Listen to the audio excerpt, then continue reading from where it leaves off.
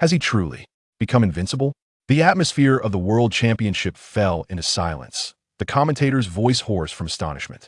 As Ming stood at the center of the arena, even his opponents had to concede that this was an overwhelming victory, a legendary moment that none could obstruct. The audience's applause roared like thunder, the brilliance of the championship trophy illuminating his figure. In this instant, the world would remember this name. This was not merely a victory in a competition, it was the dawn of an era. Chapter 1. Spirits and Reality. In the province of Shi, at the state city. Upon returning home, Ming headed straight to the backyard.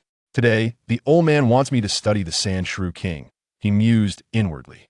To be honest, he held little interest in the Sandshrew King, as it paled in comparison to truly powerful spirits like Charizard or Lizard King, lacking any distinctive features and not qualifying as a formidable spirit.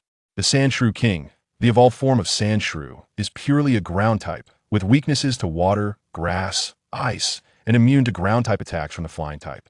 With a base stat total of 450, it predominantly excels in physical attack and defense, while being rather mediocre in other aspects. Reflecting on the Sandshrew King's attributes, Ming was already well aware. One must possess a fundamental understanding of spirits to engage in observation and research. As a researcher, Ming still seemed somewhat inexperienced, and it was precisely this naivety that led the old man to withhold a suitable initial spirit from him. Consequently, Ming had yet to become a true trainer. Trainers have existed since antiquity. In ancient times, spirit trainers resembled beast tamers, utilizing bonds to restrain spirits for mutual benefit. It was not until the modern era, with the invention of Pokeballs, that the profession of trainer became highly sought after. Spirits and technology gradually advanced side by side.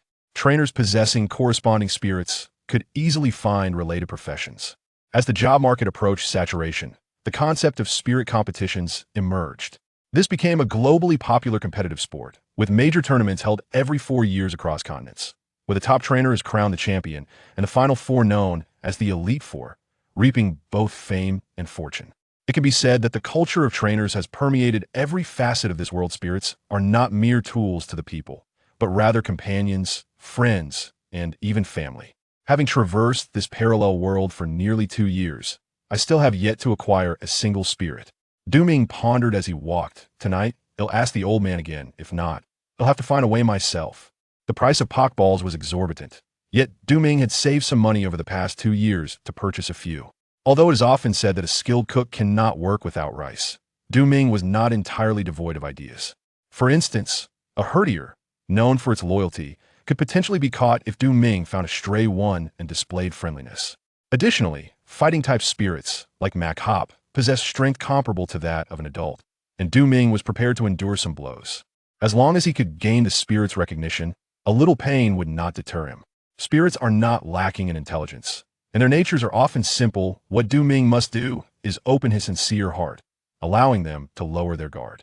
In the backyard, the fading rays of the sunset cast a warm orange glow upon the majestic Pangolin King, illuminating its armor and sharp spines. Noticing Ming's presence, the Pangolin King opened its eyes slightly before shutting them again. Ming thought to himself, this Pangolin King possesses quite an air of arrogance. Such pride from the Pangolin King is entirely justified. Having evolved from a level 22 Pangolin mouse, this creature wields the power to shatter stone with a single skill, showcasing formidable strength. With great caution, Ming approached the Pangolin King, meticulously observing the spikes adorning its body. Sensing that the Pangolin King seemed indifferent to his intentions, Ming's confidence gradually grew. He reached out a hand, intending to gently touch the sharp armor of the Pangolin King. Suddenly, the Pangolin King opened its eyes with a glint of coldness, and the spines on its back unfurled. Ming's hand was too late to withdraw, and to his horror, several sharp spikes pierced into his palm. With a sharp gasp, Ming recoiled, clutching his painfully wounded hand as blood dripped from his palm. Yet, upon inspection, he found no visible injury. Ding! System detection in progress. Binding initiated, completion achieved. Ming gasped. System? A voice echoed in his mind. The Divine Beast Cultivation System is now activating.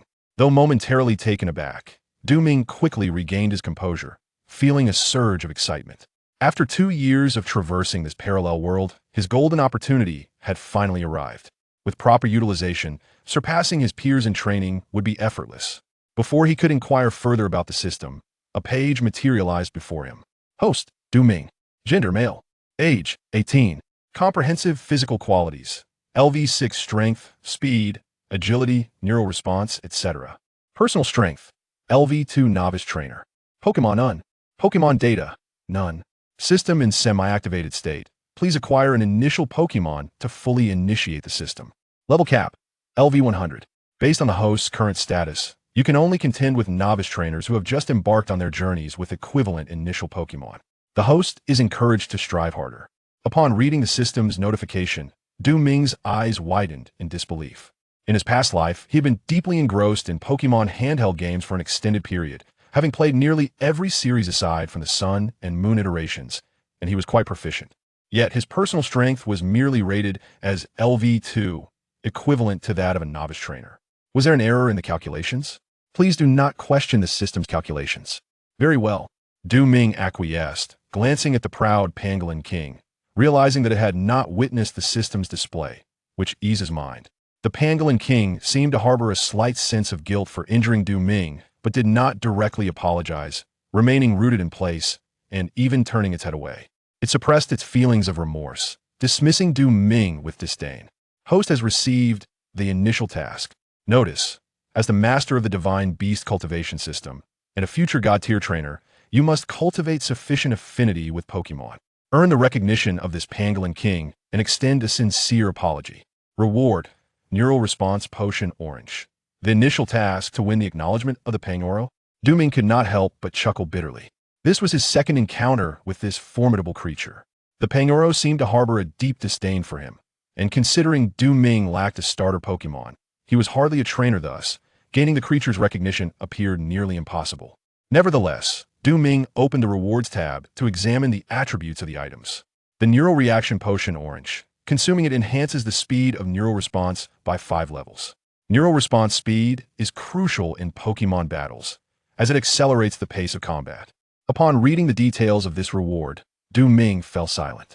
He understood precisely what this entailed. Many novice trainers grapple with a common dilemma, determining which skill to employ during actual combat, which can easily lead to a sluggish battle rhythm. Pokemon battles are not merely turn-based when faced with a trainer whose pace significantly exceeds one's own. It is likely that while one utilizes a single skill, the opponent may have executed 2 or even 3, sealing one's fate in defeat. The Neural Reaction Potion could perfectly rectify this deficiency. Having never truly engaged in a Pokemon battle, Du Ming surmised from the system's assessment that he would undoubtedly confront this issue. The Neural Reaction Potion was a necessity he could not afford to overlook. Chapter 2. The Little Snorlax. Du Ming temporarily set aside the initial task, preparing to fulfill his grandfather's instructions to record the various data of the Pangoro. He retrieved an array of rudimentary research tools and began gesturing towards the Pangoro. Perhaps out of guilt, or perhaps due to a growing familiarity with Du Ming, the Pangoro did not outright reject him this time. Instead, it quietly allowed Du Ming to measure its data.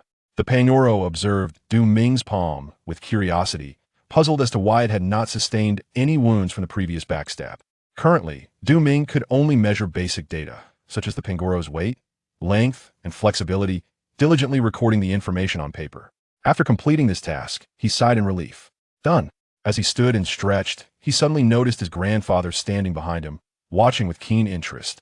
Well done, grandfather, Du Ming greeted, fully aware of his grandfather's prowess as a trainer. Du Ming had witnessed renowned trainers on television respectfully seeking his grandfather's counsel, and within the family's warehouse, constructed from unknown materials, lay many Pokemon belonging to those illustrious trainers. His grandfather was admirable in many respects, yet notoriously frugal. Ordinarily, he would contribute a sum to the state each year, allowing Du Ming to collect his starter Pokemon upon turning 16.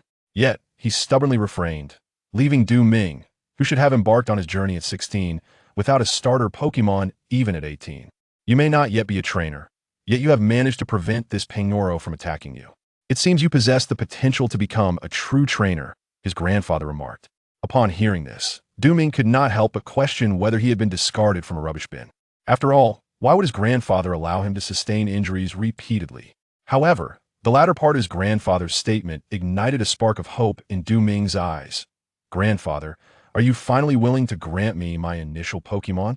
The old man retrieved a petite red and white Pokeball from his pocket and pressed the central button, causing the ball to enlarge instantly. He placed the Pokeball into Du Ming's hands and said, "Take a look for yourself." "All right," Du Ming exclaimed with excitement. After 2 years of traversing this world, witnessing various Pokémon on the streets, in the wilderness, and on television, constantly being bullied by his grandfather's high-level Pokémon while lacking even a basic starter Pokémon himself, Du Ming's feelings were nothing short of exasperation. However, this moment was destined to change everything. Du Ming promptly threw the Pokeball into the air, and a radiant light coalesced on the ground, forming the shape of a Pokémon.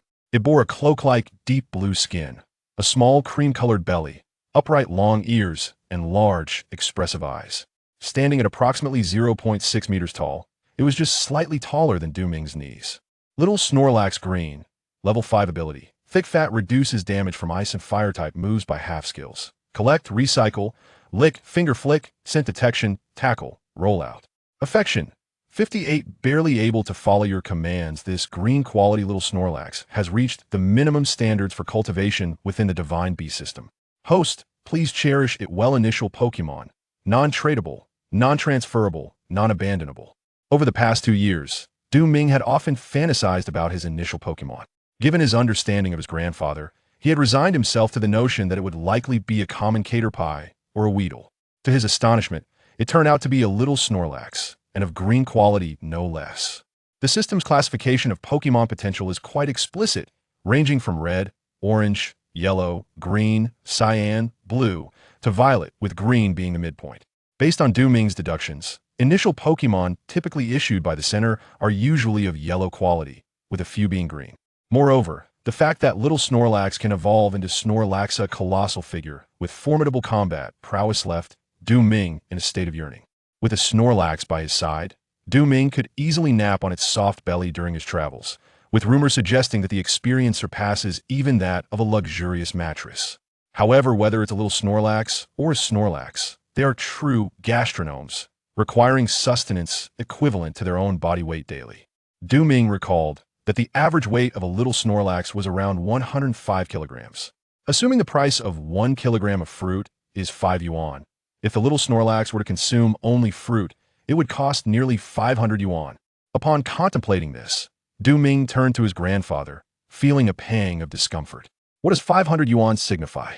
His monthly allowance in high school was 1,500 yuan, barely sufficient to cover the little Snorlax's needs for 3 days.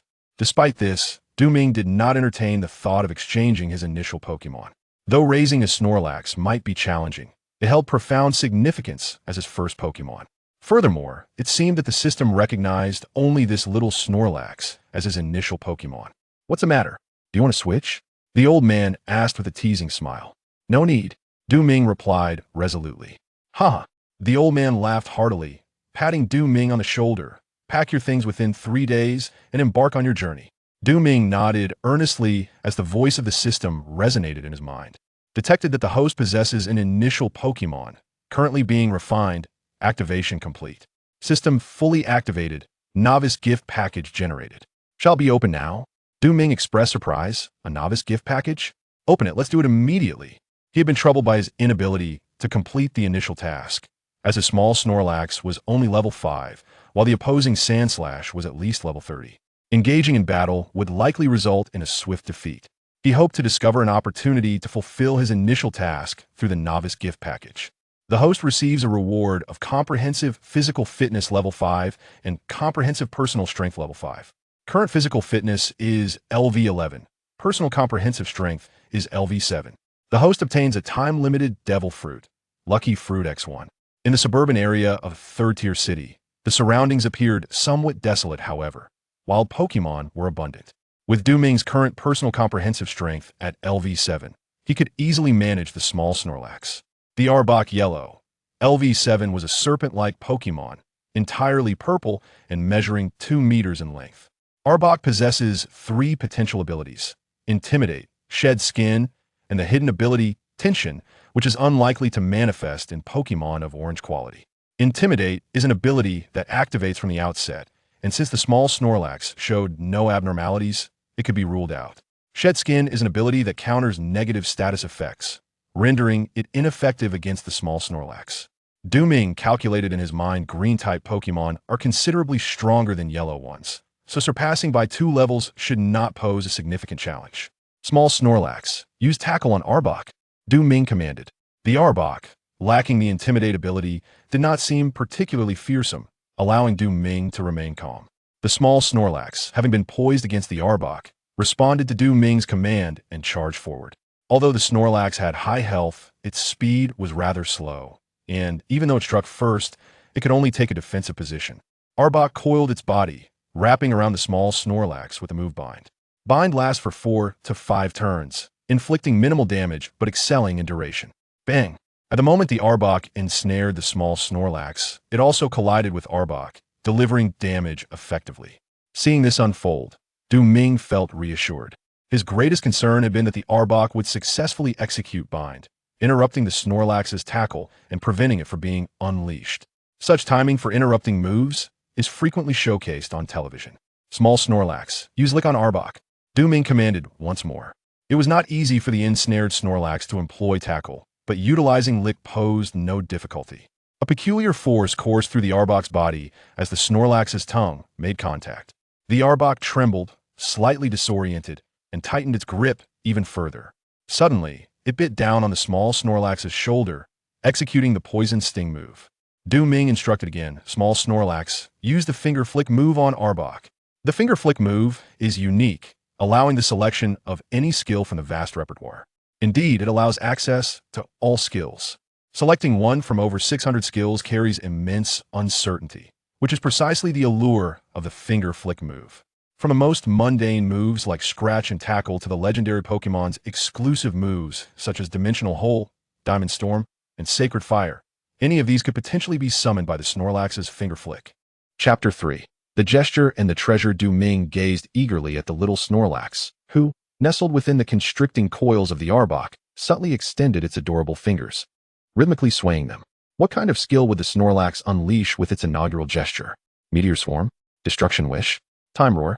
The anticipation was palpable. During the encounter, the Snorlax was momentarily struck by the Arbok's poisonous fangs, yet it miraculously evaded any affliction. The situation appeared manageable. At last, the Snorlax's finger movements ceased, and ripples began to manifest in the air, seemingly imbued with a hint of searing warmth. This heat escalated at an astonishing rate, causing the temperature to rise significantly. Witnessing this scene, Ming clapped in delight. Heatwave. This fire-type skill could rival the might of Flamethrower, boasting slightly greater power. The Arbok, ensnared tightly around the Snorlax, had little chance to evade this fearsome burning tempest. Sizzle. The intense heat surged against the Arbok, yet under the Snorlax's command, the scorching winds expertly circumvented its form, inflicting all damage solely upon the Arbok. Even from a considerable distance, Ming could feel the searing sensation on his skin.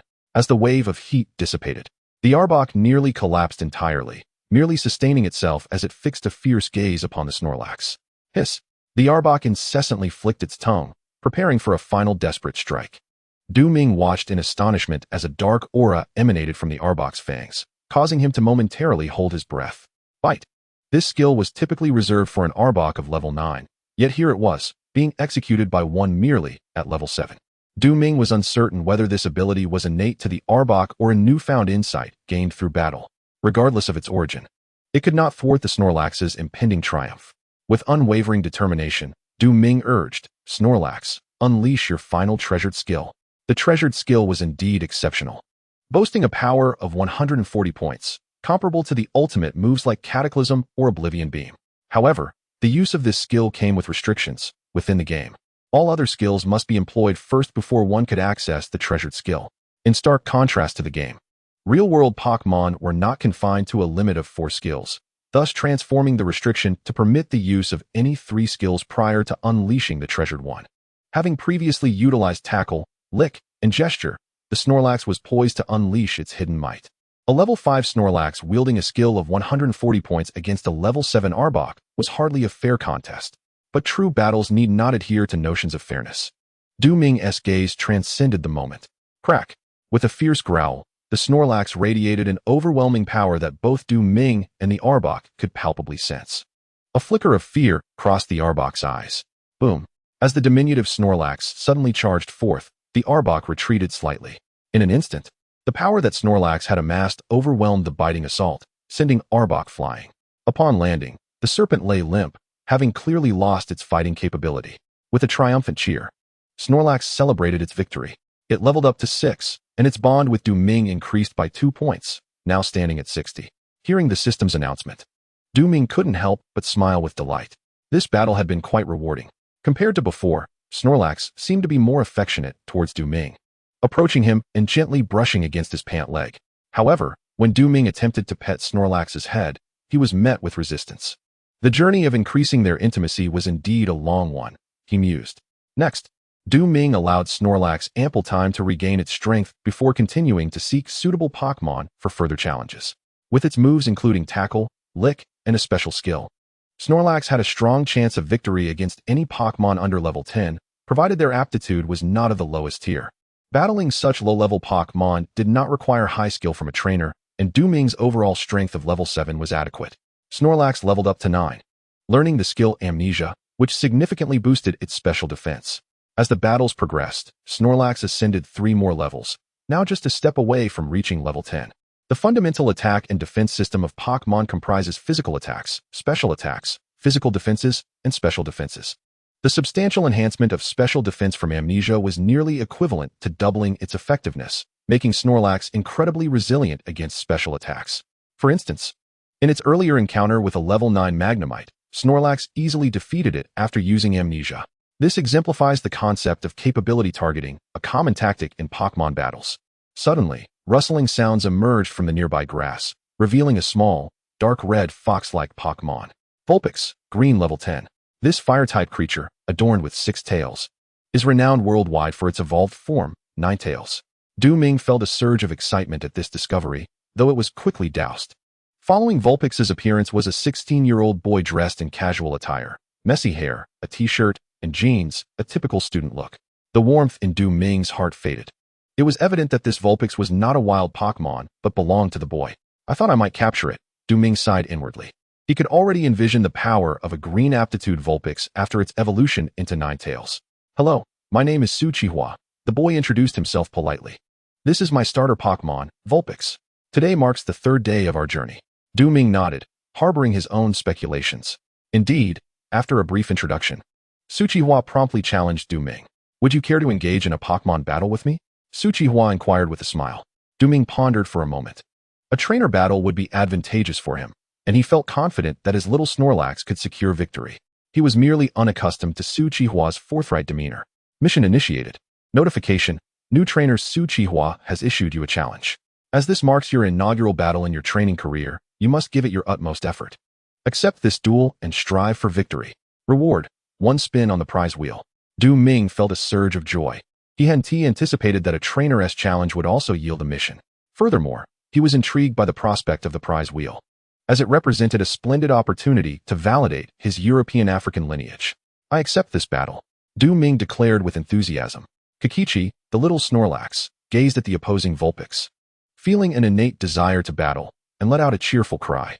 Ming and Suchihua distanced themselves, with Snorlax and Vulpix positioned at opposite ends. In contrast to Suchihua's naivety, Ming exuded confidence. Both Pokémon possessed green aptitude, with their capabilities closely matched. The odds rested on Snorlax's unique ability. With its thick fat trait reducing damage from both fire and ice-type moves, Ming was uncertain how he could possibly lose against the solely fire-type Vulpix. Chapter 4. Prize will spin Vulpix. Use the Confuse Ray on Snorlax. Suchihua commanded. He had discreetly observed Ming's recent battles and had formed a preliminary understanding of Snorlax.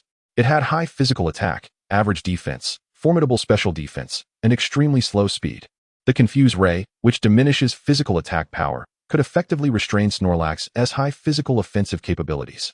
Though Suchihua was a novice trainer, he would not engage in battles without confidence. Snorlax utilized the rollout. Ming responded simultaneously. He had anticipated Suchihua's directive to use Confuse Ray. If Suchihua had refrained from doing so, Ming would have questioned the depth of his training over the past 3 days. The rollout would bolster Snorlax's defense. With its already high special defense, the level 10 Vulpix's special attack skills were limited to merely Ember. Under such circumstances, using a memory-erasing move would seem excessively wasteful. The rollout was perfectly suited to counter Vulpix's quick attack. Vulpix, employ the flame burst. Su Qihua commanded. He sensed the confidence radiating from Du Ming, as if victory were already assured.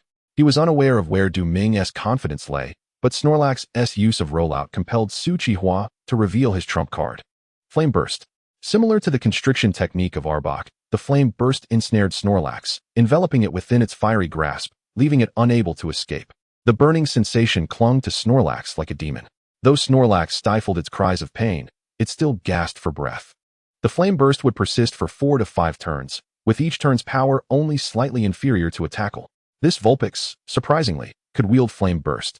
Du Ming was somewhat taken aback. This was a skill typically acquired by a Vulpix at level 15, yet here it was, mastered at merely level 10. No wonder the system had indicated that a green-level Pokémon possessed the potential to evolve into a divine beast. With little time for contemplation, Du Ming promptly issued his command. Snorlax, employ the skill of instant amnesia. Given that Vulpix had unleashed the unexpected move of Flame Tornado, Du Ming recognized the necessity to adapt his strategy accordingly. The use of instant amnesia was imperative. He would not allow Su Qihua to effortlessly leverage the Flame Tornado for an advantage. As a look of bewilderment washed over Snorlax, enveloped in a faint glow, Du Ming understood that Snorlax's defenses against energy attacks had become virtually impenetrable. The Flame Tornado continued to swirl, yet Snorlax regarded it with indifference. If Pokémon had health bars, the damage inflicted by the Flame Tornado would likely amount to a mere single digit. With the targeted defense of instant amnesia and the thick fat ability having fire-type damage, Vulpix's 2 fire-type moves, Spark and Flame Tornado, posed no real threat. Impressive. Su Qihua's eyes widened as he realized that Du Ming's counter-strategy had nearly cornered him and Vulpix into a desperate situation. With no other recourse, he commanded Vulpix to use Quick Attack. This move, equivalent to a collision, clearly could not intimidate the defensively enhanced Snorlax. Snorlax, use Tackle against Vulpix. Du Ming instructed. With the setup complete, it was time to initiate the counteroffensive.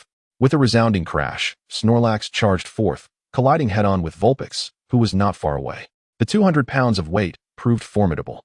Vulpix was sent flying, but landed gracefully. The reduction in physical attack power due to its round eyes meant that Snorlax's basic tackle failed to achieve the desired impact. Snorlax, use Lick on Vulpix. Du Ming commanded, opting for a steady approach rather than a more uncertain one. Vulpix, continue using Quick Attack. Su Qihua, hindered by the effects of instant amnesia, found himself in a position with no options but to repeatedly employ Quick Attack. The clash between Lick and Quick Attack resulted in a stalemate. At that moment, Su Qihua suddenly caught sight of Du Ming's confident smile, which seemed to proclaim the battle's conclusion with an air of arrogance. Snorlax, use Collect. Du Ming declared. Su Qihua's jaw dropped. He had not anticipated that Snorlax possessed the Collect skill. He had witnessed powerful ordinary-type Pokémon utilizing Collect to dominate their opponents on television. Such a formidable skill emerging in a novice trainer's battle shattered the scales of victory. With a pained cry from Vulpix, who struggled to rise but was clearly at its limit, Snorlax launched one final tackle. With a resounding crash, victory was within reach, and Snorlax became exceedingly exhilarated. Vulpix collapsed without flourish, utterly unable to continue the fight. The victors were Du Ming and Snorlax. Little Snorlax has leveled up to level 10. Having mastered the skill Gradual Breakdown, its affection has increased by 5 points, now totaling 65 points. Congratulations to the host for completing the task First Battle of a Novice Trainer, earning a reward of 1 lottery draw. The continuous sounds of the system prompts brought an unexpected joy to Du Ming. Instead of rushing to spin the wheel, he knelt slightly and gazed into Snorlax's eyes. Sincerely praising, you have done remarkably well. Snorlax puffed out its chest with pride. Gradual Breakdown allows the user to ignore changes in the opponent's abilities and directly inflict damage.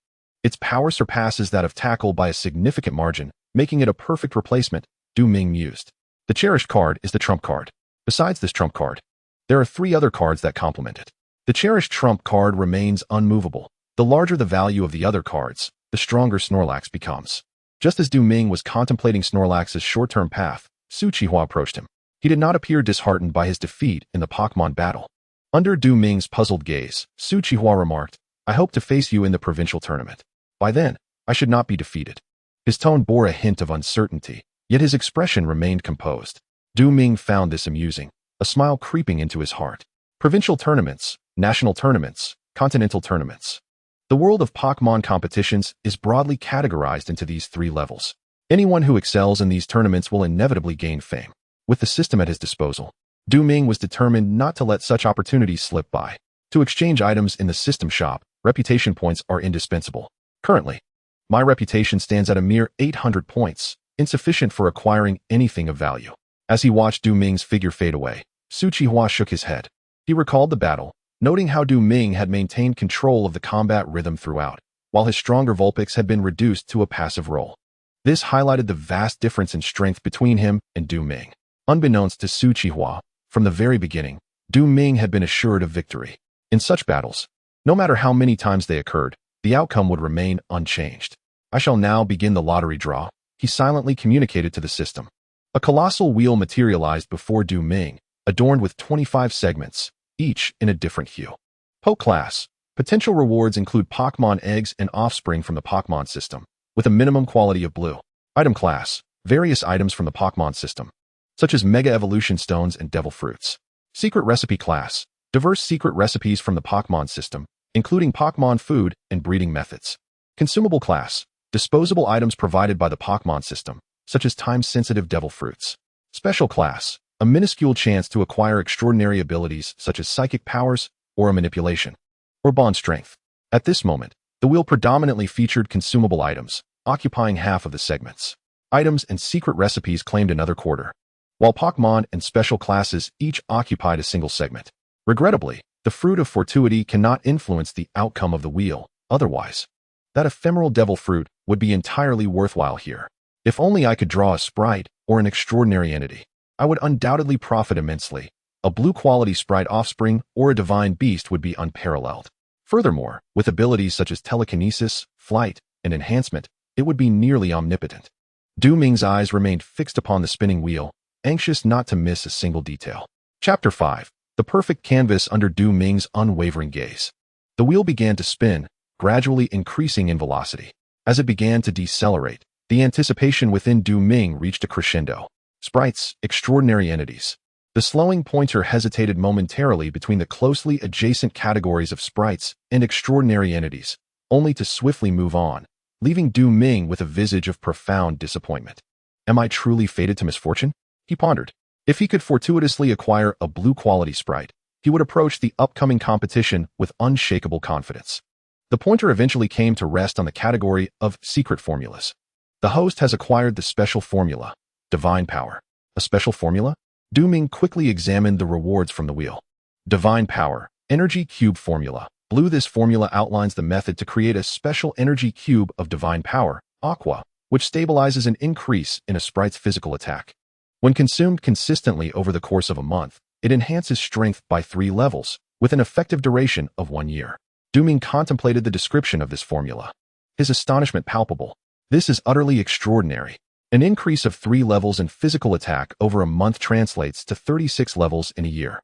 This implies that a sprite consuming the divine power, Energy Cube long-term, could rival a sprite of level 36 in physical attack.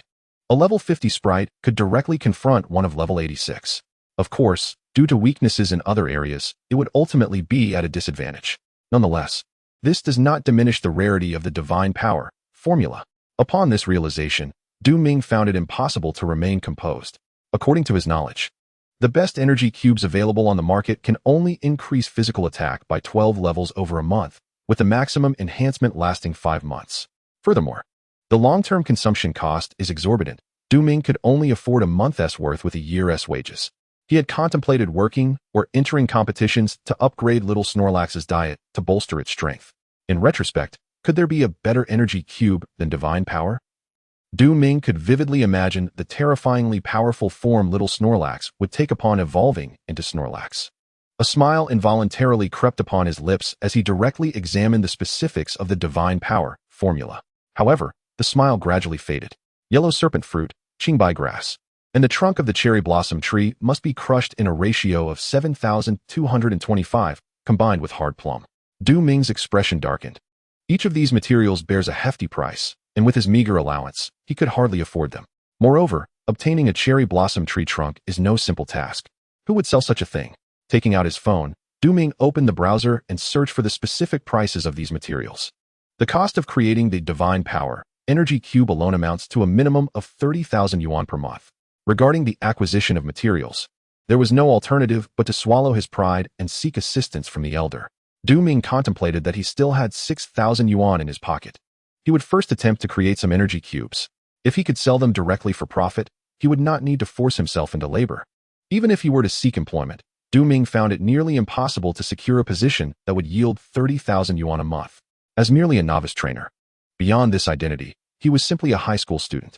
Lost in thought, he felt a wave of fatigue wash over him.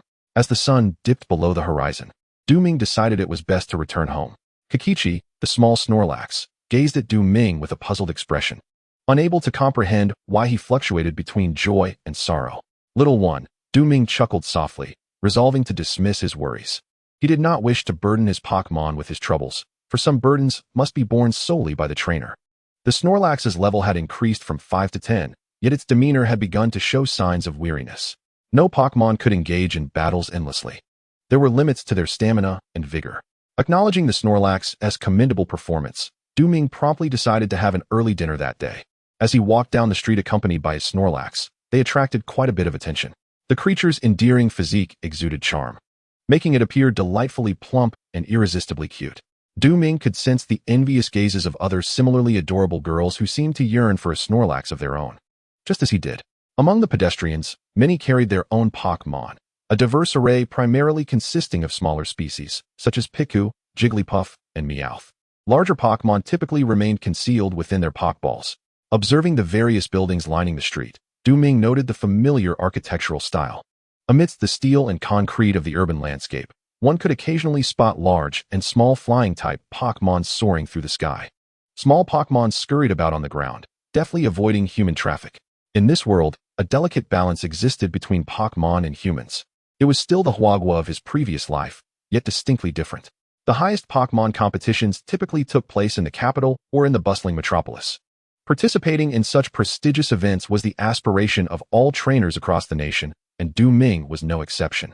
Thanks to the presence of Pokémon, the medical advancements in this world were remarkable, with the average lifespan reaching an astonishing 90 years. The wonders of Pokémon provided an abundance of research opportunities. Most ailments could be treated with ease. A simple capsule could cure an ordinary cold or fever. In zoos, it was not Pokémon on display, but rather the exceedingly rare ordinary animals. Rabbits, mice, snakes, and cats from the past life were now difficult to breed. Regarded as endangered species seldom seen in the wild. Species such as giant pandas, tigers, lions, and white dolphins had dwindled to mere remnants. With only a few remaining in the world, these creatures, so different from Pokémon, were also highly cherished. The simultaneous study of both Pokémon and ordinary animals contributed to the extraordinary advancements in medicine in this world, a fact not without its reasons. Ming mused silently.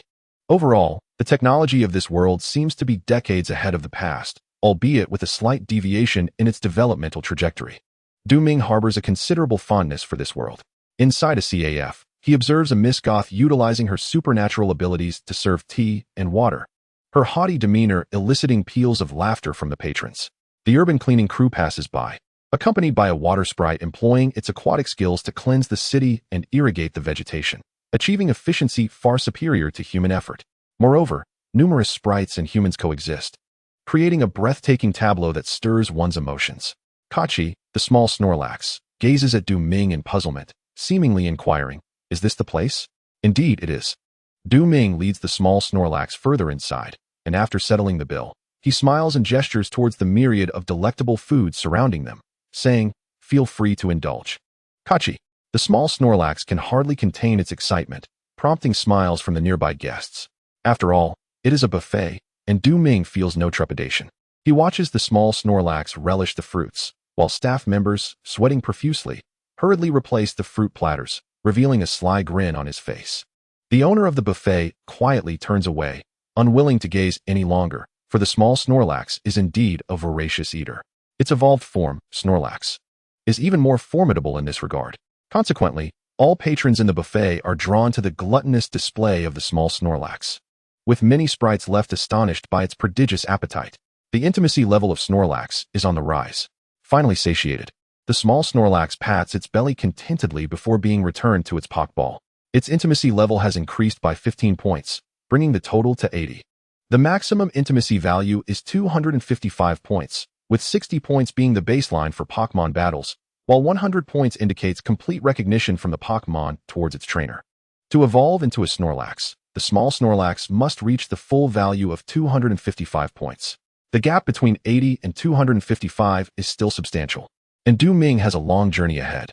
Given Snorlax's prowess, the effort is undoubtedly worthwhile. Chapter 6. Cynthia and the Scholar's Abode. The Du family residence is situated in the outskirts of the state city, in a rather secluded area, boasting an expansive courtyard. Strictly speaking, this is the ancestral home of the Du family, constructed by the elder Du in his youth, housing the entirety of Du Ming's childhood memories. He circumvents the small house, intending to request the elder's assistance in procuring materials for the creation of the divine power energy cubes. As a mere high school student and a newcomer to this world, he is not yet well acquainted with its intricacies and must rely on the elder's connections. Roar. At that moment, Du Ming is suddenly startled by a tremendous roar, prompting him to quicken his pace. As he rounds the corner of the small house, he is captivated by the spectacle of a fierce Pokémon battle before him. A Snorlax faces off against a Garchomp. Du Ming is drawn to the two combatants, for this intensity of battle is a sight he has never witnessed before. The Snorlax strikes with unwavering steadiness, while the Garchomp slashes with lightning speed. It is a pure confrontation of raw power, awe-inspiring and heart-pounding. Truly formidable. Du Ming was irresistibly captivated. He initially believed that the fierce Garchomp would emerge victorious. However, the unexpected champion turned out to be Snorlax. Garchomp, acknowledging its defeat, voluntarily retreated. Snorlax, a creature surpassing even the legendary Garchomp? Indeed. One's strength is influenced not solely by species, but also by level, potential, and subsequent training. If Snorlax possessed advantages in these aspects, Garchomp's innate might would be rendered inconsequential. Though taken aback, Du Ming soon regained his composure. He attempted to assess the levels of the two Pokémon, Snorlax, Garchomp. As anticipated, the levels were too high to ascertain. Du Ming then turned his attention to the two trainers responsible for this battle. The trainer of Snorlax was an elderly gentleman, while the trainer of Garchomp was a striking blonde woman who seemed vaguely familiar. Du Ming endeavored to steady himself as he approached the pair. Upon noticing Du Ming, the elderly gentleman appeared reluctant to allow him to gauge his prowess, instinctively wishing to withdraw Snorlax. However, the recently concluded battle had already been witnessed by Du Ming, rendering further concealment futile. Have you made preparations for your journey? The elder inquired. 3 days is hardly a rush, Du Ming replied, casting a glance at the old man who was attempting to change the subject. Before addressing the blonde trainer, he felt an odd sense of familiarity and asked, "Is this lady a friend of Grandfather S? I am Cynthia, a junior of Du. It is a pleasure to meet you," she replied. To Du Ming's surprise, this formidable trainer, possessing the powerful Garchomp, appeared somewhat bashful in his presence, leaving him feeling slightly embarrassed. "I am Du Ming, he is my grandfather." Despite the introduction, Du Ming couldn't help but internally muse, Cynthia, Garchomp, the champion from the Sinnoh region in the original story? He quickly dismissed these thoughts, instead admiring his grandfather's imposing Snorlax, his eyes glimmering with excitement. This Snorlax was exceptionally impressive. Typically, Snorlax stands at 2.1 meters tall, yet his grandfather's Snorlax towered over that, exceeding an astonishing 4 meters. Most striking were its eyes, which, unlike those of its kin, were not merely slits but exuded a fierce determination, coupled with an overwhelming presence that could instill fear in anyone. Cynthia's Garchomp, while of standard size, looked incredibly menacing, causing Du Ming to hesitate in approaching. Judging by the previous battle, Garchomp's casual slashes could slice through steel, a truly fearsome sight. In stark contrast, the fledgling Du Ming and his small Snorlax appeared almost juvenile. Seemingly perceptive of Du Ming's aspirations, Elder Du remarked, "This Snorlax is the father of your little Snorlax. You can gather data as a reference for its future developmental path. What about the mother of that little Snorlax?" Du Ming inquired. "Let us not delve into that," the elder replied. Du Ming nodded and asked, "By the way, grandfather, do you have a source for purchasing materials for energy cubes? I'd like to give it a try. Constantly taking my little Snorlax to buffets isn't ideal. And I can't afford energy cubes." "I certainly have sources," the elder responded with curiosity. "Do you have a recipe?" "I do," Du Ming affirmed. Du Ming nodded in acknowledgement, retrieving the meticulously prepared materials list and presenting it to the elder. Upon receiving the form, the elder's expression shifted from contemplation to enlightenment, only to furrow his brow once more, culminating in a look of sheer astonishment. He fixed his gaze on Du Ming, remaining silent. The elder then handed over a brand new smartphone, which contained but a single application, Scholar's Haven. This application was segmented into various sections, including a trading section, an academic section, a discussion section, and an elf section, among others. Du Ming's attention was captured by the trading section. Upon opening it, he wore an expression akin to one who had stumbled upon a new world. To his surprise, everything was available for purchase. The dazzling array of posts and shop links left him somewhat bewildered. Although the prices were somewhat steep, the allure of free shipping was irresistible. After 2 years of measuring data, he had barely entered the realm of elven scholars, and thus he was deemed worthy of possessing this phone, remarked the elder with significant depth. Du Ming nodded earnestly, continuing to browse through Scholar's Haven. Considering his budget and the varying prices of materials, he ultimately resolved to purchase 3,000 units of materials as a preliminary experiment. The resultant divine power energy blocks would only suffice for 3 days' worth of sustenance for the small Snorlax. The quantity was too scant to yield a noticeable enhancement. Du Ming planned to list the finished product on the trading section of Scholar's Haven to ascertain the value of his crafted divine power energy blocks, contingent upon his ability to produce them. Meanwhile, the elder and Sharona engaged in discussions about other matters, while Du Ming focused on collecting data from the Snorlax. After carefully storing the data sheet, he noticed the elder beckoning him. "Where did you obtain that recipe?" The elder inquired gravely. "It was acquired inadvertently," Du Ming replied casually. Observing Du Ming's reluctance to elaborate, the elder refrained from pressing further. He was particularly intrigued by that recipe, despite having only seen the list of materials. He could discern the ingenious craftsmanship of the recipe's creator, which left him quite astounded. The following day, the various materials Du Ming had ordered began to arrive, including the main trunk of a cherry blossom tree, which had been airlifted overnight from Neon. This was no ordinary cherry blossom trunk, but rather freshly cut. In the trading section, the cherry blossom trunk was quite popular. Du Ming found himself puzzled. Did the cherry blossom trunk hold significant utility in the realm of elves? Upon reflection, he realized that many elves, such as Heracross and Butterfree, indeed consumed bark and tree sap. Host possesses 7 skill points. Would you like to use them? The prospect of skill points ignited a thrill within Du Ming, prompting him to allocate 1 point to the divine power recipe. This recipe held a genuine blue rating within the system, while the divine power energy block itself was rated green, making it exceedingly valuable. Were it not for the consideration that only 1 point could be gained per level, he would have gladly invested all 7 points into this recipe. After allocating a skill point, the icon of the divine power recipe transitioned from its original gray to a light blue hue, instilling within Du Ming a profound sense of clarity. So that is how it works. In the hands of Du Ming, various materials danced, converged, and ultimately fused together. Chapter 7. The Attraction of the Energy Cube. The creation of the divine power energy cube faced failure, yet it succeeded on the 3rd attempt. After 2 consecutive failures, Du Ming gazed at the final product before him, his face lighting up with joy. This was a special food for fairies crafted within an entire cubic mold. Upon unveiling the mold, the fairy food would be neatly cut into small pieces. A subtle fragrance wafted through the air, lingering and profound. Du Ming took a piece and tossed it into his mouth, chewing gently. It was somewhat firm, imbued with floral notes and a hint of sweetness. Following the sweetness was a lingering bitterness, yet it was not unpleasant. Rather, it added depth to the flavor of the energy cube, which Du Ming appreciated. He felt no aversion to the food meant for fairies. After all, how could one claim to love if they were hesitant to taste the very food of the fairies? Divine power, energy cube, green, one of the finest foods for fairies that enhances strength. Continued consumption can increase physical attack by 3 levels per month, up to a maximum of 36 levels. Quality, ordinary. Upon reading this description, Du Ming felt entirely reassured.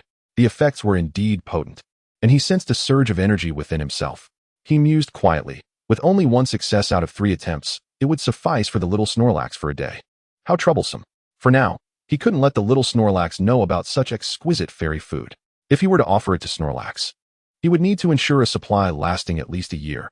Otherwise, the results would be negligible, and it might lead to a dependency on the taste. The energy cube, tailored to a fairy's palate, was undoubtedly delectable to Du Ming, making it easy to imagine how the little Snorlax would react after merely sampling it.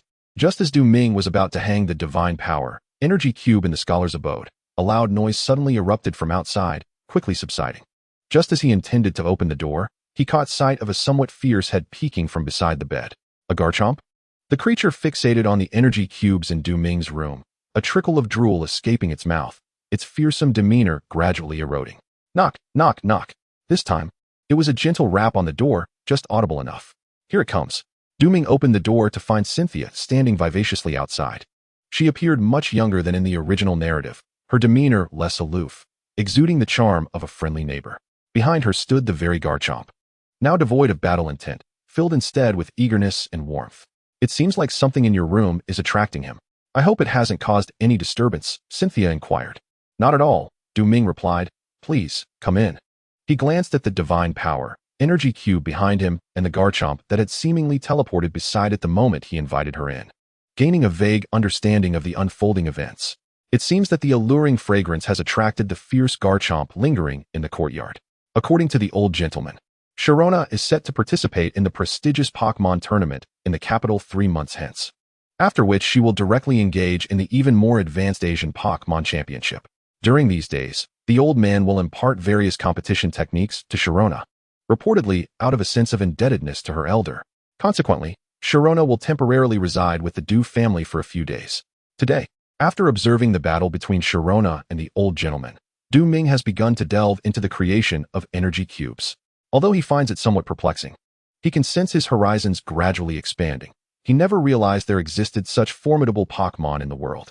He hopes to catch up to next year's national tournament in Hua country. Aware of the vast chasm between himself and Sharona, he dares not aspire too highly. Garchomp glanced at Sharona and then at Ming, as if waiting for either of them to nod before devouring the energy cube before it. Resembling an eager puppy awaiting its master's approval, a stark contrast indeed. Sharona, ignoring Garchomp, turned to Ming and inquired, Is this the energy cube you mentioned yesterday? Ming nodded, looking at her with anticipation. To be honest, he harbored some concerns about the market for the divine power energy cubes. Could he truly manage the sales effectively? If Sharona were to purchase them, it would be splendid. Ming does not intend to expand the business of the divine power energy cubes significantly, as he still wishes to travel and has his own Pokémon to care for. Not to mention, he simply cannot handle the daily logistics of shipping to customers. What about the effects? I've never seen Garchomp so eager, Sharona remarked, looking at Ming once more. Ming replied slowly, if consumed daily, it can enhance one's strength by 3 levels within a month. 3 levels in a month? Are you serious? Sharona's eyes widened in disbelief. Indeed, I assure you. It is no exaggeration. It can raise strength by up to 36 levels, meaning the effects can last for an entire year. A year. Sharona was utterly astonished. Ming, somewhat puzzled, asked, Is such an effective energy cube exceedingly rare? Given Sharona's caliber, she must have encountered even more sophisticated items. While the divine power energy cube may be remarkable, it should not be so astonishing as to leave her speechless. Yet, observing the expression on Sharona's face, it seemed otherwise. Sharona made an effort to regain her composure and replied with gravity, The energy cube I originally intended for Garchomp is called Earthquake. It can enhance ground-type Pokémon by 15 levels each month, with a maximum of 12 levels. Ming nodded, realizing that the highest-grade energy cube he had previously known could only increase strength by 12 levels monthly, with a maximum of 6 levels. Clearly, his previous perspective had been limited, preventing him from perceiving the greater possibilities that existed. At present, I find myself in a quandary, deliberating whether to exchange the energy cube for mountain demolition or oceanic surge for my Garchomp. Both effects are quite comparable, augmenting strength by 2 levels each month, with a maximum enhancement of 18 levels, which pales in comparison to the divine energy cube you possess. Do you now comprehend the rarity and value of your energy cube? Sharona remarked slowly. Ming opened his mouth, suddenly recalling the system's appraisal of the divine energy cube as one of the finest sources of strength enhancement for Pokémon. So that is it. I never anticipated that the formula I stumbled upon would possess such significance, Ming exclaimed. Sharona expressed her astonishment. Is this truly your own creation? Indeed. That is splendid. With Ming's affirmative response, Sharona appeared quite elated. Now, I need not agonize over choosing between mountain demolition or oceanic surge. If possible, I would prefer to purchase your divine energy cube for a permanent solution. May I inquire how long you have been deliberating? About 3 months, Ming replied. Chapter 8. Initial Task Advancement. Sharona's indecision is famously known in the original narrative. Even selecting an ice cream flavor could induce exasperation, let alone the energy cube crucial for Garchomp's growth. However, neither mountain demolition nor oceanic surge can compare to Ming's divine energy cube. Her indecision could not impede Sharona from making a sound choice. Sharona, let me clarify that I can only supply one divine energy cube per day. Anything beyond that is unfeasible, Du Ming stated. He was still somewhat inexperienced in producing the divine energy cube and had yet to ascertain his success rate, which he conservatively estimated to be around 13, perhaps even lower. After all, he was merely a novice in the art of energy cube crafting, primarily relying on the system's capabilities. I understand. Sharona nodded in comprehension. Even master-level Pokémon breeders cannot guarantee a 100 success rate in crafting energy cubes. For someone as young as you to create such an extraordinary and high-level energy cube is already quite remarkable. To be honest, had it not been for Garchomp's overwhelming reaction, Sharona would have found it hard to believe the astounding efficacy of the energy cube crafted by Du Ming. Du Ming scratched his head, feeling somewhat bashful. Sharona then broached the topic of pricing and long-term collaboration, minimizing any pleasantries, prompting Du Ming to suggest a price. Sharona's reputation was indeed trustworthy. Ultimately, they settled on a price of 400,000 per month, a substantial sum for Du Ming. According to Sharona, this price was notably conservative, even bordering on undervaluing Du Ming's contribution, as the divine energy cube was sufficiently advanced, making it difficult to find a superior alternative. To demonstrate her sincerity, Sharona promptly transferred half a month's payment to Du Ming's account. Gazing at the figure of 203,411 in his account, Du Ming felt as though he were in a dream. Working a job was not an option. He could only sustain himself through the sale of energy cubes. For 100,000 a month, what a delightful prospect. Upon receiving a substantial sum of money, Du Ming promptly ordered materials worth 30,000 from the scholar's home, preparing to craft as many energy cubes as possible the following day, intending to store them in the system space for his journey. The remaining materials were to be traded to Sharona. After consuming the energy cubes, the Garchomp displayed an expression of profound satisfaction before being stored by Sharona. Their collaboration was indeed pleasant. After bidding farewell to Sharona, Du Ming tidied up his room and set out with his Snorlax. After a day of training, little Snorlax had reached level 14, progressing remarkably swiftly. The next day, various materials arrived once more. After numerous experiments, Du Ming finally determined his current success rate, a mere 1/4. This was lower than anticipated, meaning that each divine power energy cube cost a staggering 4,000 to produce, amounting to 120,000 monthly. Overall, Du Ming earned only 280,000 from Sharona each month. When factoring in patents and technology, it indeed seemed, as Sharona had stated, that a monthly sum of 400,000 was a fair price. Being a trainer was undeniably costly, Du Ming mused. No wonder so few in his class opted to drop out to become trainers. Most intended to proceed steadily through their studies and enter university. In truth, Du Ming faced a similar predicament. While Sharona had to sustain her Garchomp, he too had to support little Snorlax, incurring a monthly expenditure of 120,000. Furthermore, a trainer could hardly possess only one Pokémon, and upon capturing his second Pokémon, he would undoubtedly need to invest even more resources.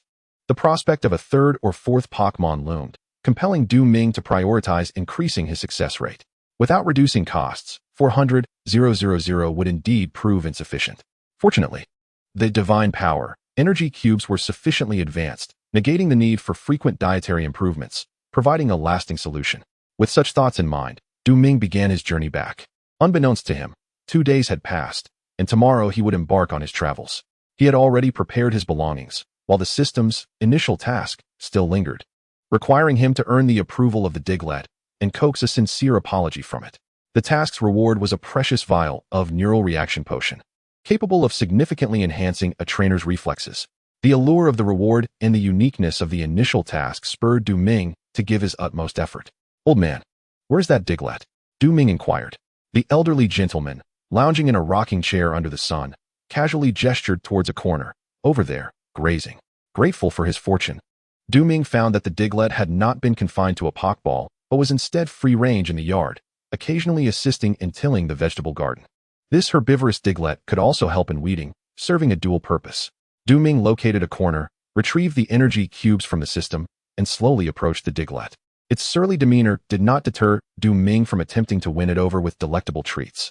A subtle aroma wafted through the air. The old man furrowed his brow. What a delightful fragrance, and such exquisite appearance. Could it be that recipe? The energy cube was crafted with cherry blossom wood as the core, complemented by yellow snake fruit, juniper grass, and enriched with hard plums and numerous precious materials, culminating in a perfect fusion. Thus, by achieving an exquisite fusion, the energy cubes provide the most easily absorbable nutrients, resulting in a remarkable enhancement of strength. The craftsmanship is truly awe-inspiring. As the old gentleman's furrowed brow gradually relaxed, a look of astonishment adorned his face as he discovered the intricacies involved. Wait, is he truly intending to feed these energy cubes to the Mountain King? The old man's conjecture ultimately proved correct. Amidst the Mountain King's wary yet eager gaze, Ming slowly crouched down, placing an entire platter of energy cubes upon the ground, donning what he believed to be his most amiable expression. Go ahead, eat. If it weren't for you, my little Snorlax would not have become my Pokémon. I owe you my gratitude, he said earnestly, weaving a tail.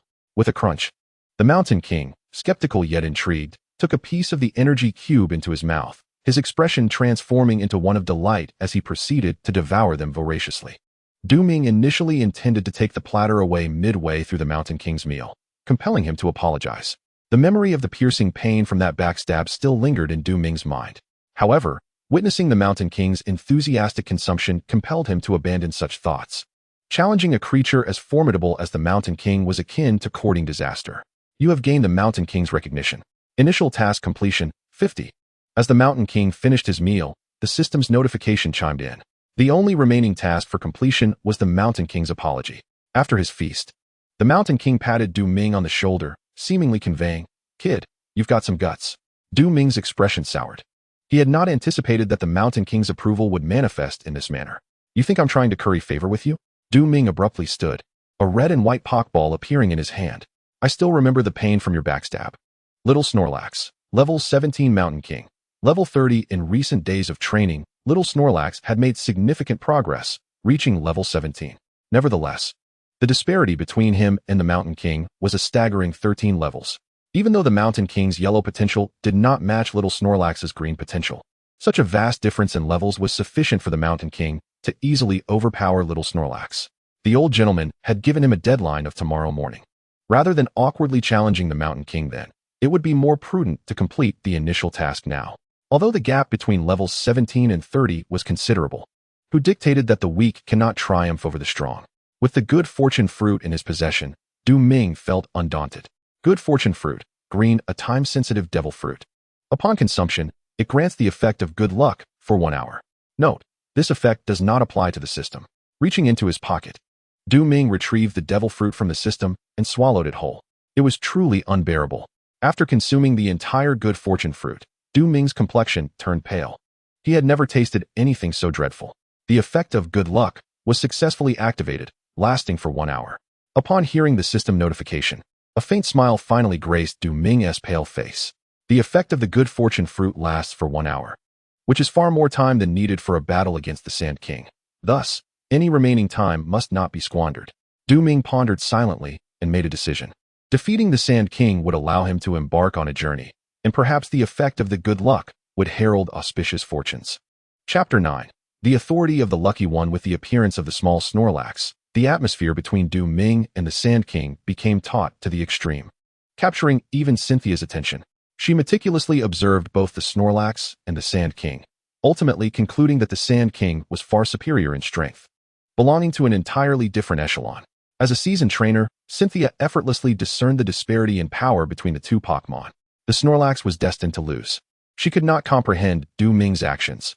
Challenging the Sand King was undeniably unwise. The elder remained composed, easily seeing through the true capabilities of both Pokémon. He hoped this battle would help Ming recognize his own limitations. To be honest, the elder felt a tinge of disappointment. He had anticipated that the 2 years of data collection on Pokémon would sharpen Ming's perception and temper his mindset, preventing the unfounded arrogance often exhibited by novice trainers.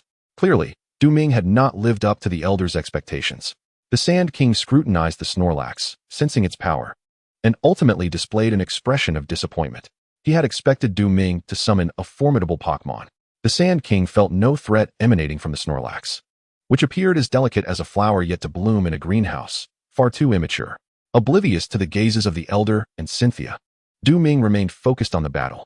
To him, the opinions and judgments of others regarding the outcome were inconsequential. The initial task was not one he could fail. Snorlax, use the finger wave skill, he commanded decisively. Crack! The Snorlax, undeterred by the formidable opponent before it, diligently executed Du Ming's command with practicality and loyalty. Its fingers moved gently, seemingly on the verge of channeling some mysterious power. The disappointment in the elder's eyes deepened as his final hopes for Du Ming faded. He had thought Du Ming possessed some hidden card, yet he was entrusting victory to a skill as reliant on luck as the finger wave. In an instant, the Sand King lunged forth with remarkable speed. Its claws, capable of rending rock, shimmered with a mysterious force.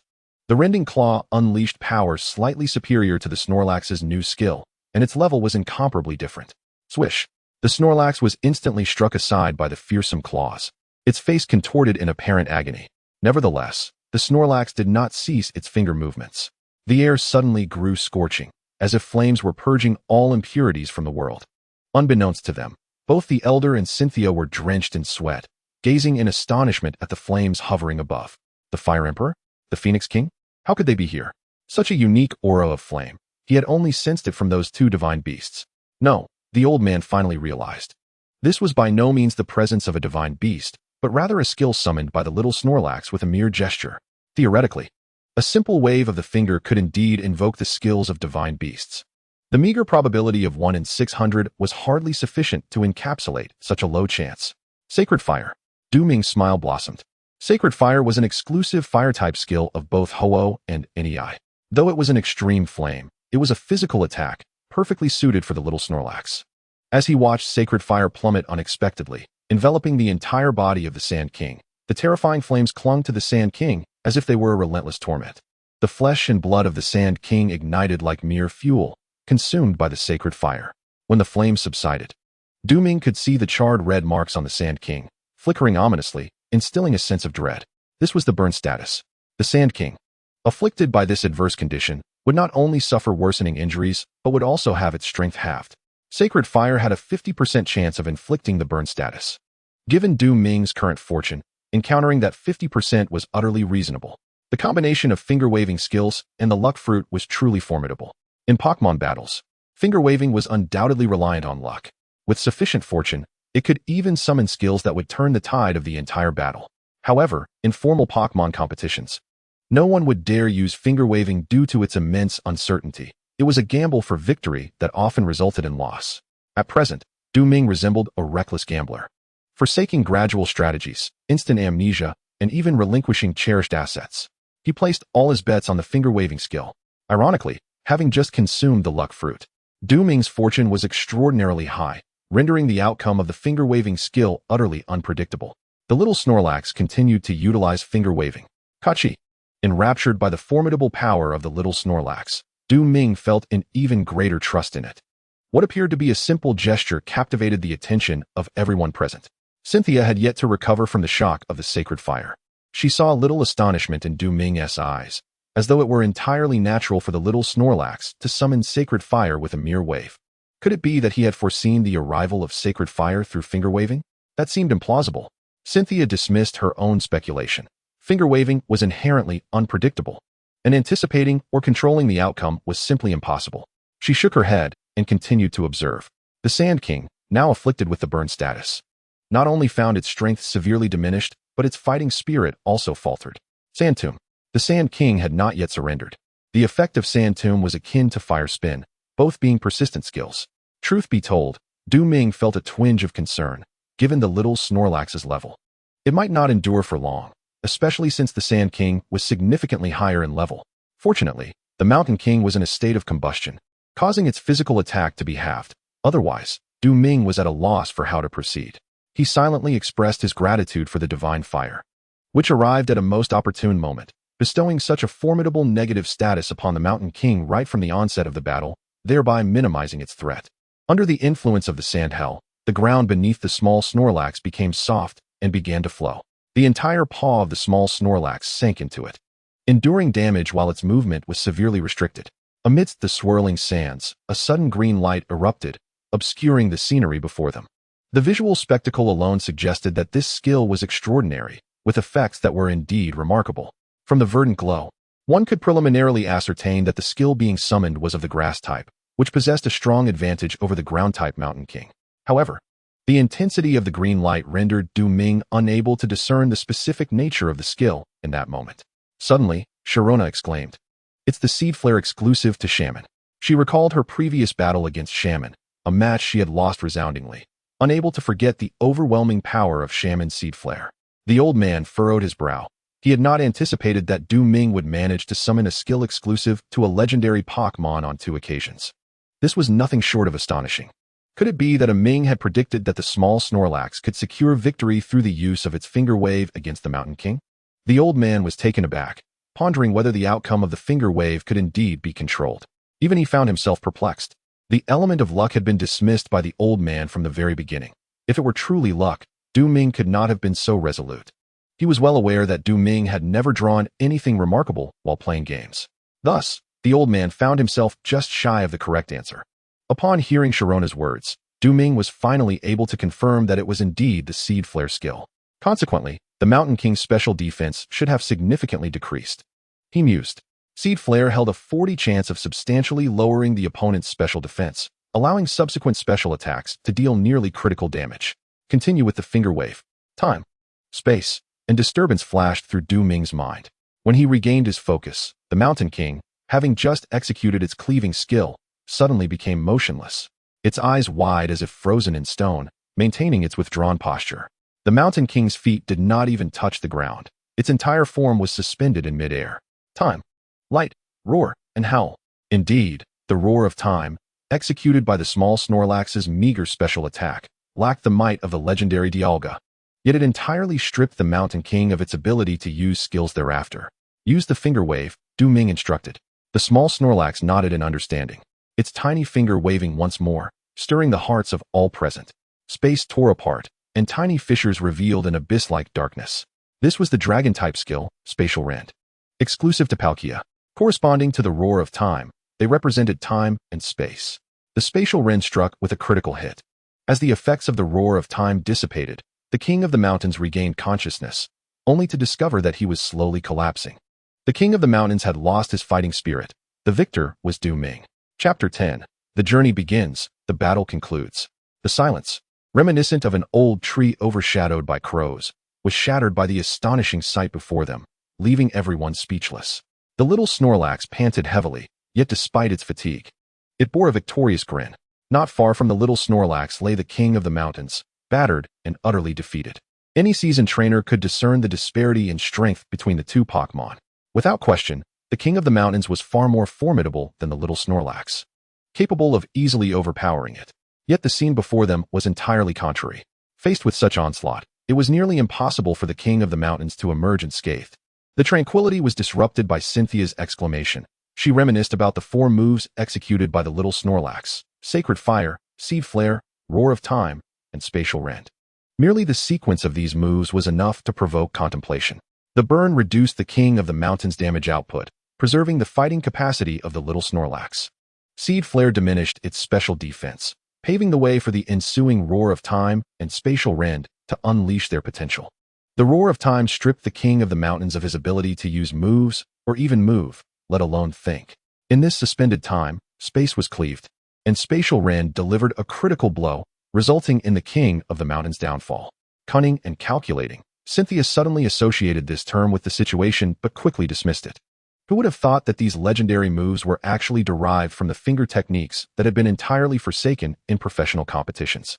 To Cynthia, these dazzling combinations of skills were merely a stroke of luck, evoking a sense of melancholy. Was it truly just luck?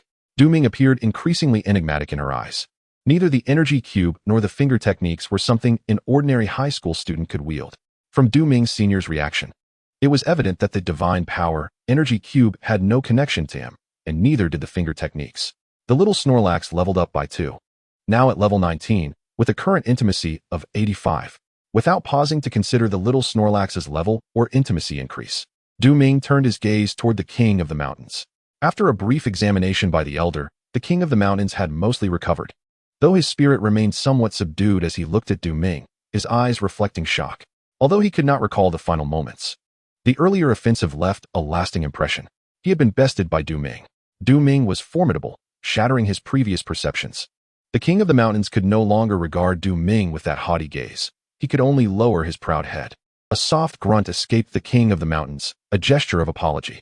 Perhaps words failed him, but that did not hinder Du Ming from sensing the tremor in his voice. I paid it no mind. Du Ming smiled and shook his head. Congratulations to the host for completing the initial task. Rewards have been distributed. The host's task completion rating has been detected, and additional rewards are being calculated. Additional rewards? System, what is the additional reward? Du Ming inquired. Reaching a completion rating of A or above will trigger the extra reward. After asking a few more questions, Du Ming finally grasped the concept. As long as the completion rating was met, the extra reward could be activated, which was notoriously difficult to obtain through the lottery wheel or the system store. The reason for achieving the initial task rating seemed to be linked to the old man and Sharona, of course. The vast disparity in strength between little Snorlax and the Digging King was also a significant factor in the rating. Without the good fortune fruit, one could hardly speak of task ratings, let alone completion. Du Ming thought to himself that the challenge of surpassing level 13 was beyond the capabilities of a trainer of his current level. He glanced at the time. It had been a total of 10 minutes since he consumed the good fortune fruit, meaning its effects would last for another 50 minutes. Just as Du Ming intended to return to his room to retrieve the prepared luggage and bid farewell to this place under the sunset's glow, the old man suddenly approached. Now, I can finally rest assured about you embarking on your journey alone, he remarked. Du Ming, in good spirits, teased, even if you are worried. I must still venture out on my own. Sharona will accompany you until you leave the state city or until the national tournament begins. I believe following the original plan is preferable, Du Ming stated immediately. With Sharona's exceptional beauty and grace, he was more than happy to have such a stunning companion along for the journey, which would undoubtedly alleviate the tedium. You little rascal, how naive you are. The old man shook his head. Just don't let me down. Du Ming felt there was a deeper meaning in the old man's words, but he could not decipher it, so he let it go. Fortunately, the old man did not probe into the source of his luck. He was still not accustomed to spinning tales in front of him. Seizing the moment, Du Ming fetched his luggage from the room. It was merely a large backpack containing various essentials. Naturally, he would only take a vehicle when crossing provinces and cities, rarely staying in hotels. Thus he could not pack everything. Such a journey would indeed be quite arduous. As the sun set in the west, its warm glow bathed the courtyard. Additional reward distribution in progress. Host charm, 10. The sunset illuminated Du Ming's face, and for a fleeting moment, it seemed capable of enchanting any young maiden. Even Sharona was momentarily mesmerized, feeling an inexplicable affinity towards him, unable to resist casting her gaze in his direction. However, she quickly became immune to Du Ming's suddenly amplified charm. She had encountered too many handsome men to be swayed, and Du Ming simply did not measure up. Charm 10. Du Ming opened his main panel and discovered the hidden attribute of charm had indeed appeared. Charm 15. Was my original charm only 5 points? Du Ming believed himself to possess a modicum of attractiveness, yet his charm rated only 5 points. He opened the front camera of his phone and gazed at his seemingly unchanged features, casually shutting off the camera. System, what does this charm rating of 15 signify? The affinity with sprites has increased, as has the affinity with humans, enhancing attraction to the opposite sex. All aspects are at an excellent level, the system responded. That is indeed commendable, Du Ming nodded, not expecting his charm value to rise further. It seems that 15 points are entirely sufficient for now. As long as he avoids being pecked by the fierce sparrow. Are you off on a journey now? The old man inquired, noticing Du Ming's attire. Yes, came the reply. Travel safely, Sharona advised. As Du Ming gradually walked away, the old man's expression turned serious. What do you think of the little Snorlax's gestures? It is certainly no mere coincidence, Sharona asserted. The additional effects of the divine beast skills have all been triggered. This transcends mere luck. Indeed, it is not as simple as luck, the old man remarked, his gaze profound. That rascal, I find him increasingly inscrutable. Nonetheless, the more exceptional he is, the better. Shortly after, Sharona emerged from the room with her suitcase, respectfully bowing to the old man. Her goals are now clearer and more long-term. It is time to set off. Chapter 11. The last stroke of luck. What does travel feel like? Just leaving home, Du Ming found it difficult to articulate his emotions, and with no time to ponder. He must seize these final moments to venture further and gather more.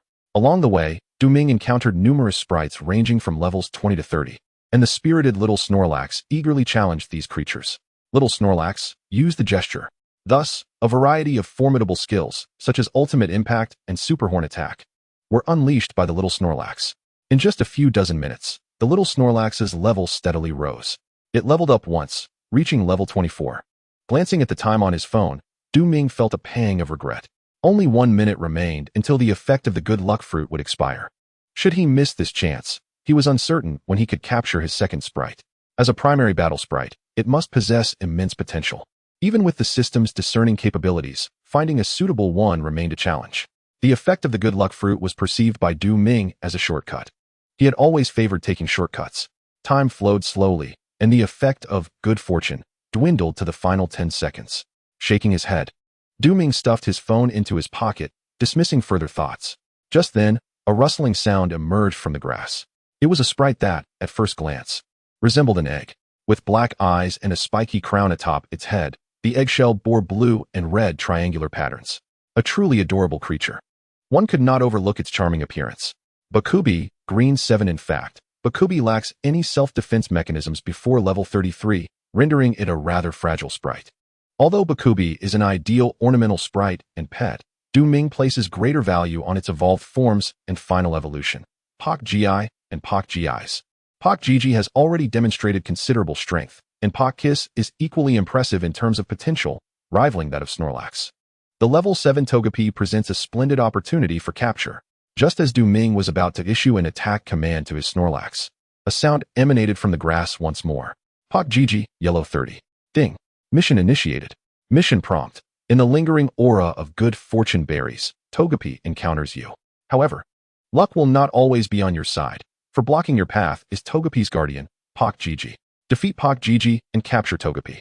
Mission rewards. 1 chance on the prize wheel, 3 skill points. Note, this mission is unique. Failure will result in no further opportunities. Du Ming's heart sank. He knew things wouldn't be straightforward. He was determined not to forfeit either the chance on the prize wheel or the skill points. The recipe for divine power, energy cubes could be obtained through the prize wheel, potentially alleviating his pressing economic concerns. Without skill points, even the finest recipes would be rendered useless. A unique mission like this was not to be overlooked. Gu. Pak Gigi, sensing the presence of Du Ming and his Snorlax, adopted a wary and hostile demeanor. A level 30 Pak Gigi would be a formidable opponent, Du Ming mused. Suddenly, he noticed Togepi curiously observing him. Exhibiting no signs of caution or fear, Du Ming realized that this was likely the effect of his charm rating of 15. Togepi, being inexperienced, was easily drawn to Du Ming's apparent amiability. Conversely, Pak Gigi had a duty to protect Togepi. Despite Du Ming appearing harmless, she could not afford to lower her guard. Should Pak Gigi employ her magical leaf skill, escape would be impossible for Du Ming. Gu. Pak Gigi took a step forward, issuing a warning to Du Ming. Yet, he stood his ground, gazing into Pak Gigi's eyes without a hint of trepidation. Unbeknownst to him, Snorlax had already positioned itself protectively in front of Du Ming. Seemingly provoked, Pak Gigi appeared somewhat irked, while Snorlax's fighting spirit surged. In Du Ming's hand, a potion materialized quietly. Neural Response Potion, Orange. Consuming this will enhance neural response speed by 5 levels. This was one of the rewards from the initial mission, though merely orange in quality. Its effects were remarkably potent. Upon downing the potion, Du Ming suddenly felt as though the world around him was slowing down. This sensation quickly dissipated, and with the system's assistance, Du Ming rapidly absorbed and adapted to the potion's effects. His current neural response speed now equated to that of a well-rounded level 12 trainer. The confrontation between Pak Gigi and Snorlax was on the brink of eruption. Du Ming did not shy away from such a clash.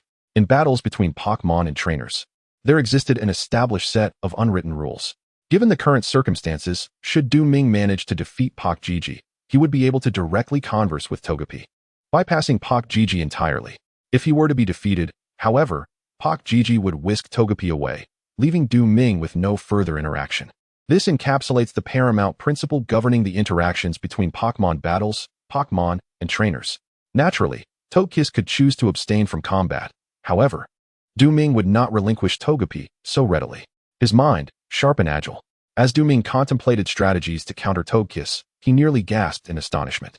After consuming a neural response potion, his cognitive processing speed had markedly increased, and a faint smile graced his lips. Victory for Togekiss was a foregone conclusion. Despite Togekiss being 6 levels higher than Snorlax and boasting superior base stats, triumph was still unattainable. Noticing the shift in Du Ming's demeanor, Togekiss displayed an expression of ire. Magical Leaf.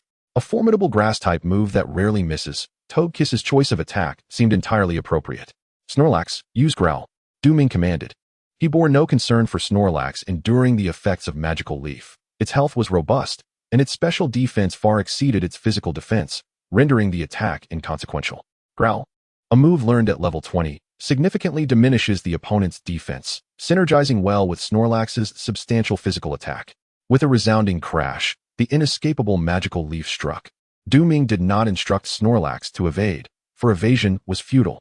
As the enchanted leaves found their mark, Snorlax's condition was evidently less than favorable. Yet, Ming remained composed. This level of damage was trivial for Snorlax. He scrutinized Togekiss, beginning to forecast its forthcoming moves.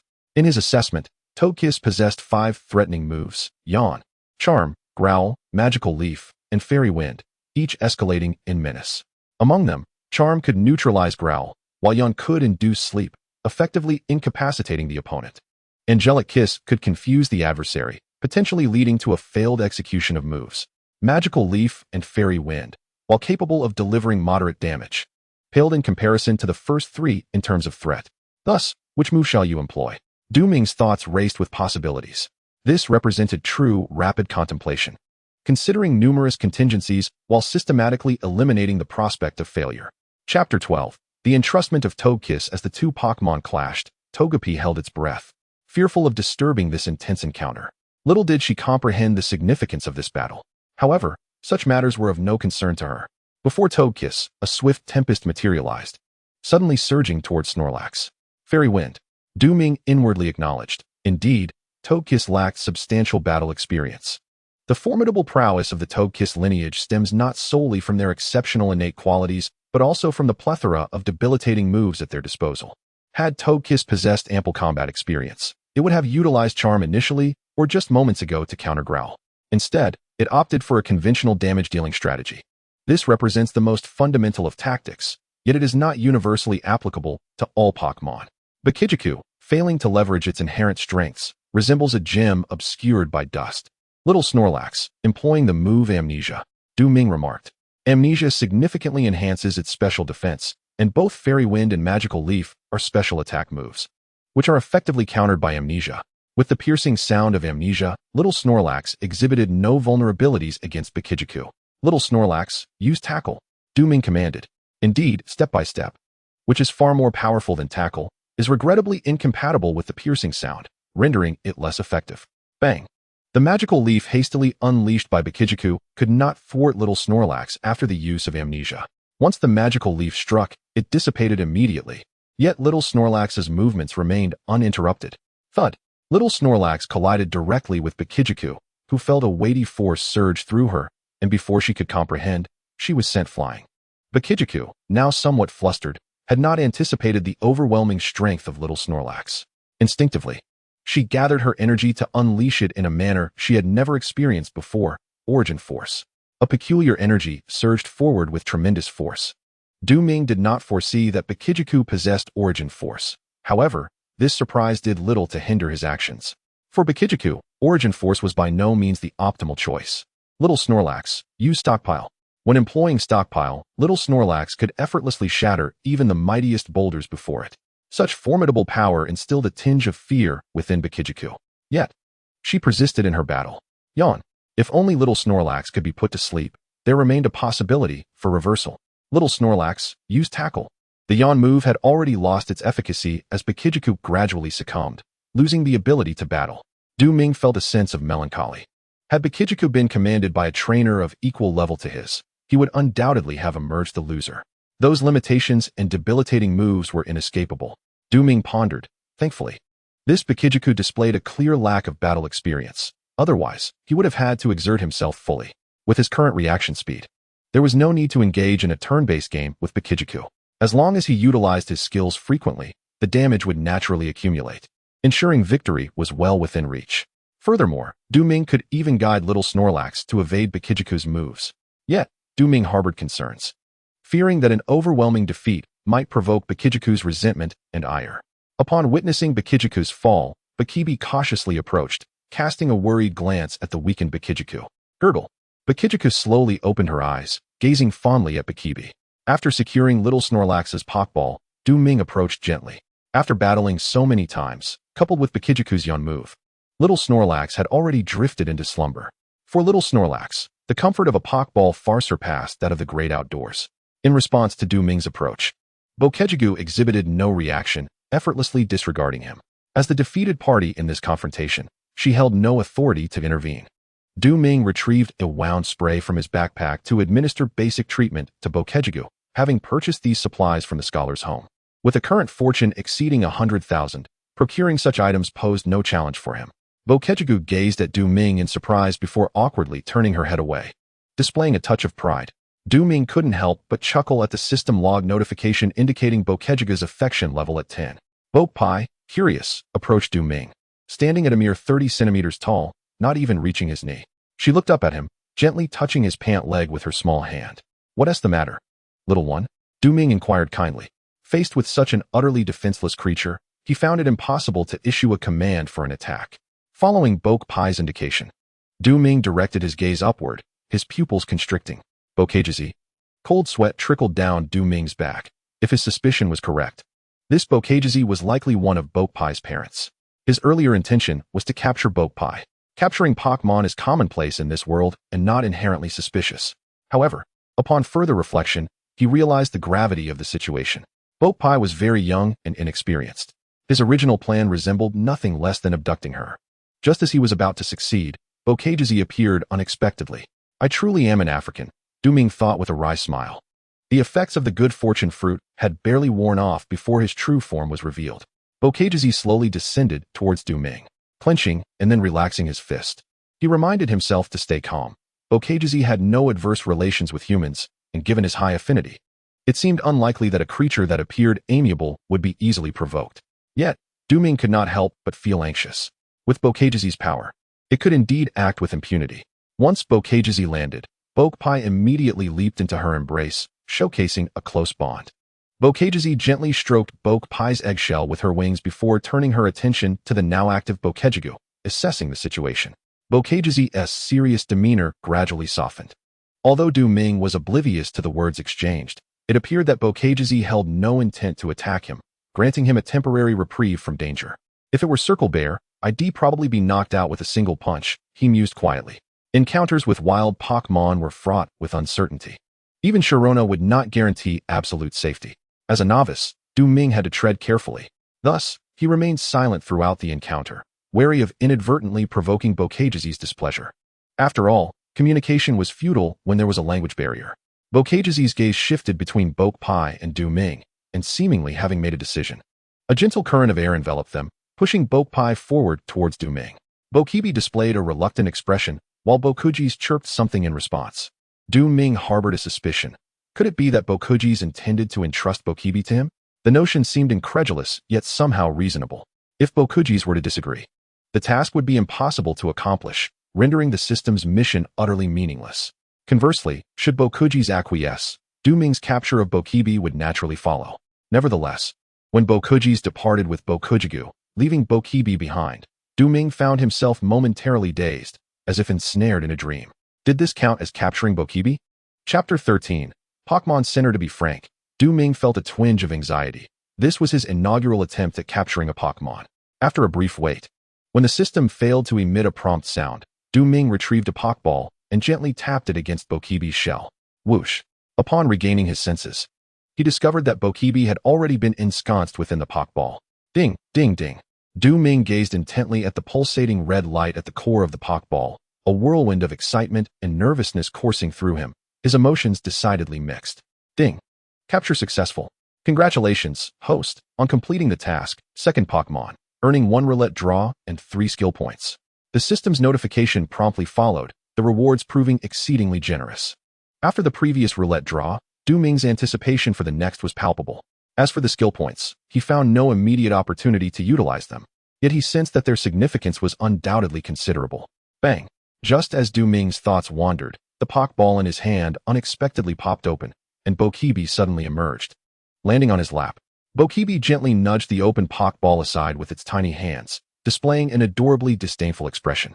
"Do you not like the environment of the Pokeball?" Du Ming inquired. "Bokbok." Bokebi nodded, exuding a somewhat mature demeanor. This playful attitude was quite to Du Ming's liking. Though it was unexpected that Bokebi preferred not to remain in the Pokeball, it posed no significant issue. Ming had not intended for Bokibi to spend much time within the confines of the Pokeball. The same applied to Little Cabby Beast. After all, both Bokibi and Little Cabby Beast required a bond to evolve. If they remained in the Pokeball indefinitely, the enhancement of their affinity would become exceedingly sluggish.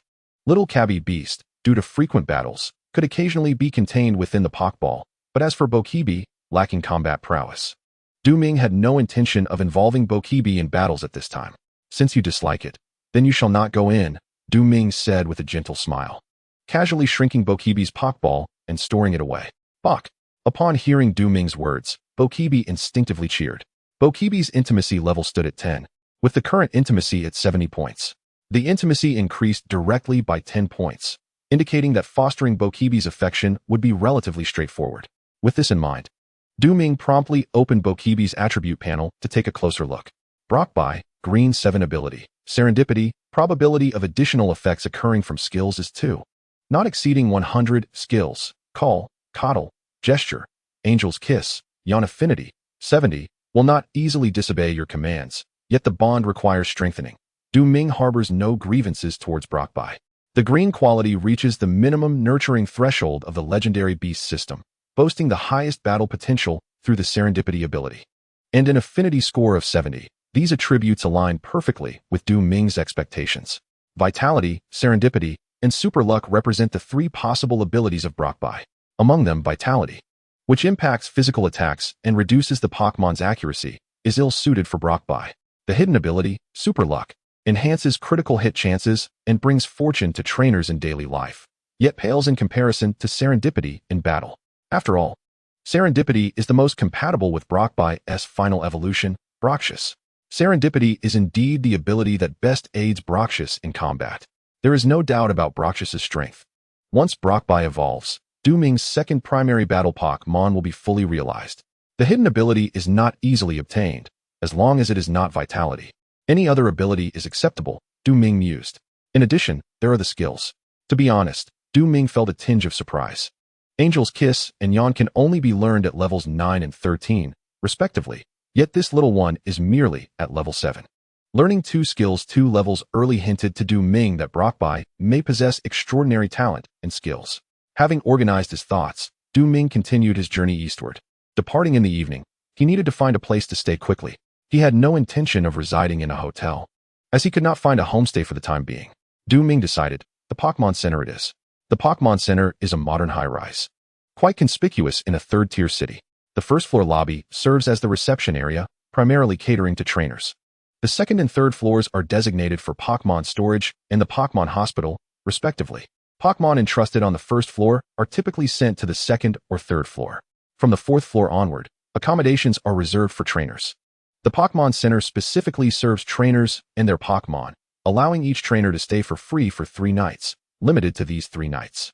Accommodation is of little concern. Ming has sufficient means to afford hotels throughout his journey.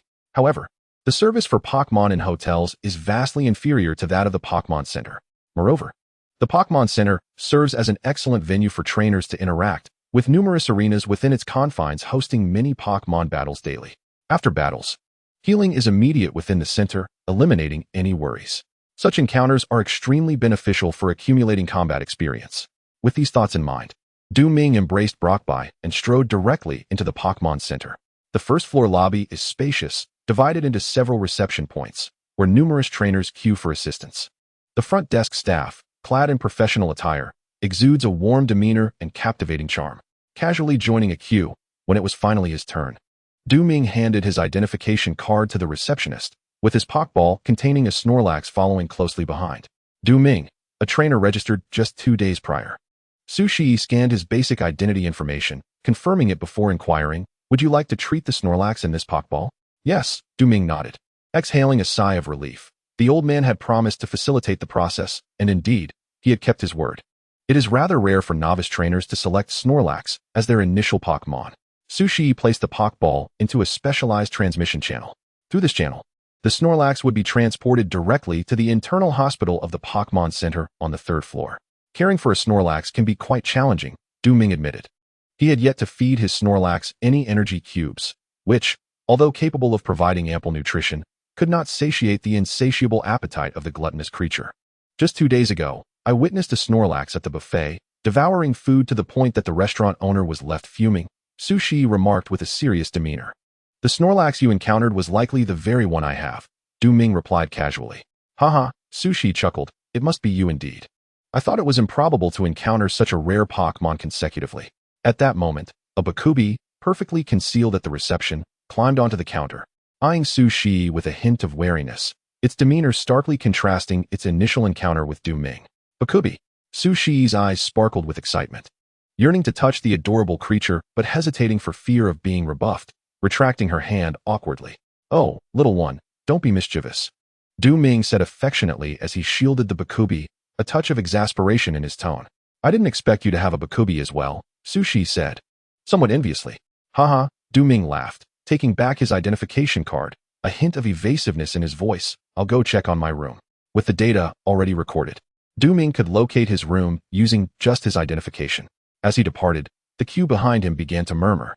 Snorlax and Bakubi were exceedingly rare, making encounters with them nearly impossible. Pokémon like Pidgeot and Butterfree were far more common among ordinary trainers. The evolved forms, Snorlax and Togekiss, were widely recognized for their formidable strength. A novice trainer possessing both a Snorlax and a Bakubi was undoubtedly impressive. In a brief span of time, Ming garnered significant attention among the multitude of trainers due to the rarity of his Pokémon. Chapter 14. Beneath the Girls' Skirt Pokémon Center, 13th floor. Upon locating his room and using his credentials to unlock the door, Ming quickly organized his belongings and began to contemplate. The challenge of the state gym must be prioritized. The preliminary selection for the provincial competition would be a series of gym battles. By defeating the gym leaders, he could earn badges. Accumulating 4 city badges would qualify him for the provincial tournament. Failing to secure all 4 badges would render participation in the competition utterly meaningless. According to Ming's conjecture, the primary battle Pokémon of a dojo trainer must be at least level 50. It is nearly impossible to secure a badge with merely a level 24 Snorlax. This thought weighed heavily on him. Ming refrained from dwelling on it as he stepped out of the shower, only to be greeted by a voice outside the door. Upon opening the door, he found Sushi. The Snorlax had already regained its vitality. She extended a Pokeball toward him. Ming promptly opened it, and after treatment, the Snorlax bore no signs of injury, radiating energy. Thank you, Ming expressed his gratitude, a gesture of politeness, albeit somewhat awkward as he felt unaccustomed to Sushi's presence, having only just met her that day. The fact that such a beautiful girl was conversing with him was beyond his expectations, leaving him uncertain of her thoughts. No need, it's merely my duty, Sushi replied with a wave of her hand. By the way, the battle arena on the 13th floor is always open. Feel free to check it out if you're interested. After saying this, she closed the door for him, her gaze lingering on the Snorlax with an air of fondness. The plump Snorlax, in her eyes, held considerable appeal. Regrettably, Baki had already fallen asleep on the pillow and through the wall. Sushi could not see the little creature's slumbering form. With a gentle tug on Ming's pants, the Snorlax looked up at him, conveying its hunger and desire for food. Ming affectionately patted its head, noticing that the Snorlax not only accepted his touch, but also nuzzled against his palm, bringing a smile to his face. The improvement in their bond was finally manifesting. From today onward, we'll enhance our meals, he declared, retrieving a pre-prepared divine power energy cube from his system space. A delightful aroma wafted through the air, and upon catching a whiff, the Snorlax seemed nearly to float, its little face alight with ecstasy. It eagerly approached the divine power energy cube, initially intending to devour it, but suddenly hesitated, casting a longing glance at Ming, as if seeking his approval. Go ahead and eat, Ming nodded in satisfaction. The fact that the food's allure made the Snorlax consider him deeply moved him. It was no easy feat for such a gluttonous creature. As the energy cube met its mouth, an extraordinary texture and a robust flavor enveloped it, nearly prompting the Snorlax to exclaim in delight. The Snorlax's movements faltered momentarily, reluctant to indulge, realizing that such delicacies might not be available after today. A sense of melancholy washed over it. You can have it every day, Ming reassured with a smile. There's no need to worry, indulge yourself. With Ming's promise, the Snorlax nodded happily and began to eat without reservations. As it consumed the divine power energy cube, the Snorlax gradually sensed a shift within its body. Its strength had subtly increased, a slight enhancement that was nonetheless significant. The Snorlax's intimacy level rose by 15 points, bringing its current intimacy to 100 points. It must be noted that elevating the Snorlax's intimacy was not particularly challenging. Satisfying its hunger sufficed. Certainly, the delectable divine power, energy cube. A culinary delight perfectly suited for the charming Snorlax, is not something just anyone can present. Suddenly, Piku awakened, gazing at the empty plate before Snorlax. The fragrant aroma lingering in the air, complemented by the soft rumblings of hunger echoing from its belly. Tears shimmered in its large eyes. "Ah, you're awake, little one." Ming thought anxiously, maintaining a facade of calm. He was aware that Piku suspected him of feeding Snorlax while neglecting to call for her. This suspicion was indeed warranted, as Ming had no reasonable defense. The divine power, energy cube was wholly unsuitable for Piku, merely squandering her innate talents. He could not afford to let Piku indulge while maintaining equilibrium. Thus, he feigned indifference. Observing Ming's demeanor, Piku couldn't help but wonder how he could appear so unfazed by the situation. With her tears stifled, her gaze darted between Ming and Snorlax. Noticing Piku's distress, Ming promptly retrieved an apple from his bag, washed it, and offered it to her. "You must be hungry. Start with this." Piku ultimately succumbed to the allure of the fruit. Its flavor was acceptable, though the apple was rather large for her petite size and difficult to bite into. Ming, smiling, took the apple back, peeled it with a small knife, and sliced it into manageable pieces for Piku. Once her hunger was satiated, Piku ceased her fussing. Much to Ming's relief, he resolved to purchase the mainstream energy cubes, as relying solely on fruit for Piku's nourishment was not sustainable. Without delay, he placed an order in the scholars' trading section. Meanwhile, the well-fed Snorlax was energetically throwing punches in the room, its tiny fists cutting through the air, creating faint whooshing sounds. At that moment, Snorlax felt an overwhelming sense of boundless strength. As Ming was also heading to dinner, he cradled Piku and led Snorlax outside the room. In the cafeteria, as they addressed their nutritional needs, Piku and Snorlax curiously observed Ming, puzzled about the appeal of the nutrient meal. "Would you like to try some?" Ming inquired with a smile. "Piku," came Piku's eager request. Ming gently scooped a bit and offered it to Piku, who scrunched her little face in disapproval, clearly unaccustomed to the flavor. Before Snorlax could react, Ming had already fed him a spoonful of the nutrient meal, and his expression mirrored Piku's. The scientifically formulated nutrient meal was excessively tailored to human taste and nutritional needs, rendering it unfriendly to Pokémon. Witnessing the expressions of his two little companions, Ming erupted into cheerful laughter. "Will you have this again?" he asked playfully. Both Snorlax and Piku hastily shook their heads, still shaken by the experience. As he returned the dishes, Ming suddenly caught sight of a Piku scuttling across the floor. The little creature moved swiftly, glancing up briefly as it passed beneath a girl's skirt, seemingly absorbed in its own thoughts before hastily departing. Piku, green 30. The conditions for Piku's evolution into Pikachu are intricately linked to the bond with its trainer, drawing a parallel to the relationships shared with Piku and Snorlax. If it were a wild Pokémon, intimacy would not be required, but rather certain elusive factors that are incomprehensible to human explorers. Multiple studies have indicated that Pokémon evolved through intimacy tend to form closer bonds with their trainers. A level 30 Piku is certainly not a wild Pokémon.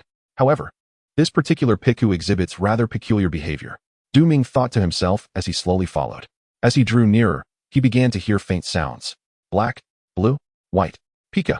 Piku shook its head vigorously, seemingly refuting these conjectures. Blue and white. Pika. Pika shook its head again, appearing quite disappointed. Could it be that the plump fellow exclaimed in shock, "Is it safety shorts?" Pika, Pika. With Piku's affirmation, the rotund man was left in tears.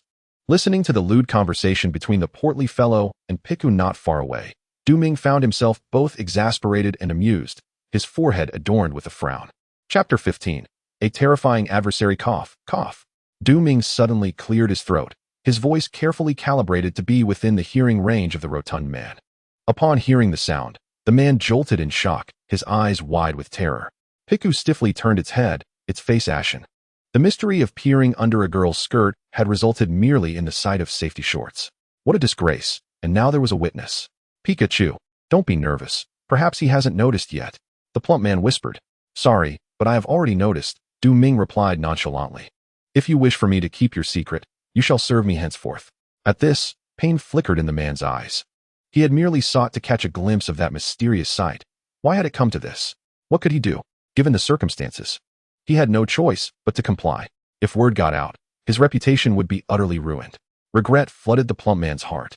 Ming observed the man's reaction with keen interest, realizing that at his core, the fellow was not malicious. He even speculated that if this continued, The man might genuinely assist him in any endeavor. I was merely jesting, Du Ming remarked casually. Oh, it was just a joke. The man sighed in relief, hastily wiping the cold sweat from his brow. Brother, please don't scare me like that. I truly am timid. Pika, Pika. Piku patted its chest with its tiny hands. Equally frightened. TSK, TSK. Lacking courage yet daring to spy, Du Ming teased. The plump man had no retort to Du Ming's mockery. My apologies. It was our first offense. We shall never dare again, he pleaded, glancing at Du Ming's Bakubi and the nearby Snorlax, unable to suppress his astonishment. Could you be that Du Ming? You recognize me? Du Ming asked, astonished. He had only just become a trainer. He should have remained inconspicuous. Through the man's elaboration, Du Ming learned that due to his possession of both Snorlax and Bakubi as a novice trainer, he had garnered considerable discussion within the Pokémon Center, and had gained a small measure of fame. This revelation was unexpected. Furthermore, the plump man was named Yusheng, who began his journey with a Charmander and subsequently captured Piku to cultivate intimacy, keeping it by his side. Yusheng had been a trainer for 3 months, and in terms of strength, he was likely considerably more formidable than Du Ming. In summary, aside from being slightly lewd, the overweight individual is rather unremarkable. Speaking of which, Du Ming, you have just become a trainer and already possess 2 exceptionally powerful and rare Pokémon, garnering much attention. Surely, there are many who harbor disdain towards you. If someone challenges you later, it would be prudent to decline. Those who have been traveling for months are seasoned veterans, and facing them would undoubtedly be daunting. At this point, the overweight individual abruptly ceased his words. Are you suggesting I would be pummeled? Du Ming responded with a smile. The overweight individual awkwardly retorted. That was not my intention. I am not that weak. Du Ming shook his head and proceeded directly to the battle arena on the 13th floor. He casually accessed the system log, noting that the increase in reputation points was minimal. Mere popularity was insufficient to garner such acclaim. Du Ming mused silently. It seems that the criteria for reputation points require profound recognition. Simply being known is not enough.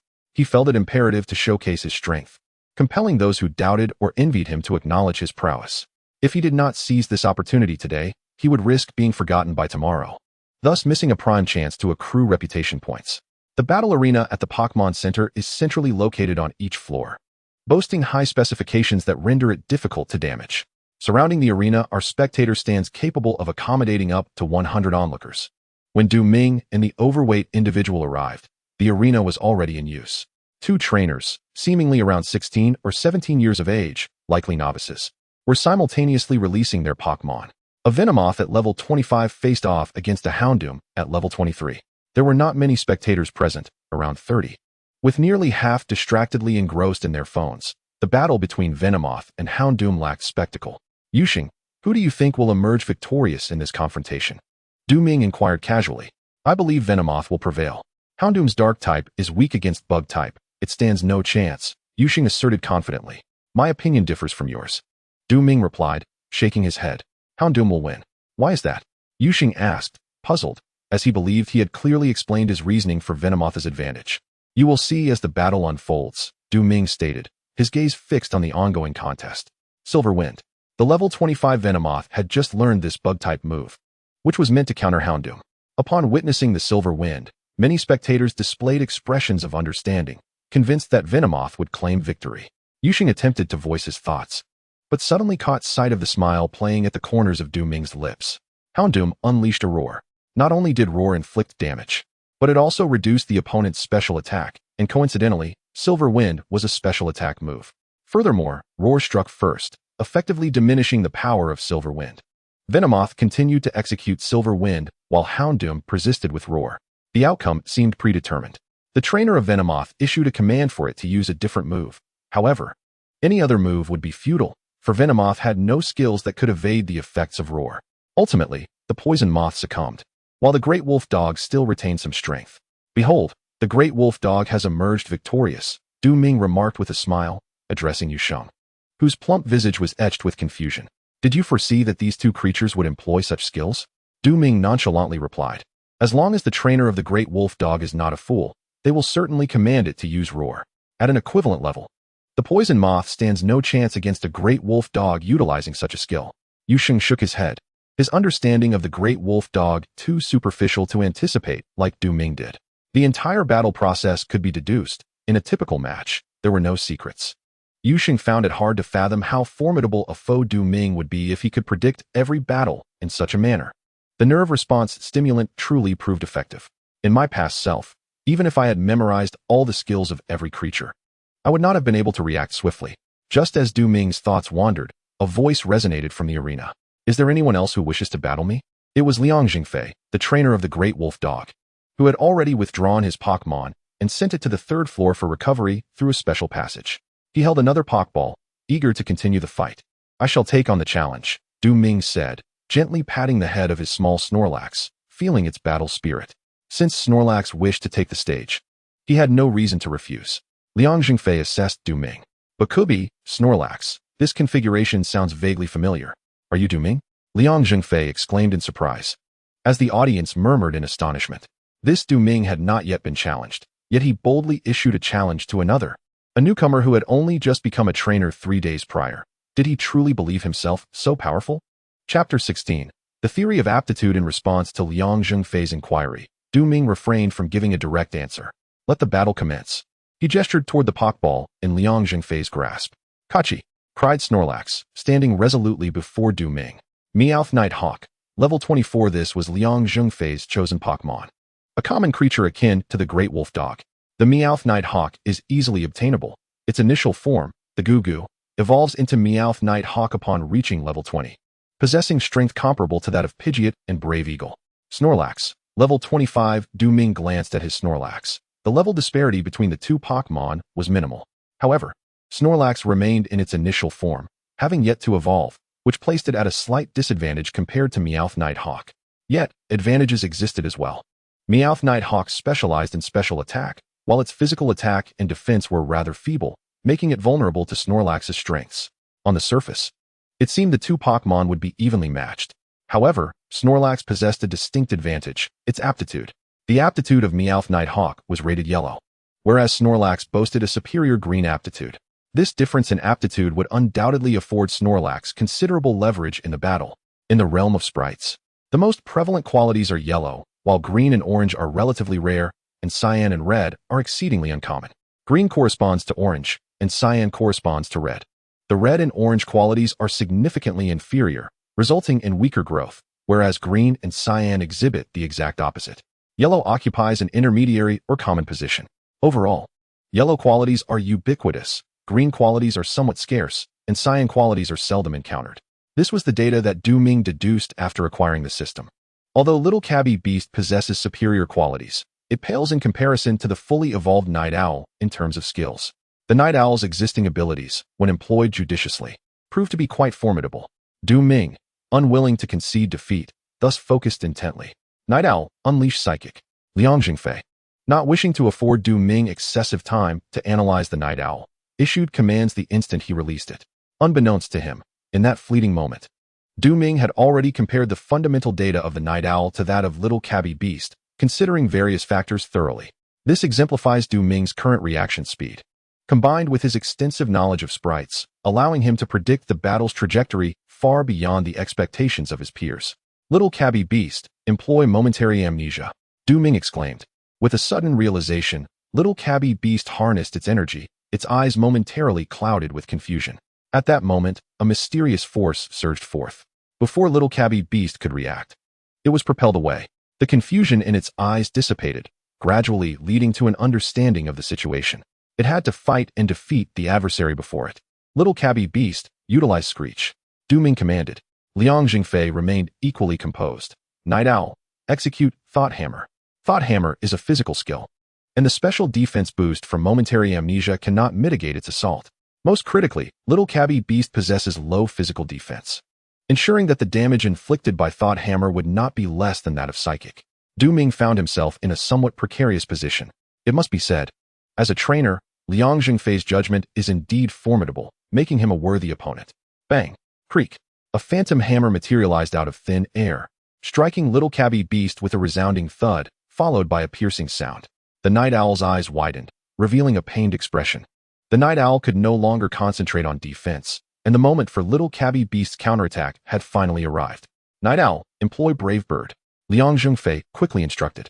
Du Ming was not intimidated by Liang Jingfei's commanding presence. He knew that Brave Bird required a charge, likely necessitating that Little Cabby Beast complete its attack first. Little Cabby Beast, use Mountain Crash. After defeating Bikijiku, Little Cabby Beast ascended to level 25, acquiring this immensely powerful move, Mountain Crash. As one of the 3 prized cards in his collection, Mountain Crash undoubtedly proved to be exceptionally formidable. Crack. Upon first employing the move Mountain Pressure, the young Snorlax felt somewhat inexperienced. However, this did not hinder its assault on the Noctowl. Leaping high into the air, it descended with a forceful impact. The Noctowl, currently charging its power, found itself with no avenue of escape. With a resounding thud, Snorlax pressed the Noctowl beneath it, relentlessly pummeling it with its fists. Only after the surge of energy from the skill subsided did Snorlax swiftly rise, attempting to create some distance. Yet, at that moment, it was far too late. Gulp. The Noctowl released the pent-up energy in an instant. With the move Brave Bird, a formidable flying-type attack boasting a staggering power of 140. It rivaled even the might of the cherished moves. Moreover, Brave Bird targeted physical defense, striking directly at Snorlax's vulnerability. Ming, with a serious demeanor, closely monitored the unfolding battle. Predicting the Noctowl's actions was not particularly challenging.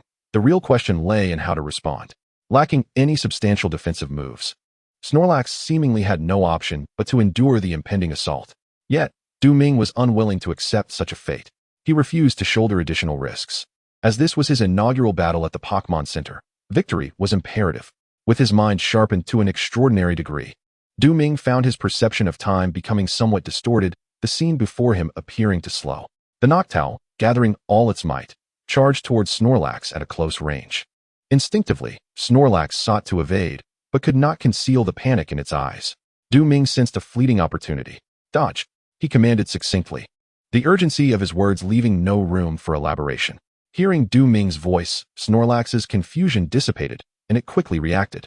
Its previously tilted body suddenly pivoted in the opposite direction, causing Snorlax to drop to the ground, rolling twice before springing back up in a state of heightened vigilance. The panic-stricken evasion resulted in the Noctowl losing its target, unable to halt its momentum as it hurtled towards the ground. Fortunately, it swiftly regained its balance. Otherwise, the consequences would have been dire. With the Brave Bird missing its mark, Liang Jingfei could no longer maintain his smile. By the time he heard Ming's commanding voice, he was taken aback. Snorlax, use your cherished move. Evade. We must evade. In that critical moment, Liang Jingfei had no time for contemplation and could only speak in haste. He knew full well the potency of the cherished move, with its 140 points of power, which, unlike Brave Bird, did not require charging and was nearly unfair. Affected by the jarring sound, the already low physical defense of the Noctowl became even more dismal. Liang Jingfei was uncertain whether the Noctowl could withstand the force of the cherished move. Gulp. As the fierce attack approached, the Noctowl attempted to evade. As its trainer had hoped, the Noctowl tried, exerted itself, but to no avail. No matter how it dodged, Snorlax had it locked in its sights. With nowhere to flee, the inevitable clash was upon them. Bang! A formidable force suddenly surged forth, striking the Night Owl with an overwhelming impact. The Night Owl, with its exceptionally low defense, was utterly incapable of resisting this force and was sent reeling backward. Even its wings failed to maintain its balance, struggling to rise from the ground. It was evident to all that the Night Owl had reached its limits. Little Snorlax, execute your final move, Mountain Crush, Ming declared. Chapter 17. Comprehensive personal strength with a sudden leap. Little Snorlax charged toward the Night Owl, victory tantalizingly close. Night Owl, use hypnosis. In truth, Liang Jingfei found himself out of options, compelled to make one last desperate attempt. Should hypnosis succeed, Little Snorlax would inevitably succumb to slumber, providing the Night Owl with a crucial opening to claim victory. This was Liang Jingfei's final hope for triumph. Ming's heart raced, blood coursing rapidly through his veins. The battle had reached a pivotal moment, and the outcome was shrouded in uncertainty, a captivating aspect of Pokémon battles. As Little Snorlax bore down upon it, the Night Owl appeared eerily calm, its eyes resembling black gems, radiating a mysterious light, the essence of hypnosis. The audience fell silent, their attention unwavering. Few were preoccupied with their phones. The spectators were earnest, fully engaged in what was arguably the most thrilling battle of the day. Both Liang Jingfei and Ming had made astute judgments, and the performances of Little Snorlax and the Night Owl were nothing short of spectacular. The image of Ming and Little Snorlax evading the fierce assault of the divine bird lingered in the minds of many spectators. It was incredible how such a meticulously charged attack could be dodged with such ease. All the onlookers, seasoned trainers themselves, couldn't help but question whether they could seize that fleeting opportunity and issue a decisive command. They found no answers, for they were unable to even perceive the chance, let alone act upon it. Ming was indeed formidable. He had done all that could be done. He understood that if hypnosis were to ensnare little Snorlax, plunging it into an unresisting slumber, their chances of victory would dwindle significantly. This was a situation beyond his control. All he could do was trust in his Pokémon. Little Snorlax would not let him down. The mysterious power of hypnosis enveloped the arena, possessing the ability to lull its targets into drowsiness. Yet, this force ultimately failed to sway little Snorlax. With crystal-clear eyes, little Snorlax suddenly subdued the night owl beneath its weight, channeling immense strength into its arms as it relentlessly struck the night owl. When the onslaught ceased, the night owl was rendered powerless. With a soft thud, little Snorlax rose slowly, its plump form exuding an inexplicable sense of security. A pure smile of joy graced its face, a reflection of the victory it had just secured. "You won," Liang Jingfei said with a wry smile. "That was close. I nearly faced defeat, but fortunately, hypnosis did not connect," Ming replied, chuckling as he characterized the outcome of this battle as a narrow victory. "Despite my considerable disadvantages, even if hypnosis were to hit, I would not dare to claim victory with certainty." Liang Jingfei shook his head, astonished by Ming. If it weren't for the impossibility of falsifying registered information, who would believe that Ming had become a trainer merely 3 days ago? Even stating 3 months would seem overly conservative. Ming's victory was utterly unquestionable, which left Liang Jingfei genuinely convinced. He returned the small Snorlax to its Pokeball and carefully placed it into the Pokémon transport channel, awaiting assistance from the Pokémon Center staff to restore its condition. Ming bid farewell to Liang Jingfei and proceeded towards the audience seats. "My main battle Pokémon is still limited to just Snorlax. Otherwise, I could continue battling. Snorlax's strength is not to be underestimated, while Bakubi's combat prowess is negligible. In terms of the number of main battle Pokémon, Ming does not stand out among novice trainers. Moreover, his combat experience is quite lacking. In fact, Liang Jingfei is the second true opponent in Ming's training career. Through this battle, Ming gained a wealth of combat experience and could distinctly feel his progress. The comprehensive level of the host's personal strength stands at 1, with the current level at 8. The comprehensive personal strength has finally leveled up." Ming felt a surge of joy. Just 3 days ago, his comprehensive personal strength was at 7. Over these 3 days, he had engaged in numerous practical battles. Yet his personal strength had not upgraded, a feat much more challenging than elevating a Pokémon's level. Although the rise from 7 to 8 seemed modest, Ming understood the rarity of this one-level increase and felt thoroughly satisfied. In the recent battle, both Liang Jingfei and I attempted to evade the opponent's skills. Ultimately, only my commands proved effective, as the Night Owl failed to dodge Snorlax's cherished skill.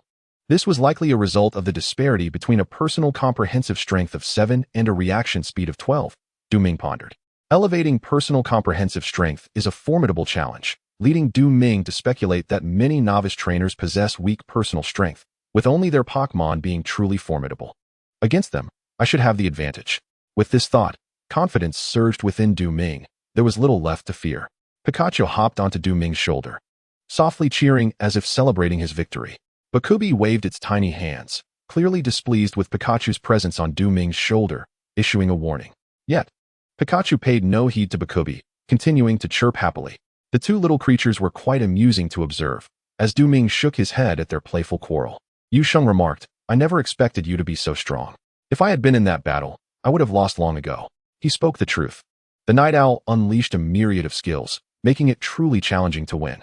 "I would love to battle against your starter Pokémon," Ming remarked with a hint of intention. Yu Sheng's Charmeleon had already evolved from a Charmander and was not far from its final evolution into a Charizard. As a signature Fire-type Pokémon, Charizard's strength is indisputable, and Charmeleon is certainly impressive as well. "Perhaps another time," Yu Sheng replied awkwardly, though a sense of gravity weighed heavily on his mind. In terms of strength among Pokémon, Charmeleon undoubtedly surpasses Snorlax. While Charmeleon possesses the capability to triumph over Snorlax, it lacks the confidence to face Ming. Thus, it feigns excuses to avoid battling Ming. As the two engage in casual conversation, Snorlax's Pokeball is returned, and it has fully recovered from its injuries. Ming releases Snorlax and gently strokes its head. "Shall we continue our battle?" He perceives the fighting spirit in Snorlax's eyes. With a decisive nod, Snorlax eagerly expresses its readiness. Excellent. Du Ming's satisfaction with Snorlax grows. Yusheng gazes with envy. A Pokémon that relishes battle holds significant merit. His own Piku, on the other hand, is reluctant to attack even against a Caterpie, causing Yusheng considerable frustration. This particular trait of Snorlax resembles that of his Charmeleon. Du Ming, who had been leisurely resting against his chair, suddenly hears someone call his name. He looks up to find a boy of approximately 17 standing before him. Yusheng speaks softly. This is Zhao Rui. He mentioned you today. He seems quite interested in you. Du Ming nods, a playful expression crossing his face. So, you wish to challenge me? He casually remarks, directing his gaze at Zhao Rui. Unperturbed by Du Ming's dismissive demeanor, Zhao Rui maintains a warm smile and replies, yes. That is indeed the case. Seeing his unwavering confidence, Du Ming furrows his brow, uncertain of Zhao Rui's capabilities. Yusheng timely interjects. Zhao Rui's strength surpasses Liang Jingfei's by a considerable margin. He primarily specializes in bug-type Pokémon. Aside from his main fighters, the Huntail, Butterfree, and Mothim, his other Pokémon are still immature bug types. Bug types are quite common, and there are very few powerful species among them. At least, Huntail, Butterfree, and Mothim cannot be categorized as formidable Pokémon. Chapter 18. Zhao Rui's strategy specializing in bug types. Du Ming contemplates briefly before striding towards the now vacant battle arena. Zhao Rui, observing this, shrugs and follows suit, positioning himself opposite Du Ming within the arena. Snorlax, 25. Mothim, 28. In terms of Pokémon selection, Du Ming has only Snorlax at his disposal, while Zhao Rui sends out Mothim. Mothim, the evolved form of Burmy, may not boast the aesthetic appeal of Huntail Butterfree, but it is far more troublesome. Merely contemplating Mothim's plethora of debilitating status moves causes Du Ming to wince. Fortunately, Mothim possesses only yellow aptitude, granting Snorlax a fighting chance. The disparity in aptitude manifests in various aspects, such as skill comprehension, attribute values, and execution of the trainer's commands. With a favorable aptitude, Du Ming feels considerably more at ease. Now that the battle has commenced, he must give it his all. Yusheng observes the two competitors on the field and cannot help but sigh. He had initially believed Du Ming would decline Zhao Rui's challenge. There is no necessity for him to battle Zhao Rui. Zhao Rui has been a trainer for an extended period, having traversed from the prestigious province to the western state city, and has undoubtedly undergone countless trials, making him a formidable opponent. Yet Du Ming resolutely advanced toward the arena, devoid of any trepidation. If only little Snorlax could evolve. With Snorlax's prowess, it could effortlessly overpower Morlu Moth of the same tier, Yusheng mused. However, he understood that such a transformation was utterly impossible. From observing Piku, Yusheng profoundly grasped the arduous nature of enhancing intimacy. Just then, Sushi, having just finished her shift, took a seat where Du Ming had been, her brow furrowed in curiosity. How did that guy end up facing Zhao Rui? Yusheng's eyes widened, and he suddenly became awkward. Zhao Rui had issued a challenge to Du Ming. He answered stiffly, clearly flustered by the presence of such a beautiful girl beside him, rendering him inarticulate. Internally, he lamented, for Du Ming actually knew Sushi. Renowned for her amiability and remarkable charm at the Pokémon Center, virtually all trainers briefly residing there recognized her. Then, Du Ming accepted? Sushi raised an eyebrow, noting that little Snorlax only held an advantage in terms of capability. Yet, the strength of Morlu Moth could not merely be gauged by its attributes. Did little Snorlax truly have a fighting chance? The 13th floor was designated for novice trainers, and Du Ming's prowess was rather unremarkable at this level. Although he was unlikely to suffer a crushing defeat against anyone, could he not choose an easier opponent? Both Du Ming and Zhao Rui were nearly prepared. With the battle poised to commence, spectators engaged in discussions, and to Su Shi's astonishment, despite their varying opinions, they all believed Du Ming possessed a fair chance of victory. Why did this newcomer earn the audience's recognition? Su Shi found herself perplexed. Let us observe further, she thought. Hearing the discussions, Yusheng found a spark of confidence. Surely, with Du Ming's personal strength, he could achieve at least a 50% chance of success, right? A 50% chance. This was also Du Ming's estimation of his own odds. Not particularly high, yet not low either. Morlu Moth, use Stun Spore. Zhao Rui commanded immediately. A sense of dread washed over Du Ming. Indeed, Zhao Rui intended to inflict a negative status on little Snorlax. Little Snorlax, employ amnesia. Following the hit of Stun Spore, which would induce paralysis, the success rate of moves would drop to 25%, and speed would be halved. This implied that little Snorlax would struggle to retaliate. necessitating that Ming bolster its ability to withstand damage. The significant enhancement of special defense through amnesia was an excellent choice. The 28th level Morlu Moth lacked physical attack skills, making the benefits of amnesia exceptionally high. Ming's expression turned serious. Almost imperceptible dust particles drifted in, settling upon little Snorlax. Admittedly, the accuracy of Stun Spore was not particularly high. However, evading it proved somewhat challenging. Little Snorlax succumbed to paralysis, its movements stiffening, a hint of confusion clouding its eyes. Its already elevated special defense capabilities became even more pronounced. Use Bug Buzz, Zhao Rui ordered. His demeanor remained unchanged, as if little Snorlax's significant boost in special defense did not warrant his concern. Or perhaps, he had anticipated Ming's strategy all along. Despite the fact that the small Snorlax possessed exceptionally high special defense, it remained confident in its victory. Ming felt a stirring within, sensing something elusive yet indeterminate. Small Snorlax, unleash your supersonic, Ming commanded. He had initially intended to employ a strategy of instantaneous amnesia, allowing the small Snorlax to unleash its full offensive prowess. Centered around the cherished skill, gradually dismantling the opponent's defenses with a crushing blow that promised substantial damage. However, Ming harbored a nagging suspicion that Zhao Rui was concealing some hidden trump card. Thus, he opted for a more cautious approach. The cacophony of buzzing and the piercing sound resonated simultaneously, creating an overwhelming auditory pollution that stirred agitation. Amidst this auditory chaos, Ming remained focused, while Zhao Rui maintained an unsettling calmness. The distinction between the two sounds was profound. The former inflicted damage, while the latter imposed debilitating effects. Small Snorlax, execute the heavy slam, Ming instructed. He meticulously monitored the unfolding battle, only to realize that the small Snorlax was immobilized, dust swirling around it. Adorned with a visage of pain, it was paralyzed, rendering its skills ineffective. Mothra, use Signal Beam, Zhao Rui declared. With a swift motion, Mothra emitted an eerie glow from its eyes, and as the light was unleashed, even the hefty small Snorlax was sent flying after a brief resistance. This is troublesome, Ming remarked gravely. Small Snorlax, continue with the heavy slam. Mothra, employ Leech Life, Zhao Rui countered. With a resounding thud, the small Snorlax managed to pin down Mothra, delivering a flurry of strikes. This marked the first instance of the small Snorlax inflicting damage upon Mothra in this encounter. Yet, Ming felt an unsettling apprehension.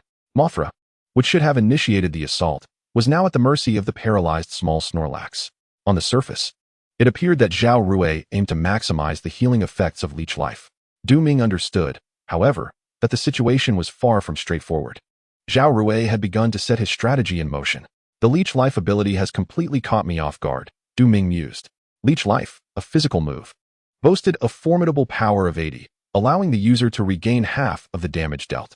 This skill was not one that Mothra should have been able to learn at its current level. It was likely an ability that Mothra had grasped ahead of time. In essence, the notion of potential was merely a generalization. Mothra must have exhibited exceptional skill comprehension, reaching a green tier. Small Snorlax, use Cherished. Ming gritted his teeth.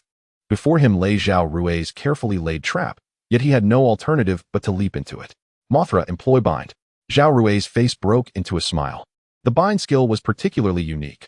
Once it struck, the opponent's last used move would be rendered unusable for 4 turns. This was a calculated ploy against the Cherished skill. And Ming was acutely aware that Zhao Rui would likely have Mothra utilize Bind to restrict the use of Cherished. However, he could not forego using Cherished.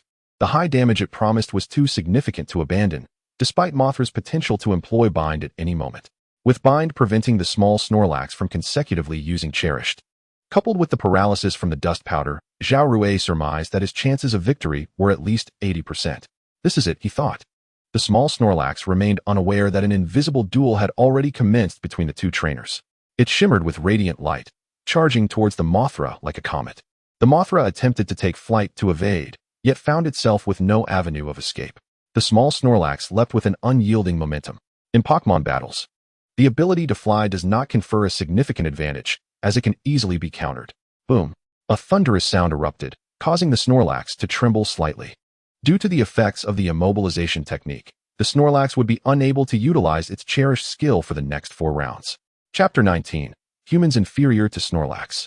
Affected by the piercing sound, the Mothra's defenses plummeted drastically. The potency of the cherished skill was undeniable. When combined, the the damage was nothing short of explosive. The Mothra was in a dire state, its body riddled with scars from the skill's explosive force, and its wings faltered in strength. In contrast, the Snorlax fared significantly better. Zhao Rui felt a tinge of regret. Having undoubtedly underestimated the Snorlax's damage output, his chances of victory were not as high as he had anticipated. Approximately 60%. He mused.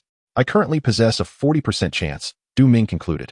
Although the Snorlax appeared to be in a better condition, it seemed evident that should the battle continue unabated, the Snorlax would emerge victorious. However, the reality was different. Ming was facing a Mothra capable of employing draining skills. The Mothra's misery was merely superficial. Use Drain. The insect-type energy coalesced into a long mouthpart, and the Mothra suddenly materialized behind the Snorlax. Its illusory mouthpart piercing into the Snorlax's back, relentlessly siphoning energy. The Snorlax winced in agony. Use Mountain Crush. Ming commanded immediately. There was no time to waste. They had to strike decisively. Bang! The Snorlax charged directly into the draining skill, enveloped in a potent force, once more pressing the Mothra beneath it. The Mothra, which had regained some energy from the drain, was swiftly returned to its original state, its injuries seemingly more severe than before. Continue using Mountain Crush. Keep using Drain. Both Ming and Zhao Rui were earnest, repeatedly employing the same skills, firmly believing that this would lead them to victory. Changing tactics would be futile. Bang! Hiss! The two Pokémon continued to clash, neither yielding an inch, focused solely on inflicting harm upon each other. As the battle progressed, the Snorlax gradually seized the initiative, consistently unleashing Mountain Crush before the Mothra could drain again. Zhao Rui remained oblivious to the gravity of the situation. Snorlax, use Mountain Crush. At that moment, Ming felt a sense of relief. This battle was finally coming to an end. Mothra, use Drain. Zhao Rui's voice abruptly ceased. For the Mothra ultimately failed to carry out his command. The Mothra had lost its fighting capability, collapsing onto the battlefield. The Snorlax, panting heavily and exhausted, lay on the ground, yet its eyes sparkled with vitality. Once again, the Snorlax achieved a narrow victory. Snorlax leveled up, reaching level 26. After defeating the Morlamoth, little Snorlax once again ascended in level. The rapidity of this progression would be met with disbelief if shared. Ming inquired of the system, discovering that in this world, the primary means for Pokémon to grow stronger appears to be through nurturing and training, with battles serving as a complementary aspect. Possessing the system, Ming realized that, at least in the initial stages, engaging in battles would enable his Pokémon to continuously grow in strength, a distinct advantage. According to the system, the difficulty of leveling up would increase post-level 30, and by level 50, the effectiveness of battles and yielding experience would diminish significantly. Without a learning device, the experience gained from battles would be utterly insufficient. Not wishing to dwell further on these thoughts, Ming approached little Snorlax and gently patted its head. Little Snorlax had never disappointed him. Had it not grasped his implicit hints, victory would have eluded him. Zhao Rui, having recalled the Morlamoth, fell into contemplation. Suddenly enlightened, he shook his head with a wry smile. He had hastily conveyed to little Snorlax the importance of seizing the initiative, cleverly deceiving him, ultimately clinching victory by a narrow margin. Zhao Rui lamented, I truly did not foresee such a strategy. When direct confrontation proved unfeasible, one was left with no choice but to employ cunning tactics. Ming smiled, feeling a sense of ease within. The exhilaration of victory was intoxicating. Zhao Rui shook his head, yet he could not help but feel a measure of respect. The immobilization technique.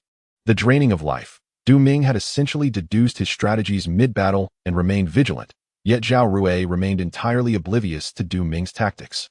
This exemplified the disparity between them. After placing the Pokeball into the transfer portal and returning to the audience section, Ming discovered that his seat had been occupied. However, buoyed by his victory, he chose not to concern himself with the seat stealer. He casually settled into an adjacent spot, allowing himself to relax while reflecting on the recently concluded battle. It had been a narrow victory, one that had nearly slipped from his grasp. He realized he must not be constrained by levels and innate qualities. He should have recognized that the Morlamoth had preemptively mastered its skills. Had it not been for little Snorlax's commendable performance and the relatively minor gap between the two Pokémon, victory would have been unattainable. Shaking his head, Ming acknowledged his resolve to strive for victory. As he contemplated the nuances of the battle, he retrieved little Snorlax's Pokeball and caught a glimpse of a somewhat familiar figure out of the corner of his eye. Ah, Sushi! How fortunate you still remember me. She puffed her cheeks, indignantly exclaiming, Am I not at least considered a beauty? What do you mean by ignoring me completely? I didn't notice. Du Ming scratched his head, privately musing. Who declares themselves a beauty? Have I ever proclaimed myself handsome? Humph. Sushi turned her head away, only to pivot back moments later. Release little Snorlax. It was truly magnificent just now. And what of my appearance? Am I not handsome? You are handsome too. Sushi replied in a dismissive tone. Du Ming felt a twinge of exasperation, questioning whether his 15 points of charm were indeed genuine. As he pondered how he could possibly be outshone by a mere Pokémon. Kachi.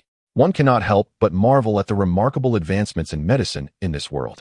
In just a brief moment, little Snorlax has fully recovered, leaving no trace of injury behind. It is no wonder that the concept of Pokémon battles has emerged. Sushi adjusted her expression to convey her warmest smile as she approached little Snorlax. Du Ming nodded at Snorlax, a silent acknowledgement of Sushi's approach. So soft. Embracing Snorlax, Sushi radiated happiness. Humans cannot compare to Snorlax, Yusheng murmured quietly. Pika. Piku agreed wholeheartedly. That's enough.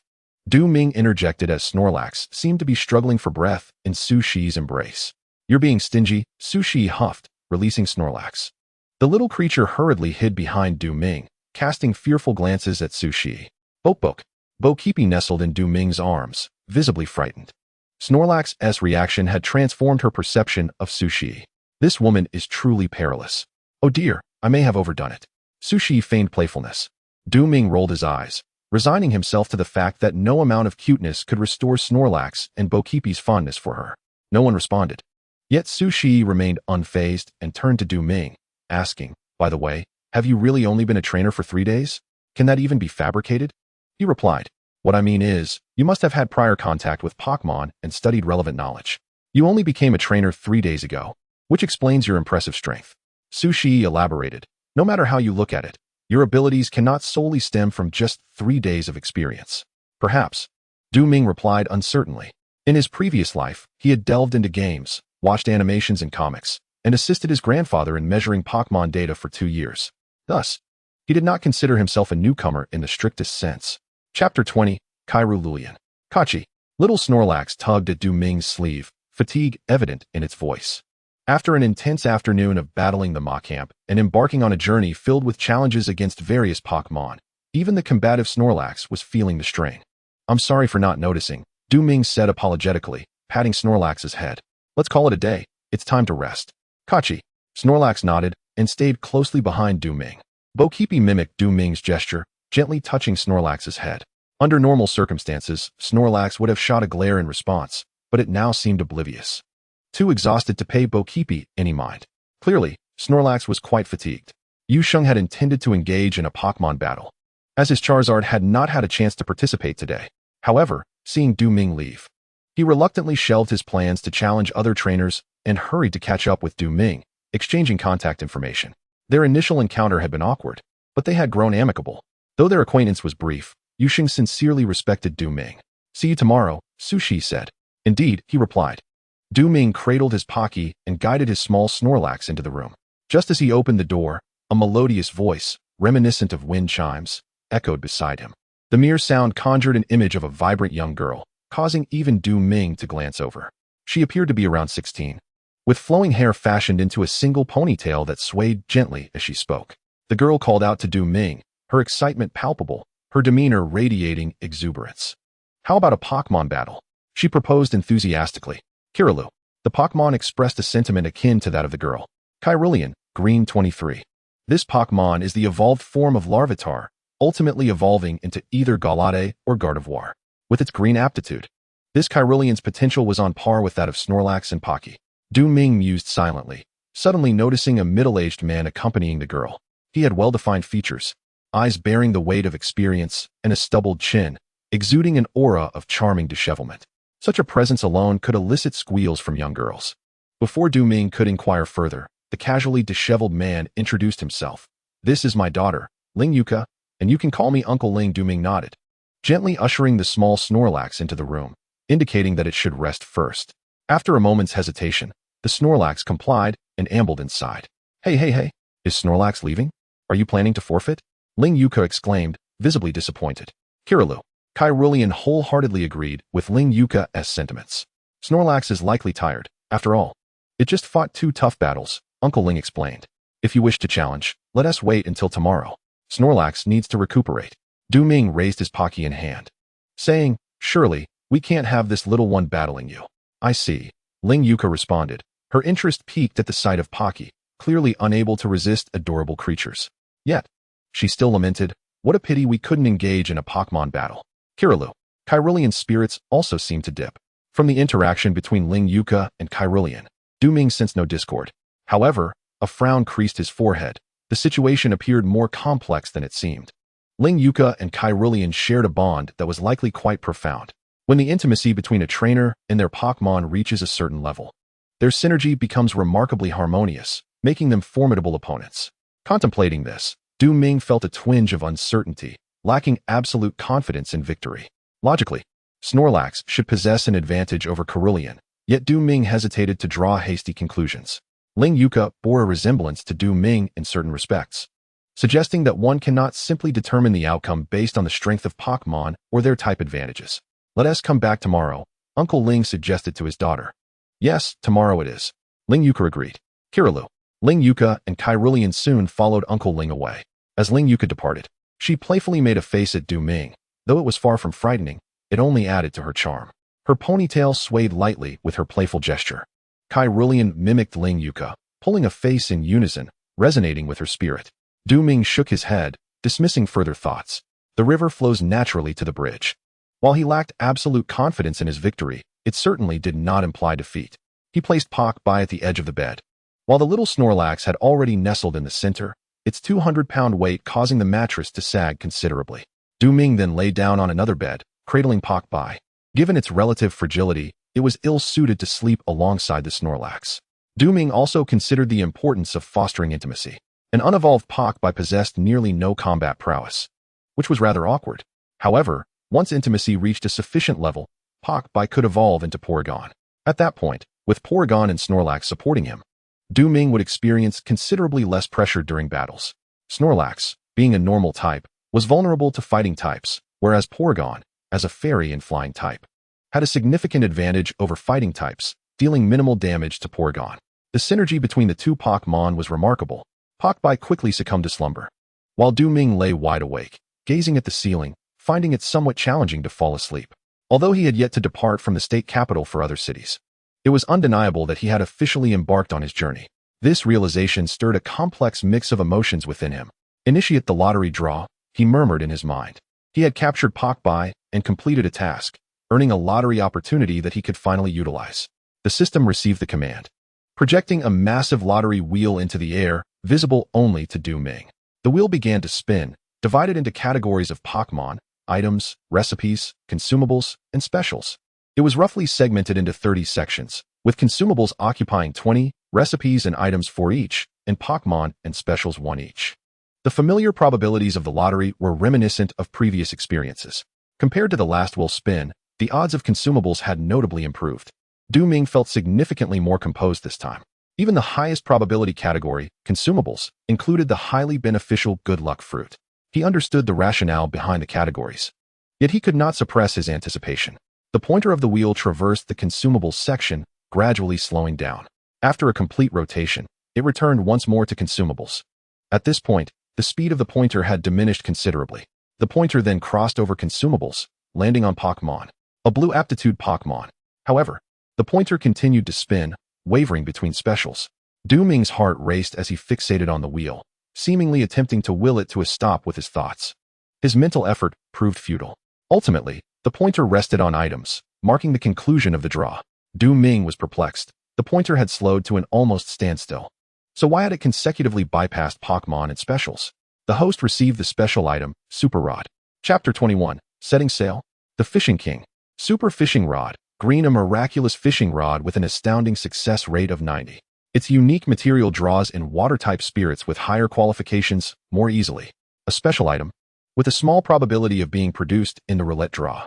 Remarkably, it is a green item. Du Ming marveled at its efficacy, noting that even the luck fruit, despite its impressive effects, only achieved an orange rating. Thus, the rarity of a green item is evident.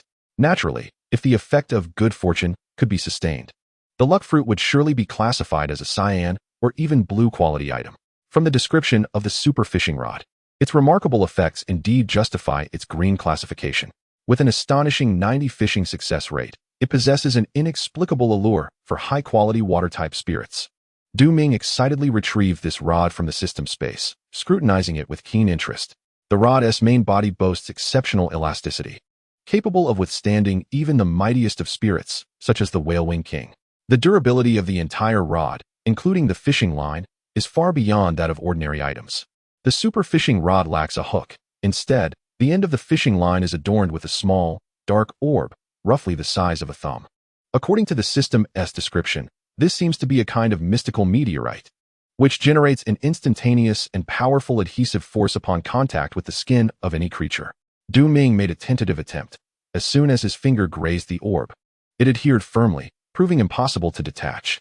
After 10 seconds, the adhesive force gradually waned, ultimately fading away. Most importantly, this orb emits an invisible wave, attracting water-type spirits even more effectively than a water stone. Coupled with the orb's formidable adhesive properties, along with the rod and line's unparalleled sturdiness, Ming had no doubt that as long as his strength kept pace, he need not worry about failing to catch any water-type spirits. It was nothing short of black technology. With this super fishing rod, anyone could effortlessly become a master angler. Its effectiveness was truly remarkable. Currently, the best rods on the market scarcely rival even half the capabilities of the super fishing rod. Through the super fishing rod, Ming was inspired with myriad thoughts. The joy of fishing, beyond the process itself, lies in the battles and the thrill of capturing. The catch is nothing less than genuine water-type spirits. If he could reel in a spirit capable of combat, he could undoubtedly secure it as a companion. In truth, fishing remains one of the primary means for many trainers to augment their teams. Countless trainers, fervent in their love for fishing, specialize in water types. Strictly speaking, at present, the only battle spirit in Ming's possession is a small Snorlax. If he could expand his roster through the super fishing rod, it would be nothing short of splendid. He mused. The variety of water-type spirits is vast, encompassing a wide array of formidable beings, such as Vaporeon, Croconaw, Greninja, and Kingdra, all of which possess potential rivaling that of Snorlax. Lost in a myriad of fantasies, Ming drifted into slumber. In his dream, he found himself engaged in a battle with Cynthia. The clash between Suicune and Milotic was truly breathtaking. Ultimately, Milotic succumbed to Suicune's onslaught. As Cynthia triumphed over Suicune, Ming casually tossed a Pokeball, summoning the legendary water dragon, Palkia. Just as the battle was about to intensify, he was abruptly awakened by a knock at the door. Truly, dreams encompass everything. He tousled his disheveled hair as he approached the door. Knocking was none other than Ling Yuka. "Oh, it's you," Ming yawned, promptly closing the door again and turning to freshen up. Outside, Ling Yuka's irritated voice resonated. "Ming, are you planning to avoid me? Open the door." Ming still needed to wash up. "Yuka, please wait a moment. He will certainly come to open the door soon." Uncle Ling's voice could be heard from outside, prompting Ming to slap his forehead. Realizing he hadn't noticed Uncle Ling was there. Ling Yuka was of the same age. Teasing her was harmless, but he could not neglect his elder. After wiping his face, he opened the door. "Come in," Ming invited. The young girl, evidently entering a male's room for the first time, was driven by an overwhelming curiosity to verify certain things. "Ming, why don't you have any adult books?" Kairu Lien asked, equally perplexed. Ming chose silence. "Who travels with such books?" "No, if one wishes to see, they can simply download it. What need is there for books?" "There is no such thing," Ming stated emphatically. "Well, that makes sense. Usually, they are hidden on the hard drive. My father is just like that." Ling Yuka suddenly covered her mouth, while Uncle Ling's face turned as red as a baboon's backside. TSK. So a despondent middle-aged handsome man also indulges in such things. Uncle Ling hastily shifted the topic. "Ming, do you have any plans for today?" "Oh, I intend to go fishing by the sea," Ming replied. After the commotion, he felt a newfound closeness to the father-daughter duo. This sensation of having made new friends brought him an unexpected joy.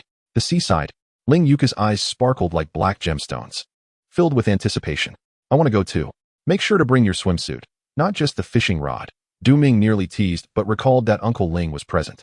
Quickly correcting himself, meeting Uncle Ling's leisurely gaze made Ming feel slightly uneasy. "It seems I need to engage you in a Pokémon battle," Uncle Ling remarked, somewhat intentionally, from beside Ming. "Don't say that," Ming replied awkwardly. "Rest assured, I am also a novice trainer." Uncle Ling patted Ming on the shoulder and left with Ling Yuka. Ling Yuka was still contemplating her swimwear and did not notice the exchange between Uncle Ling and Du Ming. Du Ming had an inkling that Uncle Ling was a man with stories to tell.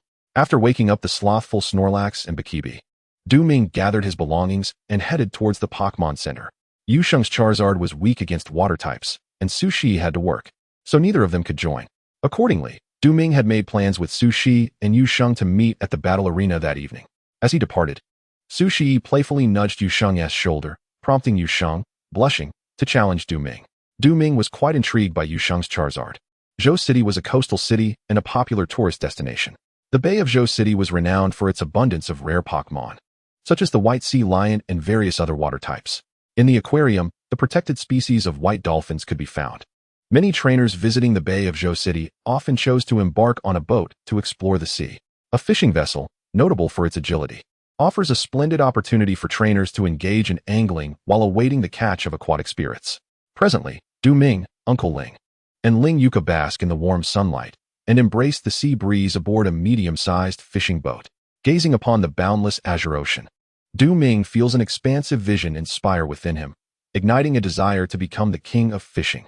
Ling Yuka, adorned in a white bikini that accentuates her youthful and graceful figure, is regrettably obscured by an outer garment that conceals her burgeoning beauty. Nevertheless, her perfectly proportioned long legs remain a delightful sight. Had Ling Yuka's father not draped his arm around Du Ming's shoulders, he might have harbored an even deeper appreciation for her swimwear. From his small bag, Du Ming retrieves a super fishing rod and a portion of divine power energy cubes, which he combines with other materials for waterproofing. He diligently applies this mixture onto a meteorite bait ball. Uncle Ling scrutinizes the energy cubes and the fishing rod, his expression shifting momentarily before he regains his composure, the extent of his astonishment known only to himself. Once the bait is prepared, Du Ming casts his line, confident that with the divine power, energy cubes as bait, and the super fishing rod in hand, he is destined to claim victory as the king of fishing. Chapter 22. The Two-Headed Tyrannosaurus. Ling Yuka promptly follows suit, casting her line as if to engage in a friendly competition with Du Ming. She has eagerly anticipated a duel with him, a sense of expectation lingering from the previous night. Unable to fulfill that desire, she redirects her competitive spirit towards fishing, determined to outshine Du Ming in this endeavor before their official contest. Du Ming casts a discerning glance at Ling Yuka's fishing rod. Merely assessing its material and aesthetic suggests it possesses considerable value. In this technologically advanced world, the advantages of utilizing a superior fishing rod, enhanced by various state-of-the-art innovations, are self-evident. Trainers equipped with exceptional fishing rods often find themselves reaping greater rewards in their angling pursuits, attracting superior aquatic spirits. Du Ming's super fishing rod exemplifies the remarkable fusion of advanced technology and precious materials. "Excuse me, could you steer the boat towards that rocky outcrop?" Du Ming suddenly requests. "Of course," replies the young boatman, maneuvering the vessel closer to the prominent rock formation, which rises above the water's surface, its glimmering reflection visible from afar. "What is the purpose of this?" Ling Yuka inquires, puzzled. "Once we catch an aquatic spirit, we can place it directly on the rock for our battle," Du Ming explains. Ling Yuka's eyes widen in realization. Attempting to fish aboard would surely be untenable. "We must not engage in battles on the boat." The boatman interjects hastily. "I was merely jesting." Ling Yuka chuckles, her enchanting smile causing the boatman to blush profusely, turning away in a fluster, his heart racing. Unbeknownst to them, Uncle Ling has likewise prepared his bait and cast his line into the sea, patiently awaiting a bite. To Du Ming, Uncle Ling's fishing rod also appears to be quite valuable. However, he remains confident that his own rod is undoubtedly the finest, as it is classified as a green item by the system. Du Ming sensed the gaze of Ling Yuka, aware of the competitive atmosphere that lingered in the air. Yet he did not pay it much heed. Such rivalry was, after all, one of the pleasures of angling. The sea lay tranquil, the fishing line remained still.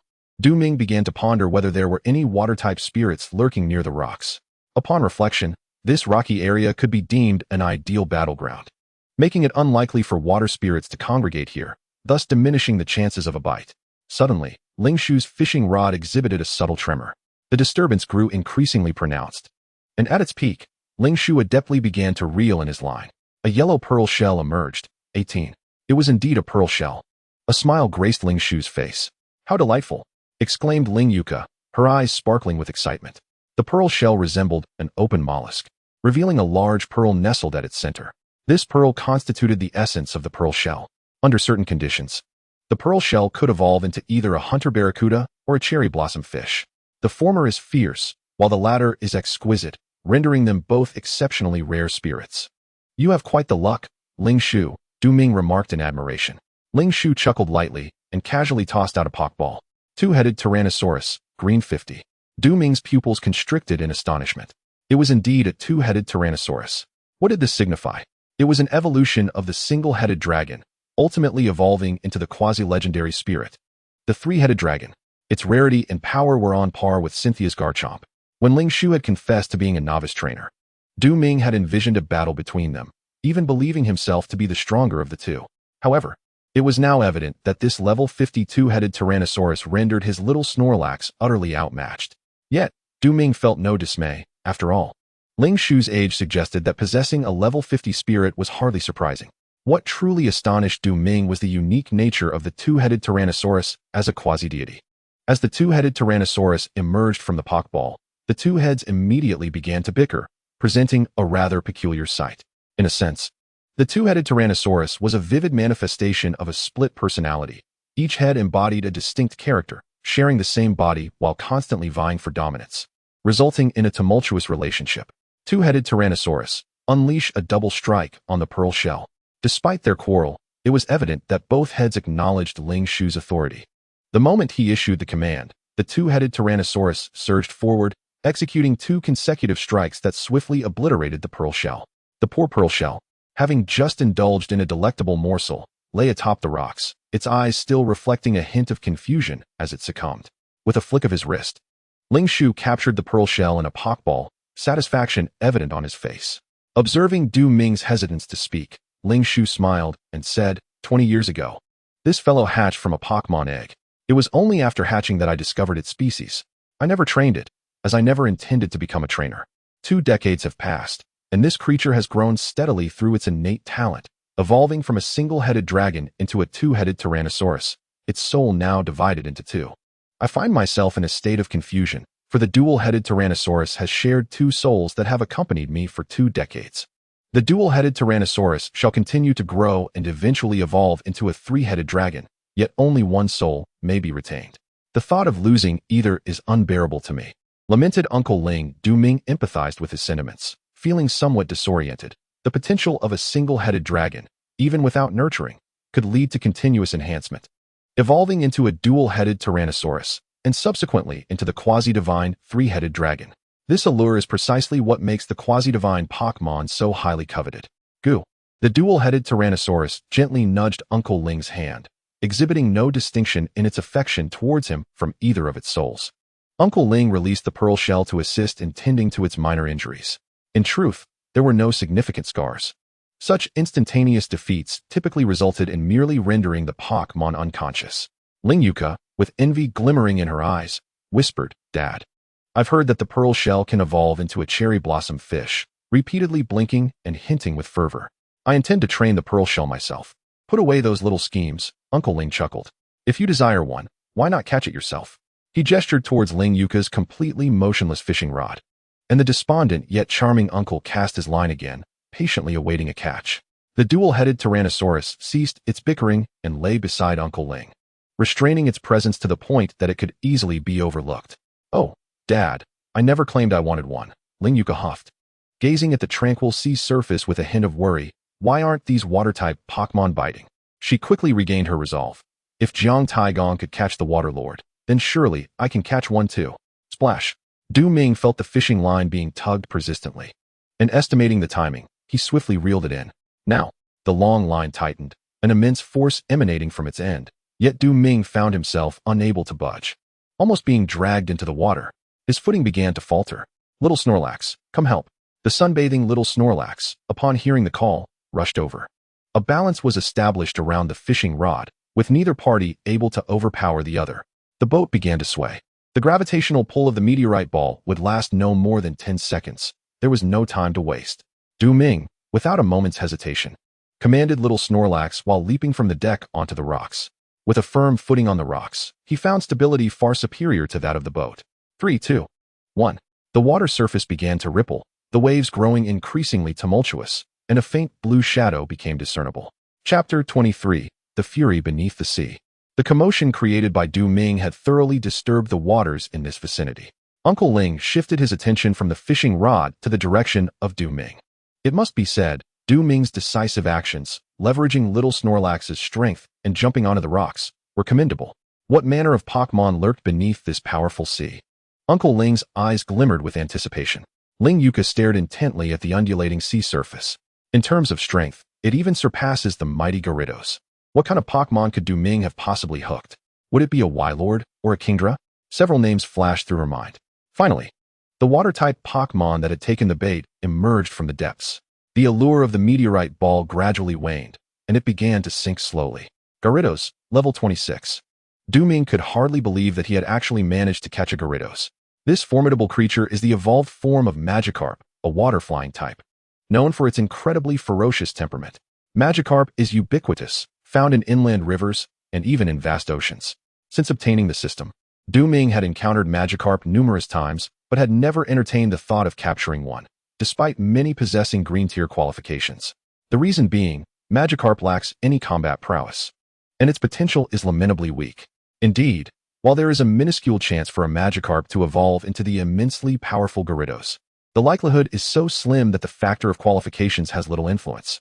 Who would believe that a feeble Magikarp could evolve into such a massive creature with a fearsome visage? Du Ming could sense that the opponent before him was far stronger than both Mothim and Machamp. Du Ming quickly regained his composure, no longer swayed by the intimidating presence of the Gyarados. With its intimidatability, it could significantly reduce the opponent's offensive capabilities through sheer pressure. The mere existence of Gyarados instilled fear. Even Du Ming, standing at a distance, could feel the invisible weight of its presence, causing beads of sweat to form on his brow. From an evaluative standpoint, Gyarados was undoubtedly the most formidable adversary Du Ming had encountered since becoming a trainer. He was not willing to concede defeat. The vigilant Snorlax, initially prepared for battle, appeared somewhat intimidated by Gyarados' menacing aura, completely succumbing to its psychological dominance. Du Ming noted that Snorlax was beginning to struggle to muster its strength. While Gyarados was undeniably powerful, it was not without its flaws. Du Ming's expression hardened with determination. The move pool of Gyarados has always been a weak point. A level 26 Gyarados would likely only know moves such as Bite, Dragon Rage, Twister, and Leer. Snorlax still had a fighting chance. Gazing into the fierce eyes of Gyarados, Du Ming felt no fear whatsoever. On the ship, Ling Yuka observed Du Ming's expression and speculated. Surely, he doesn't intend to battle that Gyarados, does he? From Gyarados, Ling Yuka only sensed a chilling aura.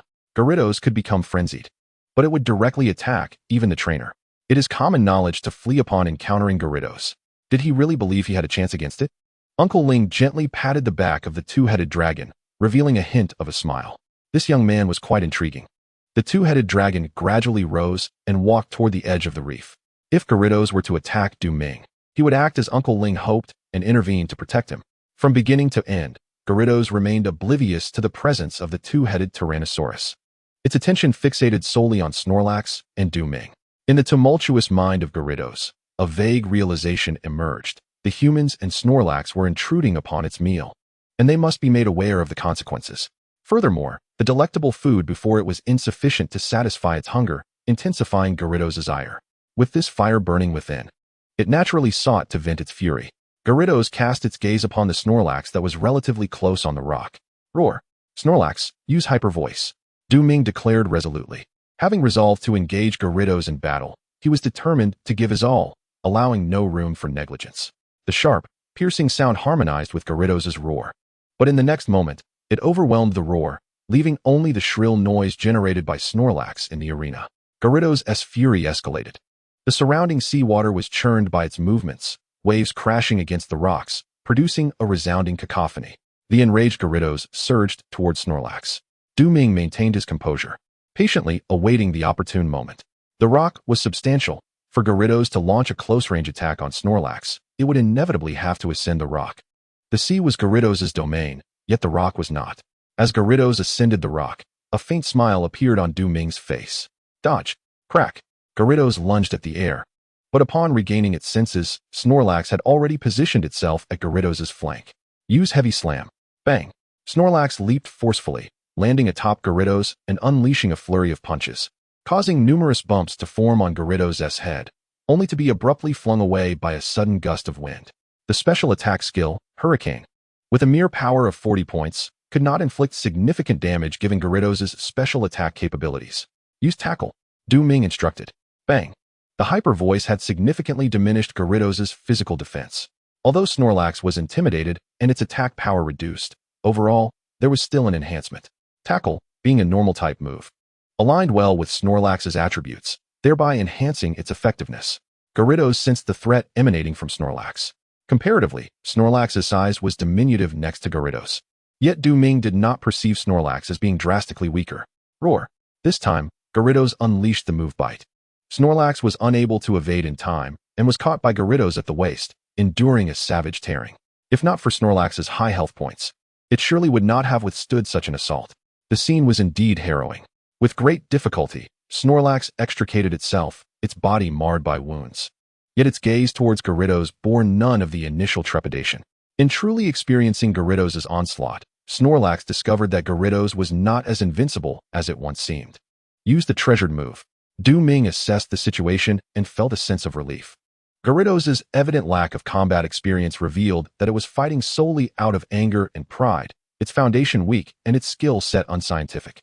Snorlax's chances of victory had considerably increased. Crack. Upon receiving Ming's command, the power of the small Snorlax surged forth, its momentum more terrifying than that of the Gyarados.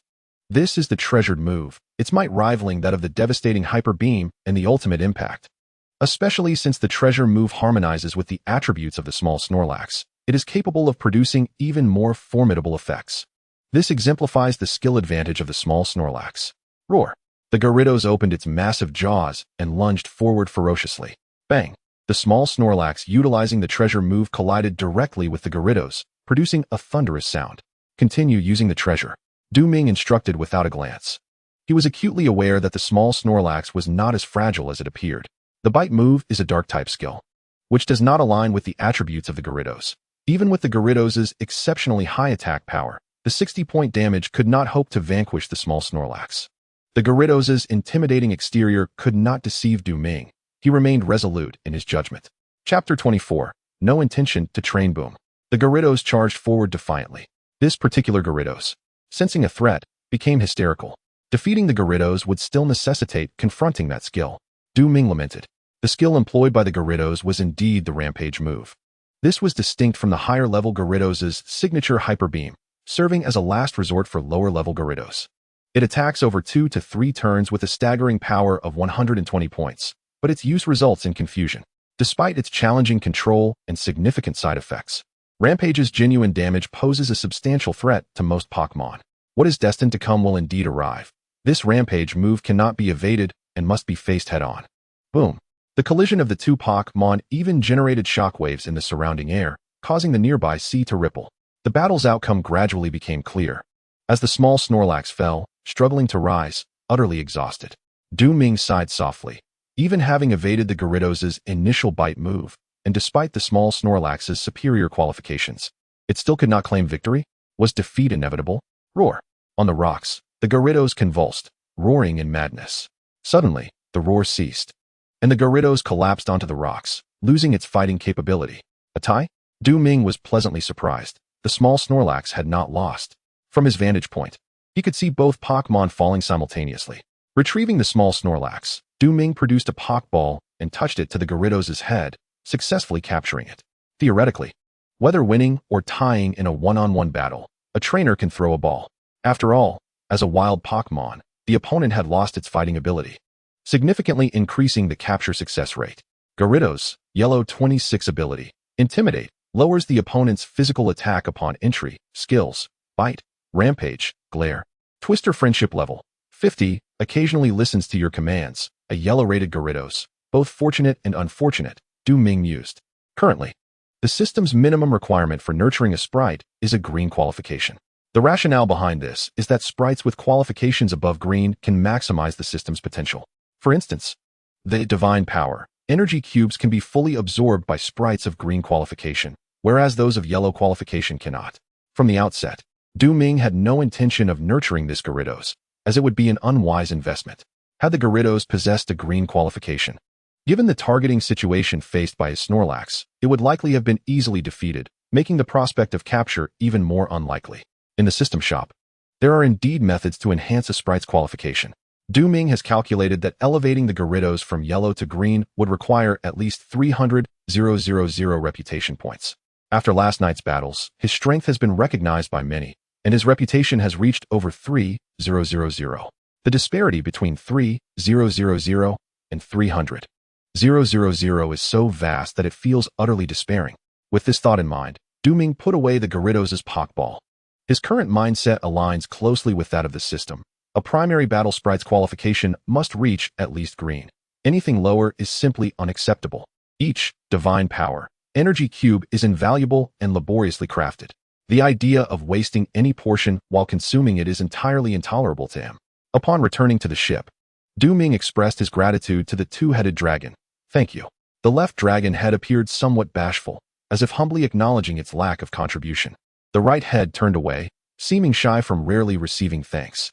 Despite the two-headed dragon's fierce nature, it exhibits a warm demeanor once its approval is granted.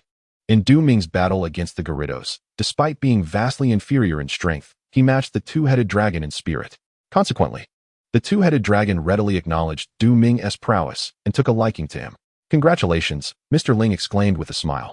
I never anticipated that you would dare to challenge after catching the Gyarados and even emerge victorious. It's quite a feat that you have the confidence to battle the Gyarados with your Snorlax. Ming chuckled. How could his Snorlax possibly lose? At that moment, Kyrulean. Come help. Ling Yuka strained with all her might to pull on the fishing rod, and with the assistance of Kyrulean's psychic powers, she finally stabilized it and successfully reeled in the hooked sprite. Magikarp, green 12. The charming smile gradually faded. This Magikarp isn't too bad. Ming remarked with playful sarcasm. A green qualified Magikarp holds a value equivalent to that of a yellow qualified Caterpie, unless he encounters a blue or even a cyan qualification. Ming would not consider capturing such a sprite, as the investment of resources would far outweigh any potential returns, with a very low margin for error. How boastful.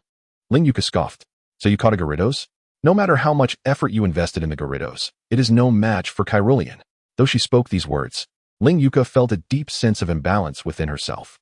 Why could Ming catch a Gyarados while she could only reel in a Magikarp? The most daunting aspect is the comparison. After expending considerable energy in nurturing, the Magikarp may not even evolve, vastly overshadowed by the direct evolution of the Gyarados. I never intended to nurture the Gyarados, Ming replied casually. You jerk, Ling Yuka retorted angrily. Ming felt a sense of bewilderment. He had merely spoken the truth. So where was the malice? How could Ling Yuka tarnish one's reputation out of thin air? Ling Shu shook his head, contemplating silently. Yuka had always deemed the Kingler inferior to the Gyarados, and now Ming even looked down upon the Gyarados, which naturally left Yuka feeling even more unsettled.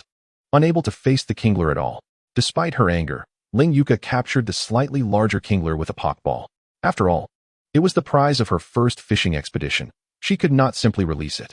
As she secured the Pokeball, her emotions grew complex. His little Snorlax could defeat a Gyarados, yet I lack even the courage to confront one. If he were to battle me with his Gyarados, how could I possibly compete? Could my Chikorita truly stand a chance against his Snorlax? Witnessing Ming's prowess, her confidence began to falter. Having failed to capture a suitable water-type Pokémon, Ming had no choice but to cast his line once more. His situation was somewhat awkward. His Snorlax had lost its fighting capability and could not participate for the time being. He rather hoped that the water-type Pokémon lurking beneath the surface would not bite. Unfortunately, fate had other plans. Reeling in, he pulled on the fishing rod. Glowfish, green 24. His Snorlax, still injured, eagerly volunteered to battle but was gently pushed aside by Ming, who refused to let it enter the fray. Ling Yuka, could you lend a hand? You may choose whatever you like from my catch today, Ming said to the girl. I have no interest, Ling Yuka replied, scrunching her little nose. Yet she ultimately directed her Chikorita to defeat the Glowfish, which was severely hindered by the rocky terrain. Ling Yuka then captured the Glowfish with a Pokeball. Her success rate for capturing was comparatively high. After all, Ming had merely hooked the Glowfish without defeating it. Kachik. The Snorlax expressed its dissatisfaction. Once you recover, I will certainly allow you to participate in battles, Ming reassured, gently stroking the Snorlax's head. Chapter 25. Young man, would you like to trade coins? The Glowfish could evolve into a rainbow fish, but but it was not particularly powerful and relied heavily on a water environment during battles. Its green aptitude was insufficient for Du Ming to cultivate the glowfish as a primary battle Pokémon. He held high standards for his main battle Pokémon. Preferring quality over quantity, they must be powerful, with a minimum aptitude of green.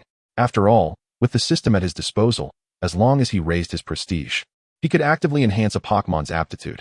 The glowfish simply did not meet his expectations. Dull fish, green 5. Observing the dull fish he had caught, Du Ming immediately commanded his Snorlax, use tackle.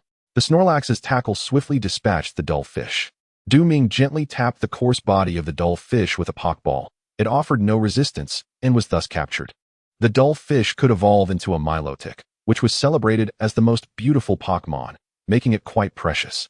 However, the difficulty of evolving a dull fish into a Milotic was even greater than that of a Kingler evolving into a Gyarados. After a moment's hesitation, Du Ming decided against training the dull fish. The clumsy fish and the Kingler are not particularly popular. However, if one wishes to cultivate a Milotic and a Gyarados, opportunities will arise in the future. Du Ming currently possesses 2 Pokémon, Togepi and Snorlax, which require high friendship levels for evolution, a challenging endeavor indeed. He cannot afford to divert his energy towards nurturing a completely ineffective clumsy fish simply out of admiration for Milotic. Not only will this fail to enhance his strength, but it will also disrupt Du Ming's rhythm. Ultimately, the low value of cultivating a green-quality clumsy fish is evident. His standards in selecting Pokémon are, in fact, quite discerning. Putting aside these thoughts, Du Ming patiently resumed his fishing. I've heard that clumsy fish can evolve into Milotic, Ling Yuka remarked, her implication unmistakable. As I mentioned earlier, during Snorlax's recovery period, assist me in capturing Pokémon. Whichever water-type Pokémon you fancy, feel free to take it, Du Ming suggested. The clumsy fish would be a suitable gift for Ling Yuka, given that he had no intention of raising it himself. It could either be transferred to the old man or exchanged for benefits at the Pokémon Center. Higher-level Pokémon could be sent to the research facility for study before being released or trained, while lower quality, yet promising Pokémon would be distributed as starting Pokémon to novice trainers. The Pokémon Center, being a national institution, would provide suitable compensation to trainers, ensuring a mutually beneficial arrangement.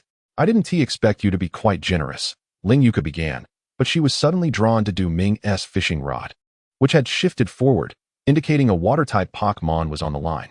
Sensing the movement, Du Ming ceased his chatter and focused intently on his catch. He reeled in the line smoothly and swiftly, with a satisfying snap as the gravitational pull of the meteorite ball dissipated. A Pokémon resembling a penguin plopped onto the rocks, appearing momentarily bewildered as it surveyed its surroundings, smacking its beak as if savoring the remnants of the bait.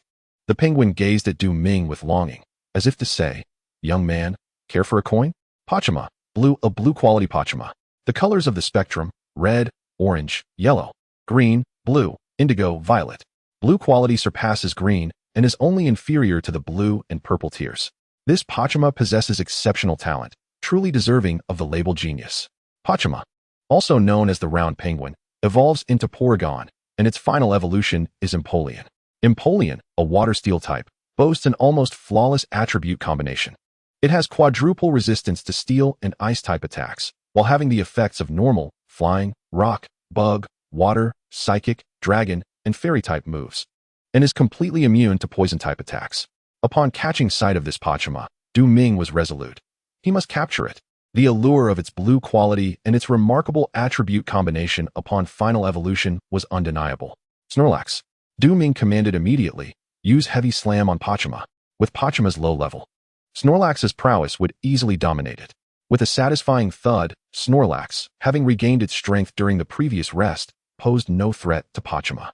Faced with the aggressive onslaught of the small Snorlax, Pachama's frantic attempts at resistance proved utterly feeble. Bubble. The water-type move, boasting a power of 40, was effortlessly shattered by the small Snorlax, which absorbed the attack without a flicker of emotion. With an unwavering demeanor, the Snorlax pressed Pachama down, who, in a desperate struggle, found it increasingly difficult to maintain consciousness under the relentless assault, gradually succumbing to the loss of combat effectiveness. Du Ming approached Pachama, retrieving a Pokeball, his heart tinged with trepidation.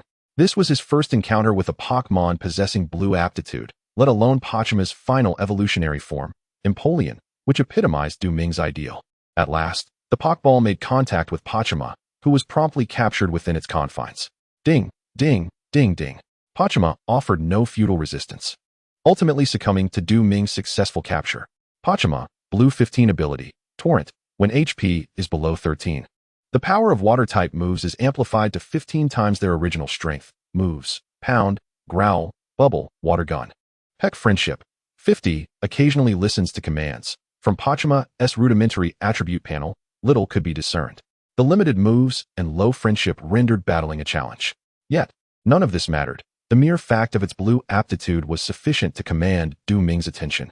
He was more than willing to invest additional energy and resources into Pachima. Moreover, it was entirely normal for initial forms to exhibit weakness. Du Ming's expectations were predominantly directed towards its final evolution, Empoleon. Contentedly storing the Pokeball, Du Ming resolved to enhance Pachima's friendship that very night. A target of 60 points would suffice, ensuring it would not be too resistant to his commands. Pachima would evolve into Prinplup at level 16 and into Empoleon at level 36. Empoleon boasts a high margin for error, with its potential rivaling that of Togekiss and Snorlax. In a buoyant mood, Du Ming even began to hum an unknown tune. Ling Yike could not help but wonder why Du Ming, who seemed indifferent to Gyarados, felt such satisfaction with Pachima. Surely, there was nothing particularly remarkable about that Pachima. She found herself perplexed by his thoughts. As the melody concluded, Du Ming's mindset settled, and he devoted himself wholeheartedly to the task of fishing. Perhaps his state of mind truly influenced his fishing efficiency. Soon, Du Ming's catches became abundant, frequently reeling in water-type Pokémon shortly after casting, including several high-level specimens with green aptitude. However, none with blue aptitude reappeared. With the sheer volume of water-type Pokémon being caught, even the stalwart Snorlax found it challenging to keep pace, prompting Du Ming to enlist the help of Cerulean to assist in capturing them. Another bite. Skillfully, he began reeling in. Sea Lion, Green 30. The coastal bay of State City is renowned for its abundance of sea lions and white sea lions, though abundance is relative. Both species are exceptionally rare and seldom encountered. Many travelers to the coastal bay of Zhocheng may spend days waiting without catching a glimpse of the elusive sea lion, let alone reeling one in with a fishing rod. The rarity of such creatures has left Ling Yuka somewhat desensitized. Initially, when she caught a Gyarados, she was taken aback, but dismissed it as mere luck. Subsequently, she hooked a Magikarp, a Psyduck, and several other aquatic Pokémon, which stirred a hint of jealousy within her, leading her to subconsciously realize something significant.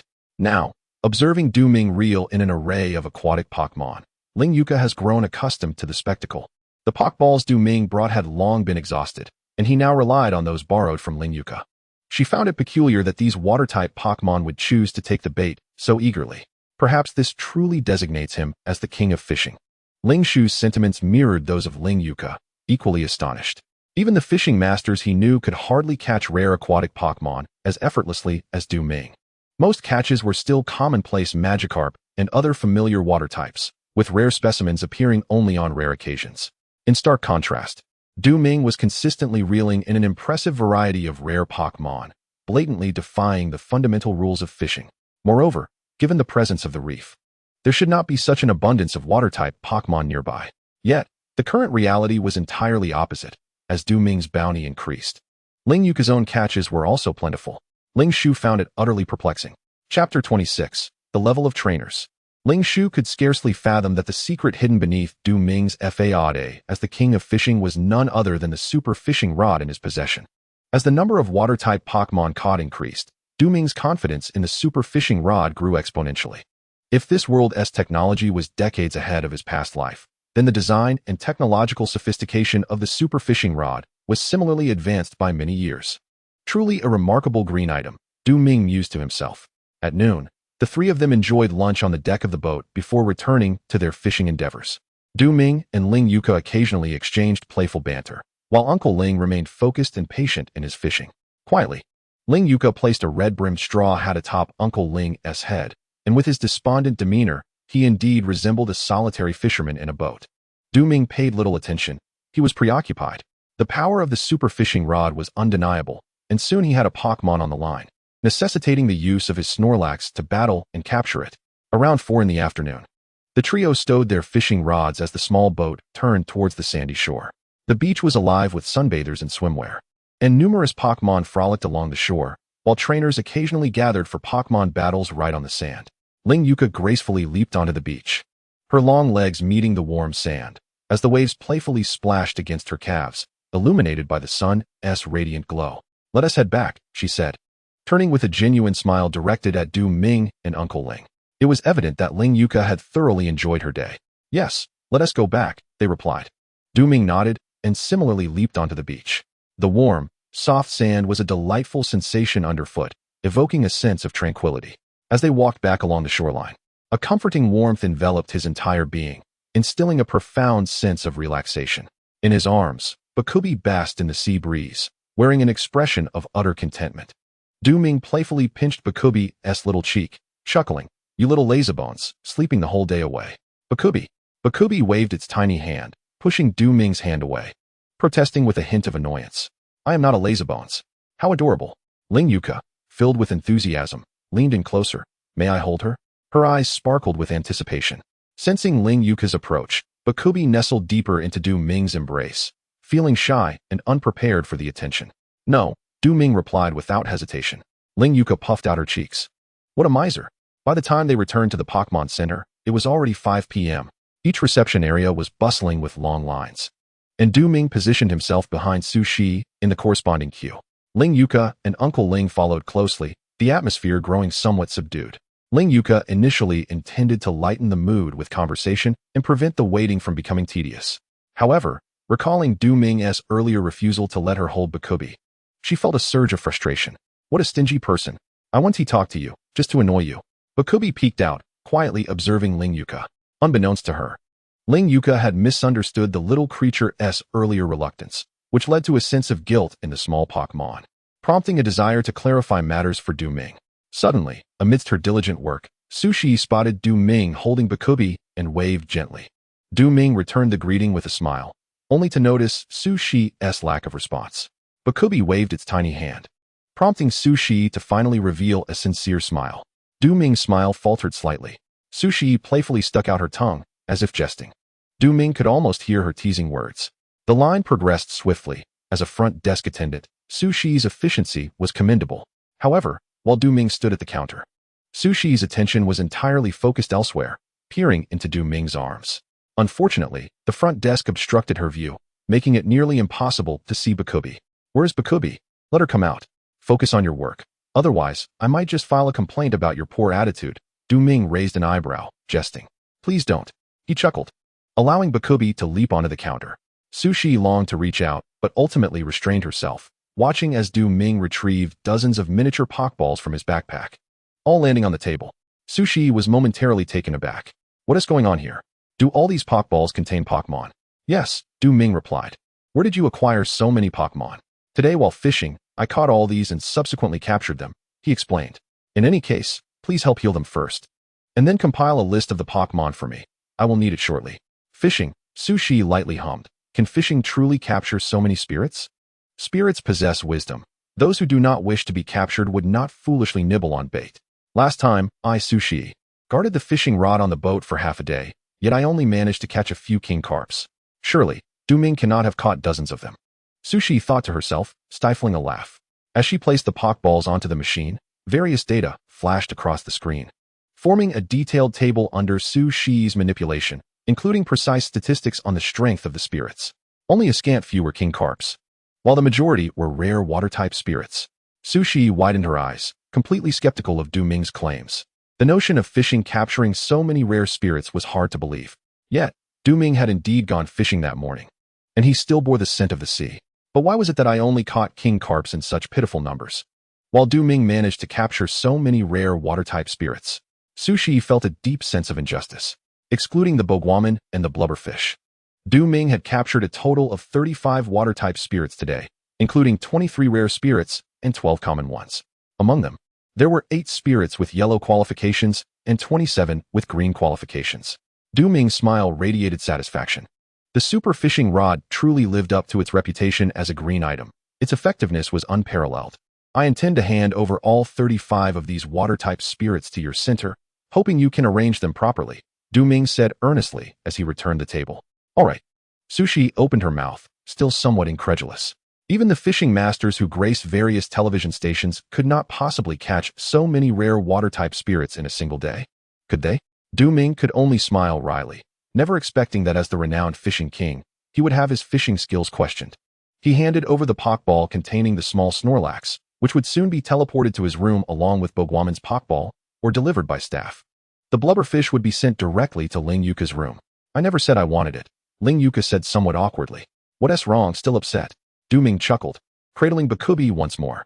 Not upset, Bakubi chirped, leaping up, and Ling Yuka, caught off guard, had no choice but to catch it. You certainly don't seem like you're not upset. Holding Bakubi, Ling Yuka pouted slightly. Only I am upset, such a silly thing. Du Ming smiled gently. One must admit, the exchange between Ling Yuka and Du Ming was filled with palpable emotion, causing Uncle Ling Zheng to twitch his eyelids in response. It seems we must have a battle, Du Ming said. Rest assured, the two-headed dragon won't eliminate you instantly, it will play with you slowly. With a bitter expression, Du Ming continued, Uncle Ling, please don't. With the strength of the two-headed dragon, I wouldn't stand a chance. Once the battle commences, it would be nothing but a thorough thrashing. Uncle Ling, possessing a dual-headed dragon, clearly transcended the capabilities of novice trainers. I wish I could hold it too. Sushi sighed with envy, longing to embrace a Bakabai and engage in delightful activities. Bakabai, instinctively sensing danger, promptly retreated into Ling Yuka's arms. Chapter 27. Ling Yuka's Clumsy Fish. Chapter 26 has undergone significant revisions. Despite the presence of extraordinary creatures known as Pokémon, the world appeared far more peaceful than in my previous life, with a notably lower crime rate, thanks to numerous regulations established by the Pokémon League and national laws. 300 contribution points. I'm still far from enough, Du Ming lamented. Becoming a recognized advanced trainer within the Pokémon League is no easy feat. Aside from accumulating substantial contribution points, there are equally high expectations regarding one's strength. Given Du Ming's current situation, even achieving a 2-star rank would prove quite challenging. Shaking off his worries, he boarded the elevator, ascending to the 13th floor.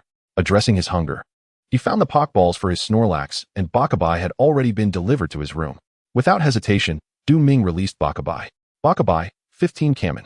Upon seeing Du Ming, Bakabai displayed a wary demeanor and hurriedly retreated until it reached a corner, halting only when it realized there was no further escape. Finding the situation amusing, Du Ming took a step forward. Bakabai, wide-eyed with alarm, found itself cornered against the wall. Staring at the barrier behind it, it turned its head back, revealing a distinctly human-like expression of fear. Am I truly that frightening? Du Ming chuckled, noticing Bakabai's lack of response and continued reluctance to accept him. He felt a twinge of helplessness. Just then, Bakabai's stomach grumbled, reminding Du Ming it was time to eat. He retrieved energy cubes from the delivery box he had received that morning, dividing them into 2 portions. These energy cubes prioritized taste. Providing no enhancement to a Pokemon's strength, they were entry-level snacks, suitable for smaller Pokemon. Bakabai had already sampled them earlier that morning, and judging by its reaction, the energy cubes must be quite enjoyable. Currently, Du Ming could only produce one type of energy cube, Divine Power, which was unsuitable for Bakabai or Bakabai's consumption.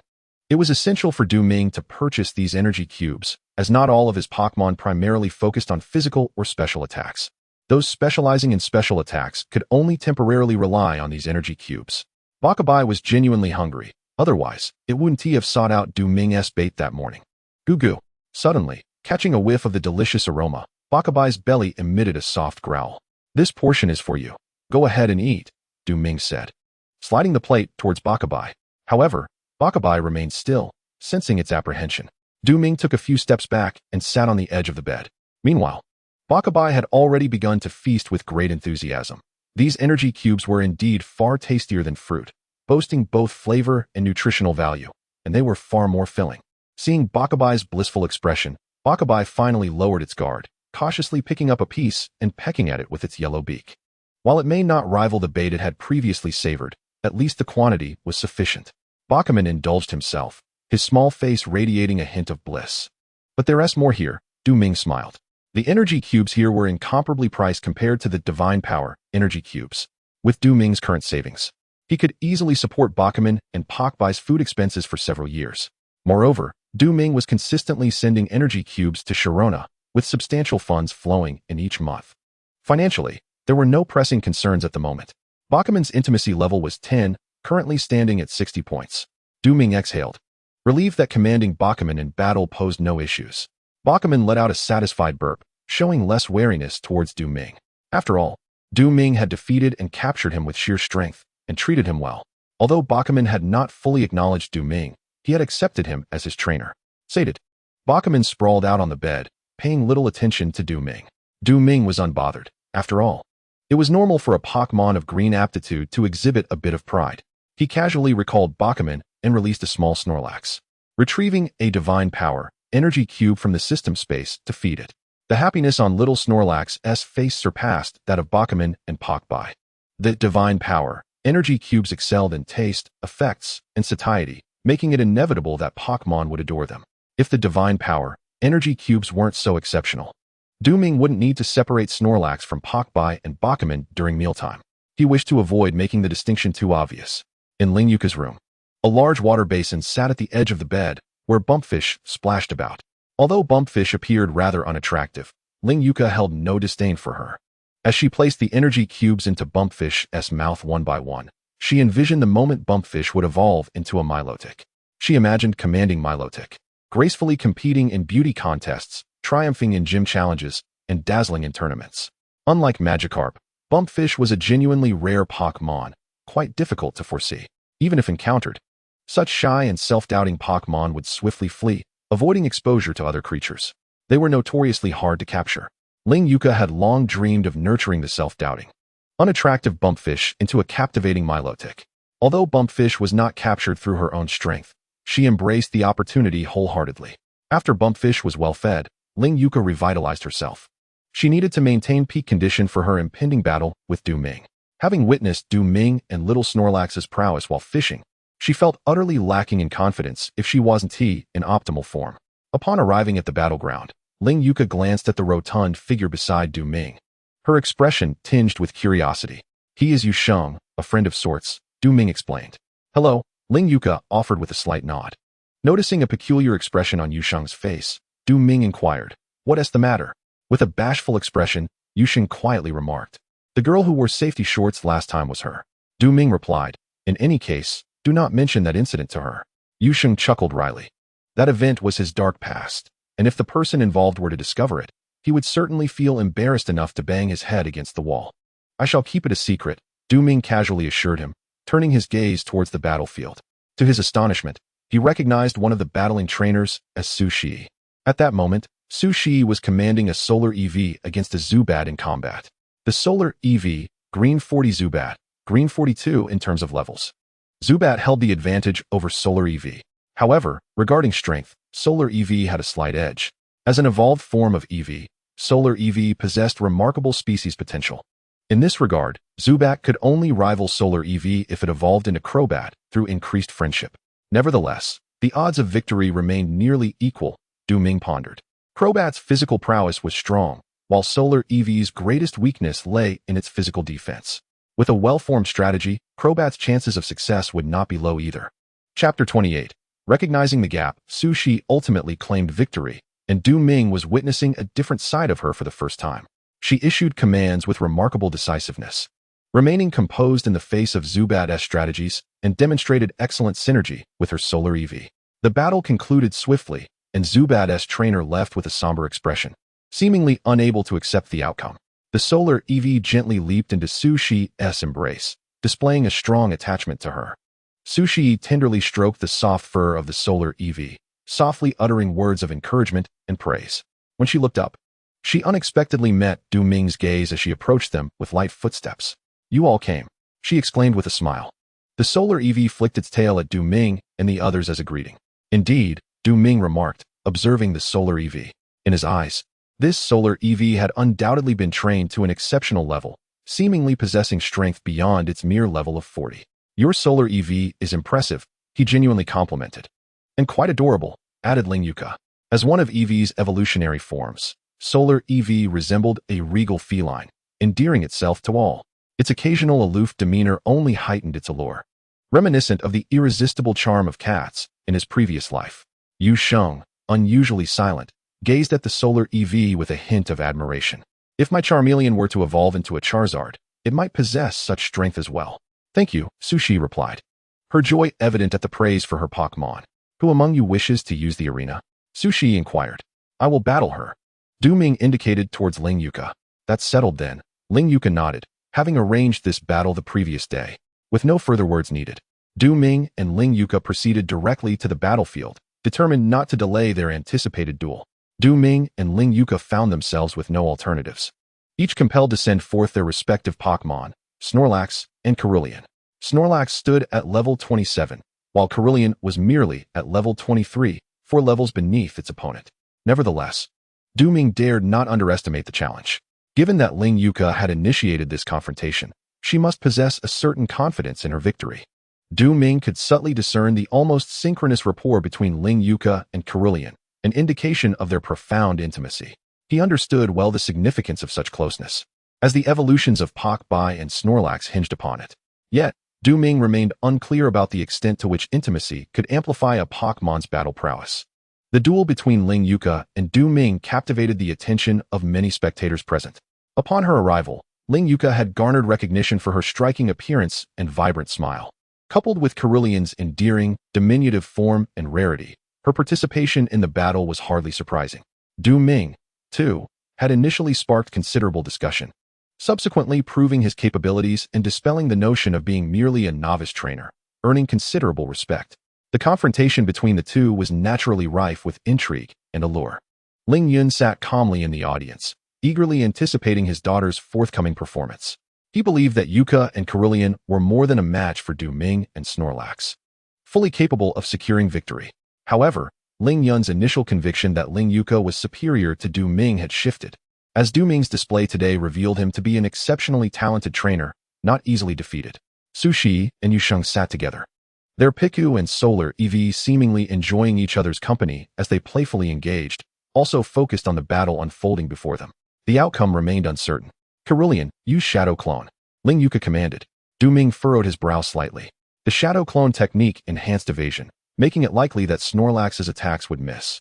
However, given Cerulean's low physical defense and health, a well-placed attack would surely prove devastating for her.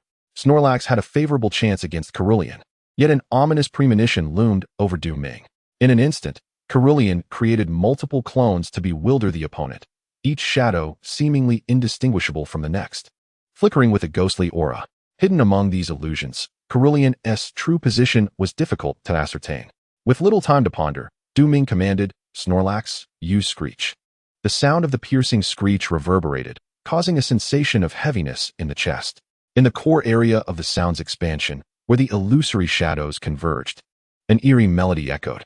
Du Ming awaited the moment when one of Cerulean's shadows exhibited a telltale sign, for that would reveal the true form of Cerulean. Use telekinesis, he urged. Whoosh. The lifelike shadows, almost simultaneously employing their superpowers, struck directly at the small Snorlax.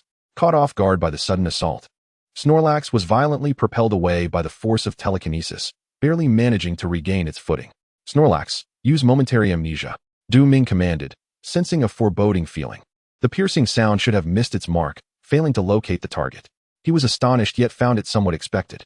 The principle of the piercing sound involved converging chaotic noises, resonating directly in the opponent's ears or even their mind, creating direct interference. The already suffocating sounds, when concentrated, would inevitably amplify the disturbance exponentially. Such a piercing sound could significantly diminish the opponent's defenses, which was hardly surprising. However, if Snorlax could not even locate the target, the mere diffusion of sound would be utterly ineffective. It was immediately determined. Use Bewitching Voice, a fairy-type move, guaranteed to hit, targeting the mind directly, making evasion impossible. As Cerulean's soft voice echoed, Snorlax exhibited an unusual daze before emitting a cry of pain. Du Ming sensed something was amiss. After using momentary amnesia, Snorlax's special defense had greatly increased. How could a 40-point power bewitching voice cause it to cry out in agony? His sense of unease deepened, and though he harbored a suspicion, he dared not believe it. How could such a thing occur? Snorlax, use Mountain Crush, charge forward, Du Ming ordered. Eager to uncover the true identity of the Cerulean hidden among the shadows, he needed to take the initiative. Use Magical Leaf. At this moment, Ling Yuka's face was alight with excitement, seemingly relishing the battle and confident of victory. With a shout, Snorlax dashed forth, its limbs aglow with white light, the essence of its normal-type energy. Amidst the swarm of shadows, Snorlax unleashed a flurry of punches and kicks against these Ceruleans, moving with the agility of a kung fu panda from the movies. Alas, it failed to strike the real Cerulean, and nearly found itself toppled by a magical leaf in the process. Continue using magical leaf, Ling Yuka exclaimed excitedly. At this juncture in the battle, it was time to reveal to Du Ming the stark disparity in their strengths. The fluttering hem of her skirt and her delicate legs, even if only glimpsed through her safety shorts, stirred a flutter of emotions. Chapter 29. The task of enhancing intimacy. Du Ming, preoccupied with the battle, paid little heed to Ling Yuka's unintentional display of youthful charm. Was this the advantage of high intimacy? His expression turned serious. Through observation, he finally comprehended the source of his inner dissonance and the various inappropriate reasons behind it. Without a doubt, Kyrurian held the upper hand in intimacy, displaying perfect synergy with Ling Yuka. The most direct manifestation of this was in their execution. Du Ming's commands to Snorlax first formed in his mind, then were conveyed audibly, before Snorlax made its own judgment and execution. The time wasted in the midst of battle undoubtedly hinders the tempo of the conflict. Indeed, Du Ming's reflexes are significantly swifter than those of the average person. However, he can only expedite the initial process, that is, the speed at which commands take shape in his mind and his rate of speech. As for the transmission of sound and the subsequent judgment made by the spirit, he has no influence over that. In contrast, Ling Yuka possesses a different ability. Du Ming has observed that often, the moment Ling Yuka's voice falls silent, Kyrurian skills are already striking the small Snorlax, with the time consumed in between being nearly negligible. Their minds resonate with one another. It is as if they are akin to siblings. Kyrurian can faintly sense Ling Yuka's thoughts and steadfastly transform them into skills for attack. Simultaneously, Ling Yuka firmly believes that her Kyrurian comprehends her innermost intentions. It is reminiscent of the disparity between an outdated computer and a top-tier gaming device. Du Ming's command delays are excessively high, resulting in actions that fail to keep pace. While the small Snorlax employs 2 skills, Kyrurian may have already unleashed 3 or even 4, making Du Ming's disadvantage increasingly apparent as the overall tempo accelerates. Bang! The magical leaf strikes directly. And had the small Snorlax not utilized instant amnesia to significantly boost its special defense, it would now be on the brink of peril. Use treasured skill. Du Ming commanded the small Snorlax, his heart heavy as he endeavored to remain composed. Up to this point in the battle, the small Snorlax had not truly landed a hit on Kyrurian, yet it had already been struck by 4 damaging skills. His rhythm in combat had been thoroughly disrupted. The recent magical leaf inflicted considerable damage on the small Snorlax, yet Du Ming found himself incapable of mounting an effective counterattack. He lacked even the time to issue commands, as he recognized that even if he ordered the small Snorlax to act, it would not respond in time, rendering it futile and only causing further disarray. There must be hope yet. While the disadvantage is substantial, Du Ming does not wish to surrender easily. With a more serious demeanor, he keenly observes the battlefield, his thoughts racing as he contemplates rapidly. Crack! The small Snorlax radiates brilliance, charging directly into the chaotic yet vivid shadows. Utilizing the treasured skill, the small Snorlax seems to possess boundless strength, rampaging through the Kyrurians. The number of Kyrurians swiftly diminishes. Boom! Having eradicated a significant portion of the shadows, the small Snorlax suddenly halts, sending the shadow blocking its path flying. This shadow, without a doubt, is the true form of Kyrurian. Bang! The sudden onslaught of a magical leaf strikes the small Snorlax at the nape of its neck, nearly toppling it. Du Ming senses impending doom, with Kyrurian's true form revealed. The explosive output of the small Snorlax might just be sufficient to overwhelm Kyrurian. However, prior to that, the small Snorlax has already expended considerable stamina. And Du Ming's greatest fear is that the small Snorlax may falter before inflicting any substantial damage on Kyrurian. He cannot accurately gauge the current states of Kyrurian and the small Snorlax. His experiences from past gaming do not provide much reference. With no other options, he can only exert his utmost effort. Continue using treasured skill, Du Ming declared loudly. Crack! Little Snorlax regained its footing, pouring all its strength into a fearless charge towards Kyrurian. Use Draining Kiss, ordered Ling Yuka. She was not surprised that little Snorlax could identify the true Kyrurian. She was acutely aware of Du Ming's prowess. If little Snorlax were to lose so easily and without resistance to Kyrurian, Ling Yuka would find it rather peculiar. In the audience, Sushi blinked her eyes, whispering softly, "The outcome has become somewhat elusive." Uncle Ling wore a serious expression. The battle had deviated significantly from his initial expectations. He could not ascertain who would emerge victorious, only that either side had a chance to win. Kyrurian was inherently fragile, with a low level, unable to withstand the formidable assault from little Snorlax. Not to mention, It was employing a treasured skill of immense power. It was exceedingly difficult for Kairu Lien to endure such a potent technique. Yusheng observed the battle with a sense of wonder. Du Ming was remarkably composed. If he were in the arena, facing the disadvantage of not being able to touch his opponent, he would likely have succumbed to chaos by now.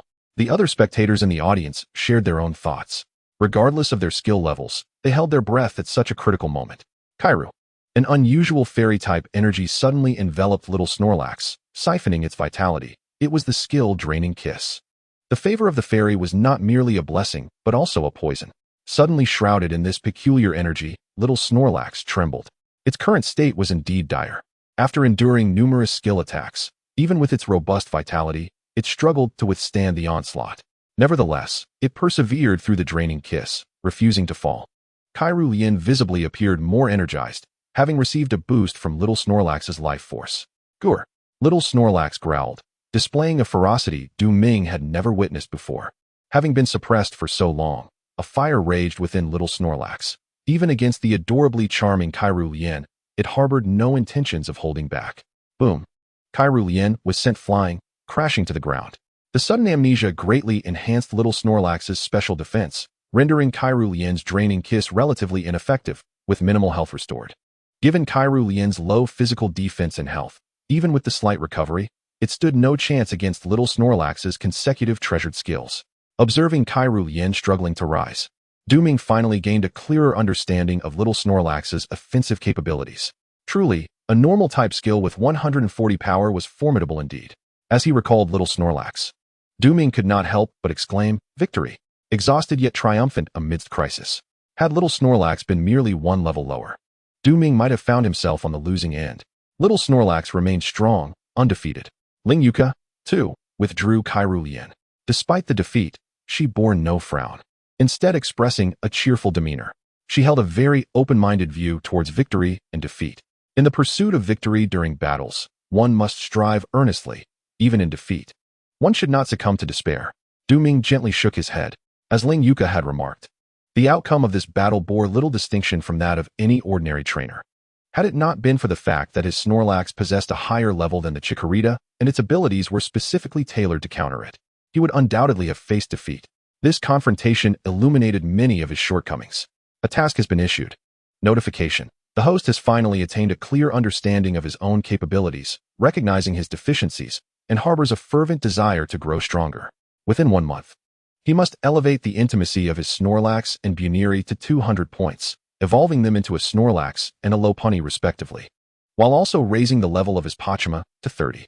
Rewards include a comprehensive personal strength level of 5, a comprehensive physical fitness level of 5, and 1 chance to spin the lottery, yielding a mysterious blue Pokémon egg.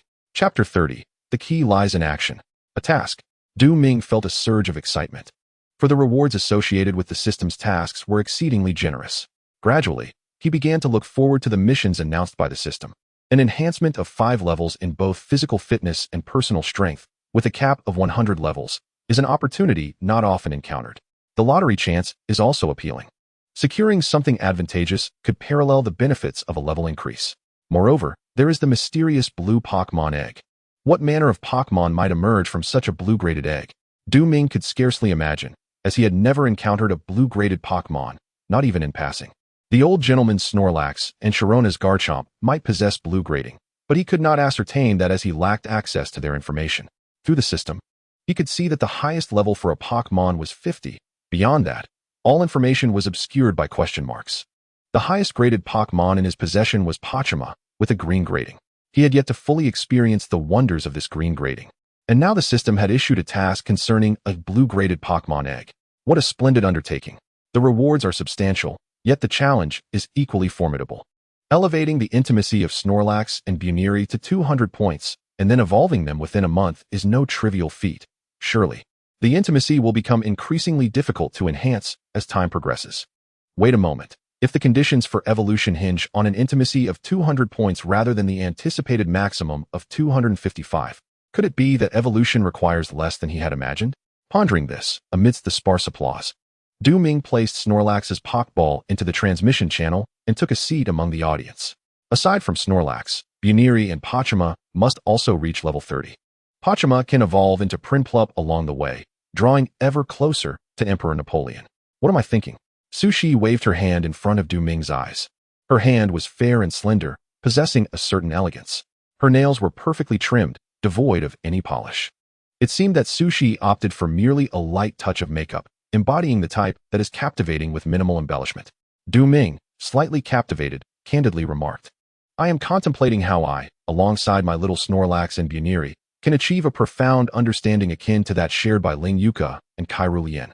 Sushi, somewhat taken aback, had not anticipated that Du Ming would possess such foresight and depth of thought. She had a considerable understanding of him. Being a novice trainer, Du Ming found himself overwhelmed. His energies and time were fragmented, leaving him preoccupied with immediate concerns. The question of mutual understanding loomed large, as the system had already initiated a half-step task, and if he did not devise a strategy soon, it would be too late. Once emotions align, a natural connection will follow. Sushi spoke with a profound tone. Pokémon are remarkably simple, yet wondrous creatures. They exert their utmost to reciprocate their trainers' efforts, provided that the trainers fulfill their responsibilities. Du Ming nodded in deep agreement. His little Snorlax had never let him down. Even when facing a formidable opponent like Kairu Lien and finding themselves at a disadvantage, they had triumphed through sheer strength and diligence. Yet, the pressing question remained: how to proceed. The crux of the matter lies not in contemplating methods, but in taking concrete actions, Sushi insisted. Du Ming had an epiphany. Indeed, if one were to merely employ fixed methods to please a Pokémon, no matter how swiftly intimacy might increase, it would lack that profound connection. For Pokémon will never truly grasp their trainer's character, nor will trainers be fully aware of their Pokémon's essence. Engaging with Pokémon without genuine investment of the heart is utterly futile. Soon, Snorlax's Pokeball was returned, and it opened promptly. The rejuvenated Snorlax ambled over to Du Ming, gently rubbing against his thigh. Du Ming affectionately stroked Snorlax's head and smiled softly. I'm glad you performed well. Otherwise, we would have lost that last battle. Snorlax displayed a bashful expression, seemingly modestly deflecting the praise and wishing to attribute the glory to Du Ming. Reflecting on Snorlax's valiant efforts during the battles, Du Ming could not help but shake his head gently. He tenderly told Snorlax, "You are truly remarkable, incredibly capable." Tears welled in Snorlax's eyes, which reddened slightly. During battles, Pokémon experience pain and suffering yet never waver. They yearn to repay their trainers for the care and responsibility taken in their daily lives. They may not seek the applause of spectators or the accolades of competitions. Often, a simple compliment from their trainer is the greatest affirmation they could receive. Such recognition brings them immense satisfaction. The system announced that Snorlax's intimacy had increased by 20 points, bringing the current intimacy to 120. Du Ming had grown indifferent to the system's notifications regarding intimacy. In a gentle tone, he reassured Snorlax, "Don't cry. Tonight we shall have an extra serving of energy cubes." Snorlax nodded vigorously, once again embracing its gluttonous nature, brimming with anticipation. Seeing that Du Ming remained unresponsive, Yusheng hesitated momentarily before finally speaking up.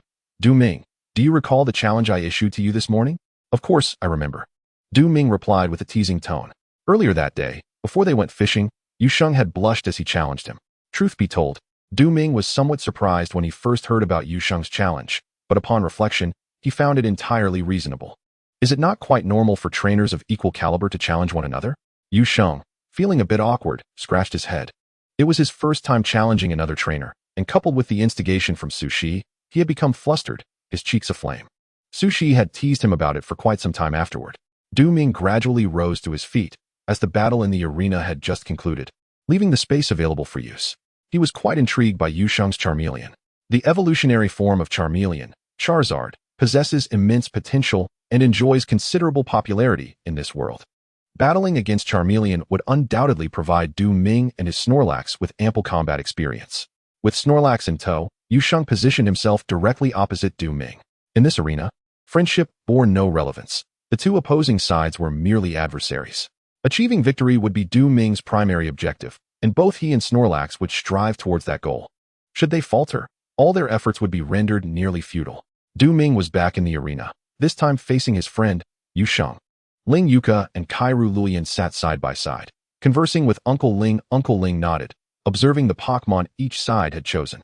Snorlax, green 27 Charmeleon, green 32 to think it is Charmeleon. It appears to be well-trained and possesses considerable strength, Uncle Ling remarked gravely. Can Du Ming win? Ling Yuka inquired. She sensed that Du Ming was particularly zealous about victory. Unlike her, Du Ming's obsession with triumph was palpable, but she could fully empathize with such a sentiment. One could say he has a chance, Uncle Ling replied. Chapter 31. Who will prevail? Yu Sheng had been a trainer longer than Du Ming, and as Yu Sheng's initial Pokémon, Charmeleon naturally boasted superior raw strength compared to Snorlax. As Uncle Ling noted, one could only assert that Du Ming had a fighting chance in this battle against Yu Sheng. However, the extent of that probability could not be gauged without a profound understanding of both Yu Sheng and Du Ming. True to its name, Charmeleon bore many characteristics reminiscent of ancient dinosaurs, featuring a horn-like protrusion on its head, a deep crimson body, and a tail that blazed with an intense flame. With Charmeleon's entrance, even the temperature seemed to rise slightly. It was evident that this Charmeleon was formidable. Charmeleon, use smokescreen. Yu Sheng commanded swiftly. As the battle truly commenced, Yu Sheng quickly adjusted his state, his gaze sharpening, his focus wholly dedicated to the fight at hand. He recognized Du Ming's prowess, and for that very reason, he was even more determined to triumph over him. He had no desire to lose. Yu Sheng's commands were both decisive and sagacious. Among the debuff skills possessed by the fire dragon, such as the roar that diminishes attack power and the ghostly visage that significantly reduces speed, Yu Sheng opted not to employ them. The attack reduction from the roar could not counterbalance the considerable defense drop from the shrill sound, and the drastic speed reduction rendered the already sluggish Snorlax quite ineffective. Only the smoke, which diminishes accuracy, bore a resemblance to the shadow clone of Cerulean. Before the smoke dissipated, Snorlax would find it exceedingly challenging to pinpoint the fire dragon's location. Snorlax, use Screech. Du Ming commanded immediately. The jarring sound spread across the arena, and the most affected by this cacophony was, of course, the fire dragon. The smoke engulfed the entire venue, including the spectators in the front row, leaving Yu Sheng, Du Ming, and the audience with only a vague view of Snorlax and the fire dragon. Everyone's vision was obscured. Only the fire dragon could discern the precise location and movements of Snorlax through the smoke it had unleashed. Use Fire Fang. Yu Sheng commanded directly. Fire Fang, a physical attack of the fire type, would be nearly impossible for Snorlax, with its meager physical defense, to withstand. In a sudden flash within the smoke, the fire dragon vanished only to reappear, sinking its fangs into Snorlax. The fire dragon's vicious fangs were wreathed in intense, explosive flames. With a sizzle, Snorlax was abruptly struck, letting out a cry of pain that was quickly stifled. Its taut body and clenched jaws indicated that it was not unscathed. Snorlax, use Odor Sleuth. Du Ming instructed. The effect of Odor Sleuth was remarkably unique. It could be regarded as the nemesis of all skills that enhance evasion. Upon using Odor Sleuth, all evasion boosts would become ineffective, allowing targets that were previously untouchable, such as Ghost-type Pokémon, to be hit. During his battle with Cerulean, Du Ming had not anticipated how troublesome the Shadow clone, which boosted evasion by a single level, would prove to be, leading him to forego the use of Odor Sleuth. Having learned from that experience, he now employed it without hesitation. Snorlax firmly locked onto the fire dragon, rendering the smoke that obscured visibility utterly ineffectual. There's even an Odor Sleuth skill. Yu Sheng's eyes widened, filled with quiet regret over his oversight. His understanding of Snorlax was woefully inadequate. For him, the only reference point was Du Ming's Snorlax before him. Until now, Du Ming had never commanded Snorlax to use Odor Sleuth, leading Yu Sheng to mistakenly believe that Snorlax lacked any skills to counteract the smoke. His battle against Ling Yuka further solidified this misconception. Unfortunately, the certainties he held were mere illusions inadvertently constructed by Du Ming. Fire Dragon, continue using Fire Fang. Yu Sheng rallied, commanding decisively. The smoke may have lost its effectiveness, yet Yu Sheng remained resolute, unwilling to alter his tactics. He intended to vanquish the little Kingler through sheer brute force, declaring, use Mountain Crush. Throughout the battle, he felt a sense of confidence. His encounter with Ling Yuka had not markedly enhanced his overall prowess, yet it had sown a delicate seed within him, enabling him to contemplate strategies with greater thoroughness and depth. With a fierce determination, the little Kingler charged directly at the fire dragon, undeterred by its menacing fangs and searing flames. The clash erupted amidst the smoke as the two Pokémon grappled fiercely.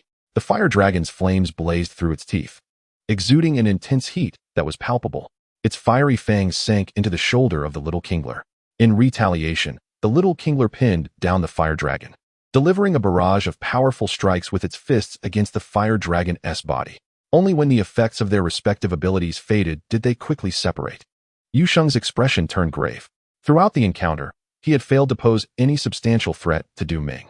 The smoke was rendered ineffective by the scent detection, and inherently, it was countered. No amount of thick smoke could hinder the acute sense of smell of the little kingler.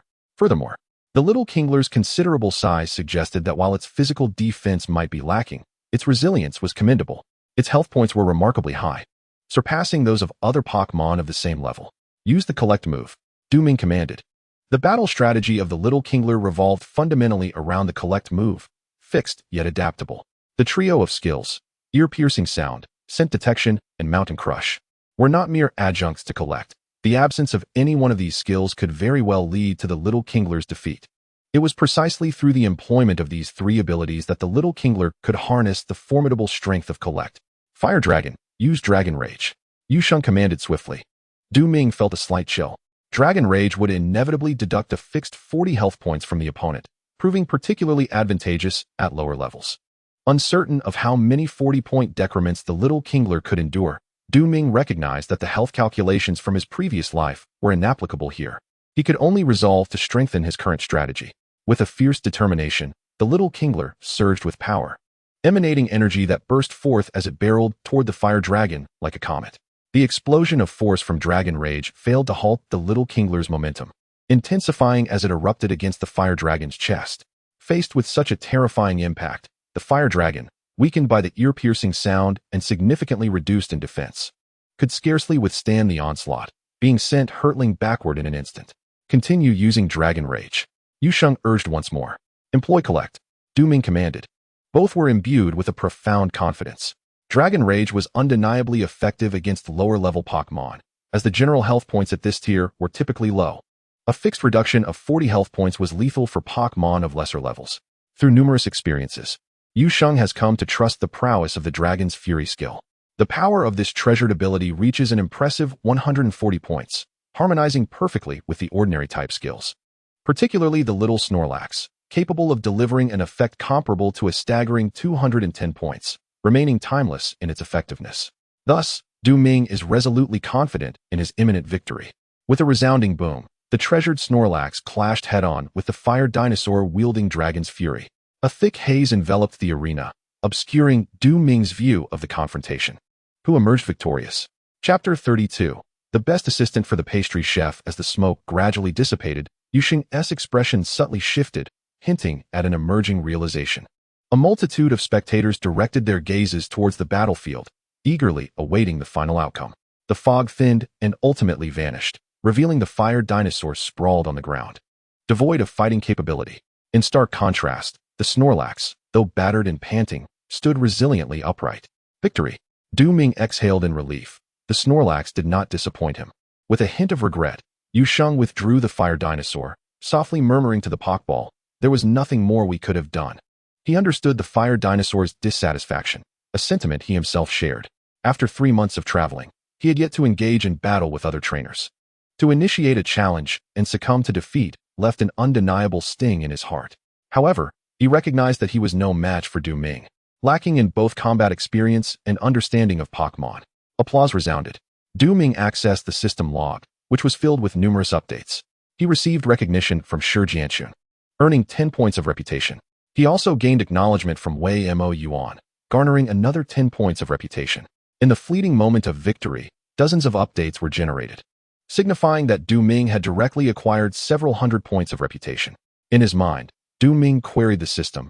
During my battles with Ling Yuka and Yusheng, how many points of reputation did I accumulate in total?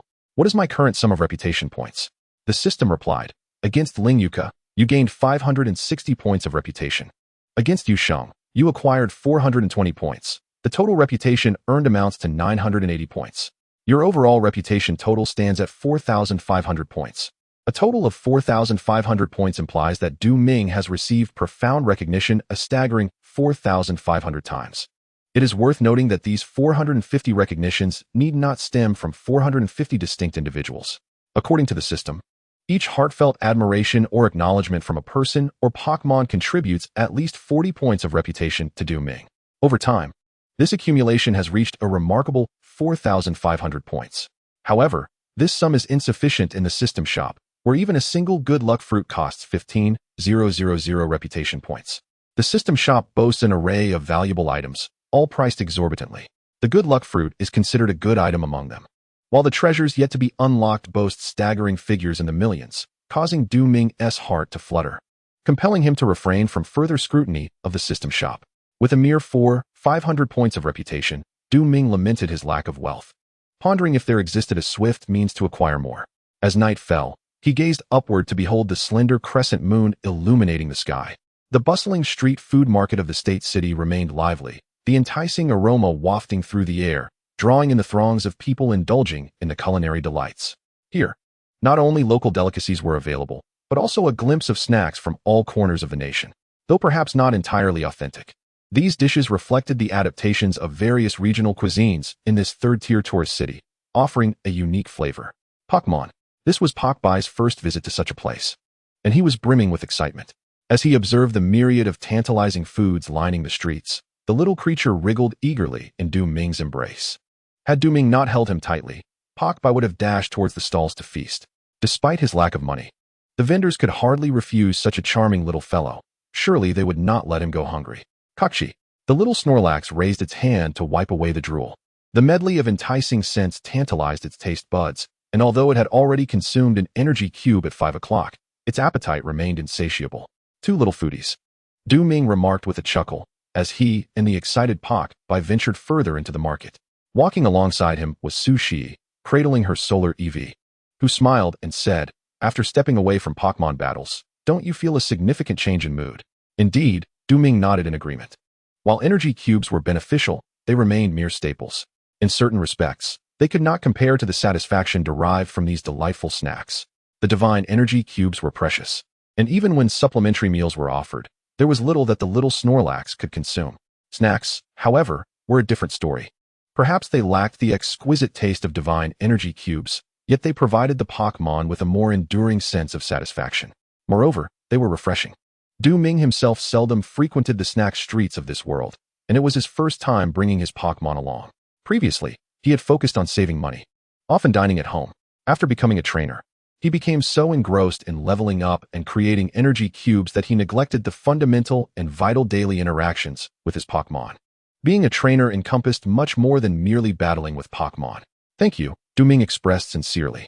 He had inquired of Su Shi about how to achieve a remarkable rapport with his Pokémon, akin to that of Ling Yuka. Rather than providing a direct answer, she encouraged Du Ming to engage sincerely with his Pokémon. Following his battle with Yusheng, Su Shi had earnestly invited him to consider this matter. Her response was no longer vague, but rather specific and actionable. "Thank you for what?" Su Shi pretended to blink innocently. "I merely wish to hold Pokbai." Pokbai, feeling conflicted, noticed the little Snorlax retreating half a step behind Du Ming and ultimately relented. "If Pokbai is unwilling, there is little I can do," Du Ming shrugged. Expressing his helplessness, Su Shi paid no heed and made her way directly to the stall of the sugar figurine maker. The stall was manned by a skilled craftsman in his 60s or 70s, deftly creating his sugary masterpieces. A considerable queue formed in front of his stall, clearly indicative of its popularity in this bustling street. Beside the master stood a chubby sweetie, quietly observing the process of sugar figurine creation. This chubby sweetie was an evolved form of the fluffy cream puff, possessing an extraordinary sense of smell that enabled it to assist the confectioner in perfecting his recipes, rendering it the quintessential aid. Only the chubby sweetie could elevate the pastries to their most exquisite flavors. Kokichi, the little Kirby, watched enviously as others indulged, unable to contain its drool. "These sugar figurines are truly delicious," Su Shi remarked, evident from the blissful expressions of the patrons. Before long, Du Ming emerged from the queue, holding 4 sugar figurines. As he savored the most ordinary one, an exquisite sweetness burst forth in his mouth, nearly causing him to forget the act of eating. He envisioned a multitude of fluffy cream puffs encircling a jar of sugar, tirelessly experimenting. The final creation was a flavor of perfection that Du Ming had never experienced before. "It's so sweet it's almost too faking," Du Ming suddenly exclaimed. "Perhaps it's your teeth that are the issue." Su Shi shot him a sidelong glance. Little Kirby, Pokbai, and Pokémon each received their sugar figurines and, after a mere taste, displayed expressions of sheer amazement. Little Kirby's intimacy increased by 5 points, now totaling 125. Pokbai's intimacy rose by 5 points to 85, and Pokémon's intimacy surged by 10 points to 70. Du Ming felt a surge of joy, as the results exceeded his expectations. Even Pokémon, typically indifferent, showed a notable increase in affection. Chapter 33. Preparations for the gym challenge. Apart from Du Ming's sugar figurine, the other four were uniquely shaped, each corresponding to Little Kirby, Bokbai, Pokémon, and the Sun Spirit, adding an element of whimsy. The master must have tailored the sugar ingredients to align more closely with the Pokémon's tastes. It was this perfect amalgamation of flavor and fun that brought genuine joy to the Pokémon. Impressive, Du Ming mused inwardly. This cuisine, a product of countless evolutions within this world, might diverge from his understanding of authenticity, yet it possessed a distinct charm. Particularly remarkable was the chubby sweetie. With its innate ability to discern sweetness, naturally, the sugar figurines crafted with its assistance would be astonishing in flavor. After a leisurely stroll, Bokbai, clutching a caramel apple, licked it delicately, leaving red stains on Du Ming's clothing. Little Kirby, on the other hand, voraciously devoured a large pancake, clearly relishing it. As for Pokémon, it seemed particularly fond of the original sugar figurine, sampling various flavors. The intimacy of all three Pokémon significantly increased. In contrast to the timid creature he had initially captured during the day, Pokémon had grown less fearful of Du Ming and even displayed signs of fondness. The intimacy level between Bojamon and Du Ming has now reached an impressive 75 points, alleviating Du Ming's concerns about Bojamon stealthily slipping away or inexplicably defying his commands. Du Ming mused that on the next occasion, he could take the Pokémon to some intriguing locales. The Pokémon appeared content, and Du Ming contemplated that it was time to return, as staying out too late could disrupt their biological rhythms. Upon arriving at the Pokémon Center, Sushi was abruptly intercepted by a young man clad in a suit, revealing a hint of reluctance on her part. It was evident that this young man was a suitor of Sushi, unwelcome yet persistently clinging to her. Jiang Haolin proffered a bouquet of flowers, but Sushi declined to accept them. "I'm sorry, I have other matters to attend to." With that, she turned to enter the Pokémon Center, only to be deftly obstructed by Jiang Haolin yet again. "Please grant me another chance," he implored, his confidence radiating as he struck what he believed to be his most charming pose, declaring, "Trust me, no one is more suited for you than I am." Sushi regarded Jiang Haolin with a discerning gaze, unable to discern any qualities that would render him compatible with her. His character, taste, and hobbies, as well as the Pokémon he possessed, were all misaligned with her own. His notion of compatibility was merely a figment of his own desires. Silence enveloped the scene as Sushi chose not to respond. Du Ming scrutinized Jiang Haolin, feeling an unsettling familiarity with the man. After a moment of contemplation, he finally recalled where he had encountered Jiang Haolin before. It was indeed that individual. Jiang Haolin, feeling the weight of Sushi's purposeful silence, sought an avenue to engage Du Ming instead. Before he could voice his inquiry, Du Ming smirked disdainfully and retorted, "What are you staring at?" Jiang Haolin opened his mouth, eager to retort with a similar phrase, but reconsidered. With Sushi present, such a response would likely diminish her opinion of him even further, compelling him to hold his tongue. "What does it have to do with you?" He quickly regained his composure and countered, "Sushi is out with me tonight, and now I am escorting her back, yet you obstruct my path. Tell me, does that not concern you?" Du Ming replied nonchalantly. Jiang Haolin was momentarily speechless, glancing at Sushi, hoping to elicit a response from her. Sushi remained silent, rolling her eyes at Du Ming. What was initially a trivial situation had been rendered ambiguous by his words. The absence of a reply was the best response, and Jiang Haolin's mind began to concoct scenarios of his goddess seated in a serene, romantic, upscale restaurant, sipping red wine with another man, ultimately leaving hand in hand. The thought caused him an ache in his heart, his hands trembling slightly. Had Du Ming been privy to Jiang Haolin's musings, he would have surely chuckled in exasperation. Serene and romantic? Upscale restaurant? Sipping red wine? Such notions were non-existent. This evening would consist solely of indulgent spicy hot pot and greasy barbecue delights. "I'm afraid Sushi seems disinclined to accept your bouquet, so allow me to dispose of it for you," Du Ming said, snatching the flowers from Jiang Haolin's grasp and carelessly discarding them into a nearby trash bin. With that, he took hold of Sushi and headed toward the elevator of the Pokémon Center. By the time Jiang Haolin regained his senses, Du Ming and Sushi had vanished from sight. Damn it, Jiang Haolin could not help but clench his teeth. Inside the elevator, Sushi, with a faint smile, inquired, "Do you know who he is?" "No," Du Ming replied, turning to Sushi, awaiting further explanation. Since acquiring the system, Du Ming's character had slightly altered. Nevertheless, despite his earlier display of confidence, his heart raced, fearful that Jiang Haolin might retaliate against him. "He is the son of Jiang Yongliang, the master of the state dojo," and he will soon attempt to take over the dojo, Su Shi remarked, a hint of teasing in her expression. Du Ming had heard from Su Shi that before leaving the state, he intended to challenge the state dojo, regardless of the odds. As for now, offending the next master of the state dojo could result in losing the chance to earn the badge, even if he triumphed. This was something Du Ming was certain of. Jiang Haolin was the trainer who had battled with a Zubat against Su Shi's Solar EV in the evening. The outcome of that battle was never in doubt. The poison type was easily countered by the psychic type, leading to a swift defeat for Zubat. In fact, even without type advantages, Zubat would not have stood a chance against Solar EV. Aside from Zubat's relatively high level, Du Ming saw no signs of a seasoned trainer in Jiang Haolin. It is worth noting that one can become a trainer at the age of 16 in this world, yet Jiang Haolin appeared to be at least 22. To be honest, I am quite surprised, Du Ming stated earnestly. I never expected such a seemingly inept individual to become the future dojo master. Su Shi responded. The following day, Du Ming set out early, accompanied by a small Snorlax and cradling a Piplup, heading towards the outskirts. He was now filled with determination.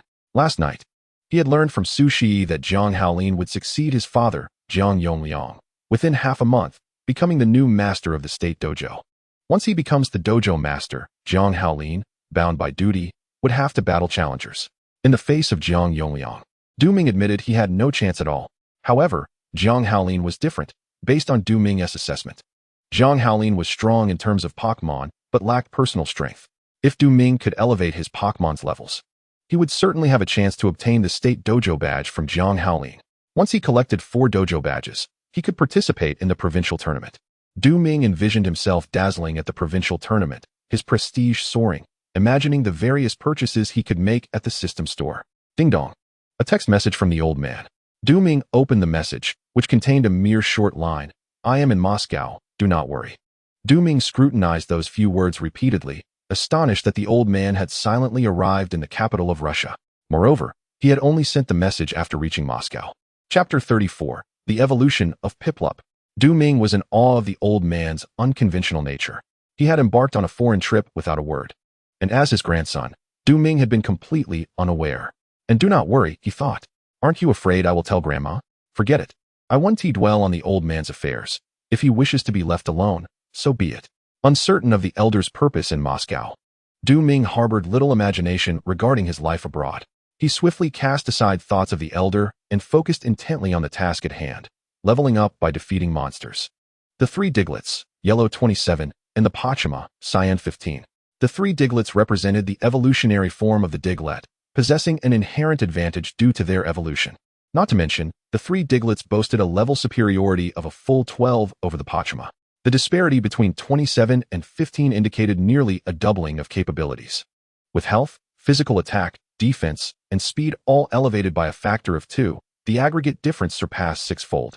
When comparing identical Pokémon, the 27-level entity was almost 6 times stronger than its 15-level counterpart. Of course, the Pachima had its own merits. Being a water type, it countered the ground type, inflicting double damage. Furthermore, the Pachima's exceptionally rare Cyan attribute rendered it a prodigy among Pokémon. In contrast, the 3 Diglets possessed merely the most mundane yellow quality. Du Ming had every reason to believe that the Pachima could triumph. It was the perfect opportunity to gauge the true strength of the Cyan attribute Pachima against the 3 Diglets. With this thought in mind, Du Ming issued a direct command. Pachima, use the echoed voice skill. The echoed voice served to weaken the opponent's physical attack, making it an ideal choice against the 3 Diglets, which were known for their formidable physical power but feeble special attack capabilities. Comment. The Pachima's voice resonated. An extraordinary force enveloping the 3 Diglets. Unbeknownst to them, their spirits began to waver, and the consolidation of their strength became significantly more challenging. Provoked, the 3 Diglets swiftly organized a counterattack. Sand Tomb. They unleashed, a skill lasting 4 to 5 turns, though its power was relatively modest. However, for the Pachima, which had few skills at its disposal, the damage output of the Sand Tomb was comparable to its primary combat abilities. Pachima, utilize Bubble. Du Ming instructed promptly. He held no doubt about victory, should the Pachima fail to overcome the 3 Diglets through its own prowess. He would rely on his considerable personal strength and reaction speed to re-strategize and secure a win. Nevertheless, if possible, Du Ming hoped that the Pachima could indeed achieve victory through its own might. Having successfully captured this rare, Cyan attribute Pachima, He certainly wished for it to possess strength far beyond his expectations. With a sudden burst, command, the Pachama propelled a stream of bubbles towards the three Diglets, yielding remarkable effectiveness. The system announced, Pachama has learned the skill Bubble Beam in advance. Typically, Bubble Beam would be mastered at level 18. Yet most Pachama evolve into Prinplup before reaching that milestone. In comparison to the feeble bubbles, the power of Bubble Beam was significantly greater. Mastering and executing it early proved advantageous in the current battle. Gaji, the three Diglets, now agitated by the Pachama's attack, reacted with fury, employing the Mud Slap move. With a power of 20, this ground-type skill barely inflicted any damage. Ming never anticipated that the three Diglets were orchestrating such an attack behind the scenes. However, it was fortunate that the wild Pokémon lacked battle experience. Their fury made it increasingly difficult for them to make sound judgments. Ming silently mused and instructed Pokémon to continue using Bubble Beam. Bang! The Bubble Beam proved to be far more effective, allowing Ming to keenly observe Pokémon's innate talent. Initially, when Pokémon first grasped the technique, it appeared rather clumsy, but now he executed it with remarkable finesse. Despite having just recently learned the skill, Pokémon exhibited an impressive proficiency, perhaps a testament to the extraordinary nature of his green aptitude. Green, second only to blue and purple, must possess some unique qualities that Ming could scarcely comprehend. After all, what else could explain why the Snorlax and Togepi, with superior aptitude, outperformed him?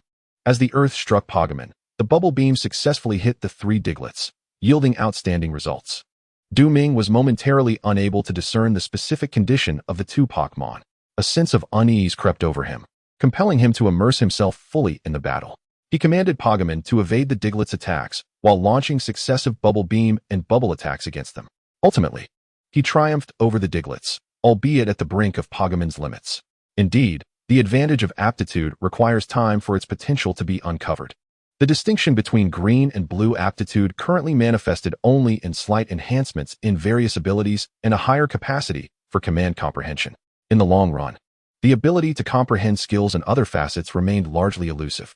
However, Ming had faith that within Pokémon, Snorlax, and Togepi lay a power far surpassing that of ordinary Pokémon. Gazing at Pokémon before him, Ming felt a shift. He would soon be addressing him as Prince Pokémon. Pokémon leveled up by 1, now at level 16. Attention, host, Pokémon is evolving. The system's notifications drew Ming's complete focus to Pokémon. Come on. A faint white glow enveloped Pokémon, not emanating from strength or skill, but signaling his impending evolution. The timing was just right, based on his level. The white light intensified. Pokémon completed his evolution, acquiring the skill Metal Claw. Prince Pokémon, green level 16 ability, Torrent. When health drops below 13, Water-type moves increase in power by 15 times. Skills: Tackle, Growl, Bubble, Water Gun, Peck, Bubble Beam. Metal Claw Affection, 75. He follows your commands without complaint. The evolved Prince Pokémon exhibited enhanced capabilities across the board compared to his previous form. Moreover, Ming sensed that the evolution had unearthed a significant portion of Prince Pokémon's latent potential. Recognizing this, he immediately resolved to conduct an experiment. He sought out a similar Diglett, and unlike Pokémon, Prince Pokémon effortlessly defeated the Diglett, which was 12 levels higher, relying solely on his own strength. Without necessitating Ming to push his mind to the limits in search of the opponent's weaknesses or timely evasive commands. It must be said that evading this skill is truly a remarkable feat, of course. Even Ming has encountered situations in actual battles where he commanded his Pokémon to evade, yet the creature failed to execute the command properly. Fortunately, there were no outsiders present, otherwise, it would have been quite embarrassing. The skills of Pokémon are not easily dodged. System notification: Prince Bo has leveled up by 1 level, currently at level 17, and has prematurely mastered the skill Tidal Spin. After commanding Prince Bo to defeat a formidable ground-type Antlion, he finally ascended to level 17 and acquired the skill Tidal Spin. Tidal Spin? Ming was astonished. Tidal Spin is a skill that Prince Bo can typically master only at level 37. Many Prince Bo, even after evolving into a Kingdra, may not necessarily learn Tidal Spin. The Azure aptitude is indeed extraordinary. Chapter 35. Gym Competition. As Ming deepened his understanding of Prince Bo, his comprehension of Azure aptitude also became more comprehensive. Compared to Green aptitude, Azure aptitude is significantly superior in various aspects. Not only are the base values of all abilities higher, but the capability to comprehend skills is also greatly enhanced. Throughout numerous battles, Prince Bo's proficiency in skills such as Tidal Spin and Bubble Beam rapidly increased, significantly enhancing accuracy, power, and release speed. It is hard to fathom such remarkable progress in just one day. Even Du Ming could not help but wonder if his reaction speed would suffice against an opponent like Prince Bo. Prince Bo leveled up by 1 level. Currently, at level 22, Du Ming, possessing a system, found that leveling up Pokémon below level 30 was relatively easy. Maintaining a full day of intense Pokémon battles allowed Prince Bo to elevate his level by an impressive 7 levels, reaching level 22. Just 8 levels shy of the 30 required by the system's task. Compared to building intimacy, leveling up is far more manageable. During the afternoon break, Du Ming took out his super rod and began fishing by a lake. Many enthusiasts were also fishing nearby, yet none could match Du Ming's extraordinary prowess. It was hardly long before a water-type Pokémon was hooked, although many of these Pokémon were quite common. The nearby fishing enthusiasts were still astonished and began to gather around Du Ming. After consulting with Sushi, Du Ming had a clear understanding of the specific requirements for Pokémon acceptance at the Pokémon Center. Firstly, rarity is paramount, the rarer the Pokémon, the greater the compensation and contribution value provided by the center. After all, a significant portion of these Pokémon is sent to research facilities, while the more common Pokémon have already been thoroughly studied or are simply not in demand. Generally, these are just taken from trainers and swiftly released. The Pokémon released in this manner would not typically be caught again by trainers using the same methods. Secondly, there is the matter of aptitude. The assessment of aptitude is not straightforward. It is often evaluated by research institutions every few months before compensation and contribution values are adjusted accordingly. With Prince Bo in his possession, Du Ming felt no particular need for water-type Pokémon. Even those with green aptitude would not cause him any regret when contributed to the Pokémon Center. As a trainer, Du Ming does not require an abundance of Pokémon. The cultivation of his current trio, Bakubi, Little Cabby Beast, and the Water Prince, has already left him quite overwhelmed. Henceforth, he must exercise greater prudence in selecting his main battle Pokémon. Ideally, new additions should complement his existing lineup, while also considering their inherent potential. He shook his head, dismissing such far-reaching thoughts, and proceeded to gather his belongings for a swift return. The levels of Pokémon hold paramount significance, and with a system at his disposal, Du Ming's most direct method of advancement is through combat. To ensure a favorable win rate, he must engage with wild Pokémon. This monotonous grind of battling to level up is likely to persist for a considerable duration. Nonetheless, Du Ming finds genuine joy in it. Had he not traversed into this world, he would never have had the opportunity to command his Pokémon in battles against a myriad of others. The complimentary 3-day stay at the Pokémon Center soon elapsed, yet Du Ming, with ample funds, opted to extend his residence there. The center's amenities, the battling facilities, and the plethora of trainers at a similar skill level were simply too enticing. By day, he trains his Pokémon, and by evening, he engages in battles with other trainers, achieving victory after victory. Notably, Yusheng departed from the Pokémon Center after his 3-day stay, remaining in the state city but seldom contacting Du Ming. Du Ming speculated that Yusheng was also in a state of anticipation, waiting for Jiang Haolin to ascend to the position of gym leader and subsequently claim the badge. Jiang Yongliang's prowess was formidable, making it unrealistic for novice trainers to hope for victory against him. Jiang Haolin, however, presents a different opportunity. Once he becomes the gym leader, it will be the prime moment to secure a badge. Many well-informed trainers are eagerly awaiting this shift. No one is foolish. No one desires defeat in a gym battle. Du Ming shares this sentiment. In comparison to the seasoned Jiang Yongliang, he yearns for a contest against Jiang Haolin. To this end, he diligently works to enhance both his own and his Pokémon's abilities, never allowing himself to become complacent. Just as Du Ming's routine began to stabilize, unforeseen changes in reality necessitated a revision of his plans. He opened his backpack and emptied the miniature Pokeballs onto the table. "Could you assist with this?" he requested of Sushi.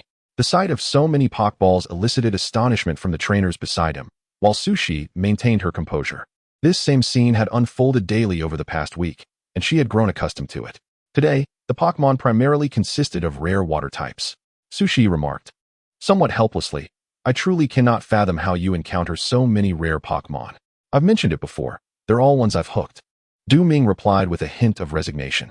Sushi clearly found this hard to believe.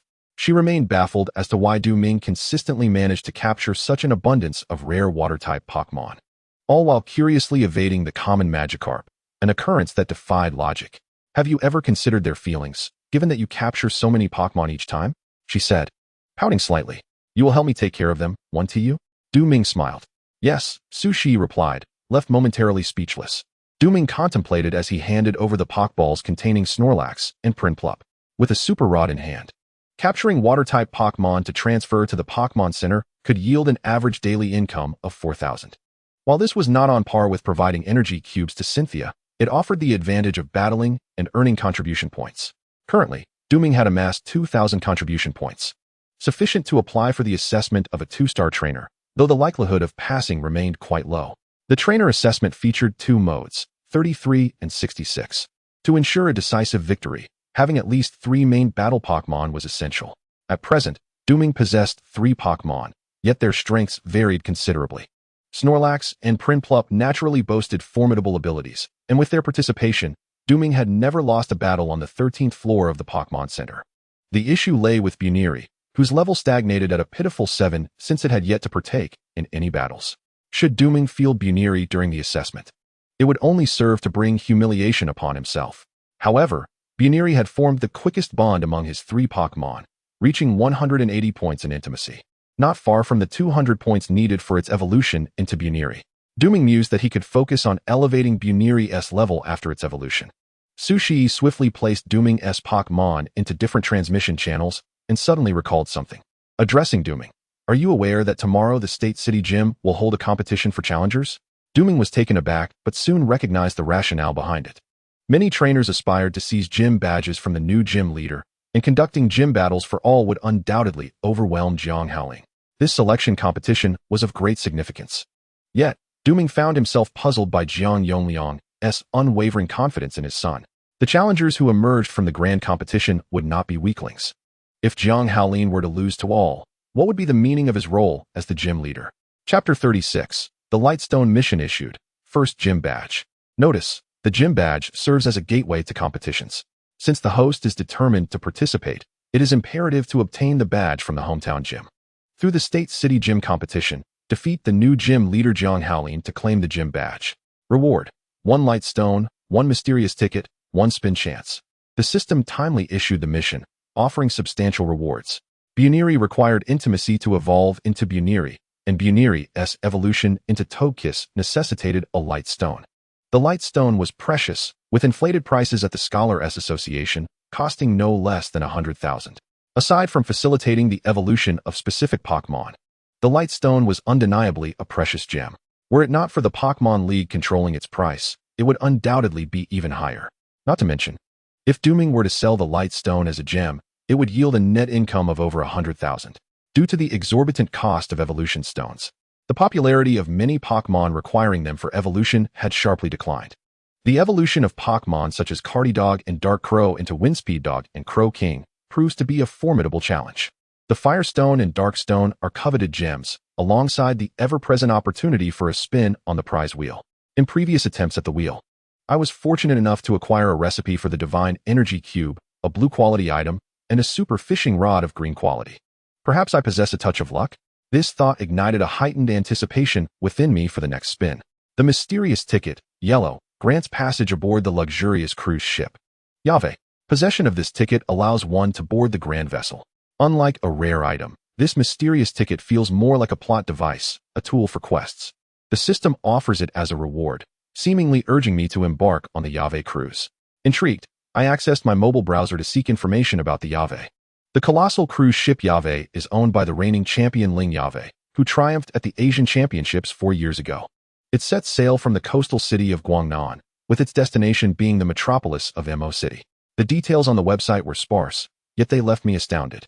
Ling Yave, having secured 2nd place at the Asian Championships, ranked as a formidable contender among the top trainers, claiming the highest position among 3.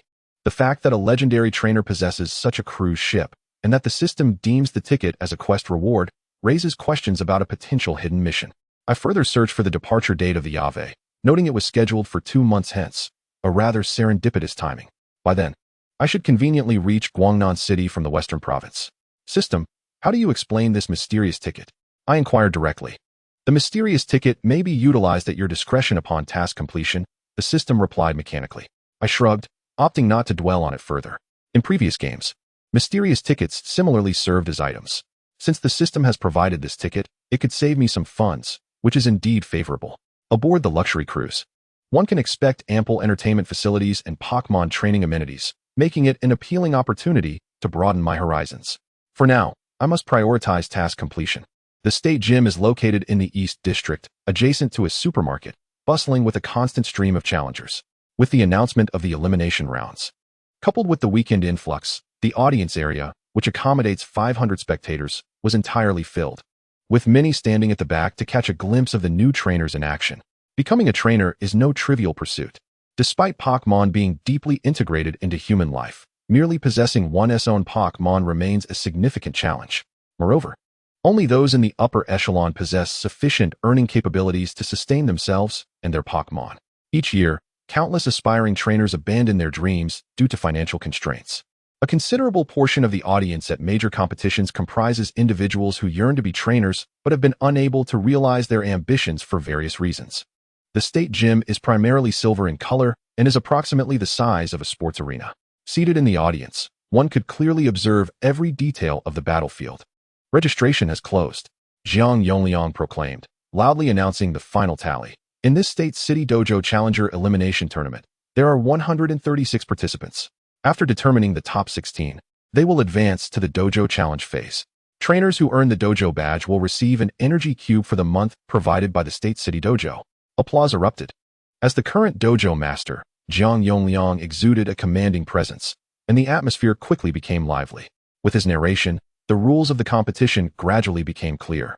As the host, the State City Dojo naturally prepared substantial rewards for the victors. A month's worth of energy cubes, when purchased at the scholar's home, would cost no less than 3,000. Additional rewards? Ming pondered quietly.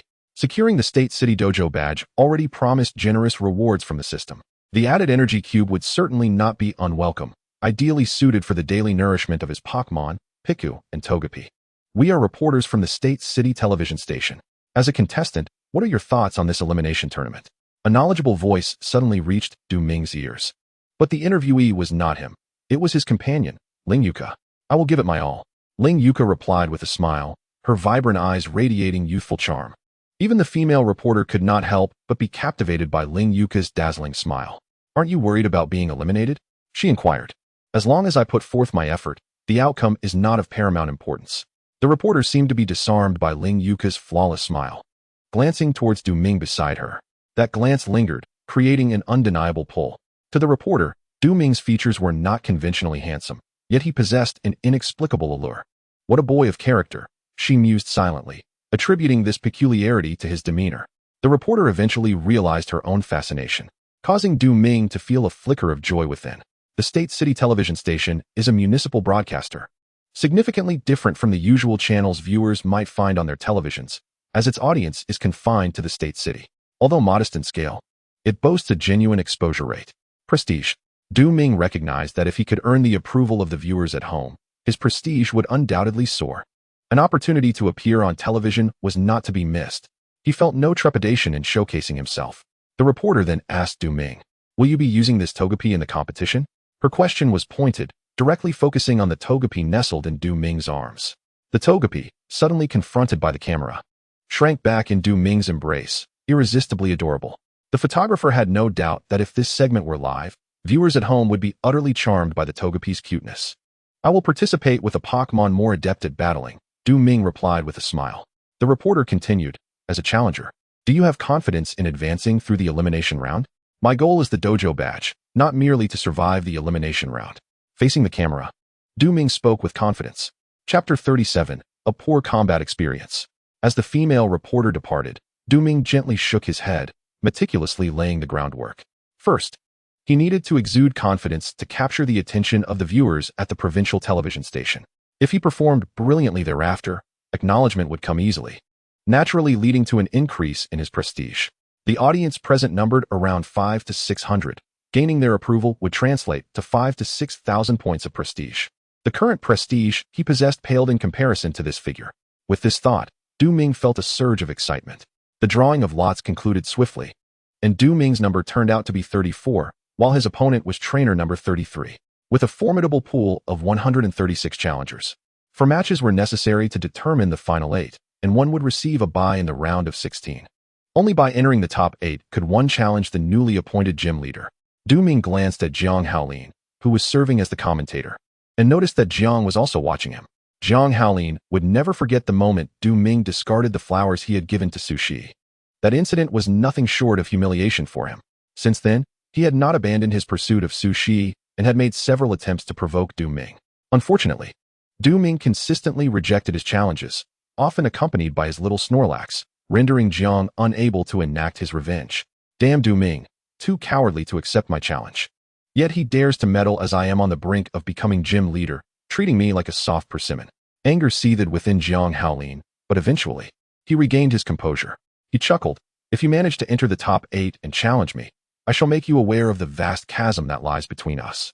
In response to Du Ming's gaze, Jiang Haolin merely sneered and resumed his commentary in what he believed to be the most flamboyant manner, describing the ongoing 8 matches.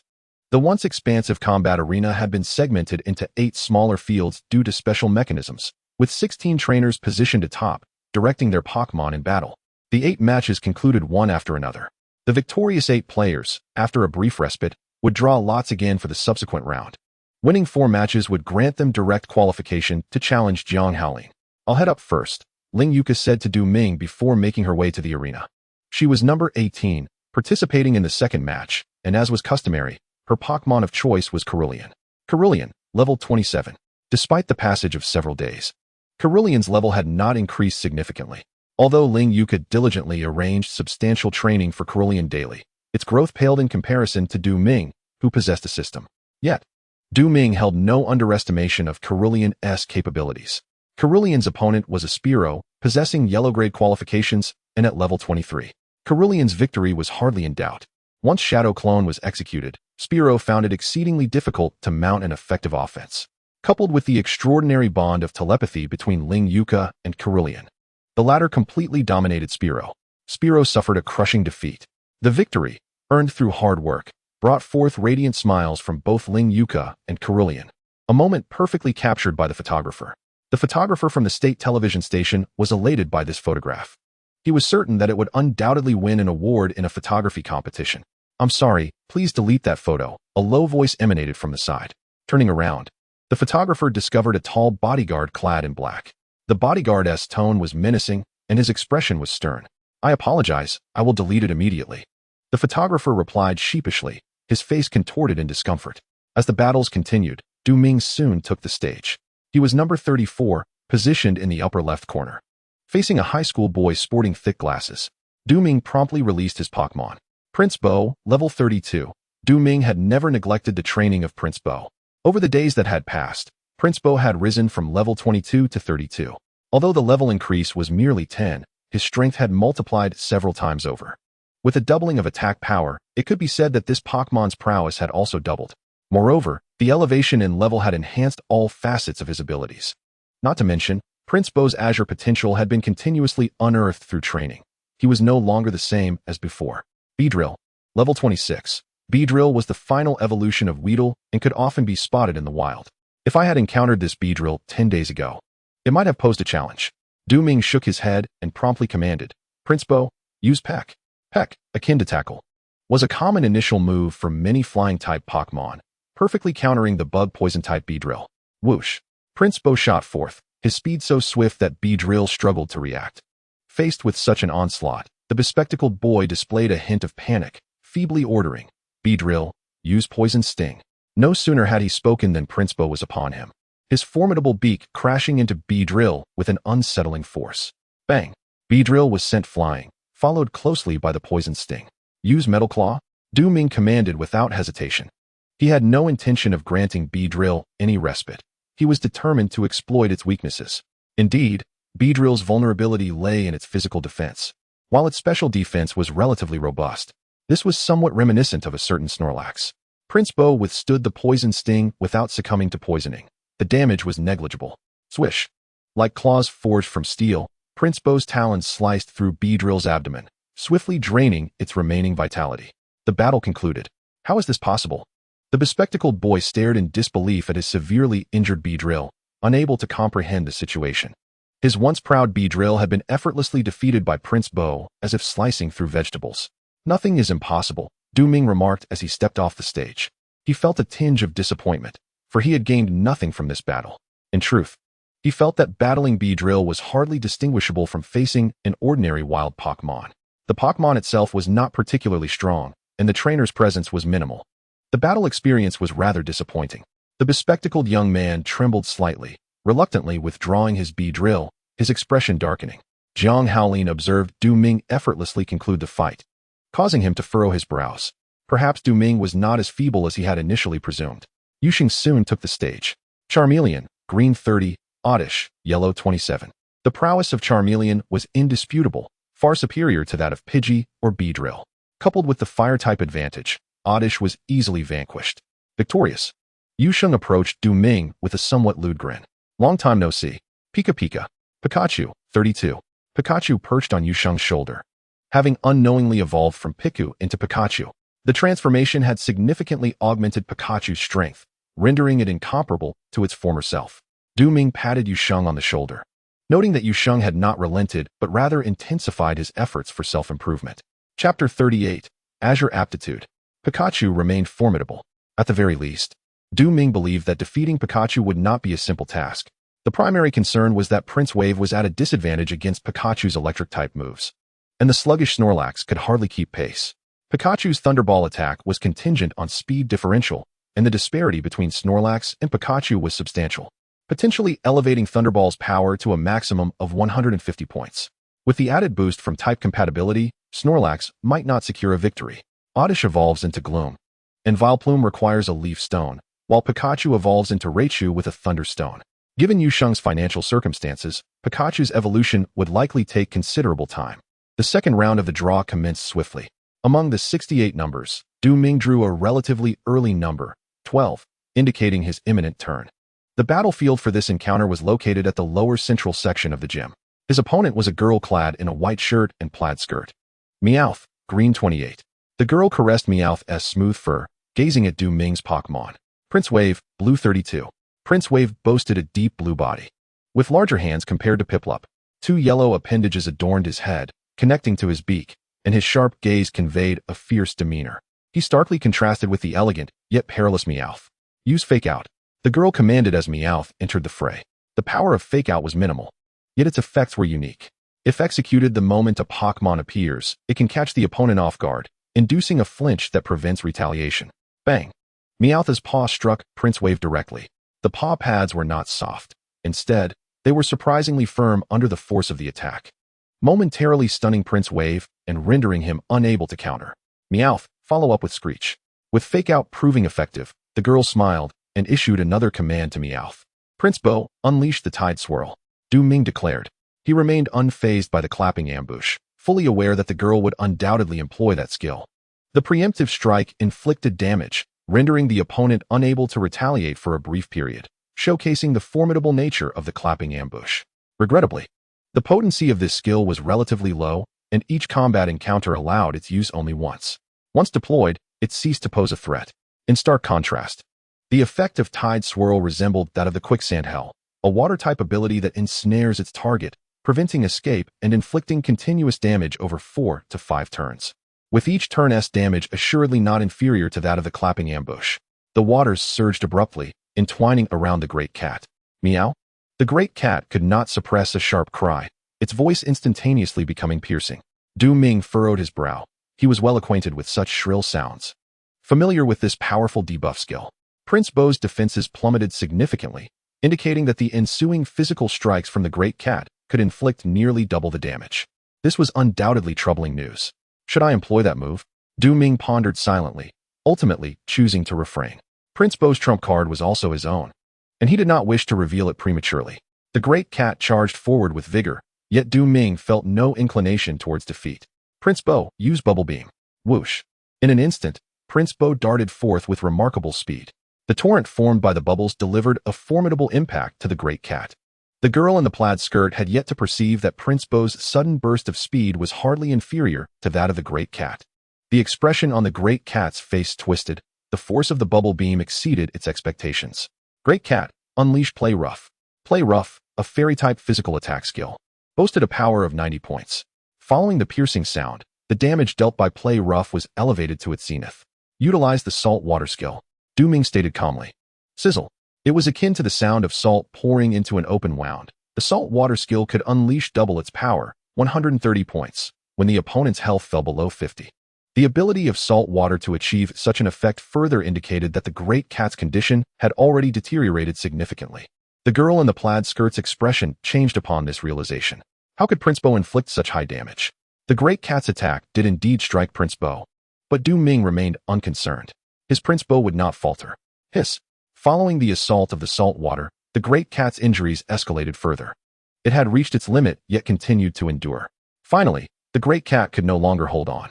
The tide swirl's waters slowly dissipated, and the damage inflicted by the tide swirl rendered the great cat unable to continue fighting. The battle concluded. The great cat barely opened its eyes, only to find the girl in the plaid skirt wearing a dazed expression, her demeanor somewhat forlorn. The girl could not comprehend why her great cat had been defeated so easily. Why? She asked in bewilderment. Because my Prince Bo is far superior to your great cat, Du Ming replied, shaking his head, his words conveying the finality of the matter. He spoke no falsehood. Prince Bo, at level 32, and Cat Master, at level 28, exhibit a mere 4-level disparity, which ostensibly grants Cat Master the qualifications to engage in battle. However, the reality diverges significantly from this assumption. Over the past few days, Du Ming has diligently endeavored to uncover Prince Bo's potential, subjecting him to rigorous training that leaves them utterly exhausted by day's end. Prince Bo's strength has escalated to such an extent that he dominates Cat Master in combat, despite their similar levels. Presently, Prince Bo barely possesses the strength commensurate with Azure qualifications, reflecting remarkable progress. No matter how exceptional one's potential may be, it is rendered futile if not properly harnessed. Du Ming enters the arena directly. His swift victories in consecutive matches have drawn the attention of many spectators to this young trainer. His formidable prowess eclipses that of his contemporaries, consistently concluding battles with remarkable haste. Prince Bo seems to rival even the Emperor's Nebo in capability. The audience cannot help but anticipate Du Ming's forthcoming performances. Upon returning to the temporary contestant area, Ling Yuka regards him with newfound admiration. She witnessed firsthand as Du Ming effortlessly captured Bojamon, and she could hardly fathom that such a frail creature could evolve into Prince Bo, possessing such formidable strength. She pondered whether Kairu Lian would undoubtedly be overwhelmed in a confrontation with Prince Bo unbeknownst to her. Kairu Lian had already been metaphorically defeated in her thoughts. Ling Shu, seated comfortably in the audience, couldn't help but exclaim, Du Ming's growth is astonishingly rapid, easily outpacing Yuka, yet she cannot catch up. Although Ling Yuka's talent is commendable, she lags significantly behind Du Ming. Yuxing soon enters the arena, reflecting on Du Ming's earlier match, his demeanor shifting from carefree to serious. He still vividly remembers his previous defeat at Du Ming's hands. Yuxing had intended to challenge Du Ming again after the gym battle, firmly believing that this time he would emerge victorious. He chuckled at himself, questioning, with Du Ming's strength, can I truly win? The answer had already become apparent to him. Pikachu, sensing Yuxing's despondence, leapt from his slightly broad shoulders, eager to take on the challenge. Chapter 39. The final contest. Ice Treasure. Yellow 34 Ice Treasure's evolved form, Ice Rock Monster, is undeniably a formidable Pokémon. However, at level 34, Ice Treasure lacks the foundation necessary for evolution. Pikachu, use Electro Ball. Ice Treasure's speed is sluggish, excruciatingly slow, prompting Yuxing to command Pikachu to unleash the Electro Ball attack. The electrically charged sphere hurtles forth instantaneously. Ice Treasure cannot evade such speed, nor can it create sufficient distance to mitigate the impact of the attack. Sizzle. Electricity courses through Ice Treasure's form, and unfortunately, pure energy assaults are precisely what Ice Treasure struggles to counter. Despite its swift efforts to mount a counterattack, the tide of battle cannot be turned. Even Ice Rock Monster finds itself at a disadvantage against Pikachu. Du Ming pondered silently, recognizing that Ice Pokémon possess formidable physical defense and attack capabilities. Yet their special defense and speed are glaring weaknesses. With the electric ball reaching its peak power, it was nearly impossible for the Ice Pokémon to withstand the assault. After Yuxing's victory, Ling Yuka took to the stage. Ling Yuka's Kirlia was not particularly strong. On the contrary, it was notably fragile, easily succumbing to a barrage of attacks. It was only after evolving into Gardevoir or Galade that the situation would transform. Ling Yuka was acutely aware of Kirlia's vulnerabilities and adeptly navigated around them. A profound bond existed between her and Kirlia, allowing for mutual understanding. Through their mental connection and the use of shadow clones, Kirlia engaged in a war of attrition with its opponent. Doodwa, yellow 29. Doodwa possessed remarkable speed and formidable physical attack power, boasting 3 heads and 6 eyes, yet it was bewildered by the true form of Kirlia. Although it eventually located Kirlia, it was unable to secure victory, resulting in an unfortunate defeat. Kirlia narrowly triumphed. Had Doodwa discovered her sooner, it would have been Ling Yuka facing defeat.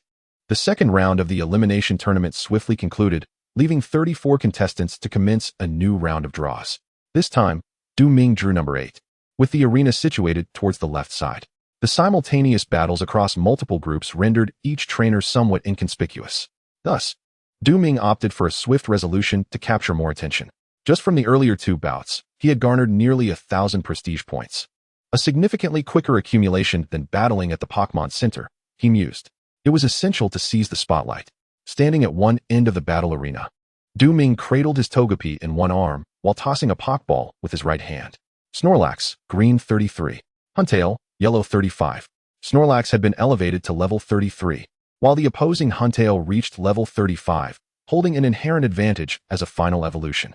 However, Ming remained unfazed. Huntail, use Bug Buzz, commanded the youth in athletic wear. His instructions concise. Snorlax, use Screech. Ming replied directly. The 2 distinct sounds converged, curiously not interfering with one another. Snorlax displayed signs of distress, while Huntail seemed to struggle. Bug Buzz launched an offensive, while Screech served as a debuff. Although both were sound-based, they differed drastically. Use Silver Wind. The youth directed Huntail. The synergy between him and Huntail was evident, executing the command instantaneously. A fierce gust of wind howled, intermingled with the beautiful scales of Huntail. Snorlax, use Rollout. Ming stated calmly. Rollout, a rock-type move with a base power of 30, increases in power with each successful hit, potentially reaching an astounding 480 points. This figure was exceptionally exaggerated, far surpassing the treasured 140 points of power, and even eclipsing the 150 points of Destructive Beam and Ultimate Impact. Certainly, the premise is that the rolling skill can consecutively hit 5 times. If it misses even once, the skill will be interrupted. With a delightful catchy eye, the plump Snorlax curled into a comical sphere and rolled directly towards the hunting Butterfree. The Butterfree, flying at low altitude, instinctively felt a sense of trepidation towards the approaching Snorlax. Bug-type Pokémon are 4 times weak against rock-type moves, meaning that the rolling skill would deal quadruple damage. Butterfree, take to the skies, exclaimed the young man in athletic wear. He was astonished that Ming's Snorlax had such a high training level and had already mastered the rolling skill. Will flying really help? Ming smiled silently. With a sudden bounce, the spherical form of Snorlax soared upwards as the Butterfree ascended towards the top of the gym. Whoosh! The Butterfree was struck down by Snorlax, barely managing to halt its descent at a low altitude. As Snorlax fell, it utilized the momentum from its rolling to negate the force of its drop. The mastery of the rolling skill displayed by this Snorlax was simply effortless. The young man in athletic wear could not help but exclaim, Butterfree, use Absorb. The power of Absorb was considerable, accompanied by a lifesteal effect. Continue using rolling. Ming calmly instructed. Kachiai, the spherical Snorlax, charged towards the Butterfree. Suddenly, vines extended from the ground, temporarily coalesced from energy, serving as the medium for Absorb. These vines relentlessly pursued Snorlax, siphoning its vitality to replenish the Butterfree. It's futile. He shook his head. The game is over. Bang! Snorlax, propelled by immense force, collided with the Butterfree, which could only endure the damage from the rolling attack. The Butterfree attempted to evade but ultimately failed, with nowhere to escape. The second use of rolling, with a base power of 60, combined with the quadruple effectiveness and the echoing sound, pushed Snorlax's damage output to its limit. Upon being struck, the Butterfree was sent flying, collapsing to the ground. Devoid of combat capability and even fading in consciousness, Ming emerged victorious. The audience responded with scattered applause, celebrating Ming's decisive victory. Clearly, Ming had distinguished himself from the myriad of challengers, garnering considerable attention from the spectators. An additional 800 prestige points. How delightful. With that thought, Ming withdrew Snorlax and exited the arena, exuding an air of aloofness. The young man in athletic wear silently recalled his Butterfree, clenching and releasing his fists, ultimately letting out a sigh. Did he know from the very beginning that he would lose? The young man pondered. Ming appeared exceedingly confident, as if he never entertained the notion of defeat from the commencement to the conclusion of the battle. The young man's skill level was merely above average among challengers, and to achieve victory, he had to approach each battle with trepidation. He could not possess the unwavering confidence of Du Ming. Having successfully advanced to the 4th round, Du Ming cast a glance towards the other competitors. Yu Sheng and Ling Yuka narrowly triumphed, and there were numerous trainers worthy of his attention, each exhibiting formidable battle styles and high-level Pokémon. It seemed that the contest for the final spots would be quite intense. Chapter 40, Cool Leopard, Water Cannon. There remained 17 challengers, a rather awkward number. The forthcoming draw would retain 14, determining the top 8 from the initial 7, while the remaining 3 challengers would compete amongst themselves to secure the final position. The draw number was of little consequence to Du Ming. Number 11 was acceptable. The results of the draw were swiftly announced, and Du Ming soon identified his opponent. She was a girl with an indifferent demeanor, whom Du Ming had previously observed. Her favored Pokémon was a level 35 Cool Leopard, boasting a green aptitude. She was indeed formidable. To Du Ming's surprise, Ling Yuka and Yu Sheng drew numbers 15 and 17, respectively, necessitating a fierce competition with the challenger who drew number 16 for the last spot. Silently observing the battles of other challengers from the audience, Du Ming gleaned much knowledge. Those who had progressed through 3 rounds were generally competent. Their synergy with their Pokémon was commendable, resulting in noteworthy confrontations. Winners advanced, while losers retreated. In the expansive arena, battles commenced and concluded in ceaseless succession. Ling Yuka and Yu Sheng exchanged complex glances but quickly reached a consensus. When the time came to face off, they must exert their utmost effort. Du Ming, an XINS Cool Leopard seems quite strong. Do you feel confident? Yu Sheng inquired. I believe I can manage, Du Ming replied with a smile, making his way towards the arena. In the 4th round, each challenger had an opportunity to showcase their skills. The arena was vast, and those with slightly impaired vision could scarcely discern the features of their opponents. Please, trainers, select your battling Pokémon, Jiang Haolin announced. He still harbored a disdain for Du Ming, wishing fervently for his defeat at that very moment. Du Ming paid no heed to Jiang Haolin. He was not yet the gym leader of the state city, and defeating him would yield no badge. Su Shi had significantly aided Du Ming in building Pokémon intimacy, and his assistance was merely a means of repaying this favor. As for offending Jiang Haolin, Du Ming did not believe he posed any real threat to him.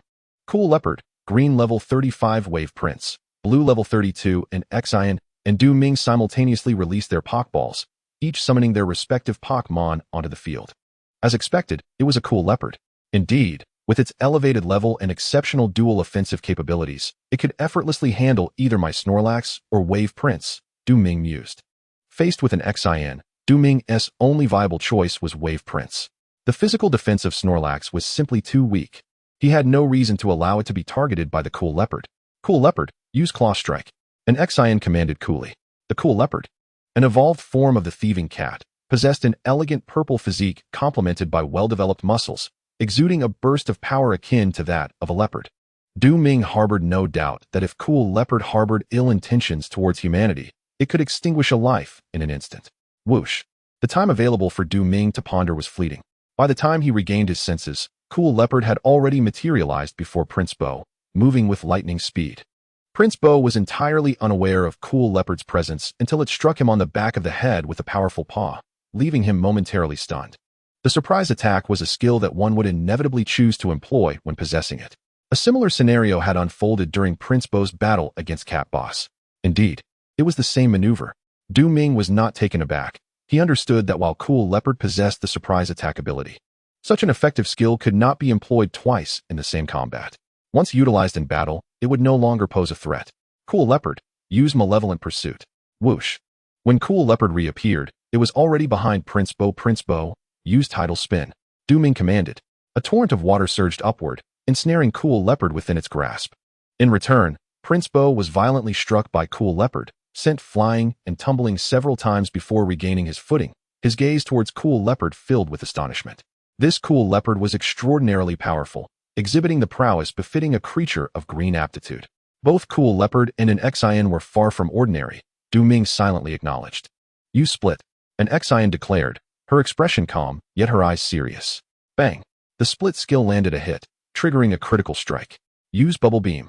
Just before being thrust away, Prince Bo unleashed a torrent of bubbles directly at Cool Leopard, coating it in a sticky foam, with droplets cascading down its fur. The once elegant creature now appeared as disheveled as a drenched chicken. Cool Leopard was visibly enraged. Cool Leopard, unleash the wave of malice. An Exion commanded. Du Ming's expression shifted. Cool Leopard could not learn the wave of malice through natural level progression. It must be acquired via a technical machine, which was highly expensive. An Exion's background seemed particularly intriguing. Du Ming furrowed his brow, swiftly making a decision. Prince Bo, use Hydro Pump. As the ultimate water-type move, Hydro Pump's power was undeniable, reaching an impressive 110 points, comparable even to treasured techniques. Typically, Hydro Pump should only be learned at level 50. However, as Du Ming dedicated himself to training Prince Bo, its latent potential was continuously drawn out, leading to the acquisition of numerous skills. Remarkably, at a fortuitous moment, Prince Bo grasped the Hydro Pump technique. Du Ming could only attribute this phenomenon to its blue aptitude. Come on.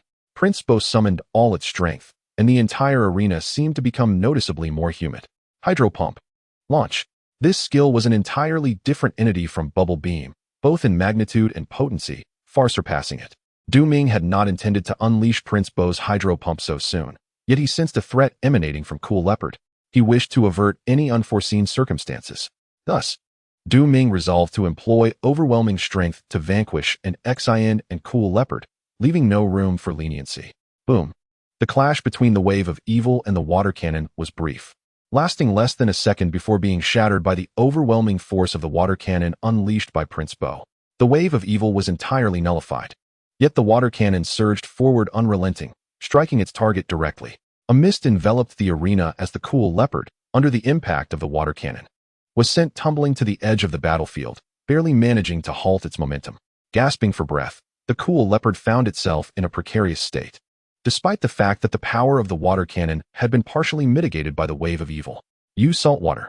Du Ming deduced that the Cool Leopard's health had dipped below 50%, prompting him to instruct Prince Bo to employ the saltwater skill. With its power doubled, it delivered an impressive 130 points of damage, surpassing that of the water cannon. He would afford his opponent no opportunity for a comeback.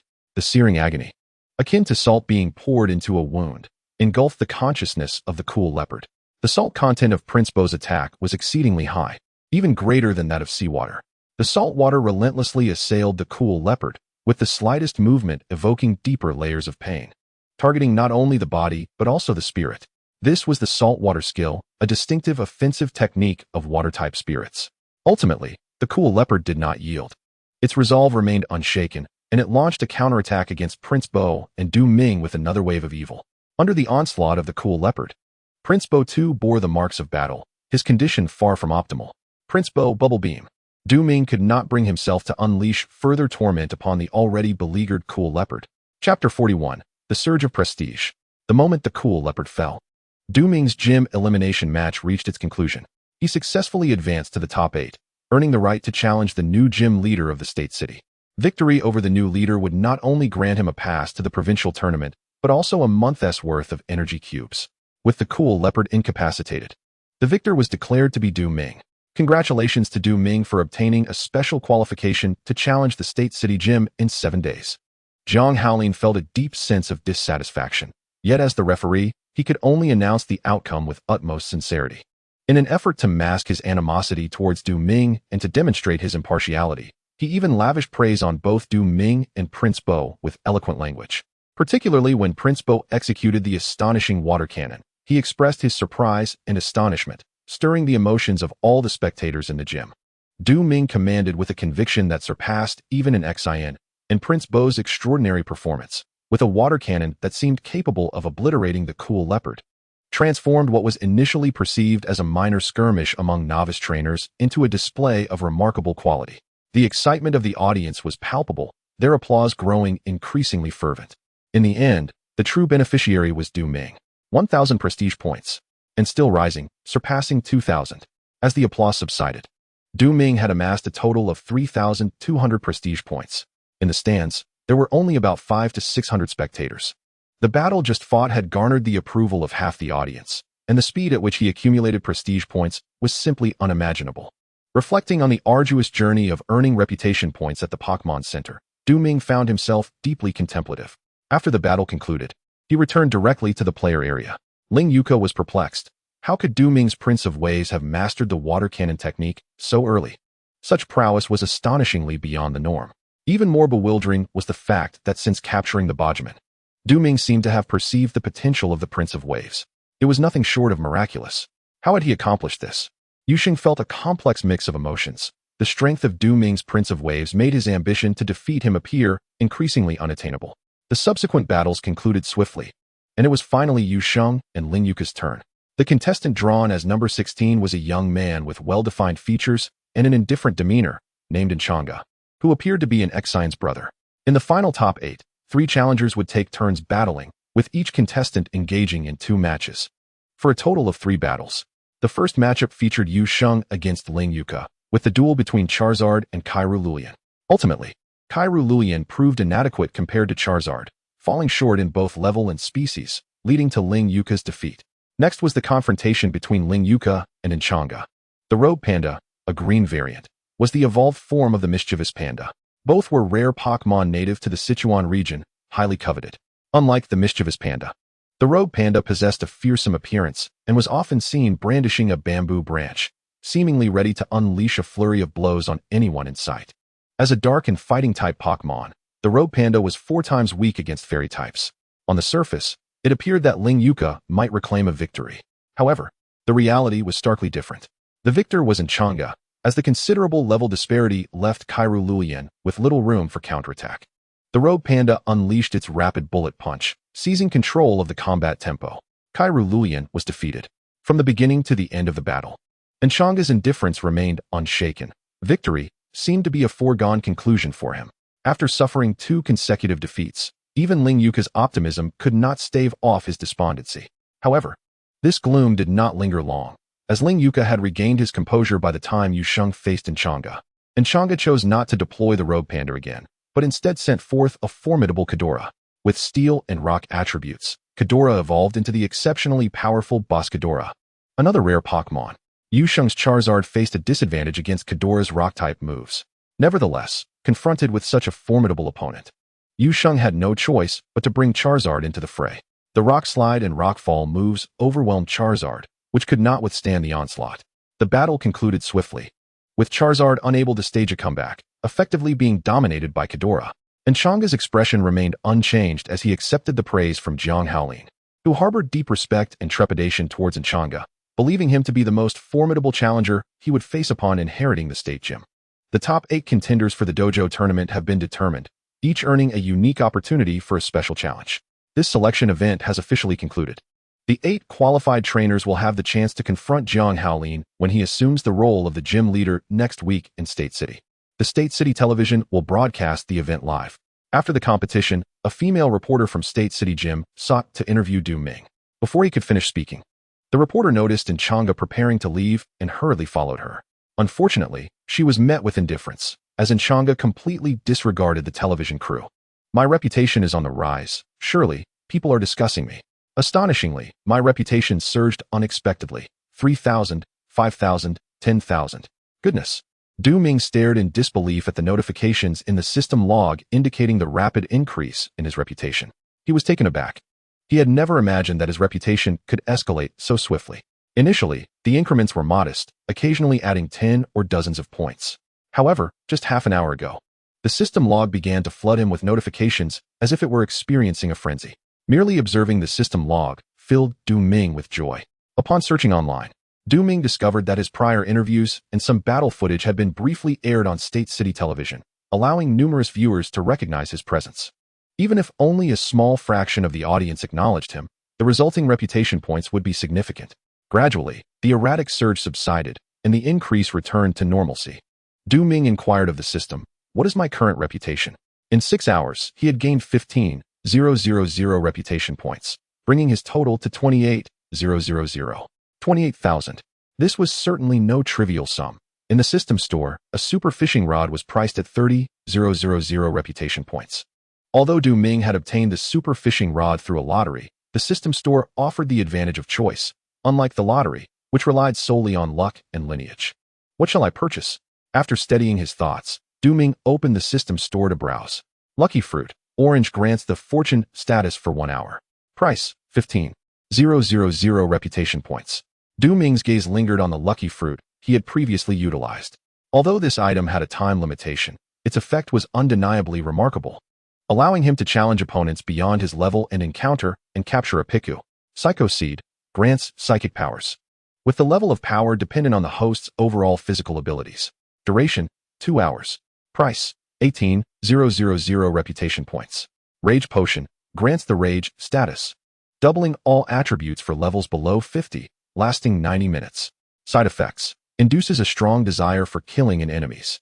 Price, 8,000 reputation points. Chapter 42, Potential Aurora. Shopping spree, buy. Though Du Ming felt urgency, he knew he must deliberate carefully. The system store offered a plethora of items, most of which were exquisite and possessed unique effects, though many could not be utilized in formal Pokémon battles. For instance, while the Rage Potion's effect was indeed powerful, its implications warranted caution. In the competition, should one be discovered utilizing such items, the trainer's existence would be extinguished, rendering them incapable of participating in future events. While numerous beneficial items abound, their steep prices significantly limit my purchasing power. Du Ming suddenly recalled the sensation of facing a shopping cart in his past life. Yet feeling financially constrained, he was compelled to eliminate various desired items from his mind, ultimately retaining only those most suitable and effective for his current circumstances. The fortune fruit was swiftly dismissed. Despite its impressive effects, the time constraint was an insurmountable flaw. My Pokémon's battle capabilities are essentially established, and its influence is minimal. Moreover, it would be exceedingly difficult to encounter a Pokémon with blue aptitude using the fortune fruit. All of these options were simply unattainable. As he eliminated numerous desired items, beads of sweat began to form on Du Ming's brow. Eventually, he settled on 2 specific items. Potential Potion, yellow upon consumption. It facilitates the discovery of latent potential. Its effects last for 7 days, gradually diminishing until they completely fade after this period. Price, 9,000 reputation points. Aurora Energy Block Recipe. Yellow, a blueprint inscribed with the recipe for the Aurora Energy Block. Mastering it may allow for the creation of the Aurora Energy Block. Price, 10,000 reputation points. After careful consideration, Du Ming addressed the system directly. I would like to purchase 2 of the potential potions, as well as the recipe for the Aurora Energy Block. This transaction will deduct 28,000 reputation points from the host. Do you confirm? The system inquired emotionlessly. Confirmed. The deduction has been made. The host currently has 580 reputation points remaining. The purchased items have been allocated to the system space. Once again, he found himself at square one. The remaining reputation points held little significance to Du Ming, as 580 points could procure nothing. He promptly retrieved the blueprint inscribed with the recipe for the Aurora Energy Block from the system space. After clicking to learn it, he infused 1 skill point into it. The words Aurora in the skill bar transitioned from gray to a light yellow, indicating that Du Ming was now qualified to craft the Aurora Energy Block. Aurora Energy Block, orange continuous consumption can enhance a Pokémon's special attack by 2 levels each month, lasting for 3 months, with a maximum increase of 6 levels in special attack. This reflects its commendable orange rating. In truth, the Aurora Energy Block is quite exceptional, especially with its monthly enhancement of 2 levels in special attack, comparable to the Divine Power. The Divine Power Energy Block, on the other hand, increases physical attack by 3 levels each month for a duration of 12 months, with a maximum enhancement of 36 levels in physical attack, rated as blue. The disparity primarily lies in the latter 2 aspects. The Aurora Energy Block resembles a temporary worker, with a mere 3-month window and a modest total yield. Conversely, the Divine Power Energy Block is akin to a permanent employee, boasting a longer term and higher compensation. Acquiring the Aurora recipe was primarily driven by Du Ming's inability to afford the same tier energy block targeting special attack in the short term. However, he could not perpetually feed Prince Bo, the Bakabai, the most basic energy blocks. His conscience weighed heavily upon him, compelling him to provide his Pokémon with the best possible resources at this stage. As for purchasing from the scholar's home, Du Ming had never contemplated it. The prices were exorbitant and simply not worth it. Moreover, the energy cubes available there offered returns that paled in comparison to the Aurora he had acquired. The materials required for Aurora were remarkably inexpensive. The cost of 1 portion of Divine Power could easily procure a plethora of materials. The manufacturing difficulty was presumably lower, making it more accessible. He decided to place an order today and attempt to create it tomorrow, although victories in the gym battles would yield energy cubes as rewards. After careful consideration, Du Ming opted to forego the materials in exchange for cash. Frequently changing diets was not beneficial for Pokémon. With the materials procured, Ming retrieved the two potential potions and released Prince Bo and Little Cabby Beast. The two shared some similarities in physique. Prince Bo resembled a penguin, while Little Cabby Beast, round and adorable, was undeniably charming. Currently, Prince Bo's strength significantly surpassed that of Little Cabby Beast, a disparity evident in their inherent qualities. Fortunately, Little Cabby Beast, being of a slightly higher level, consumed the divine power energy cubes daily, ensuring he wouldn't fall too far behind. Kamen. Prince Bo gazed at the potion in Ming's hand, a look of confusion on his face. What could it be? Little Cabby Beast sniffed the air. Though he detected no scent, he surmised from Ming's demeanor that it was something edible, causing his salivary glands to react. Throughout his time as Ming's Pokémon, he had never been deprived of nourishment. Kachi, there's plenty for both of you, Ming smiled, placing the two potential potions into the hands of Prince Bo and Little Cabby Beast. Prince Bo cradled the potion with his forelimbs and used his beak to remove the cork. Little Cabby Beast, however, had already downed his potion in one gulp. Witnessing Little Cabby Beast's eagerness, Prince Bo decided to forego savoring the taste and simply bit down on the vial, tilting his head back to swallow the entire potion. An extraordinary sensation enveloped him. For a fleeting moment, he felt as though he had submerged into an inner realm. Both Prince Bo and Little Cabby Beast could vividly perceive their own tissues, blood vessels, and even cells, ultimately returning to consciousness at the heart. Kamen, Prince Bo shuddered, promptly examining his body. After ascertaining that nothing had changed, he sighed in relief, although the astonishment in his eyes was impossible to conceal. Kachi. Little Cabby Beast shook his head, savoring the peculiar feeling before leaping into Ming's embrace. He understood that whatever Ming had given him was undoubtedly beneficial. He now felt invigorated. Holding Little Cabby Beast, Ming waved to Prince Bo, gently stroking his head and feeling the attachments atop it. He knew that these attachments would eventually form a crown-like shape, which was the origin of Prince Bo's eventual evolution into the majestic Emperor wave. Yet, a flicker of guilt crossed Prince Bo's mind. For a brief instant, he questioned Ming, wondering if the potion he had consumed was something strange. However, upon regaining his senses, Prince Bo felt a palpable surge of strength coursing through his body, a sensation both exquisite and enchanting. He became acutely aware of his own shortcomings. Ming shook his head, indicating his indifference. Following the evolution of BOMBSHELL Man, the increase in intimacy had become painfully gradual. To date, Prince Bo's intimacy level stood at a mere 92 points, falling short of the coveted 100, a testament to his incomplete trust in himself. Very well. Let us commence today's training. We absolutely cannot afford to lose in next week's dojo challenge, Ming proclaimed with fervor, donning his swim trunks and diving into the water with a vigorous breaststroke. Prince Bo quickly adjusted his demeanor, matching Ming's pace. Instead of his usual swimming style, he mimicked Ming's breaststroke, exerting himself to the utmost. The sight of Prince Bo executing the breaststroke appeared rather comical, yet he remained unfazed. Meanwhile, little Snorlax secured the harness around its limbs and chest, a massive boulder tethered behind it. With a sudden burst of strength, little Snorlax heaved, dragging the boulder. The resistance felt throughout its entire body. This harness training equipment had been custom-made at the scholar's abode, priced at $79.99, crafted from exceptionally robust materials. Entirely suitable until little Snorlax reached level 50. Prince Bo possessed a similar set. However, dragging a boulder underwater was far too perilous, and thus he had yet to utilize it. Chapter 43, The Fruits of Training. The nurturing of Pokémon is no simple endeavor, fraught with numerous challenges. Scholars in this world have even developed the profession of breeders, specifically aimed at Pokémon cultivation.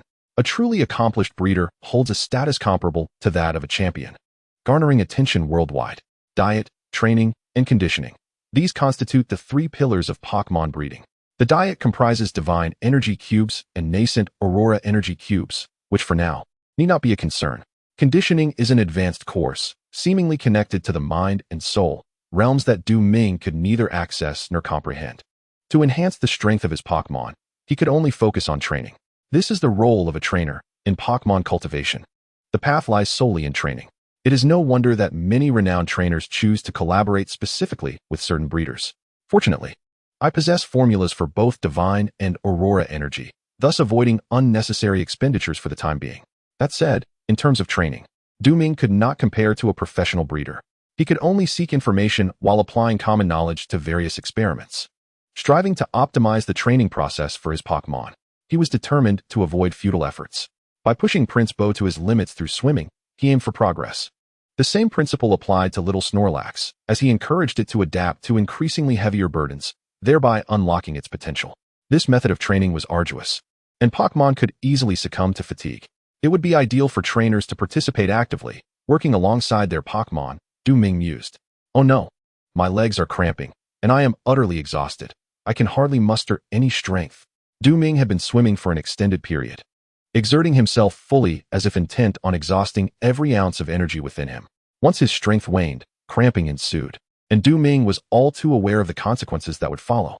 Every year, countless individuals succumb to drowning in rivers, lakes, and seas, their bodies decomposing beneath the water's surface. It begins with a tingling sensation in the legs, which gradually spreads throughout the body, rendering one immobile. Water rushed into Ming's mouth, causing him to grimace in discomfort. His rigid form began to sink slowly. Prince Bo, save me. Come on. Prince Bo, somewhat exasperated, swiftly swam to Ming's side, rescuing him from the depths and dragging him to the shore. Since the onset of swimming training, Ming had implored him for assistance countless times. Despite not being particularly skilled in swimming, he insisted on floundering in the deep pool, consistently pushing himself to the brink. Aren't you afraid of drowning? I'm sorry for troubling you again, Ming replied with a smile. Come on. Prince Bo turned his head away and returned to the lake to continue his training. Unlike before, his training area now extended beyond the 10-meter radius surrounding Ming. The entire lake bore witness to the presence of Prince Bo. The intense soreness made Ming furrow his brow slightly, yet he paid it no mind. He was acutely aware of his poor swimming abilities and the potential risk of drowning if he overexerted himself. Nevertheless, he had unwavering faith in his Pokémon. Prince Bo would undoubtedly come to his aid during training. Today, he could not afford to slacken his efforts. Ming took a deep breath and stood tall once more. After several days of training, his physical fitness had reached a level of 15. Ming estimated that he could easily take on 10 ordinary adult men in a barehanded confrontation. While physical prowess did not significantly impact battles against Pokémon, the specific effects of many items in the system were indeed linked to his fitness level. He could not allow himself to become complacent. He must strive to improve whenever possible. Furthermore, if he did not accompany these two little companions, they would surely find training monotonous. After all, their daily regimen consisted solely of repetitive swimming and moving heavy stones. Baki, standing nearby, used a towel to wipe the water from Ming's face. This little one, although still unable to partake in training, did his utmost to assist in his own way. Once more, Ming immersed himself in the water, rinsing off the mud and sand before donning his clothes to join the training with the little cabby beast. He strapped on the weighted gear rented from the Pokémon Center and began to run alongside the cabby beast. With Ming by its side, the cabby beast felt much more secure. As the training concluded, the setting sun cast its golden rays upon Ming's face, prompting him to address his two Pokémon. No sooner had he spoken than the most excited among them was not the training cabby beast or Prince Bo, but Baki. Baki had been watching from the side, having dozed off for quite some time. Given this situation, it was clear that Baki would struggle to sleep at night, necessitating that Ming turn on the television for Baki to watch, which would, in turn, affect both his and the cabby beast's rest. Balancing the needs of all his Pokémon was indeed a formidable task. Fortunately, Ming and the cabby beast had developed the ability to sleep soundly despite any noise, so it was manageable.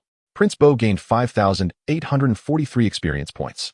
Cabby beast gained 6,250 experience points. Ming perused the system log, which detailed today as training achievements. The increase in experience was more than double that of yesterday.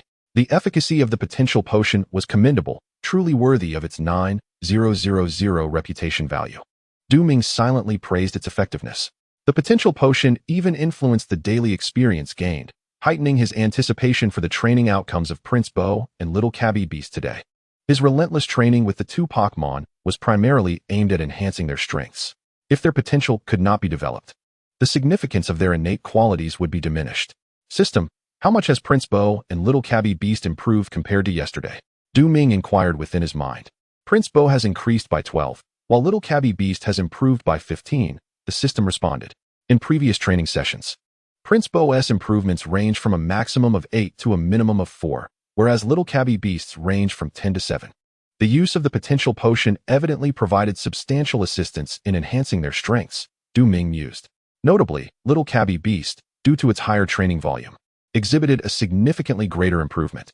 However, Owing to innate quality issues, their actual strength gains were relatively comparable. The boost in Prince Bo's strength could potentially be more astonishing. Given the current momentum, it seemed that Prince Bo might evolve more swiftly than Little Cabby Beast or even Pocky. Reflecting on this, Du Ming addressed the now exhausted Prince Bo. From tomorrow onward, we shall alter our training regimen from ordinary extreme swimming to weighted extreme swimming. Do you agree, Prince Bo? Kakman. Prince Bo responded without hesitation, always eager for a training intensity akin to that of Little Cabby Beast, fearing being left behind. Unbeknownst to him, due to innate quality factors, he had always closely followed Little Cabby Beast and had never fallen behind. Should the training intensity be increased, it might very well be Little Cabby Beast who would lag. Next weekend, Jiang Haolin would assume the role of the new gym leader in the state city, and Du Ming resolutely thought, I absolutely cannot afford to lose when I challenge him. Just then, sounds emanated from the nearby bushes, alerting Little Cabby Beast and Prince Bo. Du Ming turned to see none other than the two challengers from yesterday's gym elimination round, an Xin and an Changguo. Chapter 44. Du Ming's resolve. An Xin had previously battled Du Ming, and her cool leopard was indeed formidable. Had she faced any other challenger instead of Du Ming, she would likely have easily secured the special qualification to challenge the state gym. As for Changguo, Du Ming had to concede that he found him equally challenging. Had he faced Changguo at that time, the outcome would likely have mirrored that of an Xin. Robe Panda, Imodola, and Changguo possessed a strength that aspiring trainers could only admire, and it remained uncertain if he had other powerful Pokémon. An Xin and Changguo were truly siblings, sharing similar appearances, an equally aloof demeanor, and exuding an aura that discouraged strangers. An Xin gazed at Du Ming and suddenly asked, could we have another Pokémon battle? Absolutely not, Du Ming replied curtly. His complexion appeared somewhat pallid. Given his physical condition, it was overly strenuous for him to keep pace with his Pokémon training. Moreover, both Snorlax and Prince Bo were quite fatigued. And to ensure their comfort, Du Ming promptly returned them to their Pokeballs, leaving him no energy for battle. An Xin, let us depart, and Changguo said. There was a flicker of hesitation on an Xion's indifferent face, but she ultimately followed in Changji's lead. Since Du Ming was unwilling to engage in combat, she found herself unable to press the matter. After all, one could not force such things. Before long, Du Ming trailed behind an Xin and an Changguo. Feeling somewhat awkward, it seemed that both of them were temporarily residing at the Pokémon Center, so the three journeyed together. However, the silence among them was palpably uncomfortable. He quickened his pace, his body weary but resilient, supported by the enhancements from the system, granting him strength and speed beyond that of ordinary individuals. An Xin and an Changguo were easily left behind.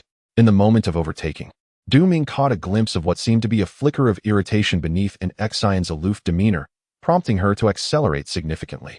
Yet, she was still unable to keep up. Suddenly, a black and white figure darted past him. Lightning Zebra, Green 33. Upon focusing, Du Ming was astonished. It was indeed a lightning zebra, a Pokémon of considerable prowess.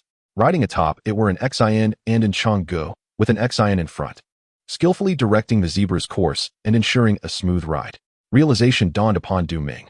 An Xin was the trainer of the lightning zebra, harboring a sense of dissatisfaction with the previous battle's outcome, hence her challenge to him. With the lightning zebra at her command, she held a significant advantage over both Snorlax and Prince Bo. The former was susceptible to her capabilities, while the latter was hindered by type disadvantage. Had she chosen the lightning zebra instead of the cool leopard, her chances of victory would have soared to 70%. Was it a case of underestimating her opponent while concealing her true strength? Du Ming shook his head, beginning to understand why Changguo opted to switch from using the Rogue Panda to the untested Ghidorah. Surely, he wished to avoid repeating an Xion's missteps and secure victory through overwhelming force. Humph. On the back of the lightning zebra, an Xion cast a glance over her shoulder, emitting a soft huff. Did she still wish to overtake him? This subtle expression, falling into Du Ming's line of sight, elicited both amusement and exasperation. He had not anticipated that beneath an Xion's icy exterior lay such a fierce competitive spirit. He merely wished to return to the Pokémon Center swiftly. Yet she seemed intent on turning even that into a contest. Let the competition unfold. The speed of the lightning zebra was unmatched by mere legs.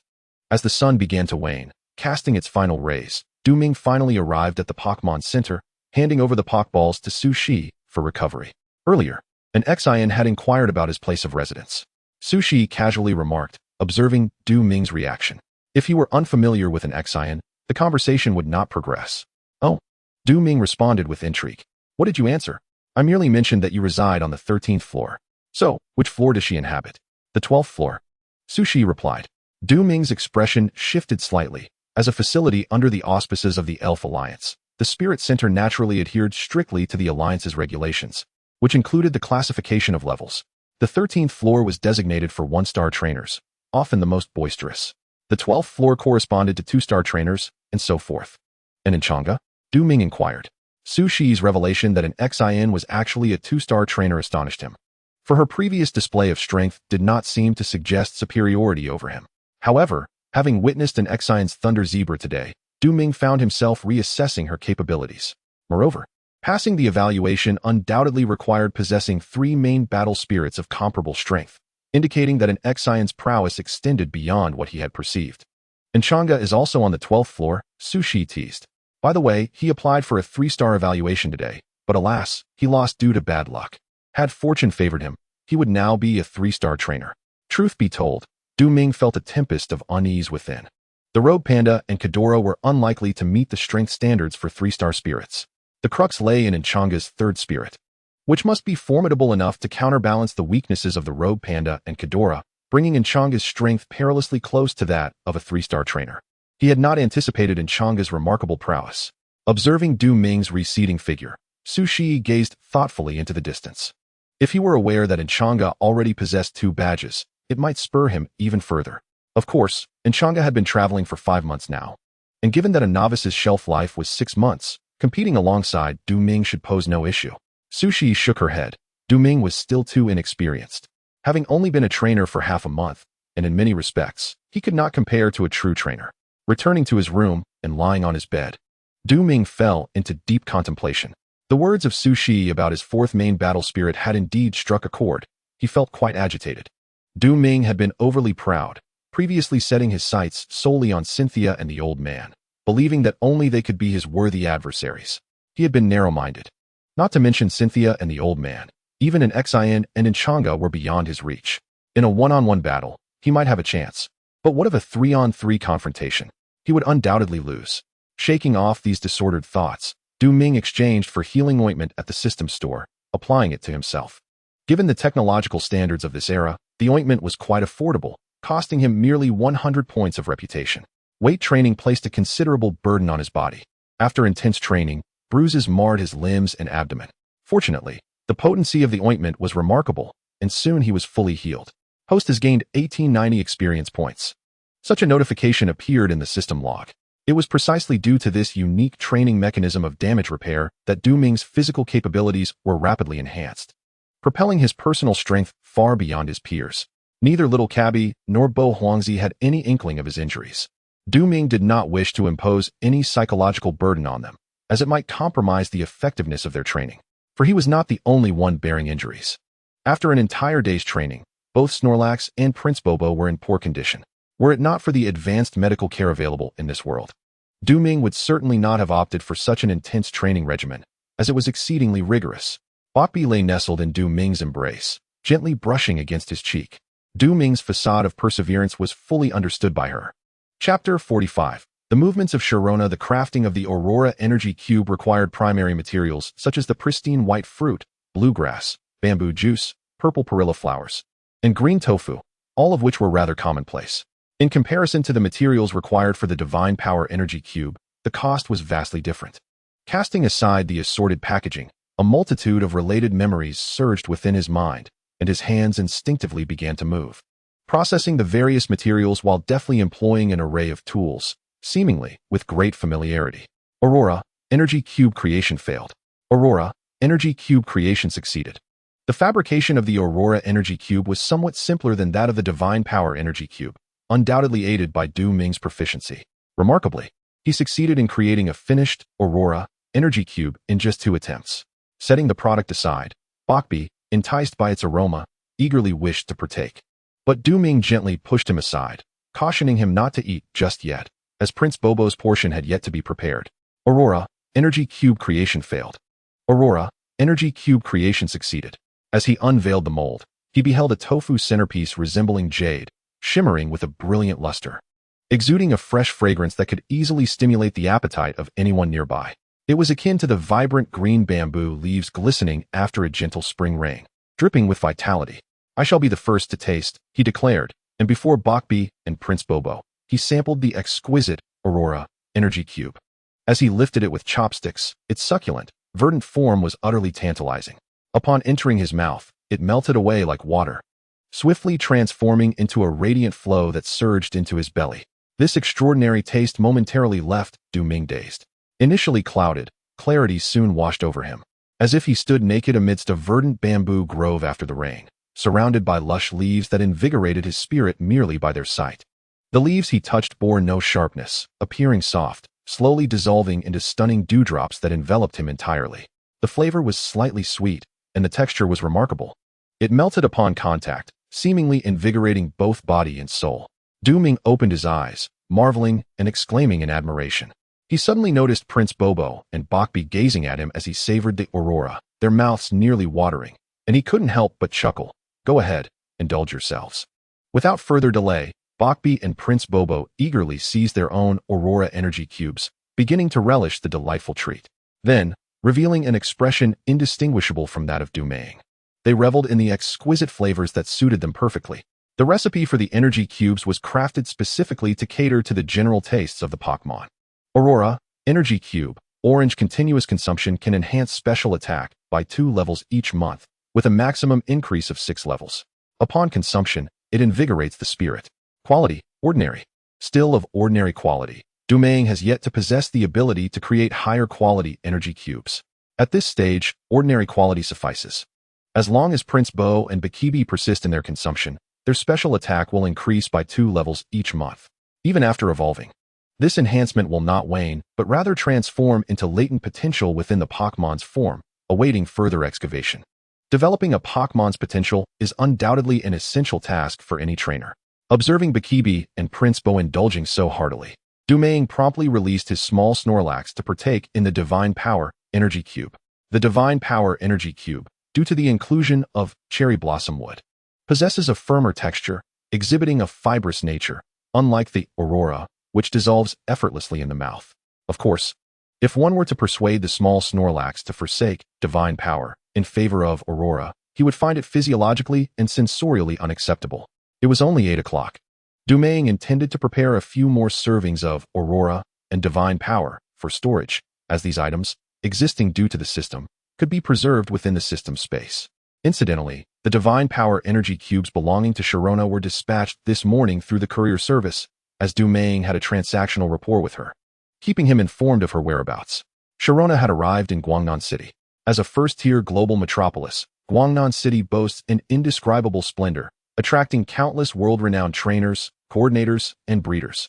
It remains to be seen what stories will unfold with Sharona in Guangnan City. In the eastern suburbs of the state city, Du Ming's demeanor was somewhat different today. He had stored away his Pokémon and rented an electric bike to venture further east, reminiscent of the adventures of his childhood. Despite being merely a small city, it harbored numerous unknown locales. After securing the bike, Du Ming felt a twinge of anxiety. He hoped it would not be stolen. As customary, he found himself by the lakeside. The summer morning still evoked a reluctance to plunge into the water. Yet, Du Ming had little choice. He had to conquer his laziness and lead by example. His philosophy was simple. If a trainer cannot overcome challenges, they lack the right to impose such expectations upon their Pokémon. How cold? The lake's temperature was frigid, causing Du Ming to furrow his brow, yet he soon began to swim, increasing his pace. His physical condition was currently exceptional, without exerting himself to the utmost. Reaching his limits would be a formidable task. Prince Bo secured large stones selected by Du Ming to his training gear, using ordinary thick ropes that could be easily severed should Prince Bo struggle, allowing the stones to sink to the lake's depths. Meanwhile, the small Snorlax had already begun to drag the heavy stones, leaving behind long trails in the earth as he moved. Pokémon Bokibee gazed enviously at a person accompanied by 2 Pokémon. She longed to train alongside Du Ming, to enhance herself without constantly relying on his protection. Bokibee yearned to prove she was more than just a mere mascot. Alas, in her current form, she possessed no combat prowess. Du Ming had once mentioned that she could evolve, becoming powerful like her mother. However, Bokibee struggled to comprehend this concept. She had only witnessed the evolution of Bo Huangzi. At that moment, a flash of white light had enveloped Bo Jiamon, transforming it into Bo Huangzi, yet the intricacies of this process eluded her small mind. What is evolution? Even experts dedicated to this field would find it challenging to provide a detailed explanation. Bo Huangzi, save me. Upon hearing Du Ming's call, Bo Huangzi hurriedly rescued him from the lake. Bo Kibi watched helplessly, a sense of dread spreading within her heart. Had Bo Huangzi failed to save Du Ming in time, would he have sunk to the lake's depths, losing his life forever? In the face of such peril, she felt utterly powerless. It was all too overwhelming. Lying on the shore, Du Ming sighed. Bo Kibi gently wiped his face with a towel, tears glistening in her eyes. Why are you crying? Du Ming asked, lifting Bo Kibi and cradling her against his chest. No matter whether you can assist or not, you will always be my Pokémon, so it's all right. As if by magic, a tender green energy cube appeared in his hand. This is the piece I consumed this morning. Consider it a token of compensation. Chapter 46. Bo Kibi evolves. Bo Kibi's intimacy level reached 10, currently at 200 points. A system notification chimed in. Du Ming looked at Bo Kibi, gently shaking his head. He understood her better than anyone else. Beneath her naive and somewhat innocent demeanor lay a delicate sensibility that others often overlooked. Bo Kibi had likely been lost in her thoughts. Drawing from his understanding of her, Du Ming offered vague comfort, aiming to cheer her up. For him, Bo Kibi's genuine smile was the finest remedy following his strenuous training. Yet, he wondered what the little one was truly contemplating. Shaking his head, he lifted Bo Kibi and slowly rose to his feet. As his gaze swept around, something seemed to glimmer. Bo Kibi was enveloped in a radiant white light, undergoing an indescribable transformation within that luminescence. Is it evolution? Du Ming was taken aback, realizing Bo Kibi's intimacy had indeed reached 200 points. The evolution came too suddenly. He was unprepared. His eyes sparkled with anticipation. Bo Kibi's current form was adorable and comforting, and he would never force her to evolve if she was unwilling. Every Pokémon has the right to refuse to grow.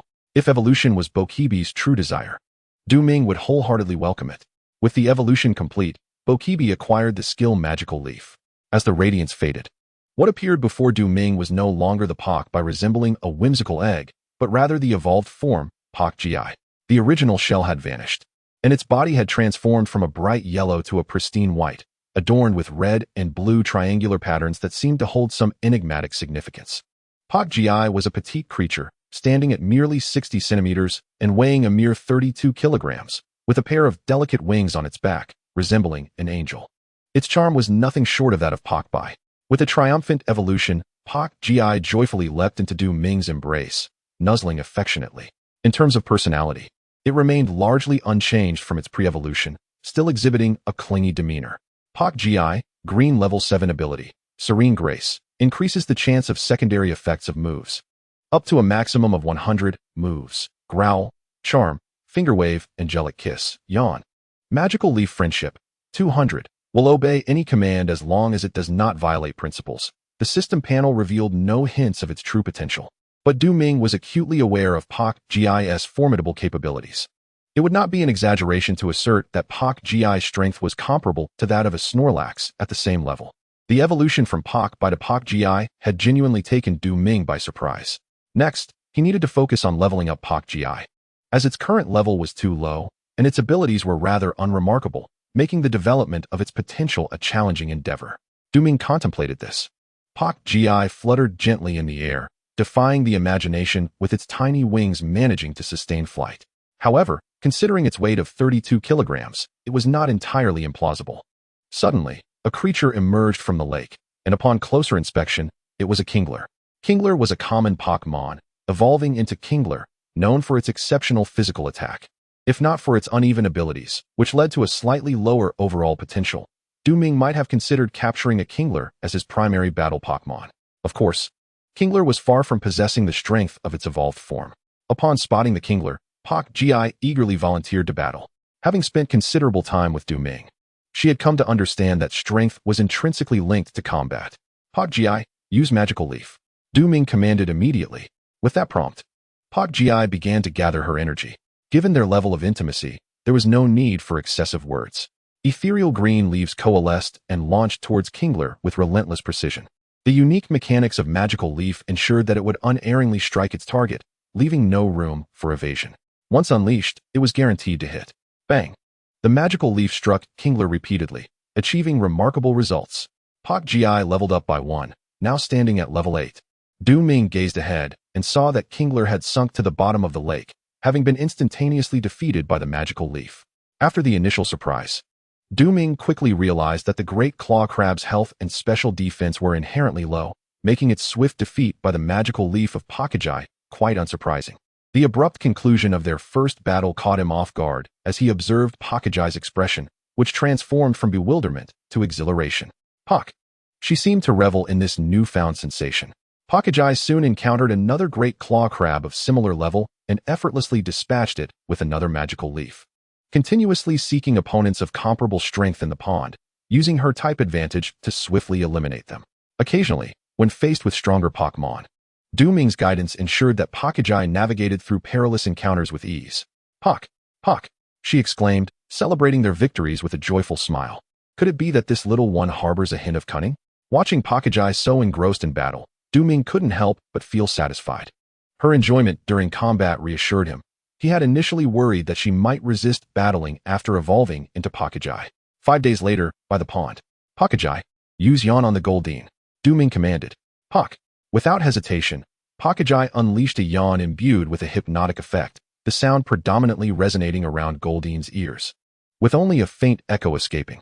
The yawn's effect even caused the water surrounding Goldeen to ripple.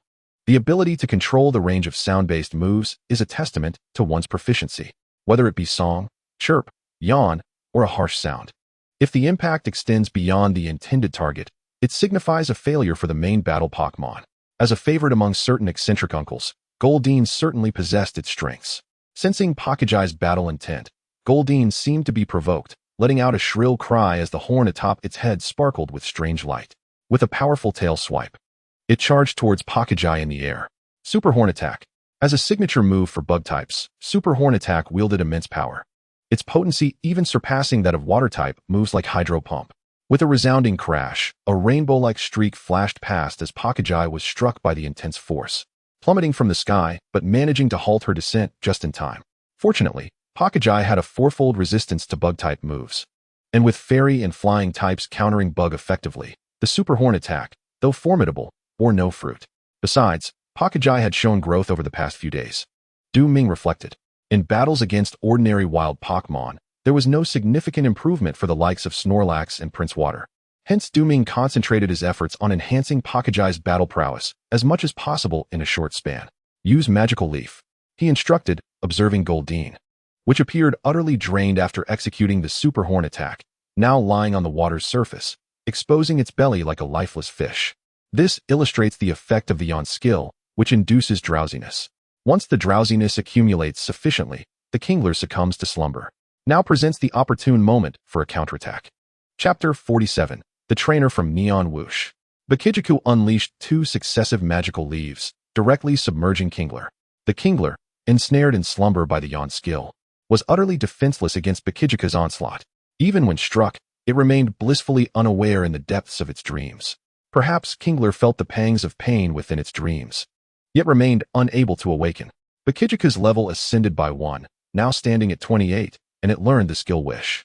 A system prompt announced this. The Wish skill. Ming pondered briefly, filled with delight. He held high hopes for this skill. If utilized effectively, its impact would rival that of Heal Pulse. Moreover, while Heal Pulse cannot be used on oneself, Wish is different. Despite a delay post-usage, its effects are exceptional. After 1 turn, it recovers half health. And if Butterfree is not present, the healing effect transfers to the next Pokémon that enters the fray. This skill possesses formidable efficacy, both in battles and everyday life. With Butterfree in play, Ming could employ a wider array of tactics in his 3-on-3 battles. Having vanquished Kingler, Butterfree felt a surge of joy as it flew to Ming's shoulder. Weighing merely 32, Ming could easily support its light form. First, let us rest. Then commence training, Ming advised with a smile. Butterfree nodded gently. In truth, it had begun training under Ming's encouragement 3 days prior, tapping into its potential. With a green aptitude, Butterfree still had ample room for improvement. If trained appropriately, it would truly become Ming's main battling Pokémon. He held great confidence in passing the 2-star trainer assessment. Butterfree's training bore similarities to that of Prince Bo. Given Butterfree's flying type, Ming wisely incorporated its wings into the regimen. He equipped Butterfree with the pre-prepared training gear and commenced weighted training.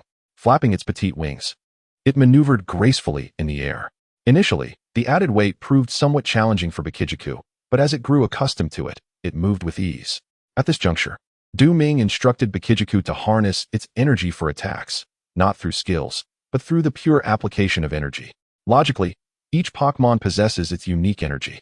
Typically, Pokémon would channel this energy through skills, but Du Ming sought to instill a fundamental mastery of their own powers. Naturally, in actual battles, employing skills yields superior results. However, if one cannot command their own abilities, discussing strategic combat becomes futile. Du Ming held similar expectations for Prince Bo. As for little Snorlax, the requirements were slightly different. Du Ming emphasized that little Snorlax must adeptly harness every ounce of its strength, achieving a state where lifting feels effortless. The daily training was far more monotonous than battling for experience. Yet, with Du Ming, little Snorlax, Prince Bo, and Bukidjiku supporting one another, the arduous process felt less daunting. This is the inevitable path to success that no one can evade. Du Ming's situation is relatively favorable. True professional trainers endure far more grueling routines. Riding his electric bike back to the Pokémon Center, Du Ming handed over a multitude of water-type Pokeballs to Su Shi, requesting her assistance in processing them, in exchange for contribution points and a modest sum of money. At this moment, Du Ming has become a notable figure at the Pokémon Center.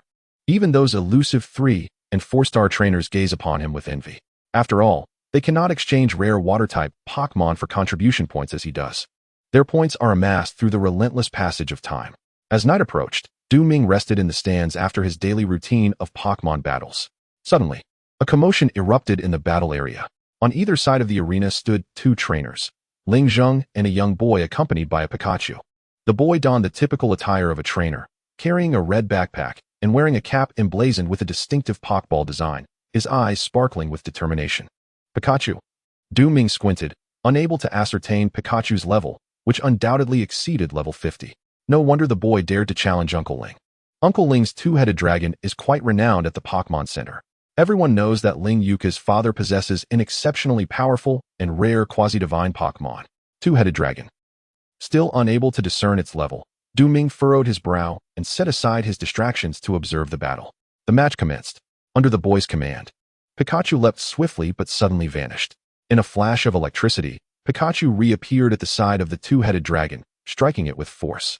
The 2-headed dragon, however, did not back down. Both heads opened wide, jaws poised to bite down on Pikachu. Crush.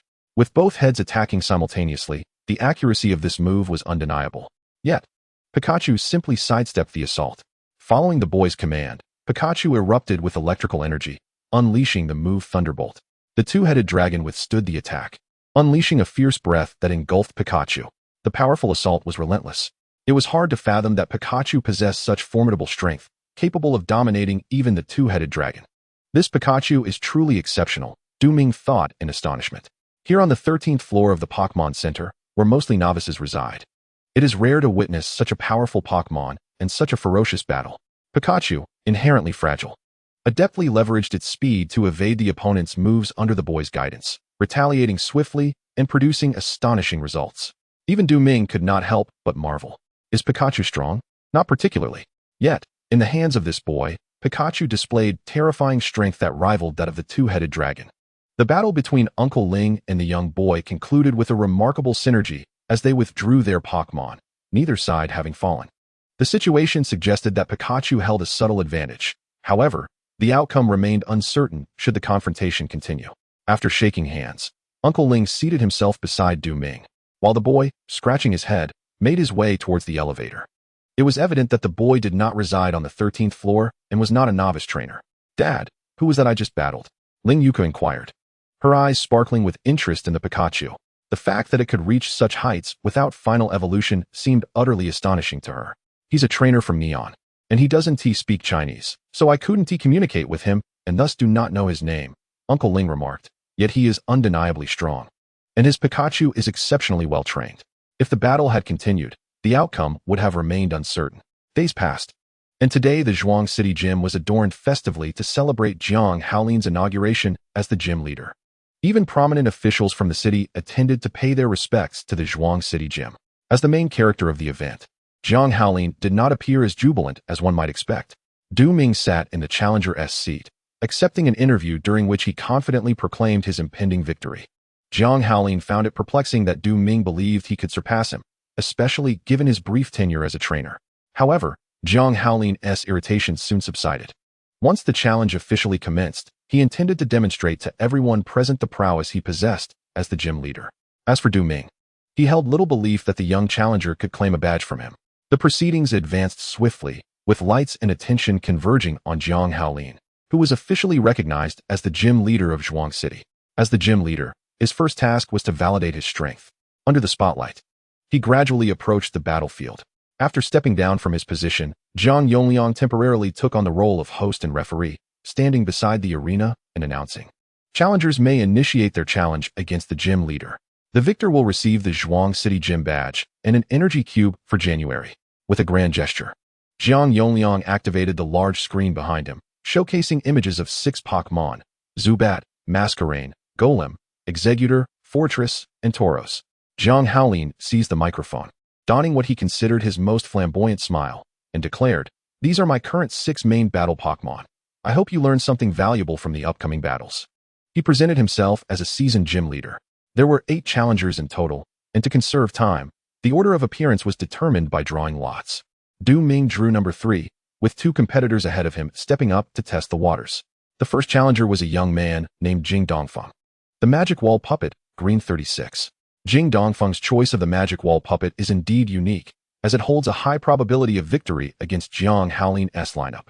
At least in terms of attributes, it does not suffer significant disadvantages. Jiang Haolin simultaneously unleashed his Pokeball. Kangaskhan, green 38. The ordinary Kangaskhan faces no disadvantage against the Magic Wall Puppet. Rather, it possesses an advantage. The Magic Wall Puppet has low resistance to physical attacks, which Kangaskhan can exploit.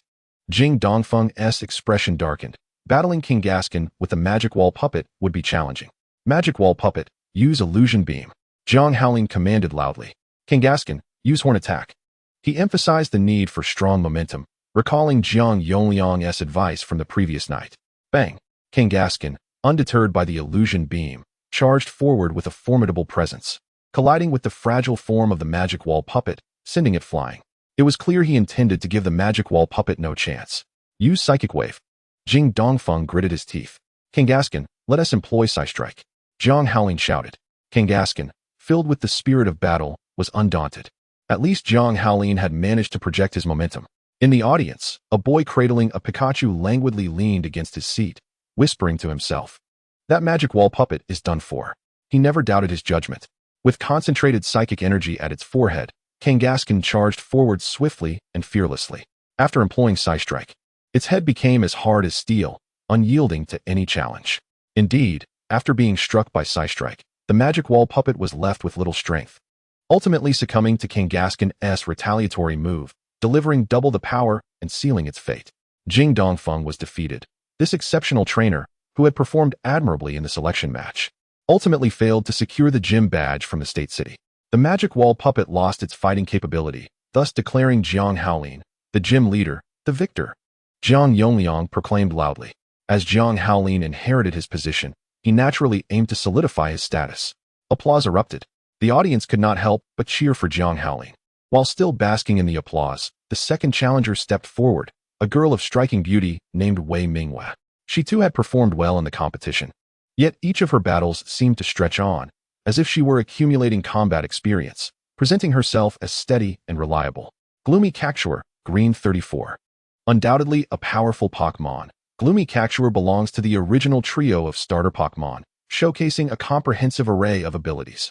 Against Jiang Haolin, deploying a purely grass-type Pokémon is also an excellent choice. If faced with a Mosquito Swimmer and a Golem, victory would be almost assured. Zubat, 42. Upon seeing Zubat, Wei Mingwei momentarily froze, feeling a pang of disappointment. Gloomy Cactuar stood no chance against Zubat. Zubat's flying type inherently counters Gloomy Cactuar, and coupled with its poison-flying attribute combination, it boasts quadruple resistance against grass types, rendering it a formidable adversary. The audience gasped in surprise. One cannot deny that Jiang Haolin's selection of Pokémon is remarkably astute. Quintilo and Zubat both possess a distinct advantage, and as long as they remain error-free, victory is virtually assured. Knowledge of oneself and one's adversary ensures that one emerges unscathed from 100 battles. Du Ming shook his head lightly. It was evident that Jiang Haolin had thoroughly researched the 8 challengers present and had meticulously analyzed their potential reactions when faced with his 6 Pokémon. strategically deploying those that could guarantee victory. However, Ming did not believe this was solely Jiang Haolin's endeavor. He lacked the cunning for such depth. This was likely orchestrated by the former gym leader, Jiang Yongliang. Jiang Haolin merely released pre-selected Pokémon and directed them in battle. At that moment, Wei Mingyue anxiously wiped the sweat from her delicate brow, feeling utterly helpless. The abilities of the Gloom were primarily grass-type, rendering it nearly ineffective against the Zubat, which boasted a level advantage of 8. Such a disparity was insurmountable. The outcome was all but sealed. As Zubat unleashed its air cutter, the impact was devastating, leaving Gloom unable to continue. A shadow of despair flickered in Wei Mingyue's eyes. With Gloom incapacitated, victory belonged to gym leader Jiang Haolin. Jiang Yongliang proclaimed, a glint of strategic satisfaction in his gaze.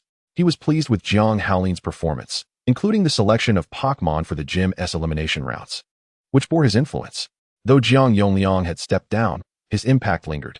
With Jiang Yongliang operating from the shadows, overcoming Jiang Haolin became an arduous task. The spotlight illuminated Ming. Lost in contemplation, he slowly rose, prompting gasps from the audience. During the elimination rounds, Ming's exceptional performance had garnered him considerable recognition. His battles were often the swiftest, leading spectators to perceive him as the strongest among the challengers, naturally heightening their expectations. Standing in the arena, Ming continued to ponder the rationale behind his choice of Pokémon. Jiang Haolin, clutching a Pokéball, wore a barely perceptible smirk. He had unwavering faith in his father's judgment. Facing his 6 Pokémon, Ming had but one path to victory. Should Ming pursue that course, it would merely play into Jiang Haolin's hands. Chapter 49. Devious Strategies. Ming held a Pokéball, his demeanor composed yet cautious. Jiang Yongliang was somewhat taken aback. Ming's reaction diverged from his expectations. Regardless of what he had discovered, victory was utterly unattainable. Jiang Yongliang mused silently. The stakes were high concerning his son's position as gym leader and the reputation of the state gym. He could not permit Ming to interfere. An inexperienced trainer could hardly be a match for his son. To cultivate Jiang Haolin, Jiang Yongliang had invested countless resources. He had even utilized his authority to acquire several high-quality Pokémon for Jiang Haolin's training. Please, gym leader and challenger, select your primary battling Pokémon, Jiang Yongliang announced. The gym battle was a fair contest. Despite Jiang Haolin being the gym leader, he was under no obligation to yield to the challengers. From the challenger's perspective, one would not allow any victory to be tainted by unfairness. 2 sprites entered the arena simultaneously. The Coconut's Tree, Green 36. Upon seeing the Coconut's Tree, Jiang Yongliang revealed a smile that was deeply concealed. Initially, to facilitate the evolution of his beloved creature, he had to endure considerable pain and utilize precious leaf stones, a testament to the excellence of this Coconut's Tree. It was perfect in every aspect and possessed both grass and psychic abilities. That seemingly formidable Prince Poke would be easily dispatched by the Coconut's Tree if it dared to enter the fray. Even if the small Snorlax were to battle, the Coconut's Tree's physical prowess would be sufficient to instill despair. Jiang Yongliang exuded confidence, as if the battle were being fought by him rather than by Jiang Haolin. He inwardly scoffed, viewing Jiang Haolin merely as a fledgling trainer, with the number of Pokémon being his greatest disadvantage. However, Jiang Yongliang's brow furrowed as he sensed the complexity of the situation. The sounds did not belong to Snorlax or Prince Poke.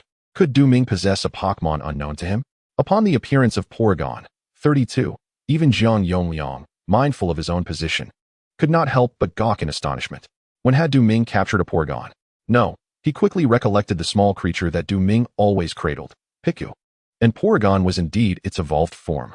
He had not anticipated that Ming would evolve Piku so swiftly, as the evolution related to friendship was notoriously challenging, evident from Jiang Haolin's Zubat, which had yet to evolve into Crobat. In the audience, many stared in awe at the adorable Porygon, resembling a little angel, and gasped in surprise. They had not expected Ming to possess a primary battle Pokémon apart from Snorlax and Prince Poke. Piku evolved into Porygon. Ling Yuka was momentarily taken aback. She had not been with Ming in recent days and was unaware of Porygon's existence, believing that Ming had simply stored Piku in a Pokéball. Sushi clicked her tongue, finding Porygon quite charming. A strange light sparkled in her eyes, causing Porygon to shudder inexplicably. Use Yan, Ming commanded directly, not allowing Jiang Haolin sufficient time to react. Coconut's Tree, use Seed Bomb. Jiang Haolin hurriedly responded, his words stumbling and unclear, revealing his distress. His face flushed red, Issuing a command incorrectly in front of so many onlookers was undoubtedly a humiliation. The yawn of Porygon resonated throughout the arena, yet none truly felt drowsy, while the eyelids of the coconut's tree began to tremble. Boom! Grass energy swirled before the coconut's tree, coalescing into a green fruit. Grasping the fruit tightly, the coconut's tree hurled it forcefully at Porygon's head. There was no escape. Boom! A resounding explosion erupted above Porygon, and before the shockwaves dissipated, Porygon was propelled backward by the terrifying force, barely managing to hover in midair. Use Fairy Wind. Ming stated calmly. Porygon. The air, imbued with an enchanting romantic atmosphere, enveloped the coconut's tree entirely.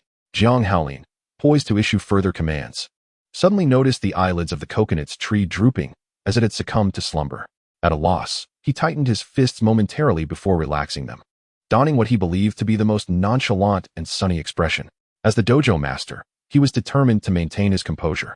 Regardless of the tactics employed by Ming, no matter how exasperating they might be. Continue using Fairy Wind, Ming instructed. After 2 successive Fairy Wind attacks, the coconut's tree's condition was no longer as robust as it had been initially. In that moment, Ming quietly uttered, use Wish. Indeed, while Porygon's health was quite low, coupled with the fact that it was 4 levels beneath the coconut's tree and not in its final evolutionary form, it was vulnerable to being swiftly defeated by the coconut's tree's 2 moves. However, Ming was resolute in preventing such an outcome. As Porygon's wish transcended the void to an unknown realm, eliciting a response, the coconut's tree gradually opened its eyes, fully awakened. Without hesitation, Howling exclaimed, use Wood Hammer. Although Wood Hammer boasted considerable power, it would rebound with a damage of 13, making it a precarious choice in a formal match due to its inherent risks. If not executed with precision, it could spell doom for the user. Comparatively, Seed Bomb offered a more favorable risk-to-reward ratio. Nevertheless, Howling found himself with no alternative. He had to rely on a high-damage move to eliminate Porygon swiftly. In that fleeting moment, Howling grasped the terrifying potential of Yawn and Wish. He had never witnessed such a repugnant combination before. Yawn caused the coconut's tree to fall into a deep slumber, while the damage inflicted earlier was replenished during its sleep with Wish. The duration of slumber was not brief, allowing Porygon to inflict additional damage with other moves. Even with its considerable health, the coconut's tree could not withstand the onslaught from Porygon. Eliminate her.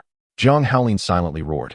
Just then, a peculiar force descended from the heavens, enveloping Porygon. The subsequent effect of Wish restored Porygon to its prime condition, revitalized as if it had never been harmed. Use Yawn, Ming commanded, maintaining a calm demeanor as he meticulously observed the battle dynamics and his opponent's reactions. Boom. The coconut's tree propelled itself toward Porygon like a cannonball. The instant it made contact, all its might was unleashed. Porygon trembled violently as it was launched skyward, nearly grazing the ceiling of the Lingzhou City dojo, only to arc and descend as if in a daze. Huh. Howling cracked a grin, but his laughter was abruptly silenced. The wings stirred.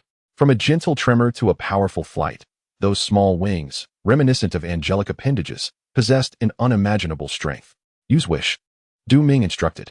Although Wish wouldn't directly confer healing effects, at that moment, no one could disrupt Porygon. The coconut's tree yearned to thwart Porygon, to unleash another move and reap its reward. However, he found himself unable to act. The recoil damage from the wooden mallet precluded any response, compounded by the overwhelming drowsiness that began to envelop him. Unbeknownst to him, the coconut's tree had succumbed to a profound lethargy. The recoil inflicted by the mallet left the 3 faces of the coconut's tree contorted in distress. Chapter 50. The first gym badge after 2 consecutive wishes. Porygon regained its health. In light of the potential overwhelming output from the coconut's tree, Ming exercised utmost caution to avoid any unforeseen mishaps. This time, the coconut's tree awakened rather swiftly, having slumbered only long enough for Porygon to utilize its 2 wishes. Moreover, the effects of the second wish had yet to manifest. Utilize Leaf Storm. Howling gritted his teeth. Leaf Storm, in terms of power, surpasses Tackle slightly. More crucially, the coconut's tree's most formidable ability corresponds to the special attack of Leaf Storm rather than the physical attack of Tackle. Theoretically, the damage inflicted by Leaf Storm should considerably exceed that of the mallet. Nonetheless, both Tackle and Leaf Storm carry significant drawbacks. The former incurs a recoil effect of 13, while the latter drastically diminishes special attack after use, rendering subsequent special attack moves nearly ineffective. If Leaf Storm fails to inflict sufficient damage, The coconut's tree will inevitably be depleted by Porygon. If even Leaf Storm proves inadequate, his chances of victory would be utterly extinguished. Seeing Jiang Haolin's tightly clenched jaw, Ming couldn't help but chuckle inwardly. Surely, he was aware that Porygon possessed a flying type. The flying type boasts double resistance against grass types. Ming's decision to have Porygon execute 2 wishes was not merely a precaution against Jiang Haolin's tackle or Leaf Storm, but rather against psychic or normal type attacks. Of course, after employing Leaf Storm, the threat from psychic would be significantly mitigated. Suddenly, an abundance of tender green leaves appeared on the field, swiftly converging. They appeared soft, yet bore an exceptionally formidable cutting ability, emitting a disordered sound of slicing through the air. Yuzian, Ming remained unfazed. He did not believe that Leaf Storm could incapacitate Porygon. Not to mention Leaf Storm, even an unresisted psychic attack would struggle to do so. After all, Porygon's special defense surpassed its physical defense. Porygon was once more thrust backward by the impact, as if regaining consciousness mid-fall. Seizing the opportunity while the coconut's tree remained in slumber, Porygon endeavored to restore its health. It was not that Jiang Haolin was unwilling to allow the coconut's tree to evade. Having suffered numerous setbacks, he sought to evade Porygon's yawn ability, even without employing any moves. Alas, evasion was impossible. Yawn was an unavoidable move. Continue using Fairy Wind, Ming instructed. As his words fell, he patiently awaited the awakening of the coconut's tree. The atmosphere abruptly quieted, only to erupt in fervent applause. Clap, clap, clap. At this moment, the coconut's tree lay prostrate on the ground, its expression far from that of mere sleep. It had lost its combat capability. With the coconut's tree's fall, Ming had secured victory. Furthermore, this marked his first triumph in today's challenge at the State City Gym. Not only the audience, but even the remaining challengers couldn't help but join in the applause. They gradually comprehended that Jiang Haolin was adjusting his tactics based on the information available about the challenger. The enemy was in the light, while they were shrouded in darkness. Facing the challenger in such a covert manner was indeed contemptible. However, certain sentiments were better left unspoken, and only through Jiang Haolin's defeat could a warning be issued. Jing Dongfeng and Wei Mingyue failed to achieve this, yet Ming succeeded. He triumphed by leveraging his previously unremarkable reputation, or, perhaps, by recently honing the prowess of his Pokémon. Indeed, the prowess of Pak Kijigu was remarkable. While they marveled, an unsettling chill crept into their hearts. Ming's strategy was exceedingly unique. No one wished to confront him. Once a yawn escaped, the Pokémon would succumb to slumber. What then was the purpose of the trainer's existence? The yawn wish was truly insurmountable. The applause gradually waned. With the loss of combat capability by the coconut tree Pokémon, the victor was declared to be the challenger, Ming. Jiang Yongyang, serving as the referee, announced with a clear voice. On the surface, Jiang Yongyang appeared unfazed, seemingly indifferent to Ming's victory over his gym and the acquisition of a badge. He smiled naturally, revealing an intricate depth of character, yet internally, he seethed with fury. He was somewhat aware of the discord between Ming and Jiang Haolin. The defeat of Jiang Haolin by Ming brought him a deep sense of shame as a father. Jiang Haolin's countenance darkened, sensing Ming's gaze. He endeavored to restore his composure, tossing back his shoulder-length hair and stepping forward to Ming, praising him. Your Pak Kijigu has been cultivated exceptionally well. It was a blatant platitude. Ming remained unperturbed, though he tightened his grip during their handshake, nearly eliciting a cry of pain from Jiang Haolin. This is your badge, Jiang Haolin stated, retrieving the badge and presenting it to Ming. It was the State City Gym badge, shimmering with a soft blue luster, shaped like a wave. Ming suddenly recalled that the inaugural gym leader of State City specialized in water-type Pokémon and frequently placed in grand competitions. Cultivating Pokémon is no easy feat. Typically, potential is prioritized, as a well-rounded attribute yields significantly greater combat prowess. Gradually, State City Gym ceased to focus solely on water types. In fact, this phenomenon has occurred in many established gyms.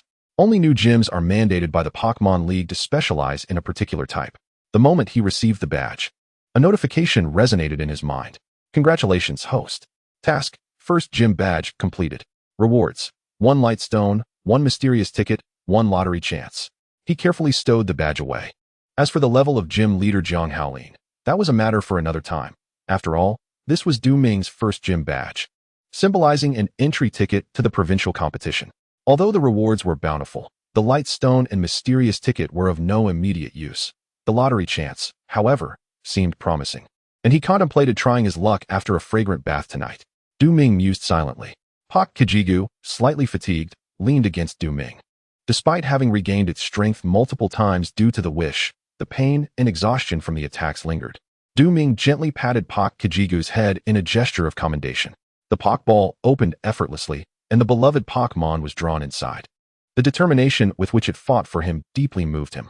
Upon reaching the resting area, Du Ming sat upright in the chair, despite his desire to lounge comfortably. The camera was focused on him, and he did not wish to evoke disdain from the viewers of the local television station, whose audience was largely comprised of middle-aged and elderly individuals. How do you feel about winning the gym battle and earning your badge? The female reporter inquired at the opportune moment. I'm somewhat exhilarated. This is my first challenge at a gym and my inaugural badge, Du Ming replied. The reporter, taken aback, asked, haven't you challenged any gyms before? She scrutinized Du Ming, using her keen perception to estimate his age to be around 18. Typically, one becomes a trainer at 16 and would have traveled for 2 years, presumably earning at least 1 or 2 badges by now. To be honest, it has only been 20 days since I became a trainer. Du Ming smiled at the camera. The reporter displayed a look of astonishment.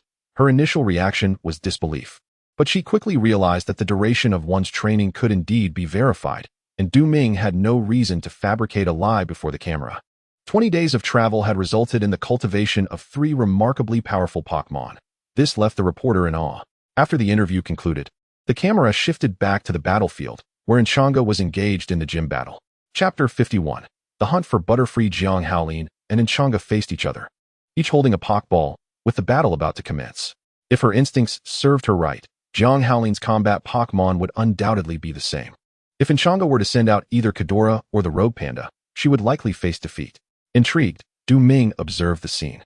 The Mosquito Swimmer, green level 41. As Jiang Haolin released his Pokémon, Du Ming couldn't help but think, as expected.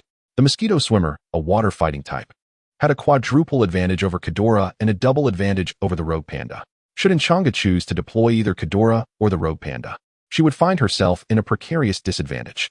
Furthermore, this particular Mosquito Swimmer was exceptionally high level, boasting a formidable level of 41, making it one of the elite among Jiang Haolin's 6 Pokémon. Hunting Butterfree. Enchanga's chosen Pokémon was not one of the previously showcased creatures, but rather the Hunting Butterfree. Du Ming was familiar with the Hunting Butterfree. As the final evolution of the Caterpie, it was undeniably beautiful, though certainly not a rare Pokémon. Du Ming had engaged in battle against various Hunting Butterfree in the battle arena located on the 13th floor of the Pokémon Center, with no fewer than 5 encounters. However, none of the Hunting Butterfree he had previously encountered could be compared to the one before him. Its flawless patterns, pure gaze, and the shimmering scales that scattered in the air as it fluttered all showcased the beauty of this particular Hunting Butterfree. The level and qualifications of this Pokémon, which even Du Ming could not discern, hinted at a level of at least 50, if not higher. The Hunting Butterfly serves as Enchanga's trump card, and Du Ming finds himself quite unsettled. Enchanga's command skills are comparable to his own when it comes to actual combat. Both display a rather conventional style, akin to a turn-based battle with limited maneuverability. As Du Ming mentally simulates the impending confrontation, he ultimately realizes that even with all 3 of his sprites in play, he would likely still fall short against the Hunting Butterfly. Time is of the essence, and the battle commences swiftly. Under Enchanga's guidance, the Hunting Butterfly flutters about the arena, scattering shimmering scales in its wake, illuminating the entire venue with a radiant glow. Silver Whirlwind. Du Ming observes that the scales, previously strewn across the battlefield, are swept up by the whirlwind, significantly amplifying its power. Use Water Cannon. Jiang Haolin urges quickly, cursing inwardly.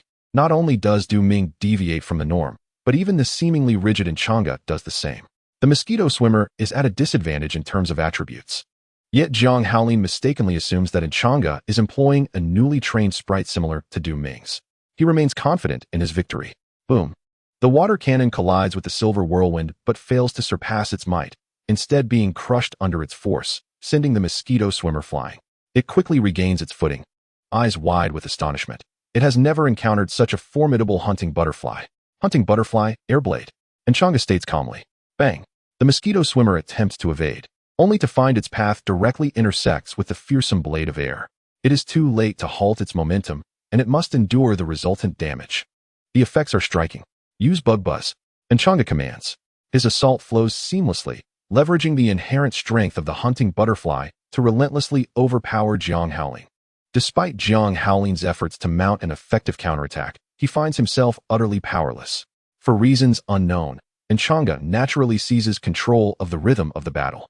This sensation is reminiscent of his experiences with Du Ming, though Du Ming merely combines skills, while Enchanga relies on raw strength, swift reflexes, and synergy, effectively sapping Jiang Haolin's resolve. His movements perpetually lag a beat behind. This sensation deeply unsettles Jiang Haolin. Du Ming watches from the sidelines, thoroughly impressed, truly a 2-star trainer. The disparity in intimacy is palpable, he muses. He conjectures that the hunting butterfly has been Enchanga's companion since its youth, resulting in elevated levels and a remarkable rapport. It is no surprise that Enchanga, with this hunting butterfly, managed to bring the rascally panda and Kidora to the 3-star trainer assessment, nearly clinching victory. With the mosquito swimmer rendered powerless, the victor is the challenger, Enchanga. As he receives the badge, Enchanga appears composed, solemnly securing the badge as he departs amidst applause with his sister, an Exine. It must be said that Enchanga's performance is exceptional, even overshadowing Du Ming's. Fortunately, I performed before him, otherwise my reputation would undoubtedly suffer. Du Ming silently rejoiced, yet he harbored his own considerations.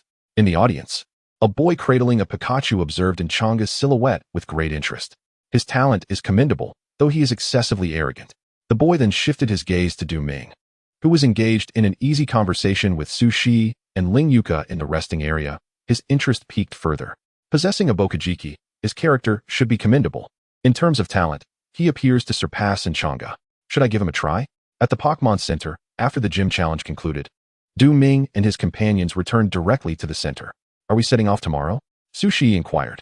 Indeed, Du Ming replied. Having secured the gym badge, it was time to venture towards other cities. If one were to choose an appropriate moment, tomorrow would be the most fitting. Du Ming sighed, reflecting that while the state city was akin to his homeland, lingering here after embarking on a journey felt rather misplaced. Many novice trainers, upon receiving their initial Pokémon, would immediately journey to other provinces or even abroad. Departing the state city upon obtaining a gym badge had long been a foregone conclusion. In truth, had Jiang Haolin not succeeded the role of gym leader, enabling Du Ming to acquire the badge, he would have vacated the state city much earlier. After all, it is merely a 3rd-tier city, offering little in terms of learning. I will see you off properly, Su Shi said candidly. Thank you, Du Ming replied sincerely. When leaving a city, having someone genuinely bid farewell alleviates the sense of solitude. Upon returning to his room and finishing his shower, Du Ming meticulously examined the gym badge, feeling a gentle sense of satisfaction. This was the first badge of his trainer career, carrying profound significance. He carefully placed the badge into a transparent badge case. As the little Cabigan, Bo Wangzi, and Bokajiki emerged, they instantly gathered around the badge case, their eyes sparkling. This was also their inaugural badge, a testament to their collective efforts. System, initiate the lottery spin. Du Ming exhaled deeply, addressing the system.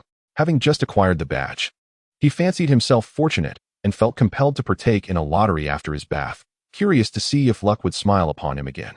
In response to the system, a colossal spinning wheel materialized before Du Ming. Upon counting, he noted there were 20 segments. Among them, 10 were consumption-based, 5 represented items, 3 were recipes. While Pokémon and special categories each had a single segment, the reduced total of segments heightened the likelihood of drawing from the Pokémon and special categories compared to previous attempts. Shall we commence the lottery? Yes. Du Ming clasped his hands together. After numerous spins, he had little hope for the Pokémon and special categories and merely wished to procure something valuable from the other 3 classifications. Chapter 52, Lottery, Special Category. The wheel began to spin. No longer a stranger to the lottery, Du Ming appeared remarkably calm this time, intently watching the pointer with an extraordinary sense of reflex. Observing its deceleration, his heart continued to race fervently. Finally, the pointer slowed to a near halt, poised to stop.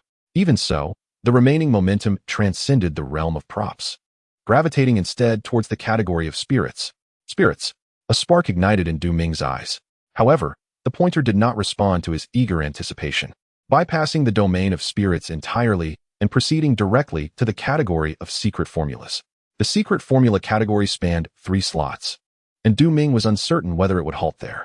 Nevertheless, the secret formula category was also quite appealing. Ultimately, the pointer did not pause at the secret formula section, instead shifting to the next slot, the special category. Surely, it wouldn't stop there, Du Ming thought. After so many draws, he believed he had a keen understanding of the spinning wheel. It would take at least 100 or 80 attempts to land on the improbably rare special or spirit categories, wouldn't it? The pointer gradually hovered, fortuitously gliding past the secret formula category and landing precisely on special category. Congratulations, host, you have acquired the special ability, Heart's Power. My goodness, can one really draw a special category? Ming's face lit up with joy as he hastily checked the rewards of the spin, slowly clicking on the Heart's Power icon. He was overwhelmed with excitement. This was indeed a special ability, although it was not superpower or wave guidance. Ming leaned more towards the enigmatic powers that could exist in this world. If special abilities were thoroughly researched early on, how could one maintain an air of superiority? Heart's Power. Crimson. The weight of the heart determines the strength of one's power. One of the oldest and most wondrous abilities in the world, it encompasses communication, amplification, assistance, sacrifice, and various other effects. Crimson. Ming rubbed his eyes in disbelief. He had indeed drawn a crimson special ability. I truly am an anomaly. It made sense. How could one easily draw a special category? It had been lying in wait. What use could a crimson special ability possibly serve? The description of Heart's Power was quite grand. System, what exactly is this Heart's Power? Ming inquired. Please explore it yourself, host. All right then.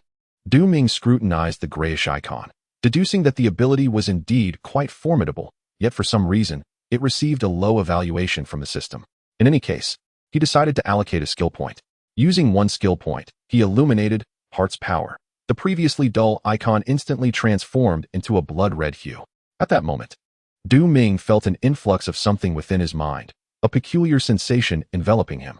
It was as if he had suddenly been transported to the cosmic expanse. Yet he felt no suffocation from the vacuum. Instead, he could traverse freely through it. He felt as if he had become immortal, surrounded by an ethereal aura. Emerging from that sensation, Ming was overtaken by an overwhelming drowsiness and promptly fell asleep. Butterfree sensed Ming's unusual state at that moment. He was sporting dark circles under his eyes, sleeping deeply, and even when Butterfree shook his body, he could not be roused. Yet, his breathing remained steady. So Butterfree and Prince Baka allowed him to continue his slumber. Ming slept profoundly, rarely experiencing dreams. Normally, he would be engaged in a dream battle with Lugia and Victini using Heart's Power, delighting in their eventual subjugation. Upon awakening, Ming felt no discomfort. Rather, he was invigorated and refreshed. As Bo Kajigu observed Ming in high spirits, he felt a sense of relief. The small Snorlax lay blissfully asleep, while Prince Bo cast a glance at Ming, ensuring his well-being before turning his attention elsewhere. The power of the heart. Coming back to his senses, Ming hastily examined his ability panel. Heart Power, orange. The weight of one's inner self, determining the strength of one's abilities. One of the most ancient and wondrous abilities in existence, possessing effects such as communication, amplification, assistance, and sacrifice. 110. Curious. Ming noted that this Heart Power had inexplicably shifted from red to orange since yesterday. In his mind, he queried, System, what is the meaning of this? The system replied, please explore on your own. Its response remained uninformative, seemingly reluctant to provide any clarification regarding Heart Power. The weight of the inner self determines the strength of one's abilities. Could it be that Heart Power transformed from red to orange based on the weight of my inner self? If that is indeed the case, it would be a fortuitous development. Ming mused, glancing at the suffix 110 in the description of Heart Power. It appeared that 9 skill points were required to elevate it to the yellow level. He pondered his current personal strength level of 10. With a fixed skill point allocation of 10 and the task, the second Pokémon, granting him 3 additional skill points, totaling 13. Activating Divine Power, Aurora, and Heart Power. Each consumed 1 skill point, leaving him with 10 points. To advance Heart Power to yellow would cost him another skill point, allowing for 1 point to remain in reserve. Contemplating this, Ming felt a surge of excitement, but quickly subdued it. It would be unwise to expend precious skill points without fully grasping the effects of Heart Power. Such an action would be a grievous waste. System, how does one utilize this Heart Power? Concentrate your mind and channel your imagination to attempt that which the host wishes to achieve, the system responded, this time offering a more useful and comprehensible answer. Having conceived the notion, Ming gently closed his eyes, allowing himself to find tranquility. Prince Bo, he softly called. Command. Prince Bo responded with a hint of confusion, his tone unchanged, yet Ming inexplicably sensed the emotions coursing through Prince Bo at that moment. What's the matter, Ming? Ming realized that the somewhat aloof Prince Bo typically addressed him in this manner. Ming, is it? Quite fitting, he mused. Taken aback by the realization that heart power could indeed manifest his innermost thoughts, he envisioned himself peering into Prince Bo's heart, and to his astonishment, he found he could comprehend it. Bo Keijigu? Prince Bo regarded Du Ming with a puzzled expression, suddenly realizing he had heard no audible sound. Du Ming's call reverberated directly within his mind.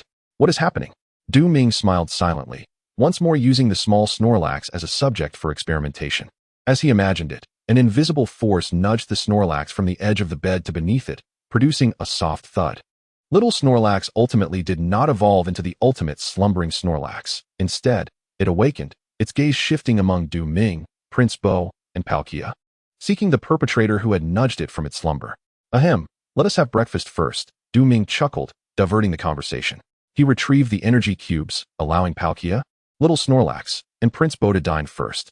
Wiping the sweat from his brow, Du Ming felt a slight dizziness, though he soon returned to his usual state.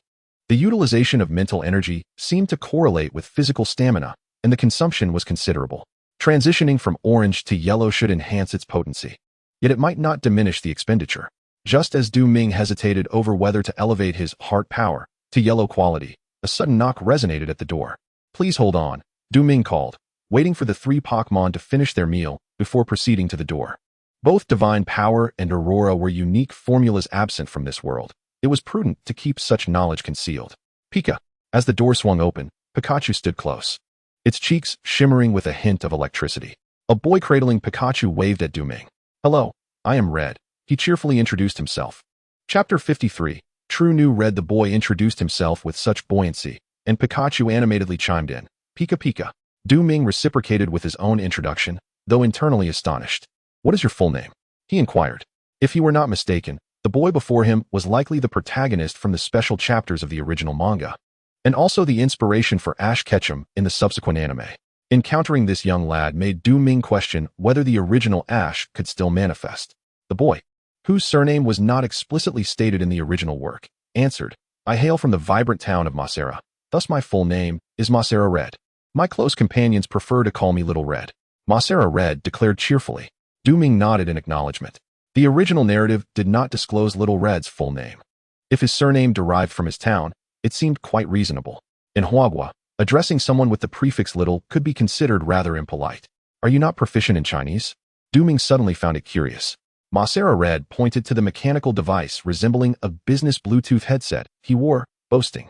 I can communicate with Huagua citizens thanks to this device. Its translation feature is quite remarkable. Masera Red's headset was likely a sophisticated translation instrument, advanced technology that could not be widely disseminated. Even the Scholar Guild lacked available resources. After their conversation, Du Ming and Masera Red had established a basic understanding of one another. In Du Ming's view, Masera Red appeared relatively mature now. However, he could not ascertain whether his Pokémon companions were still the same few. He remained perplexed about Masera Red's reason for seeking him. He had initially presumed that Masera Red intended to challenge him, but that was not the case. Masera Red scrutinized Du Ming before suddenly exclaiming, Would you like to travel together? I am heading to Guangnan City next. It would also be beneficial for me to learn Chinese. Relying solely on this device is rather inconvenient. He gestured to his headset, expressing a hint of complaint. Traveling together, it must be said that Jinshin Qi's request indeed exceeded Du Ming's expectations. Given Jinshin Qi's capabilities, traveling alone would pose no danger whatsoever. If Du Ming were to accompany Jinshin Qi, the benefits would undoubtedly favor Du Ming, for Jinshin Qi's prowess far surpasses his own, and he would have much to learn from him. Allow me a moment to contemplate, Du Ming said with a slight furrow in his brow as he invited Jinshin Qi into his room. Upon entering, Jinshin Qi could not help but wrinkle his nose, seemingly intrigued by the aroma lingering in the air, a scent of energy cubes, and a rather sophisticated one at that. He immediately discerned its quality. A true connoisseur, Du Ming thought as he lifted Pak Jiji, choosing not to extend the conversation further. I hope you will give serious consideration to my proposition, Jinshin Qi remarked, exchanging contact information with Du Ming before making his way towards the door. In the elevator, he quietly pressed the button for the 9th floor. Meanwhile, Du Ming, busy packing his belongings, continued to ponder Jinshin Qi's intentions. Logically speaking, it seemed rather improbable for him to go to such lengths. Furthermore, what advantages could there possibly be in traveling with Jinshin Qi? Overwhelmed by his thoughts, Du Ming decided to cease his ruminations. Once his luggage was arranged, he stepped outside, intending to seek advice from Ling Yuka and Su Shi. At the State City Dojo, Jiang Yongliang and Jiang Haolin, both former and current masters of the dojo, were accustomed to attending various high society gatherings. However, the mood of this father-son duo was far from pleasant. The dojo challenge had been a disheartening failure. What should have been a resounding victory was marred by Du Ming and Enchanga's interference, leaving Jiang Haolin gasping for breath and negatively impacting the outcomes of other battles. Moreover, their actions inadvertently exposed Jiang Haolin and Jiang Yongliang's strategies, leading other competitors to remain vigilant regarding Jiang Haolin's Pokémon selections, thereby diminishing his chances of success. Out of 8 battles, they had won 4 and lost 4. An overwhelming setback for the newly appointed Jiang Haolin and an indelible blemish on his record as the dojo master. As long as he remained in office, the State City Dojo would face obstacles in its advancement due to this incident. Du Ming. Jiang Haolin was willing to concede defeat to Enchanga. The hunting butterfly was indeed extraordinarily formidable. However, he could not accept losing to Du Ming under any circumstances. Yet, there was nothing to be done. Defeat was defeat. No matter how reluctant he was, he could not alter this reality. Damn it, he thought. Recalling how his coconut tree had been dominated by Du Ming's Pak Jiji, using Yan to invoke fear. Well then, let us contemplate how to manage the dojo going forward. Jiang Yongliang stated solemnly. I hope you can remember this setback. Jiang Haolin lowered his head in silence, seemingly lost in thought before asking. What about the young envoy from the Alliance headquarters? Did he have no comments? No comments. That envoy said nothing at all, Jiang Yongliang replied with a cold snort. Focus on managing the challengers, and do not concern yourself with such matters. Reflecting on that youthful figure, Jiang Yongliang found himself in awe. For certain individuals, youth represents the greatest asset. In contrast, his own son seems like a lost cause. Indeed, father.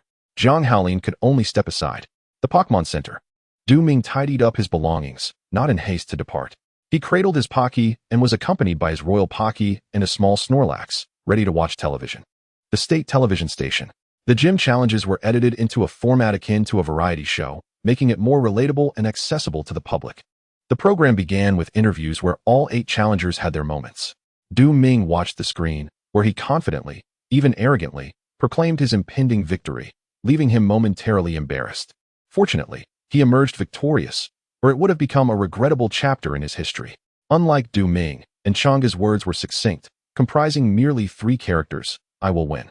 This showcased Enchanga's extraordinary confidence, distinctly different from Du Ming's. He was assured, even more so than Du Ming. Following this were edited battle sequences, meticulously crafted for optimal viewing pleasure, yet riddled with advertisements at crucial moments, detracting from the overall experience. During the commercial breaks, Du Ming took the opportunity to check the system logs. His prestige value was skyrocketing. Du Ming was momentarily taken aback. By the end of the program, his prestige surged from 2,000 to 30,000, with the upward trend still unyielding. Ultimately, his prestige stabilized at an impressive 52,000, a prestige value of 52,000. With such a sum, he could acquire nearly 6 potential potions. He could also procure 3 good luck fruits, with some prestige still remaining. Naturally, with a wealth of 52,000 prestige, Du Ming had far superior options at his disposal. Rubber fruit, Blue, a mysterious devil fruit, enhanced by the system to eliminate its water-repellent side effects. Upon consumption, the body is transformed into a rubber constitution, granting the powers of a devil. Price, 50,000 prestige. Note, consumption by Pokémon is prohibited. Only 1 devil fruit may be ingested. Qualification Enhancement Potion, Blue, a potion developed by Pokémon researchers from a mysterious realm that, when consumed, elevates a Pokémon's qualification by 1 tier. Price, 42,000 prestige. Note, can only be used to elevate green qualifications to blue. Each Pokémon may consume only 1 potion from this series. Bonding Stone, Blue, a mystical stone imbued with extraordinary powers. Absorbing the energy of the Bonding Stone provides a 50 chance for a Pokémon to comprehend bonding evolution. Price, 48,000 prestige. Note, only Pokémon that have reached their evolutionary limit and possess a friendship level above 200 may use it. Chapter 54, Qualification Enhancement, Part 3, Contemplating how to effectively utilize his 52,000 prestige. Du Ming shouldered his bag, accompanied by Pocky and a small Snorlax. As he made his way outside, by noon, Du Ming presented his identification to Su Shi, signaling his intent to check out. The complimentary period for the Pokémon Center room had long expired, and the services he was enjoying were now procured with money. He settled into a chair in the lobby on the first floor, with Pocky and the small Snorlax taking their places on either side. During the midday respite, Sushi prepared to bid farewell to Du Ming. Undoubtedly, Sushi was a friend to Du Ming, who had often benefited from her assistance over the past 20 days. As Du Ming recounted the events, he noticed the well-concealed surprise etched upon her face. "Sushi, what is your perspective?" he inquired. "I find it challenging to articulate the specifics," she replied thoughtfully. "In any case, traveling with Zhenshinchi outweighs the drawbacks. If you prefer solitary journeys, then consider my words unspoken." After careful contemplation, Sushi spoke to Du Ming. "I see." Du Ming nodded in understanding. At that moment, a voice emerged from behind them. "Have you made your decision?" Zhenshinchi, clutching a Pikachu and sporting a sporty backpack, appeared rather unpretentious. "Yes, let us set off," Du Ming replied cheerfully. Zhenshinchi harbored an enigmatic allure. Du Ming was entirely unaware of his identity in this world. Thus, he sought Sushi's counsel. Since she had indicated that it was acceptable, Du Ming felt no hesitation in befriending Zhenshinchi. The prospect of traveling together seemed appealing. There were numerous routes from the state capital to Guangnan City, while one could opt for a high-speed train directly from Xining to Guangzhou. Such directness would diminish the enjoyment of the journey. Fortunately, Zhenshinchi possessed a vehicle, and after deliberation with Du Ming, they ultimately decided on a road trip. Their route would take them from the state capital to Beihai, then to Wuzhou, finally arriving at Guangnan City. Before Du Ming lay a model of car unfamiliar to him, akin to an Audi A6 from his previous life, far exceeding his financial means. Zhenshinchi leaned out of the window and waved to Du Ming. "Hurry up and get in." "All right, I'm coming," Du Ming replied, securing his Pokémon and leaving only Bikejiku outside. Given the lengthy drive, it was prudent to avoid the potential car sickness caused by the weight and size of both Cabi and Bo Wangzi. With Bikejiku nestled in his arms, Du Ming took his place in the passenger seat, reclining against the chair. Marveling at the advanced technology of this world, its comfort surpassed that of any vehicle from his former life. Zhenshinchi demonstrated adept driving skills, and the built-in navigation system allowed Du Ming to be acutely aware of their location. Sushi, Ling Yuka, Yusheng, and Ling Shu sent a series of messages wishing Du Ming a safe journey. Ling Yuka, Ling Shu, and Yusheng planned to depart 3 days later. A more cautious approach. Among them, Ling Zheng and Ling Yuka traveled together, their destination being the provincial capital of Xining in the western province, while Yusheng intended to head towards Yun province, with plans to first reach Kunming. The group, having formed amicable bonds at the Pokémon Center, found their paths diverging due to varying itineraries. After a brief intersection, they parted ways, a natural aspect of travel. Immersed in the vastness of nature, Du Ming gained profound insights. However, due to Zhenshinchi's oversight of nearby habitable villages, Du Ming found himself compelled to camp outdoors that night. As dusk gradually enveloped the sky, Du Ming seized the moment while Zhenshinchi sought a water source to engage in transactions at the system shop. "System, please assist me in exchanging for potential potions and aptitude enhancement elixirs," Du Ming mentally commanded. Potential Potion 1, Qualification Enhancement Potion 1. This purchase will deduct 51,000 reputation points. Do you confirm? Confirmed. The host currently has 1,450 reputation points remaining. Du Ming, unconcerned about the remaining reputation, retrieved the potential potion from the system space and handed it to Pak Jigu. The elf that consumes the potential potion will experience a smooth potential development over the next 7 days. In Du Ming's team, both Snorlax and Prince Bo have already consumed it with remarkable results.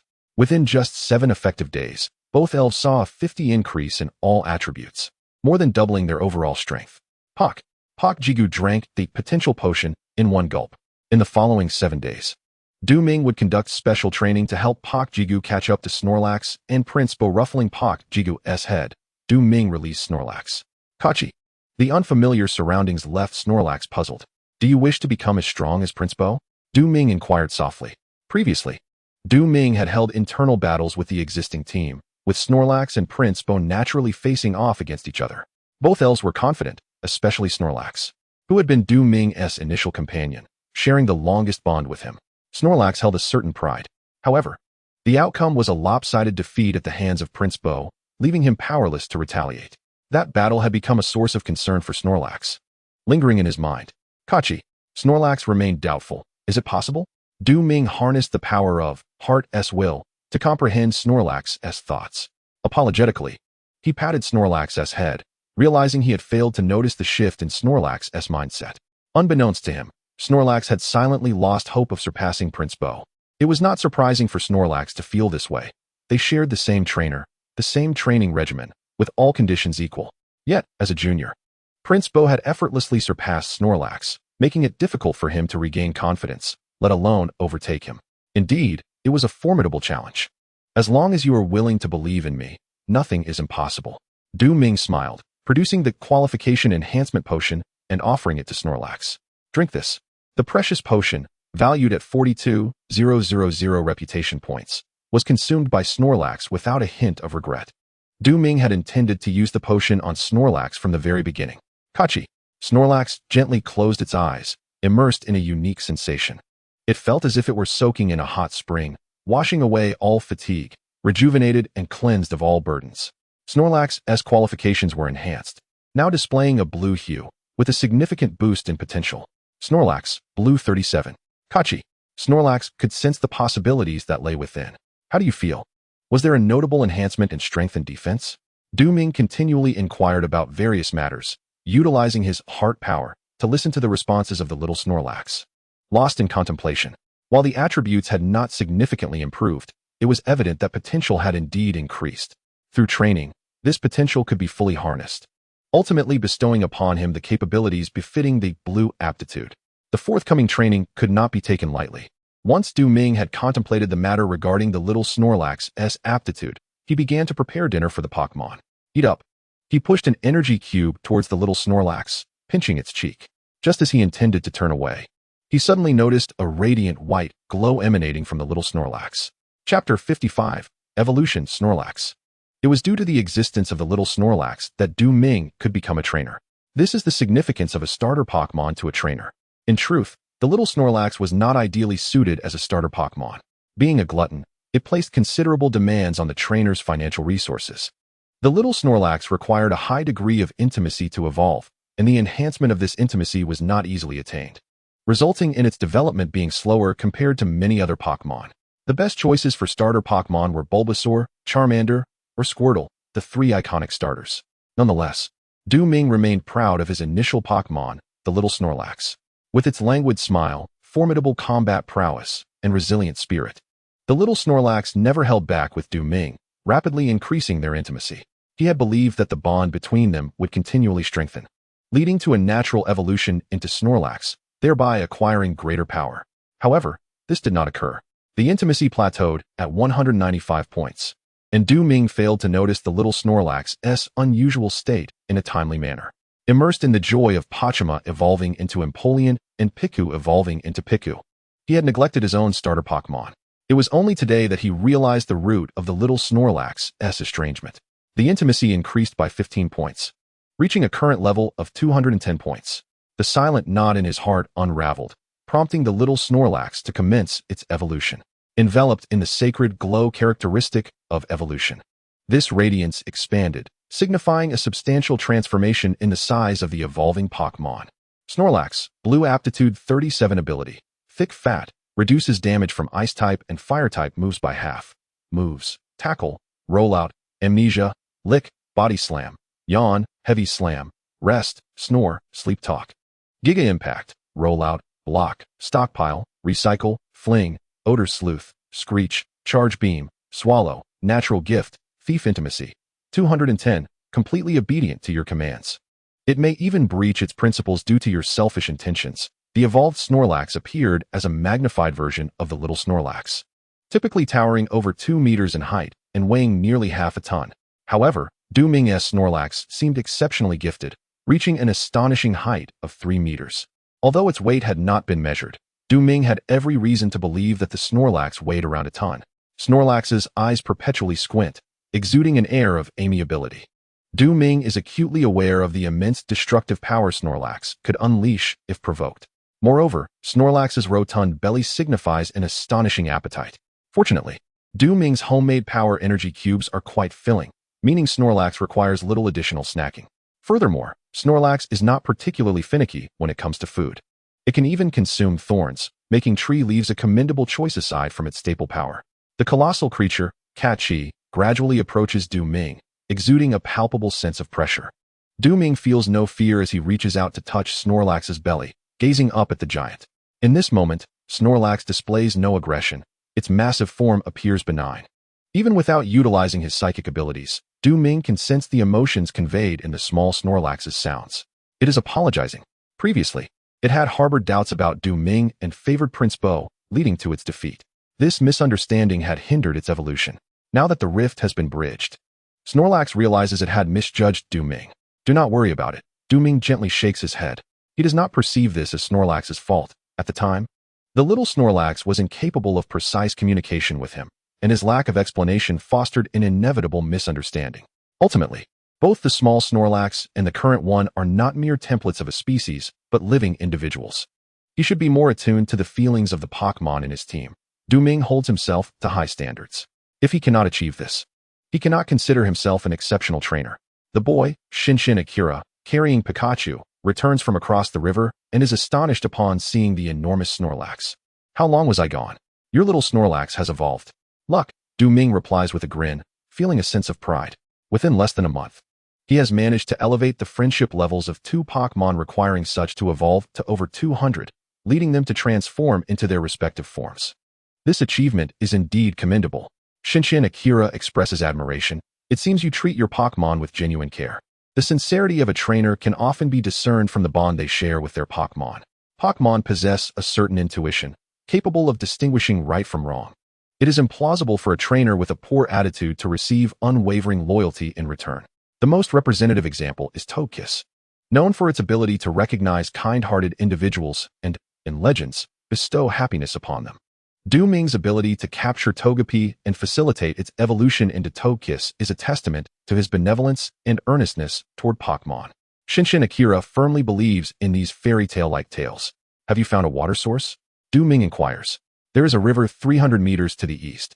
We should drive over, keeping the vehicle close to us to avoid encounters with creatures like the Beardick that could crush my beloved car, Shinshin Akira replies. Ming nods in agreement, and as the car starts, they circle around to park beside the river. Using the system's identification function, Ming quickly determined that the water was potable and began to drink heartily.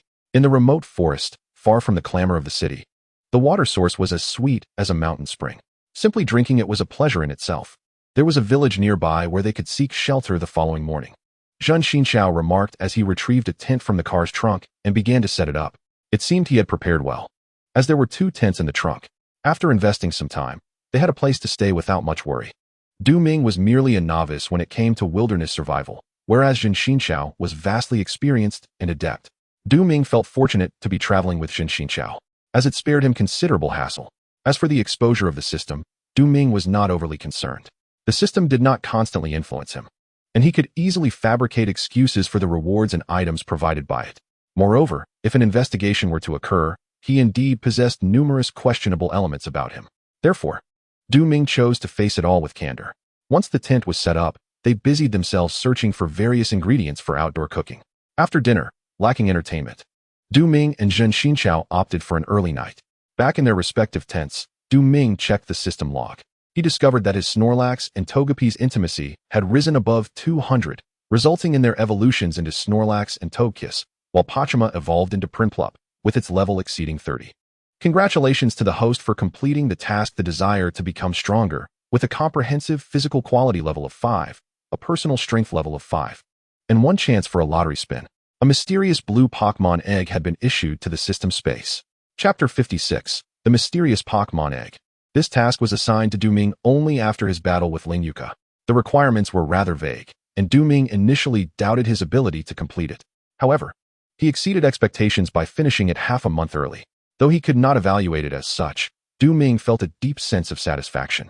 Host, Ming. Gender, male. Age, 18. Comprehensive physical quality, 21. Comprehensive personal strength, 15. Pokémon, Snorlax, blue. Togekiss, green. Prinplup, blue. Mysterious Pokémon Egg, blue. Skills, Divine Power, blue. Aurora, yellow. Heart Power, orange. After the task rewards were distributed, both of Ming's comprehensive attributes increased by 5 levels, raising his physical quality to an astonishing level of 21 and his personal strength to 15. He gained 5 new skill points, bringing his available skill points to 15. He could feel himself truly becoming stronger, not just physically, but also mentally. Unconsciously, He found himself gaining deeper insights into Pokémon battles. His combat style might undergo a transformation as a result. The mysterious blue Pokémon egg, nestled within the confines of his tent. Ming took out the precious Pokémon egg awarded by the system. It bore enigmatic patterns, and no matter how hard he tried, he could not discern the specific Pokémon that it harbored. The only certainty was that the Pokémon emerging from this egg would undoubtedly possess blue aptitude. The vibrant colors of red, orange, yellow, green, cyan, blue, and purple danced in Ming's imagination, yet he could scarcely fathom the potential of the blue attribute spirit. The mysterious spirit egg, cloaked in its shell, harbored an almost boundless vitality. With a full 365 days remaining until its hatching, Ming felt as if a bucket of ice water had extinguished the flames of his enthusiasm. A year's time meant that the spirit hatching would be far too late for him to participate in the provincial competition alongside his peers. With merely 2 months of nurturing, the little creature's readiness for next year's Hogwarts tournament remained uncertain. However, Ming quickly regained his composure. Spirits with the characteristic of fiery bodies, such as the duckbill flame beast, lava snail, and fiery arrow sparrow, could expedite the hatching process of the spirit egg. If he could capture one of these spirits, it could potentially have the hatching time. While the provincial competition seemed uncertain, he was now optimistic about being ready for the Hogwarts tournament next year. Resolute in his decision, Ming accessed his personal interface, selecting the orange icon within the skill column and allocating 9 skill points. With a chime, the icon began to transform, shifting from orange to a soft yellow, creating an entirely different impression. Heart's power. Yellow. The weight of one's inner self determines the strength of their abilities. It is one of the oldest and most wondrous capabilities in the world, encompassing communication, amplification, support, and sacrifice among its myriad effects. Observing the suffix 010 next to Heart's power, Ming reluctantly invested an additional skill point, fully elevating Heart's power. Now resembling a brilliant gold, it exuded an impressive aura. To advance to green, another 10 skill points would be required, an amount Ming currently lacked. While skill points could be deemed unnecessary in moments of inactivity, they became precious when truly needed. Contemplating this, Ming prepared to retract the spirit egg into the system space to test his newly upgraded Heart's power against spirits of similar caliber. At that moment, he experienced a peculiar sensation emanating from the mysterious spirit egg nestled in his arms. A voice seemed to whisper in his mind, guiding him on the proper utilization of Heart's power. Unconsciously, he gently enveloped the surface of the blue spirit egg with Heart's power. As he nurtured it, he felt his inner strength swiftly dissipating. What was happening? Awakening from his reverie, Ming was astonished by the passage of time. Had he truly held the mysterious spirit egg and nurtured it with Heart's power for a full 3 hours?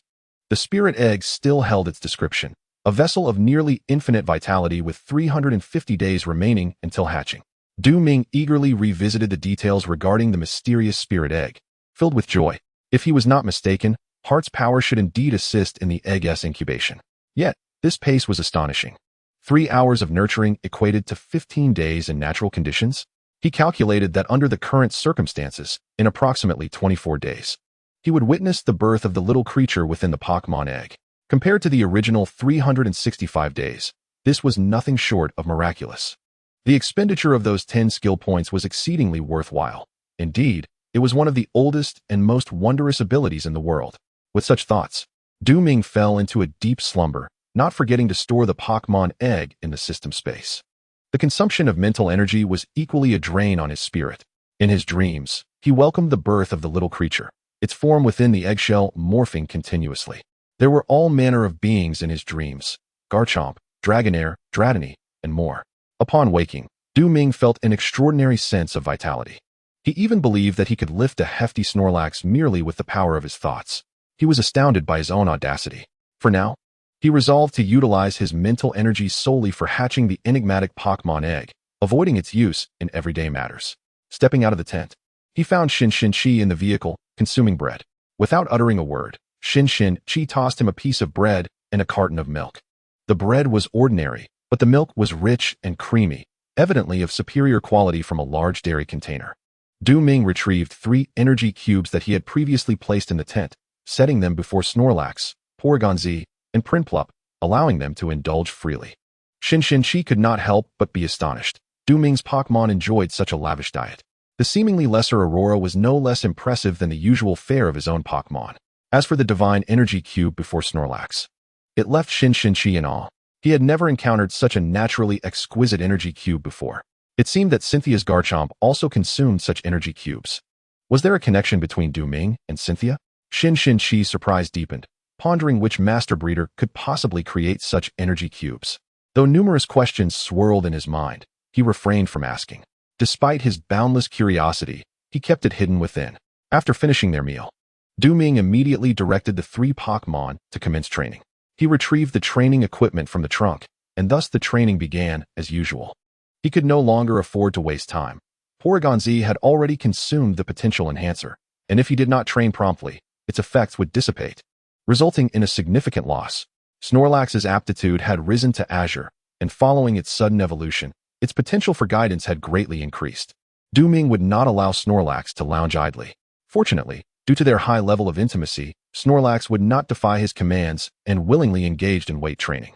The evolution of little Snorlax sparked a sense of urgency in Prinplup, prompting it to train even harder. It was determined not to be outdone by the little Snorlax. Chapter 57. Kyurem, 3 updates. A healthy competitive atmosphere arose between Snorlax and Prinplup, subtly fostering growth. With Snorlax's aptitude now elevated to azure, it was fully qualified to compete alongside Prinplup. In fact, strictly speaking, Snorlax's current strength surpassed that of Prinplup, unless Prinplup evolved into Empoleon, transforming its type to Water Steel, which would allow it to counterbalance Snorlax more easily due to its elemental advantage. The evolved Snorlax has undoubtedly become Du Ming's ace. In contrast, the peaceful Porygon Z receives focused supervision during her training. Porygon Z's proficiency in her skills is rapidly advancing, likely due to her inherent talent for abilities. However, her foundational control over energy seems to be progressing at a sluggish pace, having only recently begun to develop. The use of a Sunstone is readily available. Should Du Ming choose, Porygon Z could evolve into Porygon Z2 at any moment. Yet, he is not in a hurry.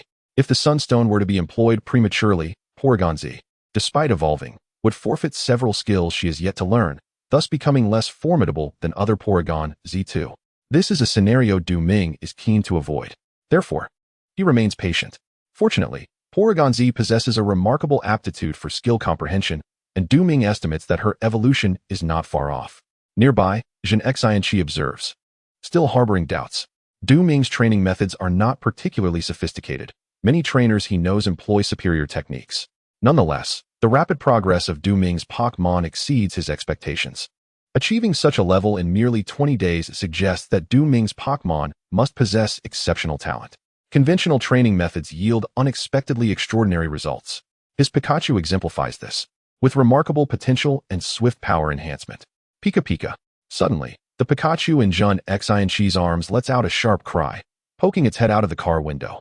Alert to the sounds emanating from the distant woods.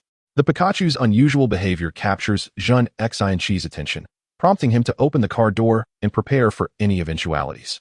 In the wilderness, caution is imperative. What is the matter? Du Ming inquires, puzzled. His 3 Pokémon continue their training, oblivious to any anomalies. There seems to be something in the woods, Jun Xianqi states solemnly. Du Ming gazes toward the forest, which appears unremarkable and eerily silent. He too adopts a vigilant stance, aware of the dangers that lurk in the wild. Numerous Pokémon possess ferocious natures, making fatal encounters in the wilderness not uncommon. That Pikachu, its strength was abundantly evident during the battle against Uncle Ling's Tyranitar. Du Ming cannot deny that this Pikachu is far more powerful than any of his own Pokémon. A rustling sound emanates from the woods. The Pikachu stands ready. Should any Pokémon in the forest present a threat, she will launch an immediate attack. Suddenly, a flustered youth bursts forth from the underbrush. Disheveled hair, a t-shirt, and jeans, his attire is quite ordinary. It is none other than Su Qihua, Du Ming's opponent from his first trainer battle. Su Qihua appears exceedingly disheveled, his clothes tattered and caked in mud, with fine bloodstains adorning his arms. He fumbles at his waist and finally retrieves a Pokeball, tossing it behind him. Ninetales, Green 28. Ninetales, use Flame Vortex on her cross. As the command leaves his lips, Ninetales unleashes the flames it has been gathering, sending them hurtling toward the woods ahead. Kylos burst forth from the woods, colliding directly with the fiery vortex unleashed by Vulpix. The green Kylos, a bug-type Pokémon, was at a disadvantage against fire, yet surprisingly, the flames had little impact on him. Being a formidable creature, Kylos, despite his inability to evolve, was not at all inferior to the evolved form of Vulpix. The majestic Ninetales. Go! Kylos charged forward, and in an instant, he was positioned behind Vulpix, seizing her in his embrace and slamming her forcefully into the ground. With a resounding thud, he delivered a critical blow using his signature move, Mountain Slam, specifically targeting his opponent's vulnerabilities. After enduring this attack, Vulpix's momentum waned significantly. She was no match for Kylos. Vulpix, use Flamethrower. Suchihua, undeterred, commanded again. Flames coalesced as Vulpix, unwilling to concede, hurled a brilliant crimson fireball towards Kylos. The fiery vortex enveloped Kylos, who found himself firmly locked in place, yet he saw no reason to flee. Braving the splattering flames, his powerful yet resilient arms clutched Vulpix tightly, and he slammed her into the ground with the hellish roll technique. As Vulpix rolled, her head, abdomen, and shoulders repeatedly struck the rocky terrain, inflicting severe damage. Suchihua, reluctant to accept defeat, sought to retaliate, but suddenly realized Vulpix had succumbed to unconsciousness. Incapable of continuing the fight, Kalos's gaze turned menacingly towards the young trainer. Victory Bell, use Mega Drain. The green Victory Bell prepared to unleash its skill, but before it could strike, Kylos launched an attack. The cross slash was devastating. Upon impact, Victory Bell was sent flying, rendered unable to battle. Suchihua clenched his fists, with Victory Bell down. He had no other Pokémon to rely on. Suddenly, Prince Bo emerged from his training, stripped of his gear, his eyes ablaze with the spirit of combat. Prince Bo, use Peck. Du Ming declared without hesitation. The previous fight belonged to Suchihua, and he had refrained from intervening. However, the situation had changed.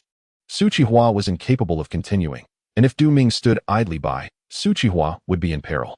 In an instant, Prince Bo vanished from sight, displaying remarkable speed. Even Kylos failed to detect him as he appeared behind. With a dazzling beak, he pierced Kalos's back, the hard exoskeleton offering no defense. The impact was tremendous. Driven to a frenzy by the assault, Kylos attempted to throw Prince Bo to the ground but grasped only air, failing to catch his agile opponent. Prince Bo, use Water Gun. Boom. The concentrated water surged forth with sudden ferocity. Kalos's figure twisted as he struggled against the force of the water cannon, gradually weakening until he crashed into a large tree, falling into a deep unconsciousness. Well done, praised Du Ming. Prince Come On and Du Ming exchanged a high five before coolly making their way towards their training equipment. Defeating Kalos was merely a diversion for him. If training was interrupted, it would be a loss indeed. Du Ming casually tossed a Pokeball, capturing Kalos within. He held little interest in the creature, believing it best to leave its handling to the North Sea Pokémon Center. Given Karos's volatile nature, interaction with other Pokémon should temper its aggression, preventing it from recklessly attacking human trainers. Suchihua, long time no see, Du Ming waved at the young man. Suchihua, momentarily taken aback, suddenly recalled having battled Du Ming in the past. However, he found it hard to believe that the formidable Prince Come On he had just witnessed was indeed Du Ming's Pokémon. Chapter 58. Enjoyment. Long time no see. Suchihua replied, wiping the sweat from his brow, his disheveled state a stark contrast to their first meeting. Jun Xin cradled Pikachu, leading Suchihua for a brief treatment of his injuries. Meanwhile, Du Ming instructed Porygon to use Wish on the two fallen Pokémon. Though Ninetales and Gloom had yet to awaken, their wounds had nearly healed. Thank you, Suchihua sincerely expressed as he recalled his Pokémon. He had been so terrified during the chase by Kalos that he could not even retrieve a Pokeball. Facing the vicious gaze of Kalos, he felt the world around him darkening. Fortunately, Du Ming had saved him. He realized that his unintentional flight had brought him directly to Du Ming and Jun Xin's campsite. Had Du Ming's Prince Come On been slightly weaker and unable to defeat Kalos, he would now find himself in grave danger. This thought stirred a sense of guilt within Suchihua. Du Ming shook the Pokeball in his hand, saying, I've captured Kalos. I hope you don't mind. Suchihua shook his head, offering a wry smile. I was no match for that Kalos anyway. I have no standing to protest.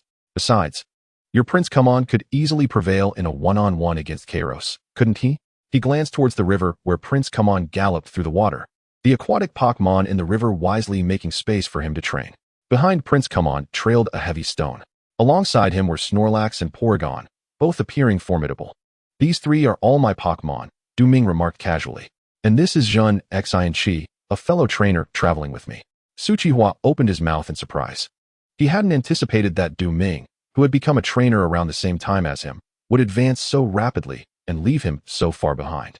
Suchihua's arrival did not disrupt Du Ming's rhythm. Training continued, and as noon approached, Zhun Xinqi drove towards a nearby village. The area was dotted with self-built houses, and occasionally, one could see Pokémon frolicking with children.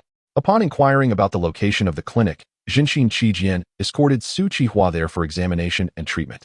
To prevent any potential infection, Du Ming assumed the responsibility of finding accommodation. Ultimately, a relatively affluent household in the village consented to provide them with 3 rooms, albeit for a corresponding fee.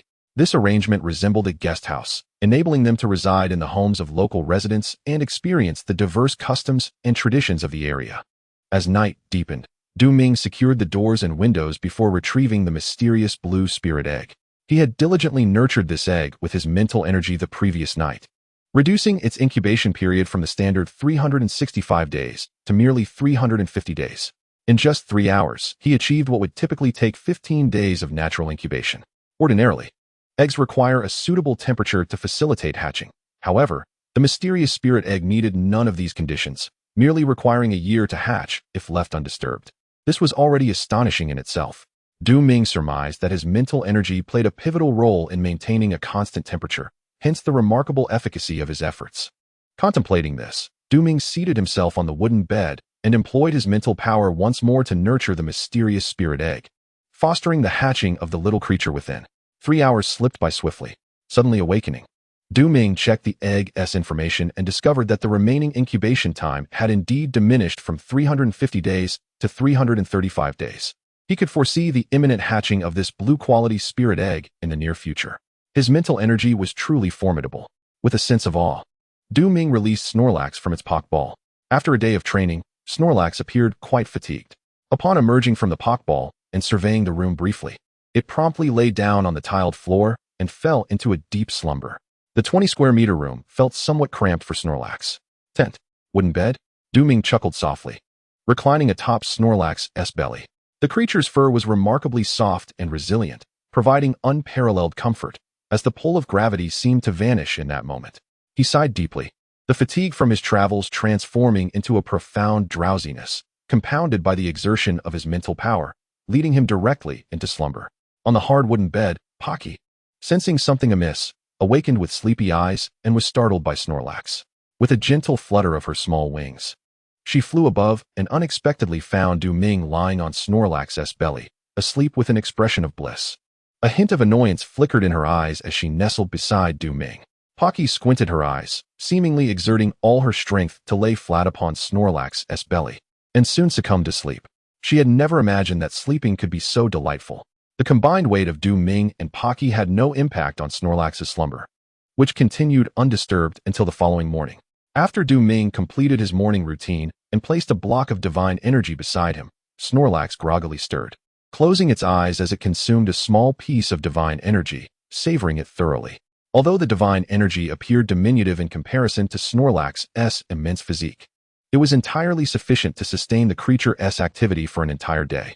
Moreover, due to the abundance of fiber, it is quite filling. Even with Snorlax's enormous appetite, it still requires some snacks to satiate its hunger, such as leaves and fruits. The daily training continues until noon. Alright, let's take a break. Du Ming calls out to the Pokémon in training, while he himself heads upstream to fish. Nearby, a middle-aged man dressed in a tank top and beach shorts is also fishing. He exudes a calm demeanor, occasionally catching water-type Pokémon, though most are merely Magikarp. Compared to Du Ming's technique, he is clearly on another level. The middle-aged man furrows his brow, sensing that things are not as simple as they appear. He slowly rises and approaches Du Ming to observe him, trying to deduce the secrets of his fishing technique from his posture, aura, expression, and movements. Ultimately, he finds no answers. From any perspective, Du Ming appears to be a complete novice, lacking any systematic knowledge of fishing. Even the fishing spot, in the middle-aged man's eyes, is hardly ideal. Adjusting his attire, he greets Du Ming, saying, "Hello, my name is Kai Qinghua, and I live nearby." "Hello." After a brief introduction, Du Ming resumes fishing, showing little interest in the unfamiliar man, despite the latter's commendable fishing skills. Noticing Du Ming's demeanor, Kai Qinghua is unable to inquire about the secrets behind catching so many rare water-type Pokémon. He can ascertain that this young boy is certainly not ordinary. A normal person would be ecstatic with such a bountiful catch, yet Du Ming remains composed, exuding an air of experience. Perhaps this young lad is, in fact, a budding fishing master. Consequently, Kai Qingwa settles for fishing nearby, inadvertently reaping more rewards, thoroughly enjoying the experience. Du Ming. A voice calls out from a distance. Uncle, I must be heading back. Du Ming sighs, retracting his fishing rod. Snorlax, Porygon, and Prince Water still require training, and as a trainer, he cannot be away for too long. Senior Kai? Jin Xianqi approaches, astonished. Do you two know each other? Du Ming exclaims. Kai Qingwa explains. I encountered Xiao Qi when I was lecturing at the Neon Tokyo Academy. His words are brief and somewhat ambiguous, but Du Ming manages to grasp their meaning. Jin Xianqi, are you still in school? Sort of. Jin Xianqi diverts the topic. It's a rare occasion to meet Senior Kai. I have numerous questions I would like to consult you on. Kai Qingwa, still preoccupied with Du Ming's fishing prowess, readily agrees to Jin Xianqi's suggestion and invites both Du Ming and Jin Xianqi to his residence in the afternoon. Both Jin Xianqi and Du Ming happily accept the invitation. Given that Kai Qingwa can elicit a respectful title from Jin Xianqi, Du Ming certainly does not mind fostering a closer relationship with him. Spreading a cloth on the grass, Kai Qingwa and Jin Xianqi sit down, embodying the spirit of a picnic in neon. Meanwhile, Du Ming directs his Pokémon in training, unwilling to relax his focus. Prince Bo, Snorlax, and Porygon Z. Are these the extraordinary Pokémon of Du Ming? Kai Qingwa felt a sense of awe. He could sense the exceptional nature of these three Pokémon, particularly Snorlax and Prince Bo, who stood out as paragons of their species. His confidence in his discerning eye was unwavering. Indeed, Senior Kai, Jin Xinqi remarked. It is remarkable to note that Du Ming has only been a trainer for a little over 20 days, not even a month. A novice? Kai Qingwa was utterly astonished. Such a remarkable roster of Pokémon is far beyond the reach of an ordinary novice trainer. Moreover, this newcomer has yet to reach even a month in his training journey. Not to mention Du Ming's fishing skills, which he himself found inscrutable, almost unbelievable. Jin Xinqi and Kai Qingwa engaged in extensive conversation about Du Ming, before shifting their focus to a discussion about the Pokémon, critiquing Du Ming's training methods. Jin Xinqi meticulously recorded this critique and sent it to Du Ming via text message. Ding. Sending a text so close? Du Ming glanced at the message, written in a distinctly Japanese-influenced Chinese, and began to ponder. My training methods evidently harbor numerous flaws, and they can be improved in such ways. He gently shook his head and bowed solemnly to Kai Qingwa in gratitude. Kai Qingwa patted Du Ming's shoulder, indicating it was nothing. His curiosity piqued. He found himself unable to extract the secret of Du Ming's fishing prowess. He could only offer guidance on training methods, which paled in comparison to the depths of fishing expertise. Consider it a personal favor. Life is unpredictable. Kai Qingwa never imagined he would be rendering a favor to a rookie trainer who had only been traveling for a month. He casually tossed out a Pokeball. Fossil pterodactyl.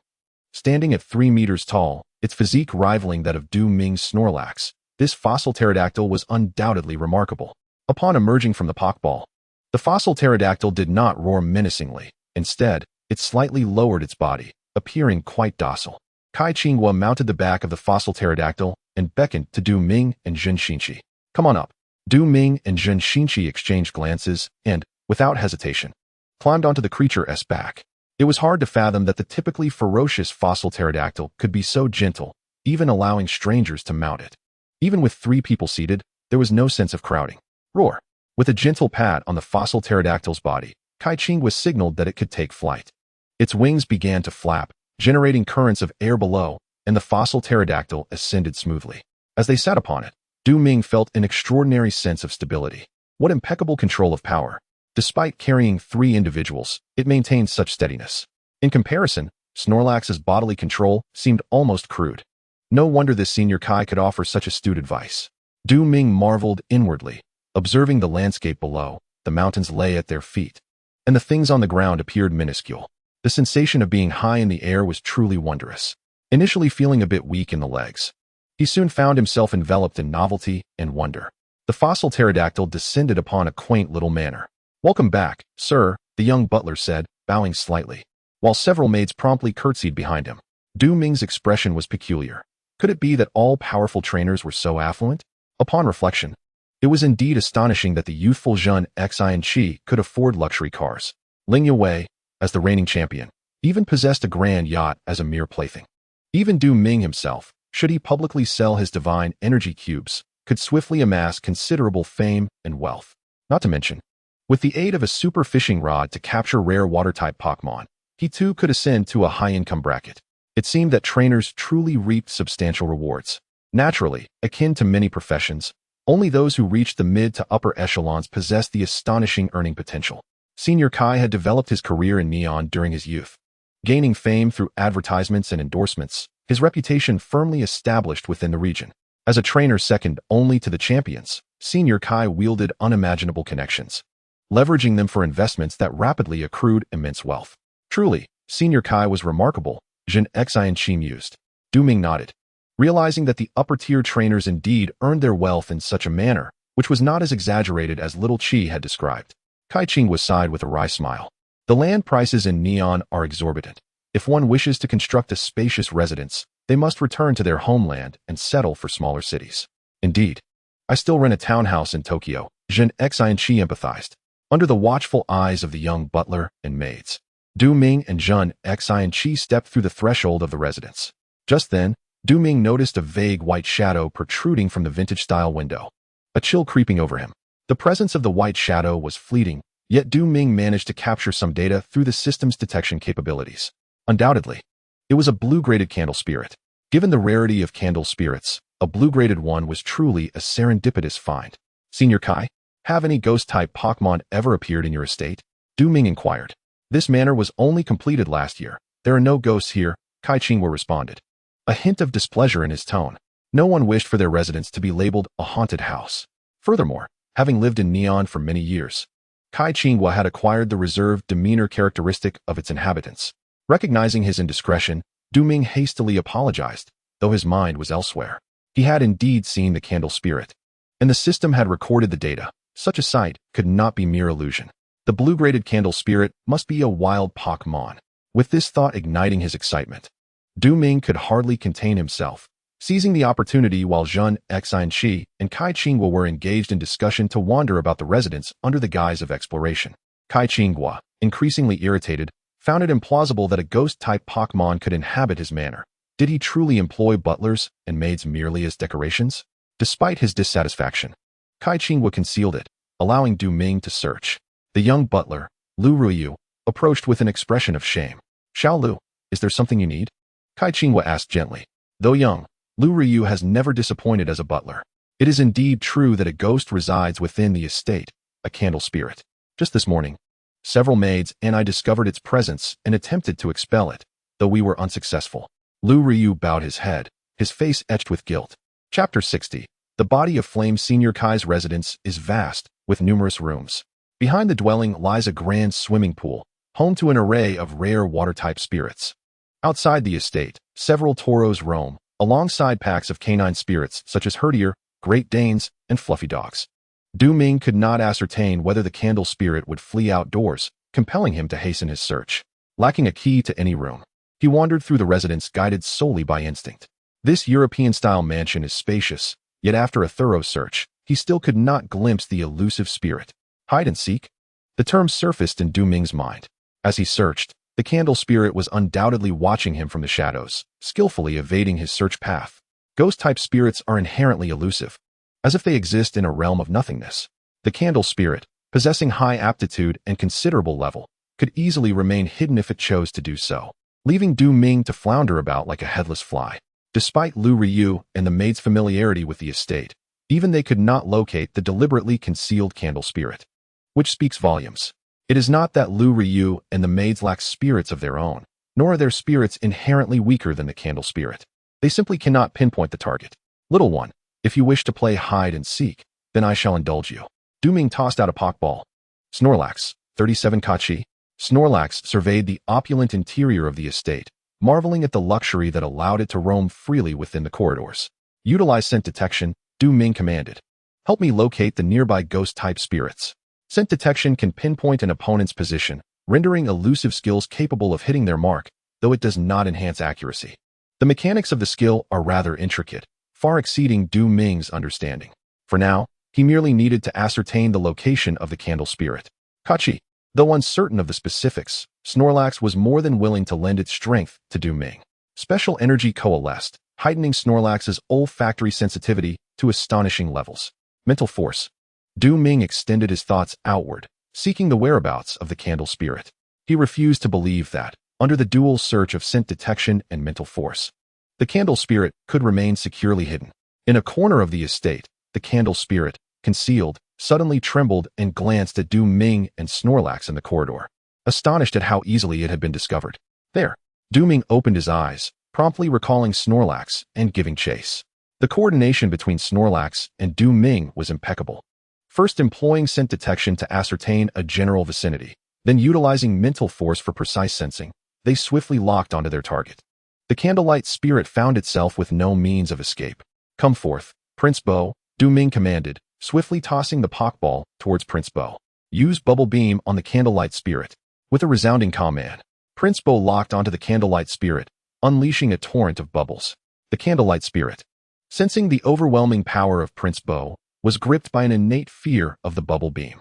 It had an ominous premonition that being struck by this attack could lead to its swift demise. Prince Bo had grown immensely powerful, and effortlessly dispatching a level 24 candlelight spirit was well within his capabilities. In a panic, the candlelight spirit leapt out of the window. Though a ghost type, it did not possess the ability to fly and thus plummeted to the ground.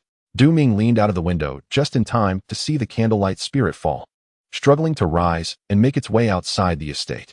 Exchanging a brief glance with Prince Bo, Ming leaped from the windowsill. The ground appeared to be at least 8 meters below, yet Prince Bo merely paused momentarily before pursuing the candlelight spirit. The failure of the bubble beam was an affront to the proud Prince Bo. Ming's heart raced, despite his robust physicality. The thought of jumping from such a height left him apprehensive. Time for hesitation was fleeting, and with a determined grit, he stepped onto the ledge and dove down. The wind howled past his ears. Upon landing, Ming stumbled slightly, leaning forward and dissipating the momentum with a run. To his relief, he emerged unscathed. The fall akin to that of a 2-meter drop. A surge of joy washed over him, realizing his physique had grown so formidable that even an 8-meter descent could be endured without harm or discomfort. "Prince Bo, use Whirlpool," Ming commanded with urgency, casting aside any lingering thoughts. Command. Prince Bo, swiftly closing the distance to the candlelight spirit with astonishing speed, summoned a swirling torrent of water that coiled around the spirit like a giant serpent. The candlelight spirit, now completely ensnared by Prince Bo, found escape impossible and was left with no choice but to confront its adversary directly, one of the effects of Whirlpool. The candlelight spirit, now acutely aware of its dire predicament, awkwardly conjured flames in a desperate attempt to bind Prince Bo. The skill of the flame vortex bore similarities to Whirlpool, one wielded fire, the other water. Yet, the feeble, quivering flames failed to connect, as Prince Bo nimbly sidestepped the attack, evading the very flames the candlelight spirit had believed would surely hit. The flame vortex formed, but with nothing to sustain it, the flames quickly extinguished, leaving no trace behind. With the relentless assault of Whirlpool taking its toll, the candlelight spirit succumbed to the overwhelming damage, collapsing to the ground, unable to continue the fight. Observing the blue-hued creature, Ming couldn't help but feel a twinge of regret. The candle spirit is an exceedingly rare entity, seldom encountered. In Ming's perception, such a sprite could only be found in long-abandoned castles or villas, and even then, its qualifications remain uncertain. To encounter the candle spirit here, Ming could not help but marvel at his fortune. Pressing the Pokeball against the spirit's brow, he murmured, "Trust me, relax." With a series of soft chimes, the previously quivering Pokeball gradually stabilized, the crimson glow fading away entirely. Candle spirit, captured. Ming stifled a smile, summoning the spirit's basic panel for inspection. Candle spirit, green 24 ability, flame body. There is a 30% chance to burn the opponent when hit by a physical attack. It also accelerates the hatching of Pokémon eggs. Skills: Ember, Scare, Minimize, Mist, Flame Whirlpool, Strange Light, Shadowy Night, Will-O-Wisp, Flame Burst, Seal. Misfortune affinity: 52. It may not always obey commands, but sincere treatment will quickly earn its acceptance. How delightful to possess the flame body ability. Ming, having a blue-quality Pokémon egg with an extended hatching time, had recently fretted over the flame-bodied spirits, despite his efforts to nurture it with psychic energy. Enhancing the hatching process by 15-fold to merely 20 days still felt sluggish. Naturally, the health of a naturally hatched creature cannot compare to that of one incubated under balanced warmth.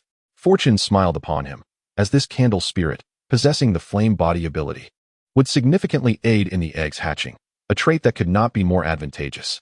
However, with an affinity of only 52, Entrusting the mysterious Pokémon egg to the candle spirit was a matter of concern.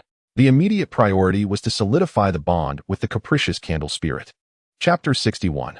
Complications arise. The candle spirit resembled a slightly charred, oversized candle, its crown ablaze with purple flames that, paradoxically, did not emit much heat. Composed entirely of wax. It was fortunate that the temperature of the purple flames remained low, otherwise, the spirit might very well incinerate itself.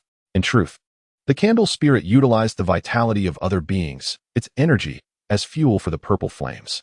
Most ghost-type Pokémon are often shrouded in ominous tales, whether truth or rumor, leading to their unpopularity. No one desires to harbor a being that siphons life force. Such a notion is decidedly chilling. The candle spirit's body felt warm. Yet if engaged in close combat, its flame body ability would undoubtedly unleash a burst of intense heat. Prodigy, use wish on the candle spirit, Ming instructed. Upon emerging from its Pokeball, Prodigy offered a brief prayer, mysterious energies permeating the void to summon even more wondrous power. Gradually, the water stains on the candle spirit's form were erased, detecting that the host's vitality was slowly waning.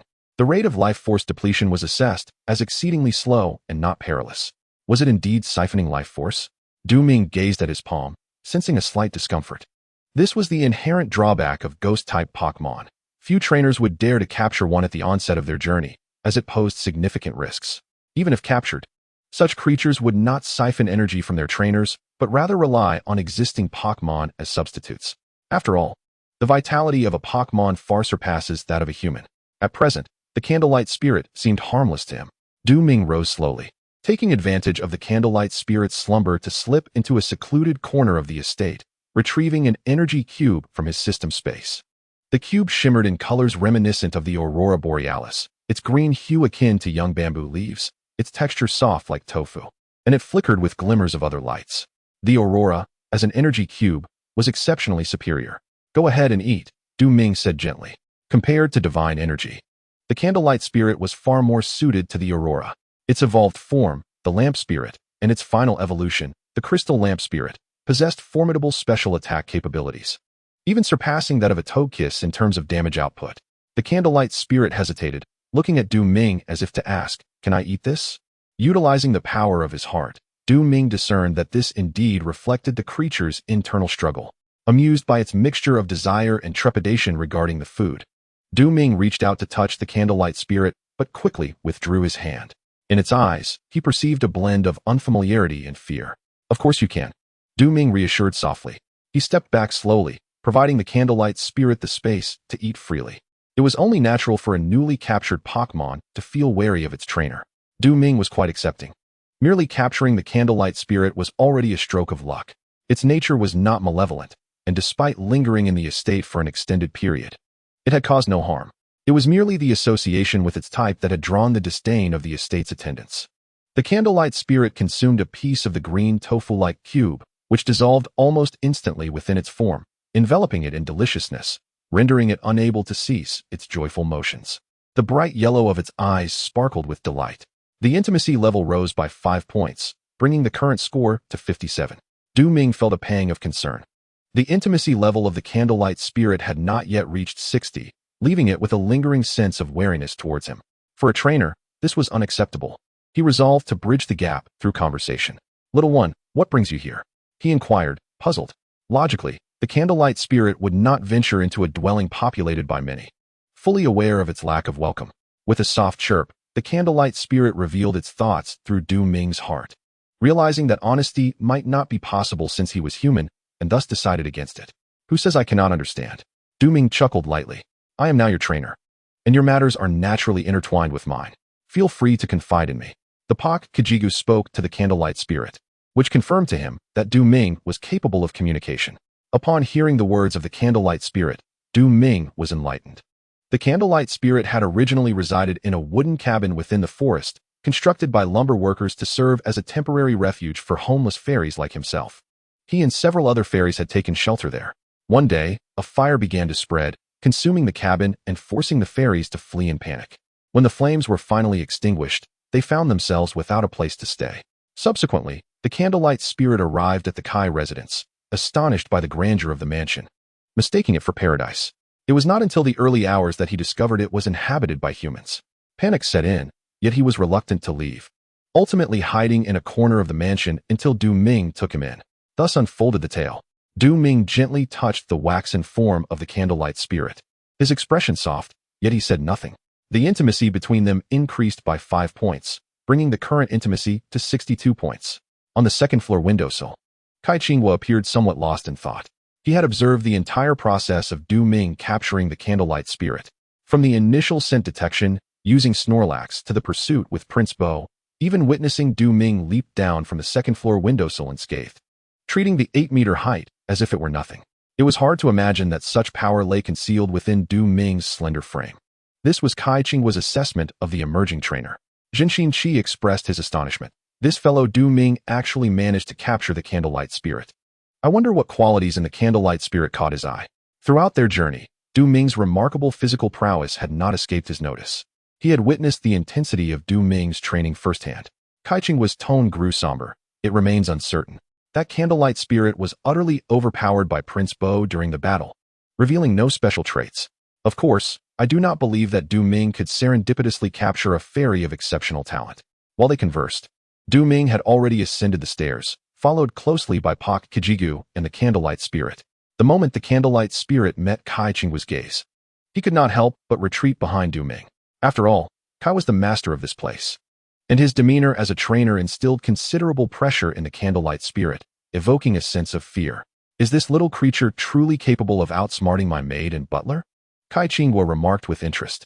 My apologies for the trouble caused by the candlelight spirit, Du Ming said sincerely. Not at all. Your capturing of this little one has actually spared us a great deal of trouble. At that moment, the butler, Lu Ryu, approached Kai Qinghua respectfully, stating, Sir, dinner is ready. Additionally, the master of the Hokkaido Pavilion, Qiao Shiji, has come to pay a visit. Bring him to the living room. It shall be more lively with company for dinner, Kai Qinghua replied cheerfully. Yes, sir. Lu Ryu swiftly departed to welcome the arriving Qiao Shiji. Du Ming furrowed his brow, sensing that the situation was more complex than it appeared. Chapter 62. The Silver Beach. Qiao Shiji was a remarkably handsome young man, possessing a certain delicate charm. Typically, youths of Qiao's caliber were still undergoing their internships. However, due to his exceptional prowess as a trainer, he had inherited the Hokkaido dojo from several elder brothers. At such a tender age, he had already ascended to the position of a dojo master, his innate talent far surpassing that of Jiang Haolin. Du Ming often caught glimpses of Qiao Shiji on the television channel of the Western Province. His striking appearance garnered him a legion of devoted fans online, subtly hinting at a possible foray into the entertainment industry. Senior Kai, the young dojo master, greeted Kai Qinghua with a respectful bow. Shiji, please take a seat. Kai Qinghua welcomed Qiao Shiji's arrival with genuine warmth. Qiao Shiji quickly noticed the presence of Du Ming and Zhenxin Qi, promptly introducing himself. Notably, he recognized a flicker of acknowledgement in Zhenxin Qi's expression, which prompted a subtle shift in his demeanor. Observing these nuances closely, Du Ming pondered the significance of Zhenxin Qi's background.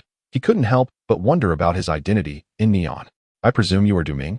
Qiao Shiji addressed him, his effeminate features adorned with an amiable smile that evoked no ill feelings. Hello, Du Ming responded, rising to his feet.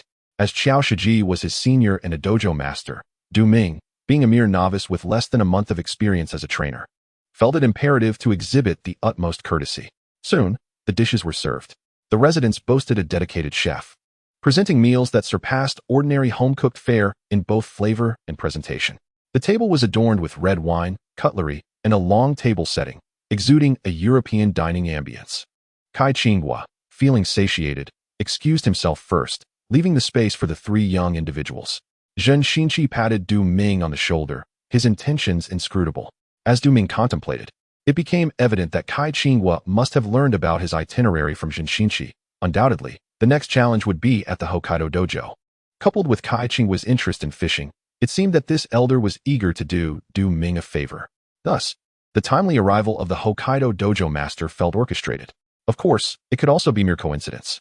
Yet Du Ming found it hard to believe that the influences of Zhenxin Qi and Kai Qinghua were absent from this scenario.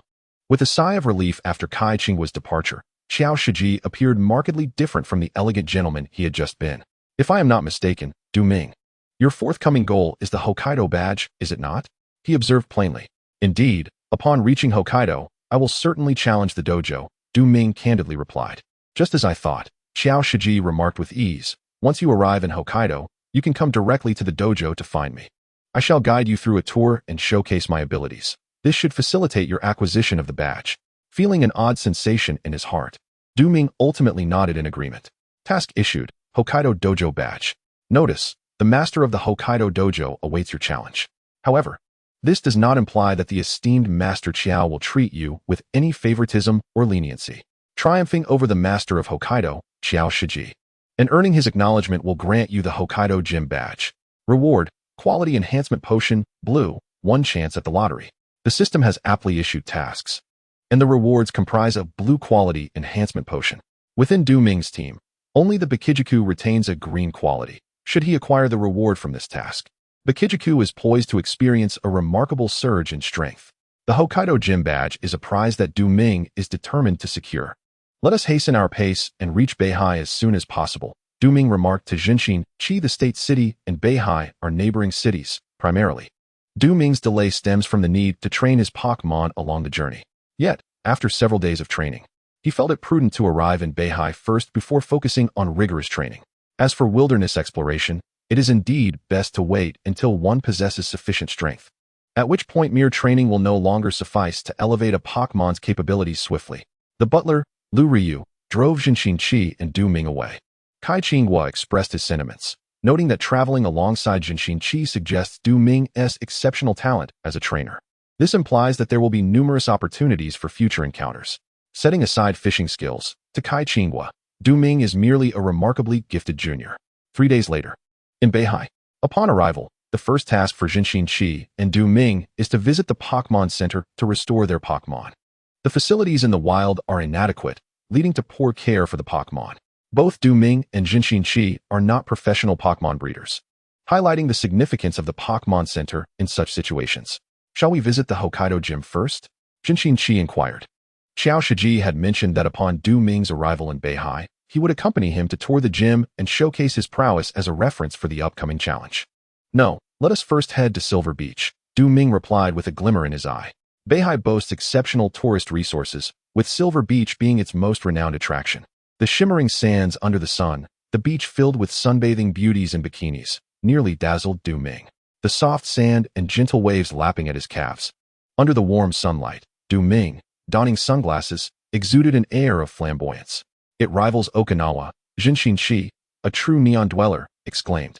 Soaking in the sun, Du Ming fell into contemplation, earnestly pondering the future training path for his Pokémon. The primary concern at present is with the Prince of Waves and the Candle Spirit. The Prince of Waves reached level 36 early on, but has yet to evolve into the Emperor Nebo. My last attempt to engage him in conversation through the power of the heart yielded no favorable insights. I remain perplexed as to the cause of this stagnation. As for the Candle Spirit, its level has seen slight improvement, yet it still lingers far from level 30. However, it is only after reaching level 30 that the true challenges for the Candle Spirit will commence. Contemplating this, Du Ming could not help but feel a sense of worry. The Candlelight Spirit must attain level 41 to evolve into the Lantern Ghost, while the effectiveness of battling diminishes significantly by level 30. With 11 levels still to ascend, Du Ming finds himself at a loss on how to elevate the Candlelight Spirit further, especially since it remains in its initial form. At the very least, he aims to bring the Candlelight Spirit to level 30. Releasing all his Pokémon, he allows them to train in a secluded corner of Silver Beach. It is worth noting that the improved environment greatly enhances the spirit's enthusiasm. Snorlax, Prince of Waves, and Porygon Z are all training diligently. Particularly, the Prince of Waves revels in the ocean, brimming with excitement. Candlelight Spirit, 27. Only 3 levels remain until the small target of 30 is reached. Du Ming swiftly seeks a suitable opponent for the Candlelight Spirit in the woods adjacent to the beach. Fluffball, Yellow 33. The Fluffball boasts a commendably high level, being 6 levels above the Candlelight Spirit, making victory a formidable challenge. Candlelight Spirit, unleash Fire Whirlwind on Fluffball. With a whoosh, flames extend from the purple fire atop the Candlelight Spirit, swiftly transforming from a cool lavender to a scorching red. Enveloped in flames, the Candlelight Spirit advances toward Fluffball. The fire spreads relentlessly, encasing Fluffball in a blazing inferno. At the moment the Candlelight Spirit displays its intent, Fluffball becomes aware and readies itself for defense. Nevertheless, it is unable to evade the remarkably effective Fire Whirlwind. Fluffball quickly retaliates with Seed Machine Gun, launching a barrage of green projectiles toward the Candlelight Spirit, producing a series of loud thuds. The Candlelight Spirit struggles to withstand the assault, being pushed back repeatedly, even rolling to the edge of the beach. As it touches the seawater, it springs up, confronted by the vast ocean it despises, unable to retreat any further. Candlelight Spirit, execute Blazing Splash on Fluffball. Chapter 63, Feather of the New Moon Boom. The concentrated fireball erupts, flames bursting forth in all directions. Though Fluffball ascends into the sky, it is still scorched by the splattering flames, which prove remarkably effective. At this juncture, Fluffball appears significantly weakened. This illustrates the power of type advantage, as a normally average move becomes nearly overwhelming in effect. Not to mention, Fluffball must continuously endure the encroachment of the fire whirlwind, leaving it visibly fatigued. Candlelight Spirit, unleash the final blazing splash on Fluffball. Ming gestures with authority, issuing the command. Boom. Fluffball collapses, rendered unable to continue the fight. Initially, Fluffball believed it could triumph over the Candlelight Spirit, as the latter appeared so diminutive on the surface. However, during the battle, Fluffball realizes it is no match for the Candlelight Spirit. The eventual defeat is merely inevitable. As the adage goes, when it comes to leveling up through battles, one should seek out soft targets. Ming muses inwardly. The system has bestowed upon Ming a means for his Pokémon to directly gain experience, providing him a significant advantage in the early stages. Even now, with every low-level spirit he tames, Ming can swiftly elevate the new spirits through the leveling system. As the master of this system, he is determined to maximize its efficiency and optimize his training. To date, he has never suffered defeat in battles against wild spirits, commanding his Candlelight Spirit to continue its fight. With the presence of a Bakigyu, the endurance of the spirits in Ming's team becomes remarkably robust, eliminating the need for frequent rests. The Candlelight Spirit has leveled up by 1, now standing at level 28, and has learned the skill Misfortune Never Comes Alone. The system alerts him that this damage-dealing skill is particularly effective against spirits in a state of abnormality. The Candlelight Spirit can easily employ Strange Light to confuse its opponent before unleashing Misfortune Never Comes Alone, a move whose power rivals that of the Fire-type attack Overheat, yet without any adverse effects. Though seemingly leisurely, with sunglasses, a parasol, and a reclining chair, Ming is actually engaged in communication with the system. He activates the lottery wheel. As he speaks, a colossal spinning wheel appears before him, entirely invisible to anyone but Ming. On this wheel, consumption items occupy a mere 13 of the slots, while the same percentage applies to item categories. Recipes take up 14. And both spirit and special categories remain insignificantly confined to a single slot each. Assessing that the host possesses 1 chance to spin the wheel, the system inquires whether to proceed. Yes, use it. This spin is a reward for completing the task Desire for Strength, alongside 2 additional abilities being boosted by 5 levels and a blue-quality Mysterious Spirit Egg. So preoccupied with the Spirit Egg, Ming almost forgot about this chance to spin. As the wheel begins to turn, his anticipation mounts. The arrangement of categories on this spin is notably intricate. The pointer slows dramatically, passing by consumption items, then the spirit and special categories, finally halting on the item category. Congratulations, host, you have acquired the Crescent Feather. Crescent Feather, aqua, a feather shimmering with the light of the crescent moon, possessing the power to dispel nightmares, capable of summoning the divine beast Cresselia. Upon summoning, the power of the Crescent Feather will be reclaimed by Cresselia. Though termed a feather, it resembles the model of a crescent moon, no larger than half a fingertip. Attached is a slender string that can be worn around the neck, allowing one to fully harness its power to dispel nightmares. The string is long enough to be tucked discreetly within one's clothing, rendering it undetectable. To have obtained the Crescent Feather is indeed a stroke of luck for Ming. In the game, it is an essential item, and the ability to summon Cresselia alone justifies its aqua classification. However, questions linger. When summoned with the Crescent Feather, will Cresselia respond to my requests like a divine dragon? Until it is truly utilized, the uncertainty remains. If Cresselia were to turn against me, escape would be impossible. Ming quietly resolved to temporarily utilize the power of the Crescent Feather solely to dispel nightmares, reserving the summoning for moments of dire necessity when faced with insurmountable peril. As he donned the Crescent Feather around his neck, he indeed felt a mysterious force permeating his soul, instilling in him an increasing sense of tranquility and composure. He had every reason to believe that, regardless of what lay ahead, he would remain unflappable. He could even sense the gradual enhancement of his inner strength. Could it be that this crescent feather also possessed the ability to foster the growth of his heart's power? After the initial surprise, Du Ming couldn't help but feel a surge of delight. If he could conserve his skill points and allow the crescent feather's enhancement to elevate his heart's power to the green tier, he would awaken from dreams with a smile. Suddenly, the sunlight was partially obscured, prompting Du Ming to remove his sunglasses and gaze at the girl before him. She appeared to be around 14 or 15 years old, with long, light brown hair cascading down, reminiscent of a foreign beauty, undoubtedly a lovely young lady. Her large eyes sparkled with curiosity, a vivid blue that drew attention. "Are these all your spirits?" she inquired slowly. To Du Ming's astonishment, the girl's language was not English, but rather Japanese. As emotions manifest during speech, his heart's power effortlessly grasped the underlying meaning, allowing him to comprehend her words. Consequently, he found himself capable of understanding languages from around the world, rendering the arduous study of various tongues unnecessary. Unlike his companions, Sharona and Jinshin Qi notably, Sharona hailed from Italy, having immigrated to China in her youth, and held Chinese nationality. According to her, she had known Old Master Du since the early days of her journey as a trainer and had received his guidance. "Yes, they all are," Du Ming nodded, suddenly realizing that while he could comprehend the girl's speech, he was unable to communicate with her. After all, he did not possess any knowledge of Japanese. His heart's power was a trump card that should not be frivolously revealed to others, which left Du Ming quite perplexed.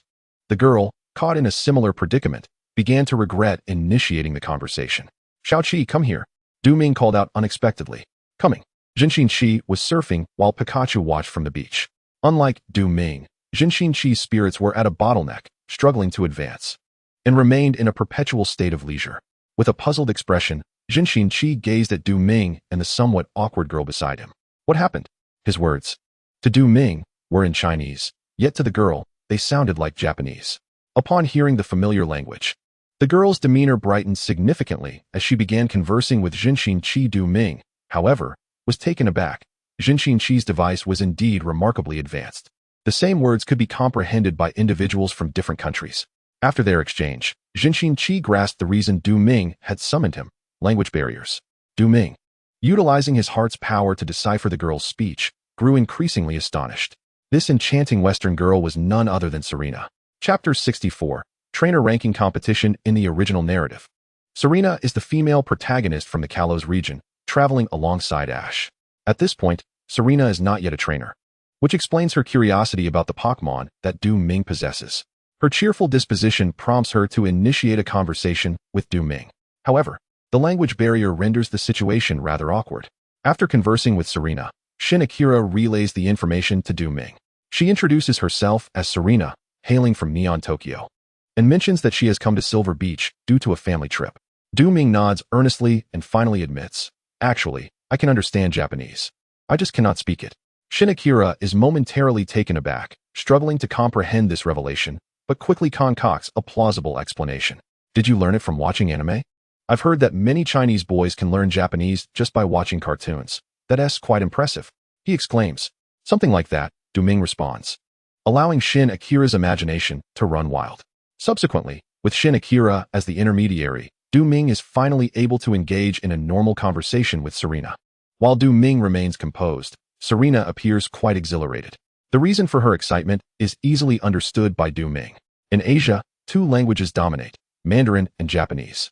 China and Neon are the two most powerful countries in Asia, monopolizing the Asian competitions in terms of participants, venues, and champions. Gradually, aspiring young individuals across Asia tend to learn Mandarin and Japanese, with English falling to a secondary position. To converse with a genuine citizen of China is a novel and invaluable experience for Serena. As for Du Ming, his grasp of Japanese is limited, requiring him to rely heavily on his mental acuity. He contemplates that it would be beneficial to master as many languages as possible for future travels abroad. Overall, the conversation with Serena proves to be quite engaging. However, she is soon whisked away by her parents, who are understandably concerned about their daughter associating with two unfamiliar young men. Fortunately, the three have exchanged contact information. Shin Akira pats Du Ming on the shoulder. "I estimate that it won't be long before you see each other again." Du Ming is somewhat perplexed by Shin Akira's words. Since Serena resides in Neon Tokyo, he doubts he will venture there in the next 3 years, making a swift reunion improbable. At 4 p.m., Du Ming and Shin Akira arrive at the Hokkaido Pavilion. located not far from Silver Beach. Under the guidance of Qiao Shiji, they explore the entire pavilion. The Hokkaido Pavilion is a bona fide water-type gym. With Pokémon predominantly associated with water, the entire pavilion resembles an aquarium. Ming even spots Gyarados and Kingdra, both of considerable level. Although there are some Pokémon whose information eludes him. During the gym challenge, Qiao Shiji will select his battling Pokémon randomly from these water-type creatures. Sitting in the front row, Ming is able to observe many intricate details of Qiao Shiji's battles. As time slowly passes, Qiao Shiji, having finished his work, casually remarks to Ming, "So, do you have confidence in obtaining the badge?" About a 30% chance, Ming asserts with determination. However, a sense of heaviness settles within him. He had not anticipated Qiao Shiji's formidable prowess, not only in terms of his Pokémon, but also in his personal capabilities. Every aspect was impeccable. Had Ming rushed to challenge upon his arrival in Beihai, he would undoubtedly have faced a crushing defeat. As his own hard skills still fell significantly short, Qiao Shiji chuckled lightly. "You are the first novice trainer I've encountered in a month who dares to claim a 30% chance against me." Upon returning to the Pokémon Center, Ming reclined on his bed, deep in contemplation. Qiao Shiji possessed an extensive array of Pokémon suited for gym battles, among which the first tier likely consisted of Shelmet, Tentacruel, and Gyarados, all exceeding level 45 with green aptitude. Should Qiao Shiji deploy these three, defeat would be inevitable for Ming. Reflecting on the task of obtaining the Hokkaido Gym badge, Ming couldn't help but exclaim in astonishment. No wonder the rewards were so generous. The difficulty was indeed quite high. He realized he must not act recklessly. If Prince Bop and Porygon-Z were to evolve, his chances of success would significantly increase, Ming pondered. Yet therein lay the issue. Prince Bop remained unyielding in its evolution, while Porygon-Z, despite mastering nearly all its skills, lacked one crucial cherished move. Ming would not sacrifice the learning of such a powerful skill for the sake of a gym battle. He was not that short-sighted. After much deliberation, he could not devise a complete strategy. He soon came to terms with the fact that luck played a role in Pokémon battles. In evenly matched situations, absolute victory was never guaranteed. "System, if I wish to learn Japanese now, what should I do?" Ming inquired. After today's events, he had developed an interest in foreign languages. As an Asian, it was only natural for him to prioritize Japanese. He could learn English later when traveling to America or Europe. Ming envisioned that during battles against trainers from Huagua, if he issued commands in Japanese, it might confuse his opponents and grant him a slight advantage. In evenly matched confrontations, even the slightest edge could turn the tide of battle. The communication between Pokémon and humans seemed not to be confined to language, but resonated through the power of the heart. Ming's thoughts were entirely feasible. Moreover, he had the system, while others needed to invest considerable effort to learn a foreign language. For Ming, it could merely be a matter of using a tool, involving some prestige points. The system informed him, the host can spend prestige points to conduct memory transfer and directly master a language. Ming felt a surge of joy. Such an operation existed? He had initially imagined the system would suggest some tool to stimulate the brain and enhance language acquisition, transforming him into a linguistic genius. He never anticipated that there would be such a simple and convenient method. However, I like it. How many prestige points are required? Ming asked. If he were still in school, this feature of the system would allow him to become a notable figure without difficulty. 5,000 prestige points. The system replied. Many days have elapsed since the program aired on the State City television station, and Ming's reputation has gradually increased, ultimately culminating at 6,800 points. With a slight grimace, he decided to invest 5,000 points. After all, the good fortune fruit requires a staggering 15,000 points, rendering the 5,000 points almost insignificant. The system prompted him to select a language, English, Japanese, or French. Reflecting on the likes of Shinshin Chi and Serena, as well as the enigmatic Professor Oak, Ming resolutely made his choice. Japanese it is. As the memory transfer commenced, Ming felt a profound transformation within himself upon its completion. Should he encounter extraordinary foreign friends in the future, he might consider learning English or French. He inwardly mused and addressed the system. System, I am about to undertake the trainer strength assessment. Is there no task associated with this? Ming felt a surge of anticipation. Task issued, classification tournament. Notification, participating for the first time in the Pokémon League Trainer Strength Assessment is of great significance to you. Seize this opportunity to become a trainer of 2 stars or above, thereby enjoying better benefits from the Pokémon League. The task rewards will be determined by the level you achieve in the assessment. with the minimum reward for 2 stars and the maximum for 10 stars. Deadline today. Chapter 65, Pokémon Center Administrator. Trainer levels are categorized into 10 stars, with 1 star being the lowest and 10 stars the highest, all assessed by the Pokémon League, boasting substantial credibility. The first participation in the level assessment is referred to as the classification tournament. This tournament also constitutes part of a trainer's credentials. Failing to achieve even 2 stars will label the trainer as reckless and impetuous by the league. Conversely, outstanding performance in the classification tournament will garner commendation from higher authorities. Moreover, the benefits enjoyed by trainers vary according to their levels. Beyond the basic accommodations at the Pokémon Center, those reaching 4 stars will receive regular subsidies from the league and be assigned numerous special tasks, thus increasing their contribution rate significantly. Armed with a super fishing rod and aided by water-type Pokémon, Ming's contribution rate is already notably high, allowing him to barely qualify for the 4-star assessment, though he is devoid of any confidence. Feeling somewhat embarrassed, he glanced at the taskbar. He had merely suggested the idea offhand, yet the system had indeed issued a task pertaining to the classification tournament. The task comes with a time constraint to be completed today. The final result of the classification tournament will even influence the magnitude of the rewards. Ming lamented inwardly, realizing that had he known this would unfold, he would have waited until his strength reached 5 or 6 stars before participating in the classification tournament, thus making a striking impression and securing remarkable rewards. With a sense of regret, he stepped into the elevator, ascending to the 15th floor. He had already submitted his application today and obtained the necessary qualifications. Even without a task from the system, he would participate in the classification tournament. He must develop a comprehensive understanding of his own abilities. The upper floors of the North Sea Pokémon Center serve various special purposes. The 15th floor is specifically designed as a battlefield, capable of simulating various terrains for the most professional of sprite duels. The evaluation of trainers' levels takes place in such arenas, overseen by a panel of esteemed judges. This evaluation is available only for 3 hours each day, and Ming arrives relatively early. Upon his arrival, he overhears a flurry of whispers resonating throughout the venue. He glances towards the judging panel. Gaining the approval of these 3 esteemed individuals could still lead to advancement, even in the event of a close defeat. The judge on the far left is a familiar face to Ming, Xiao Shiji, the gym leader of Beihai, who has been a 4-star trainer for 2 years and has abstained from participating in level assessments since assuming his role. The judge on the far right is a man clad in a police uniform, his badge indicating a high rank. He is Gu Yunfei, the chief of the Beihai police, known for training canine sprites such as Rapidash and German Shepherds, and has been a 5-star trainer for 5 years. The middle judge is a mature woman, approximately 30, dressed in a professional ensemble, exuding an air of calmness and indifference. Despite her alluring figure, few dare to linger their gaze upon her. She is Qin Manqian, the manager of the Beihai Sprite Center, who has dealt with numerous high-ranking trainers and powerful sprites. The judging panel today is quite illustrious, featuring a gym leader, a police chief, and a Sprite Center manager, which explains the multitude of whispers echoing in the hall. Settling into his seat early, Ming notices that the number of trainers present is still sparse, and to his surprise, he spots Enchanga among them. Enchanga, known for his aloof demeanor, would only find greeting him to be a futile endeavor, prompting Ming to ignore him.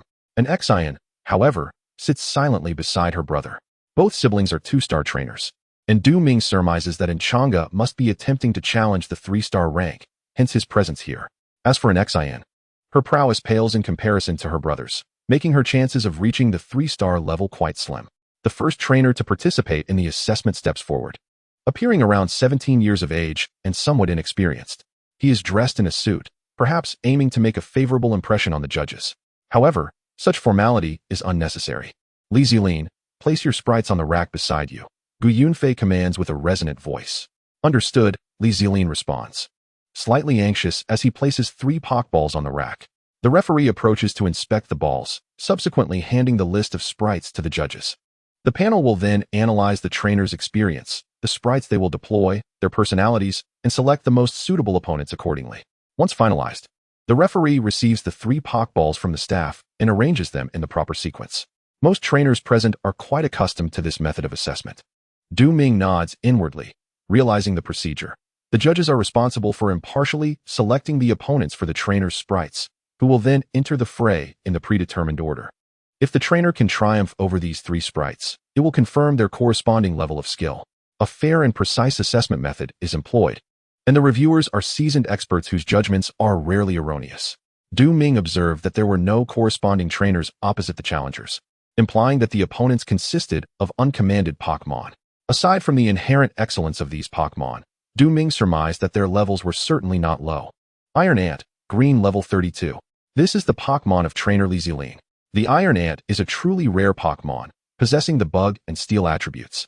An exceptionally advantageous combination that renders it only 4 times vulnerable to fire-type attacks. For all other types, it generally enjoys a twofold resistance, mitigating ordinary damage.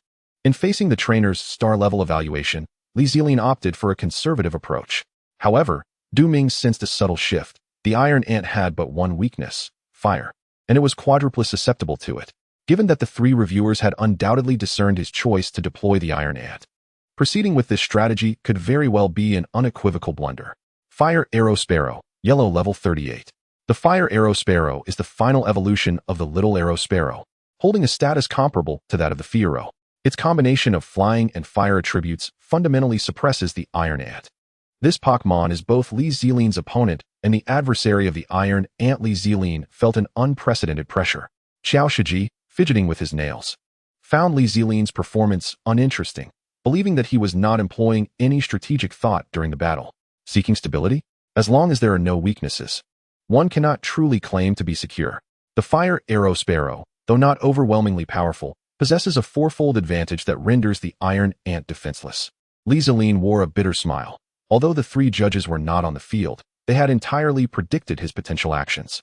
The very moment the Fire Arrow Sparrow entered the fray, his rhythm was utterly disrupted. Iron Ant, use agility. Desiring victory, Liziline commanded the Iron Ant to employ agility, hoping to leverage its inherent swiftness to evade the Fire Arrow Sparrow's attacks. What does it matter how strong the counter is if it cannot land a hit? However, despite lacking a commander, the Fire Arrow Sparrow displayed remarkable prowess, immediately unleashing a charged flame. This powerful offensive move not only dealt considerable damage, but also enhanced the Fire Arrow Sparrow's own speed. With a resounding crash, akin to a crimson bolt of lightning, the Fire Arrow Sparrow demonstrated extraordinary velocity, suddenly crashing into the Iron Ant, flames engulfing its form. The effect was nothing short of devastating. Iron Ant, use bite with speed. Seeing that the Iron Ant had not been annihilated, Liziline's expression brightened, and he commanded it to attack. Ming, resting his chin on his hand, appeared rather uninterested. Did Liziline not realize that the Fire Arrow Sparrow was significantly faster than his Iron Ant? His orders were unlikely to lead to victory, merely prolonging the inevitable. Chapter 66. Foolish and Reckless. In the end, the Iron Ant could not endure, its speed merely creating phantoms across the battlefield. Yet, the Fire Arrow Sparrow relentlessly pursued, defeating it with a flame charge. Of course, due to the recoil from the attack, the Fire Arrow Sparrow also endured its share of discomfort. Despite the intelligence of the fierce Arrow Hawk, it exhibited a rather aggressive demeanor after being unleashed. Liziline was quite reluctant and continued to release his sprite. The mischievous Thunderbolt, a pure electric type, was undeniably capable of efficiently countering the Arrow Hawk, given that electric types hold a significant advantage over flying types. However, Liziline's impatience led him to fall into the trap set by the judges. As the mischievous Thunderbolt unleashed its power, the Arrow Hawk finally succumbed. Yet, the condition of the mischievous Thunderbolt was far from optimal, even appearing somewhat dire. Next, Liziline faced his second opponent, the Thorn Cage, a grass-type sprite that posed a considerable challenge. The grass-type's double resistance to electric attacks provided a notable advantage. It seemed that all of Liziline's actions had been thoroughly anticipated by the judges. Ming mused that it was no surprise that a 4-star, or even higher, trainer could see through Liziline's every move. As a newcomer, Liziline's straightforwardness proved to be his downfall, leading him deeper into the judges' calculations. Ming firmly believed that the second sprite should have been a ground type, which would have immunized against electric attacks. However, that would have left Liziline with no chance of victory, clearly contradicting the standards for trainer ranking evaluations. Clenching his teeth, Liziline refused to concede. Unfortunately, his chances of success were virtually non-existent. In fact, both trainer sprites were nearly equal in strength, as Liziline's selections demonstrated a high quality, clearly indicating his careful cultivation. The crux of the issue lay with the trainer himself. Liziline's mindset, judgment, and skill fell short of the 2-star standard. Ultimately, in the battle between the cunning Sky Dog and the tank Skunk, Liziline's cunning Sky Dog lost to the untrained tank Skunk due to its poor condition.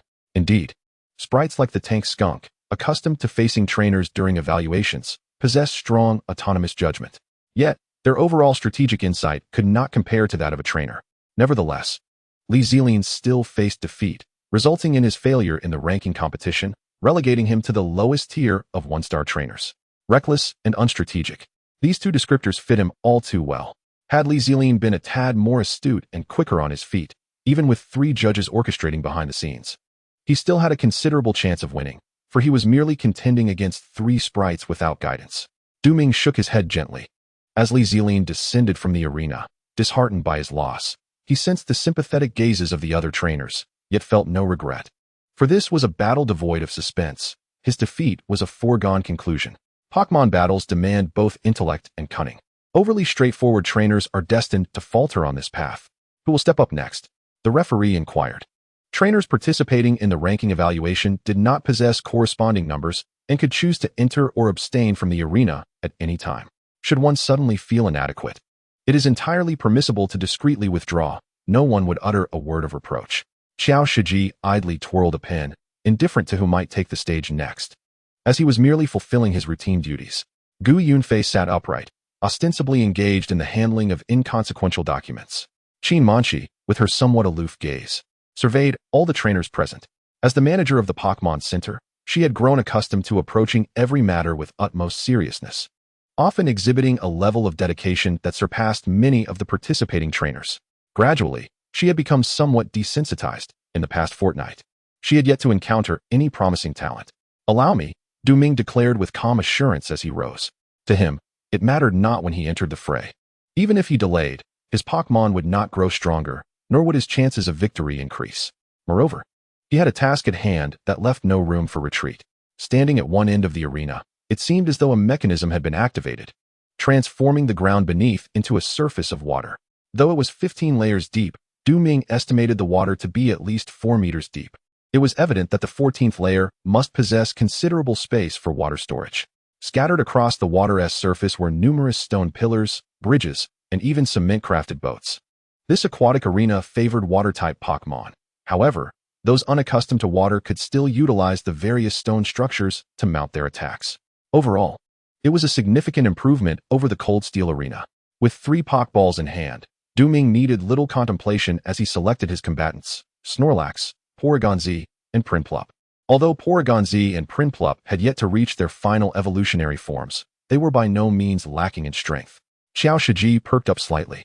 Ming's connections with Jinshin Qi and Kai Qingwu suggested he was no weakling. Most importantly, Ming had only been a trainer for a month, potentially making him a promising candidate. Gu Yunfei noted Xiao Shiji's sudden interest, somewhat astonished. Was there something exceptional about this Ming? He accepted the documents handed to him by the referee and began to peruse them. Porygon Z and Prinplup? The only fully evolved Pokémon was Snorlax. He could have prepared more thoroughly, yet here he was, hastily seeking a stroke of luck. As Gu Yunfei continued to read, he realized that Ming had only begun his journey as a trainer a month prior. Had he had no prior contact with any Pokémon before this? He fell into contemplation, lamenting Ming's untapped potential. In fact, he hoped that Ming would continue to be rated as a 1-star trainer, gaining a clear understanding of his own capabilities through this impending defeat, rather than becoming complacent with his current achievements and innate talent. With keen interest, Xiao Shiji examined the documents, which detailed Ming's battling Pokémon and his brief history. Surprisingly, it was these 3 Pokémon. Setting the documents aside, Xiao Shiji proposed, "Let us use a Shroomish." The 3 opposing Pokémon were quickly selected, though Ming had no knowledge of which they might be. Nevertheless, given that this was a 2-star trainer's advancement match, he surmised that the overall strength of these 3 Pokémon would not be overwhelming. The challenges presented are all quite similar, leaving little to fear. My battle lineup has been disclosed, and with that knowledge, what type of Pokémon will these 3 judges choose to deploy?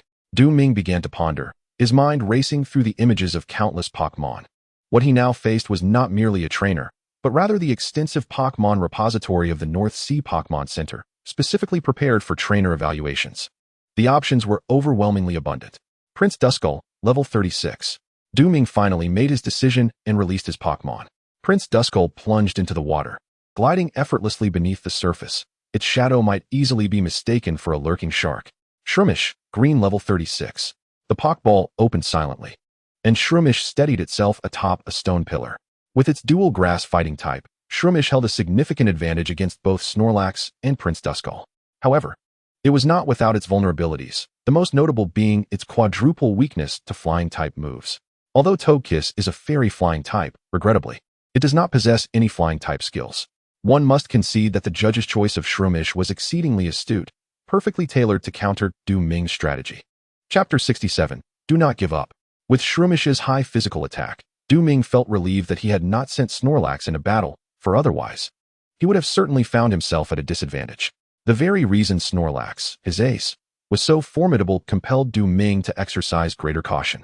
If even Snorlax were to fall easily, the subsequent battles would undoubtedly prove troublesome.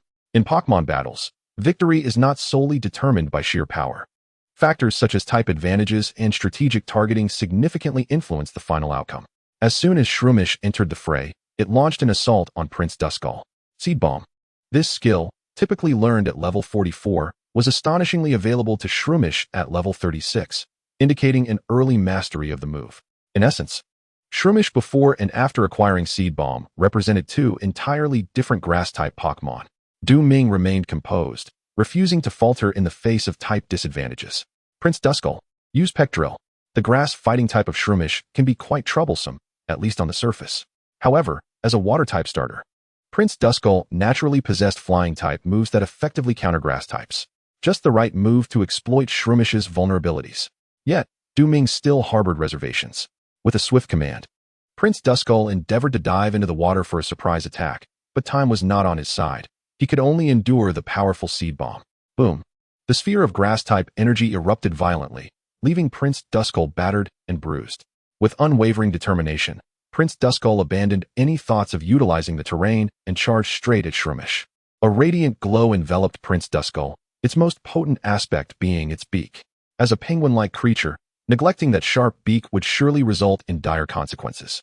Seizing the moment, Shroomish nimbly leaped, aiming to jump from the stone vessel to the adjacent pillar in order to execute additional moves. However, as he ascended, his expression suddenly twisted. Filled with anguish, the Peck Drill of the Prince of Waves pierced directly into the back of the Shroomish. The fourfold effectiveness of the Peck Drill rendered the Shroomish's entire back rigid, driving it straight into the water. On the judges' panel, Xiao Shiji realized why Du Ming dared to claim a 30 chance of victory in challenging him. It appeared that his Pokémon possessed exceptional qualities. This Prince of Waves had already grasped the Peck Drill skill even before evolving into the Emperor Wave. The fourfold effectiveness of the Peck Drill made Du Ming's choice of Shroomish seem rather unwise.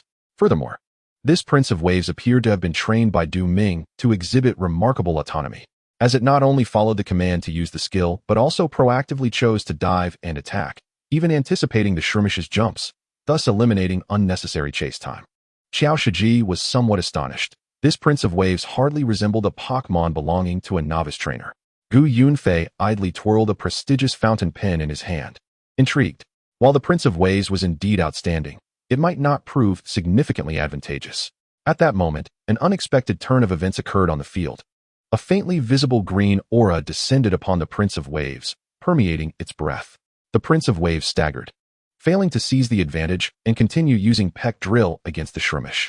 It collapsed into the water, floating on the surface, succumbing to slumber. The Spore ability. Du Ming thought with a wry smile. The Shroomish possessed three potential abilities: Spore, Poison Heal, and Technician. Among these, Technician was a hidden ability, one that Du Ming had yet to encounter. Poison Heal required the use of a toxic orb, while Spore targeted close-range attacks and had a 30 chance of inducing sleep, paralysis, or poisoning in Pokémon that executed close-range attacks. Unfortunately, Peck Drill necessitated close proximity. Du Ming had considered the Shroomish's Spore ability and, weighing the unknown dangers against the fourfold effectiveness, he chose the latter. Little did he expect such misfortune, triggering the 30 probability. Sleep meant that the Shroomish could unleash at least two skills upon the Prince of Waves, a potentially dire consequence. The situation shifted so rapidly that the trainers present, who had just marveled at the Prince of Waves' foresight, began to lament its fate in the next moment. Given the type disadvantage the Shroomish held against the Prince of Waves, the outcome of its impending assault was hardly a matter of speculation. With a splash, the Shroomish leaped from the water, resolutely attacking the Prince of Waves. Seed Bomb. Seed Bomb. The Shroomish, fully aware that only Seed Bomb could inflict the most significant damage, relentlessly repeated the move, each time with remarkable effect. The Prince of Waves lay horizontally, fortuitously retaining its fighting capability. Yet, Ming, as the trainer, stood silent, seemingly consumed by regret over his own inadequacy. Many trainers present at the evaluation displayed a hint of sympathy. Bad luck, who could one blame? Prince of Waves, use peck drill, Ming suddenly commanded. To the other trainers, Ming's demeanor appeared almost neurotic. Previously silent, yet now suddenly commanding. Did one not see that Prince Bo remains in slumber? Bang! The surface of the water erupted with a thunderous sound, as Prince Bo's powerful wings struck the water with force, harnessing the recoil to gather strength once more. At this moment, Prince Bo was covered in wounds, and upon awakening, the pain surged like a relentless tide, yet his expression remained resolute. The voice of Ming reverberated in his mind. Do not give up. This was the mantra that had echoed in his consciousness during his slumber. A seed bomb plummeted towards Prince Bo's head, while the mushroom creature leapt into the air, brimming with combat fervor. However, this fervor dissipated in an instant. The mushroom, in disbelief, turned to look behind, only to find Prince Bo's beak piercing into its back, striking precisely where the last peck had left its mark. Boom! The seed bomb erupted violently, sending splashes in all directions, yet it could not inflict any harm upon Prince Bo. Creaking, the mushroom's body grew weaker, descending from the sky to crash onto the stone vessel.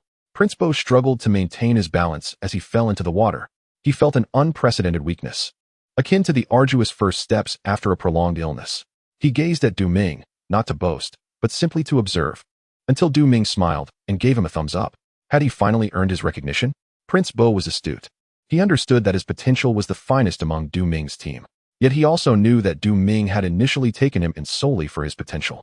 He had tirelessly trained, enduring burdens and honing his skills, never once relenting. Subsequently, the small Snorlax evolved into the formidable Snorlax, whose potential was no lesser than his own. All of Prince Bo's pride was shattered, scattered like fragments across the ground. Do not give up. Ming's voice continued to resonate in his mind. Indeed, how could he abandon hope? That individual had invested so much effort into him, even striving to keep pace with his training despite his meager physical capabilities. Only now did he manage to piece together the fragments of his resolve. Chapter 68. Evolution, Emperor Nebo. Prince Bo's affection level increased by 15 points. Current affection level at 160 points.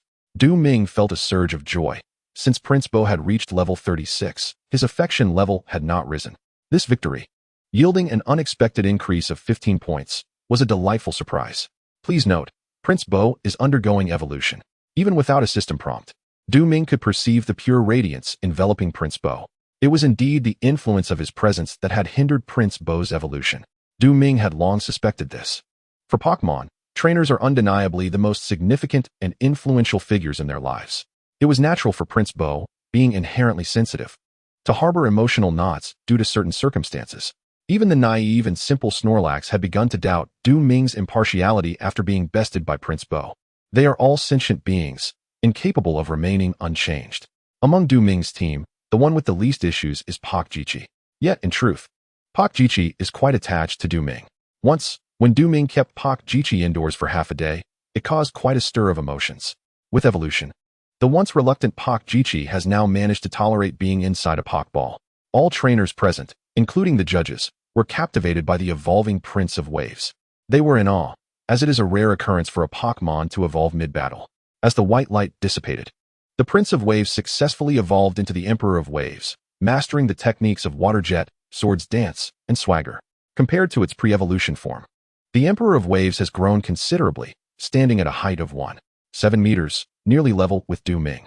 Its primary coloration is black, accentuated by striking blue edges, a white underbelly, and a golden crown partially obscuring its regal visage. The Emperor of Waves now exudes an imposing presence, confidence radiating from its eyes, embodying the majesty suggested by its name. One cannot deny its striking appearance. Emperor of Waves, Aqua 36 ability, Torrent, when health is below 13.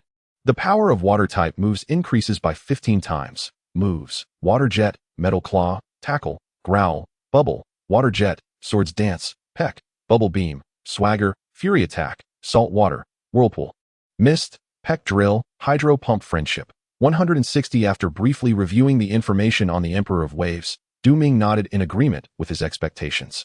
With such an array of skills, the Emperor of Waves possesses almost no weaknesses. As one of the starter Pokémon, Both its physical and special attack stats are formidable, with a particular emphasis on special attack. This is why Ming has chosen to have the Emperor of Waves consume Aurora Energy Cubes to enhance its special attack capabilities.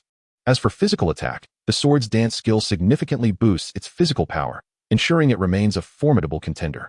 Overall, while the Emperor of Waves' abilities may not be exceptionally outstanding, its strength lies not in extremes, but in balance and resilience. The Water Steel typing further amplifies this stability.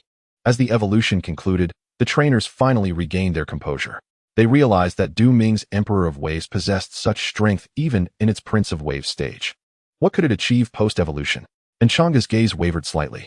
The prowess exhibited by Ming's Prince of Waves seemed to surpass that of his own rogue panda. After evolving into the Emperor of Waves, Enchanga could palpably sense its threat. He imagined that even his hunting Butterfree would struggle against it. He reflected on his own inability to evolve his koala into a Boscodora, feeling a tinge of complexity in his emotions. Anexian, on the other hand, resolved within herself to challenge Ming once he became a 2-star trainer. The memory of her previous defeat lingered in her heart, leaving her with a sense of unresolved tension. Ariados, a vibrant and sizable spider, emerged from the Pokeball with a resounding pop, landing upon the stone vessel.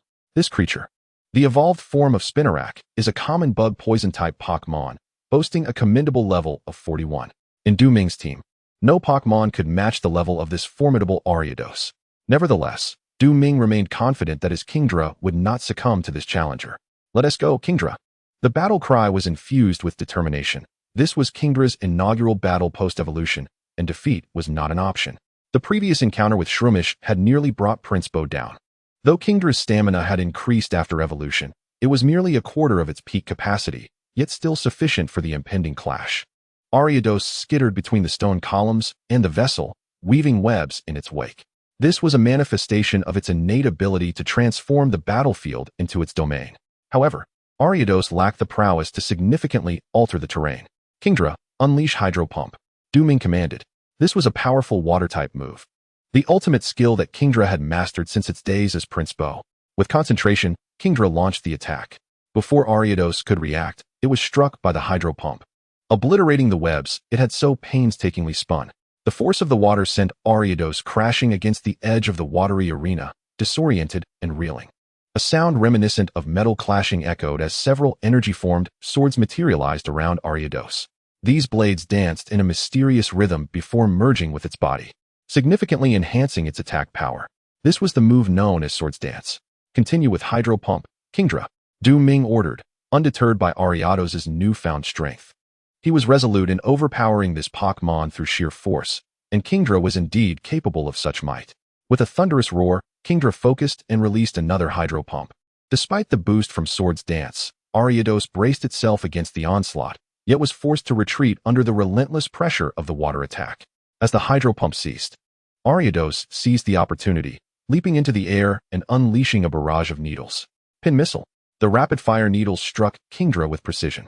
Ariados displayed remarkable intelligence.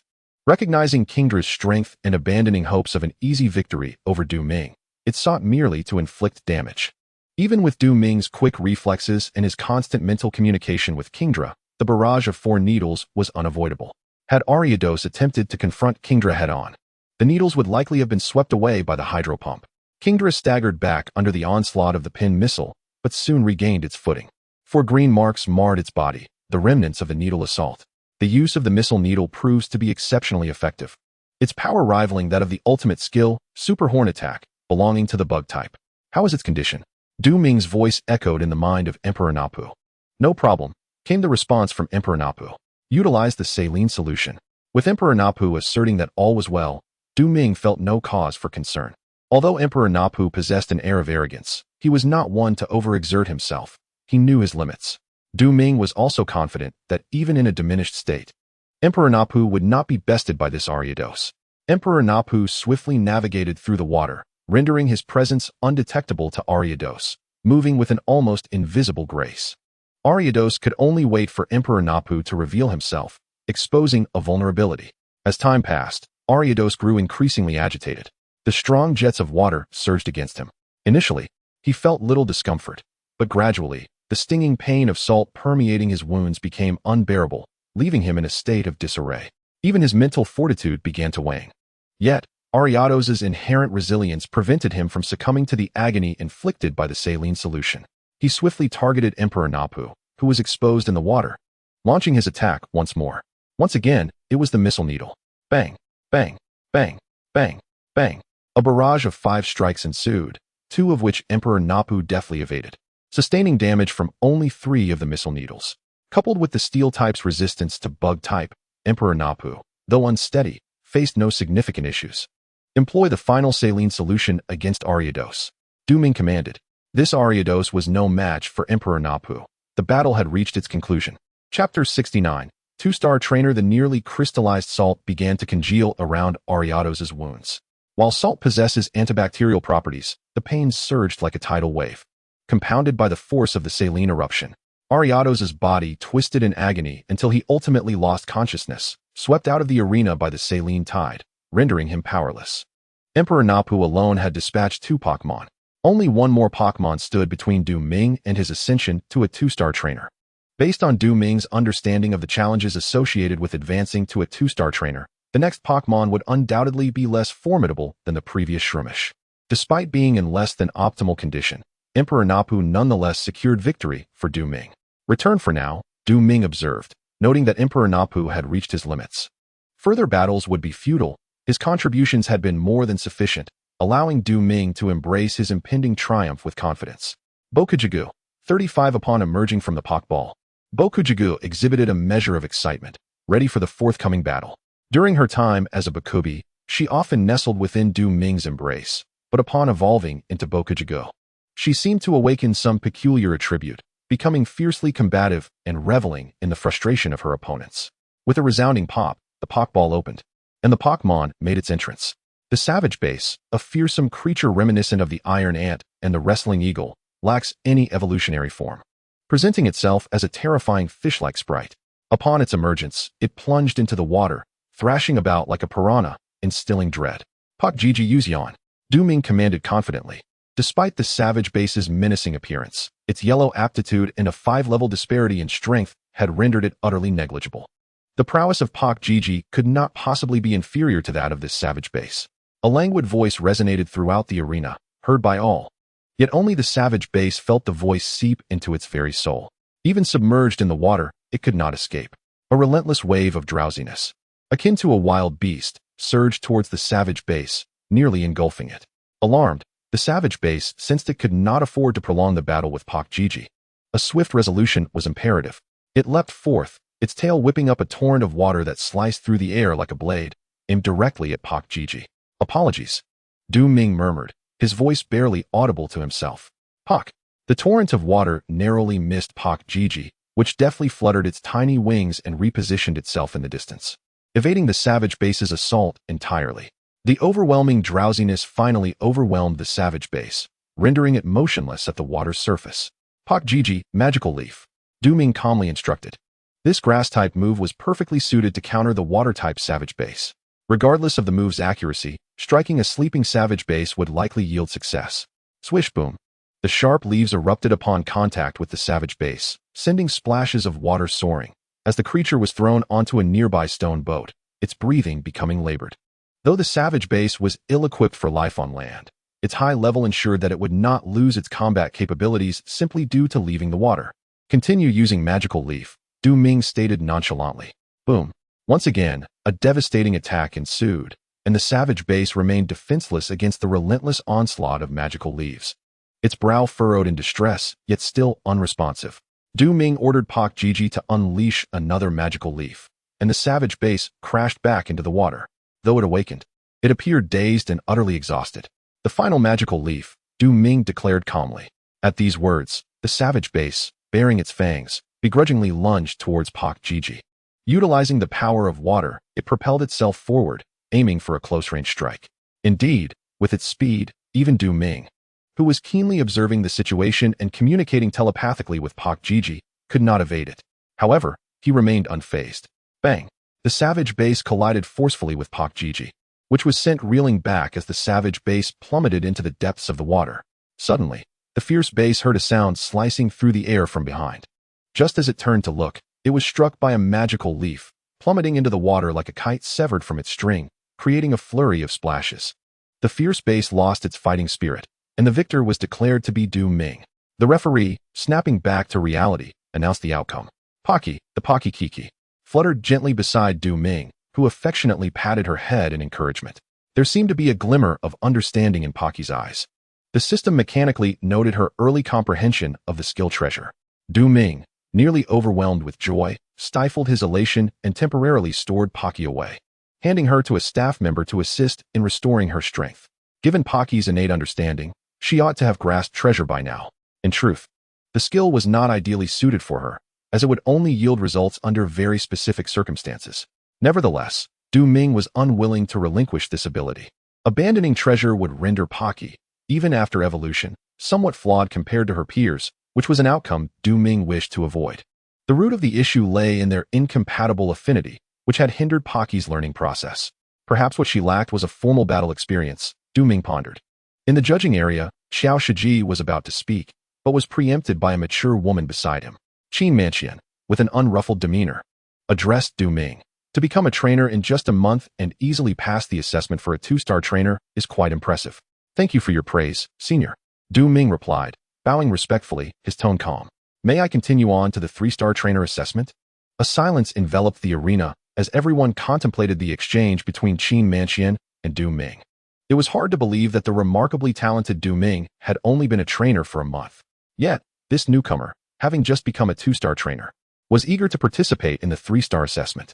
Strangely, no one felt an overwhelming sense of incongruity, given Ming's demonstrated prowess thus far. Provided his third Pokémon did not falter, he might genuinely attain the status of a 3-star trainer. However, the trainers present shared a common doubt. Did he contribute enough? The evaluation of a trainer's star level encompasses more than just combat strength.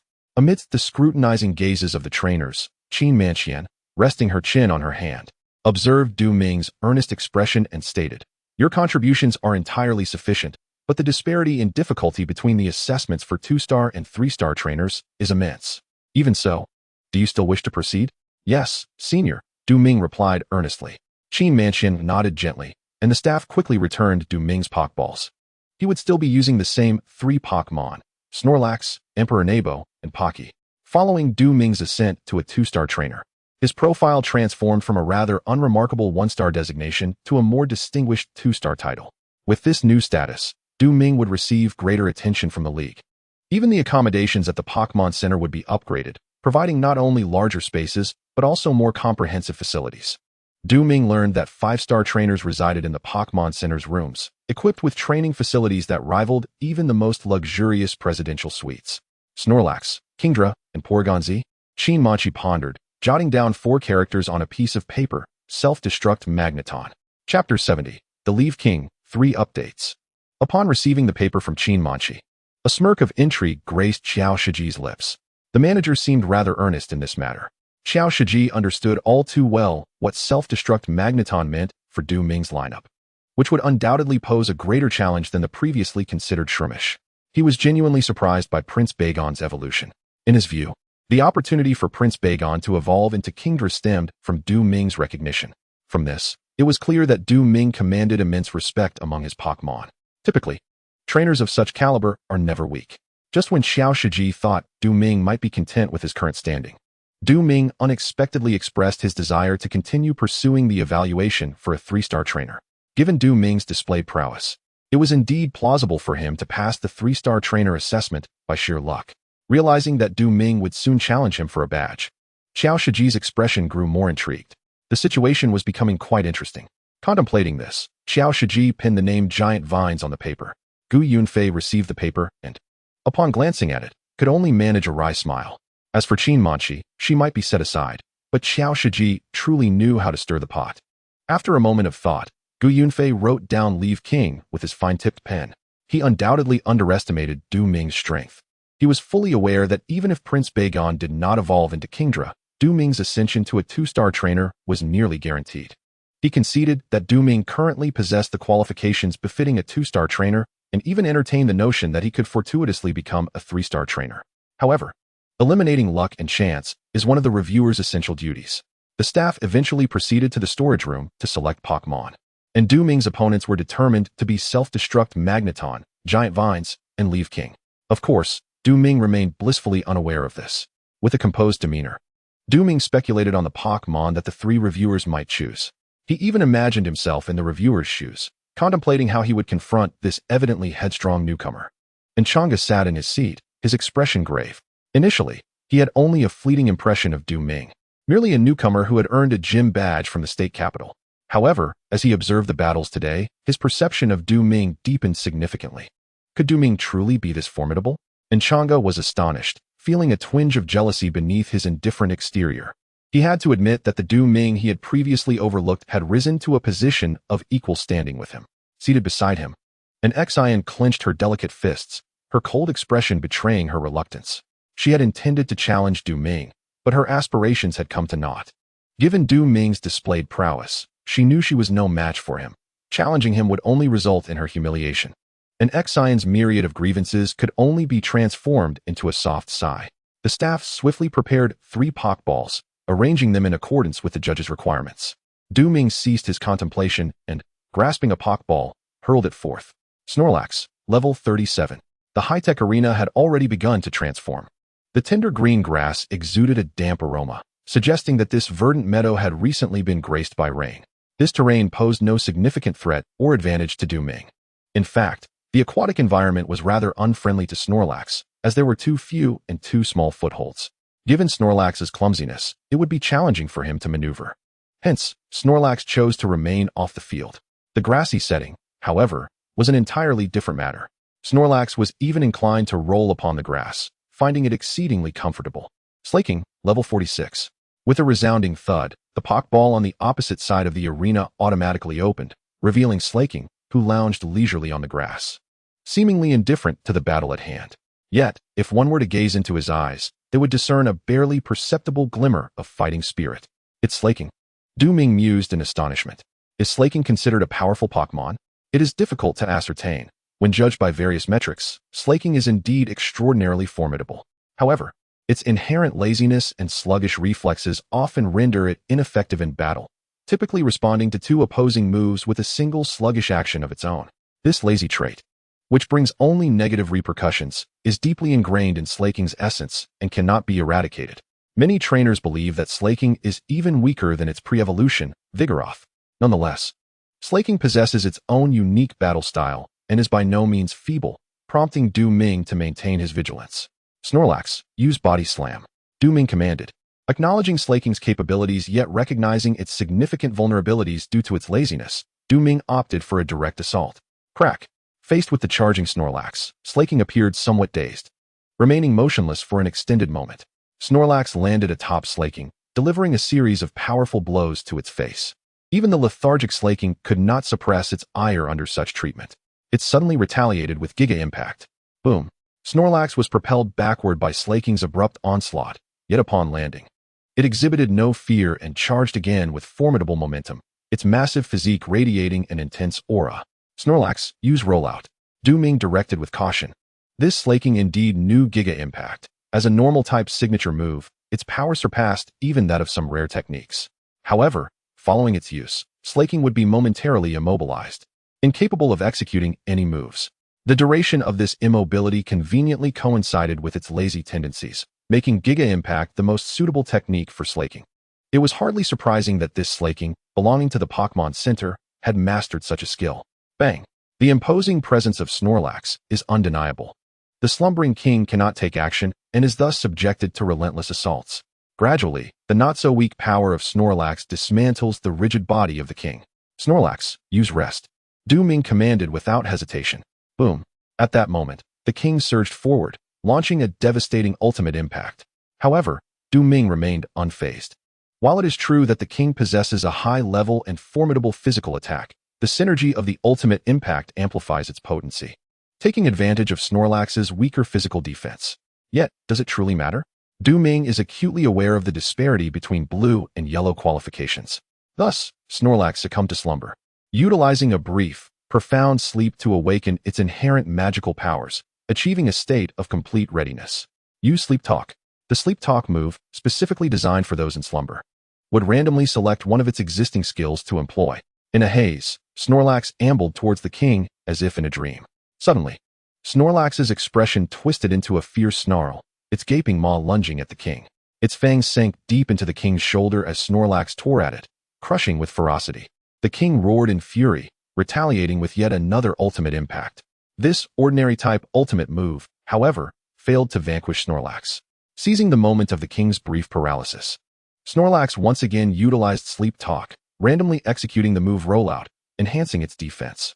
Snorlax awoke languidly, slightly disheveled, yet its eyes sparkled with determination. Snorlax, use Stockpile.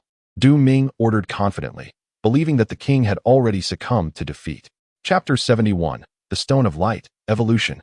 Ming brimmed with assurance.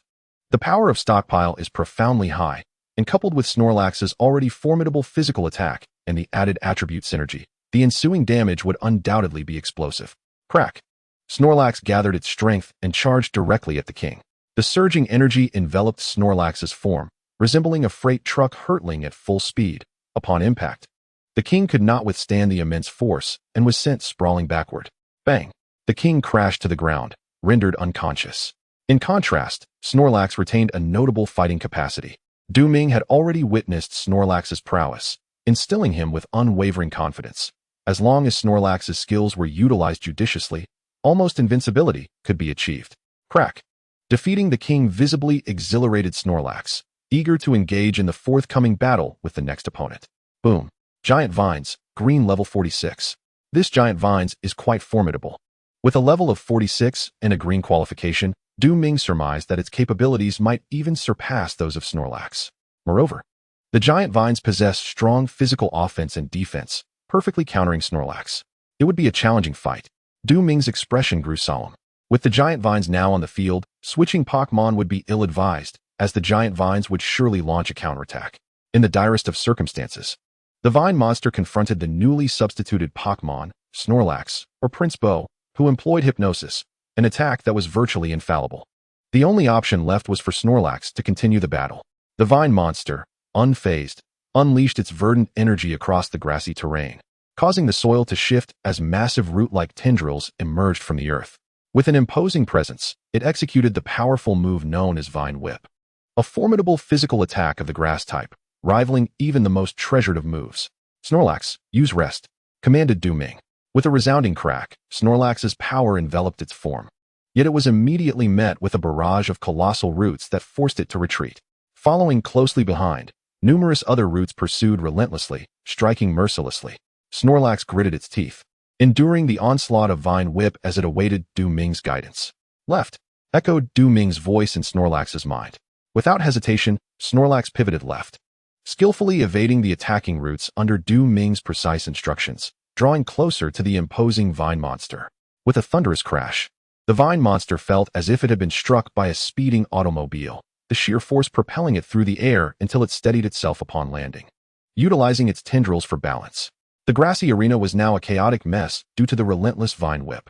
Unyielding, the Vine Monster summoned forth more root-like tendrils to strike at Snorlax once more.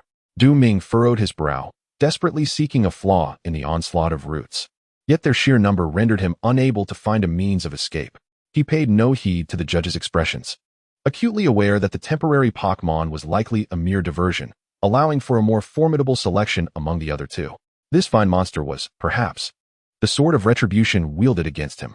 Alas, with Snorlax alone, Ming found himself at a loss.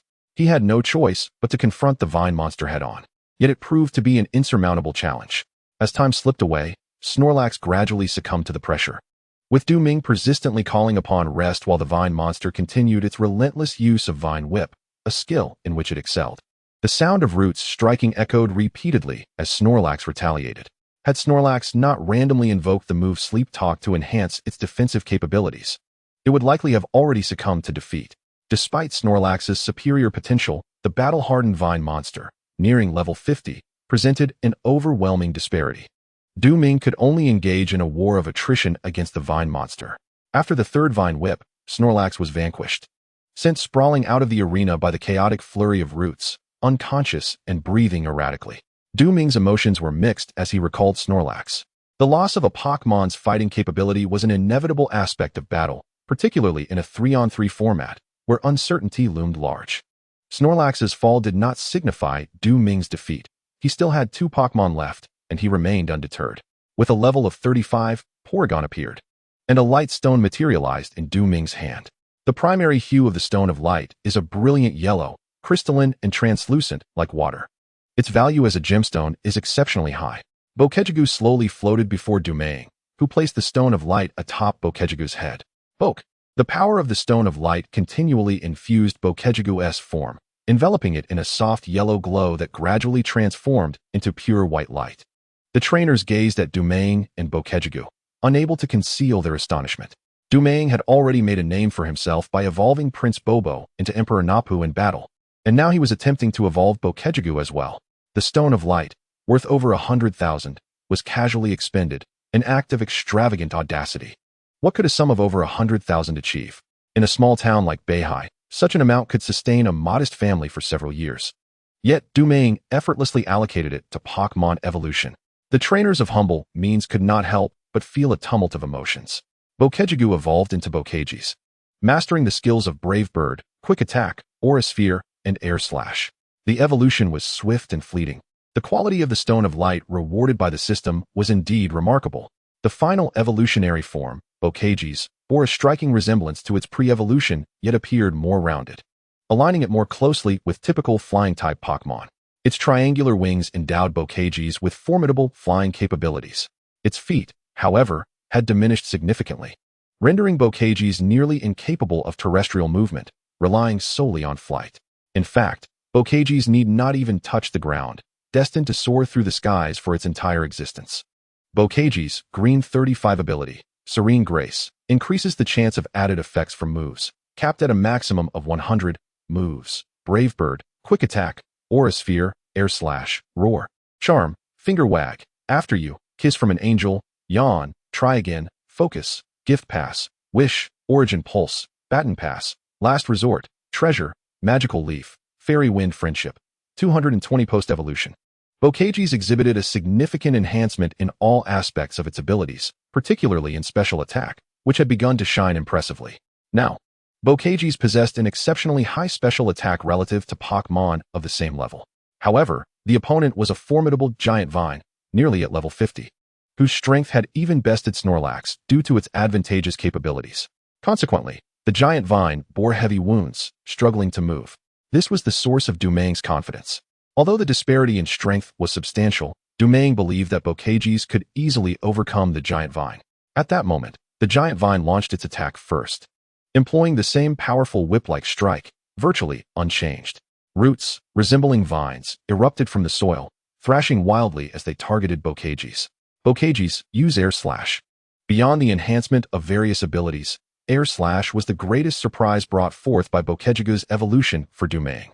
Air Slash was undeniably the core skill of Bokejis. Air Slash is a formidable flying-type move, with a 30% chance to leave the opponent in a flinching state, rendering them immobile for a brief period. When combined with the Serene Grace ability, the likelihood of this additional effect occurring rises to an impressive 60%. The implications are unmistakable. Togekiss soars gracefully through the air, deftly evading the strikes of the roots. Even the powerful hits from Snorlax, which are effective against most, cannot graze a single feather of Togekiss. Suddenly, seizing a moment of opportunity, the air coalesces into a crescent shape and descends towards the colossal vine whip with an exquisitely acute angle. Chapter 72, An Unfair Advantage.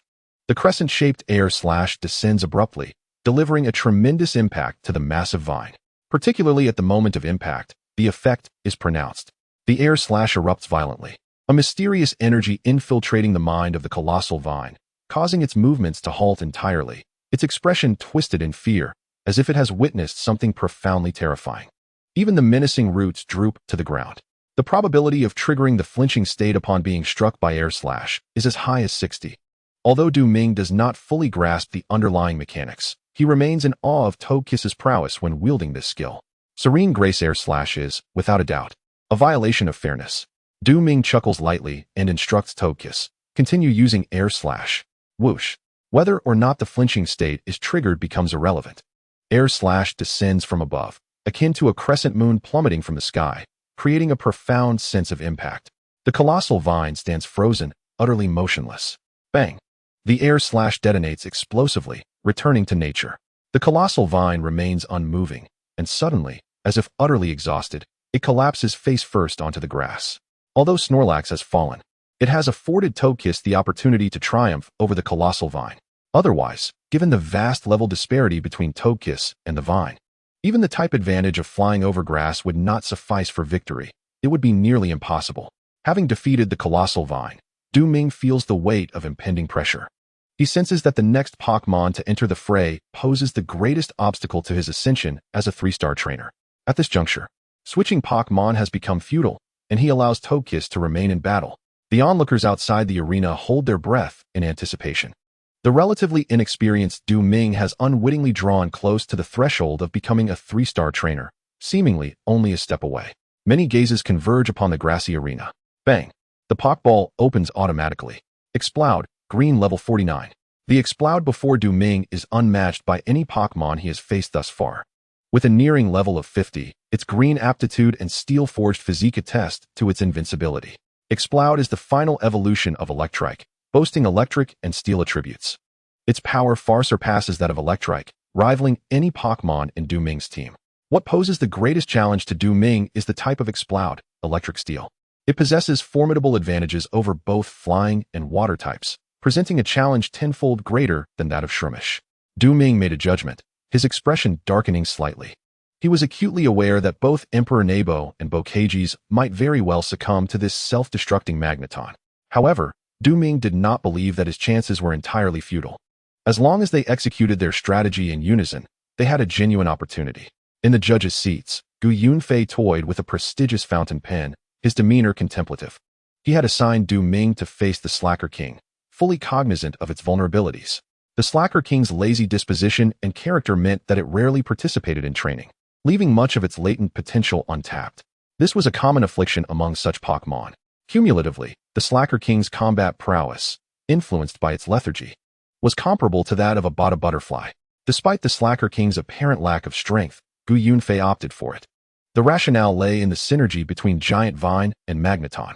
Had he chosen a more formidable Pokémon, the overall strength of the team would undoubtedly surpass the 3-star evaluation standard. If Ming were to claim victory, it would be a remarkable achievement, even among 3-star trainers. Gu Yunfei mused this, albeit with little faith in Ming's chances of success. Bokages, use Yan. Ming commanded without hesitation. Faced with the self-destructing Magneton, he dared not exhibit any arrogance. The sound of crackling electricity filled the air as Magneton amassed electrical energy, spreading it until the entire arena was engulfed in a dazzling display of lightning. Magneton unleashed its discharge, enveloping the surroundings in a magnificent, yet overwhelming electric storm. Amid the chaos, a discordant sound reverberated, further shrouding Magneton. The palpable drowsiness felt akin to being relentlessly pursued by a beast for days, leaving one utterly exhausted, compelling Magneton to succumb to sleep despite the looming threat.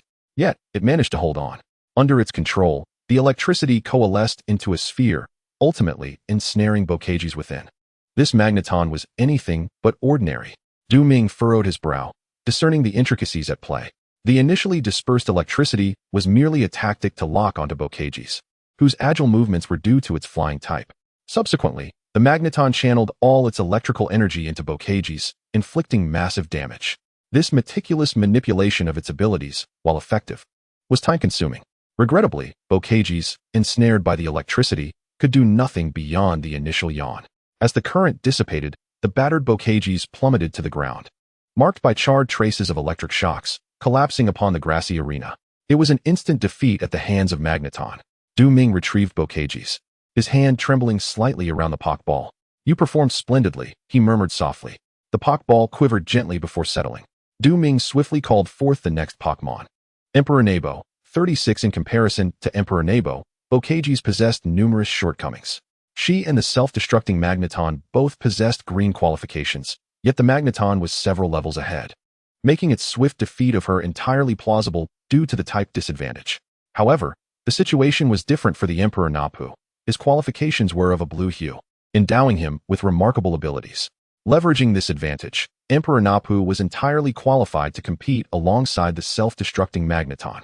The eyes of the self-destructing Magneton glimmered mechanically, unable to withstand the overwhelming tide of drowsiness, and it promptly succumbed to slumber. We must not allow the sacrifice of Pidgey to be in vain. With this thought in mind, Du Ming spoke resolutely. The Emperor Napu could sense the weight of Du Ming's emotions. In this circumstance, defeat was not an option. Victory was imperative. His gaze was unwavering. Water began to materialize out of thin air, unfurling like silk, reminiscent of the mythical clouds of heaven. The slumbering magneton was ensnared by this flowing silk, which suddenly constricted. The gentle water transformed in an instant into a vicious serpent, seemingly intent on crushing the magneton into fragments. Du Ming observed the battlefield. The self-destructing magneton, akin to a sleeping venomous serpent, would unleash a terrifying assault once awakened. Seizing this opportunity, he needed to strategize as effectively as possible. Emperor Napu, unleash water cannon. Unlike the swirling waters, water cannon focused on instantaneous explosion. A massive column of water erupted forth. Its visual impact alone was breathtaking. Though the self-destructing magneton was not small in stature, it was entirely enveloped by the water cannon. Boom! The magneton was sent flying, crashing onto the grass and rolling several times before finally coming to a halt, still in slumber. Continue using water cannon, Du Ming commanded. Boom! The Emperor Napu leaped into the air, unleashing water cannon while airborne, the vigorous torrent striking the back of the self-destructing magneton, persistently pressing it into the soft grass. The magneton stirred awake, bewildered as it gazed at the grass level with its eyes. Chapter 73. The final water cannon. The self-destructing magneton, still dazed, suddenly sensed a stirring presence from above, moist and vibrant, unmistakably a water-type Pokémon. Although Emperor Napu had yet to appear, the magneton could not resist slumbering. Yet it was still able to discern that Emperor Napu was the architect of its entrapment in the mire. Anger. The self-destructing magneton, ensnared in the earth, was filled with rage. It could not tolerate the Emperor Napu's audacity to dominate above it. Consequently, electricity began to coalesce. If Du Ming's intuition served him correctly, the self-destructing magneton was preparing to unleash its electromagnetic cannon skill, concentrating electrical energy into a single point for a sudden release. This high voltage could incapacitate the struck Pokémon, rivaling the power of water cannon. Desiring this power was futile, Du Ming mused. Suddenly, a thunderous roar erupted, not from the electromagnetic cannon, but from water cannon. At the moment the self-destructing magneton opened its eyes, the Emperor Napu had already begun to conjure water cannon.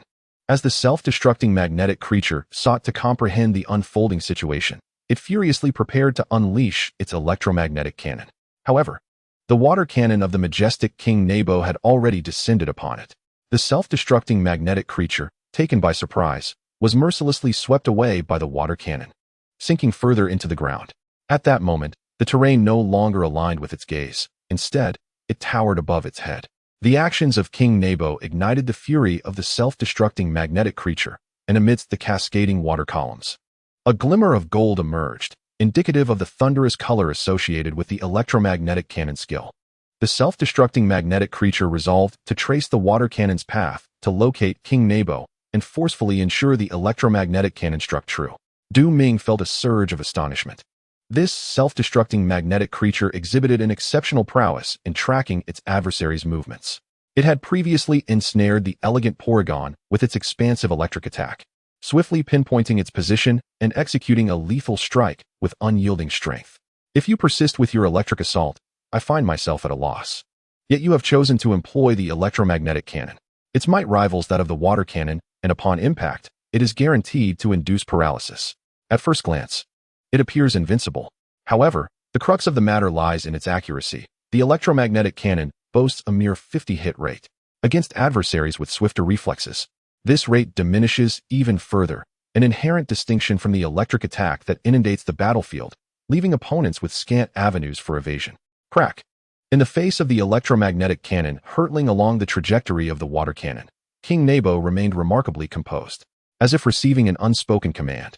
It abruptly ceased the water cannon's discharge and executed a graceful rotation akin to a gymnast, effortlessly adopting various postures while spinning through the air. Just in time, it evaded the oncoming assault of the electromagnetic cannon. The electromagnetic cannon missed its target. With a resounding thud, the self-destructing magnetic creature emerged from the crater, its eyes aflame with rage, accompanied by the crackling sound of electricity. It had not anticipated that King Nebo would prove such a formidable opponent, capable of swiftly detecting the threat of the electromagnetic cannon and evading it in such an uncanny manner. The electrical currents flickered furiously as the self-destructing magnetic creature, now more focused than ever, resolved to confront this remarkably skilled King Nebo, for triumph over such an adversary would yield a profound sense of accomplishment. Unbeknownst to the self-destructing magnetic creature, its body bore numerous wounds, with its steel-like shell marred by several cracks. Deploy the saline solution, Ming commanded.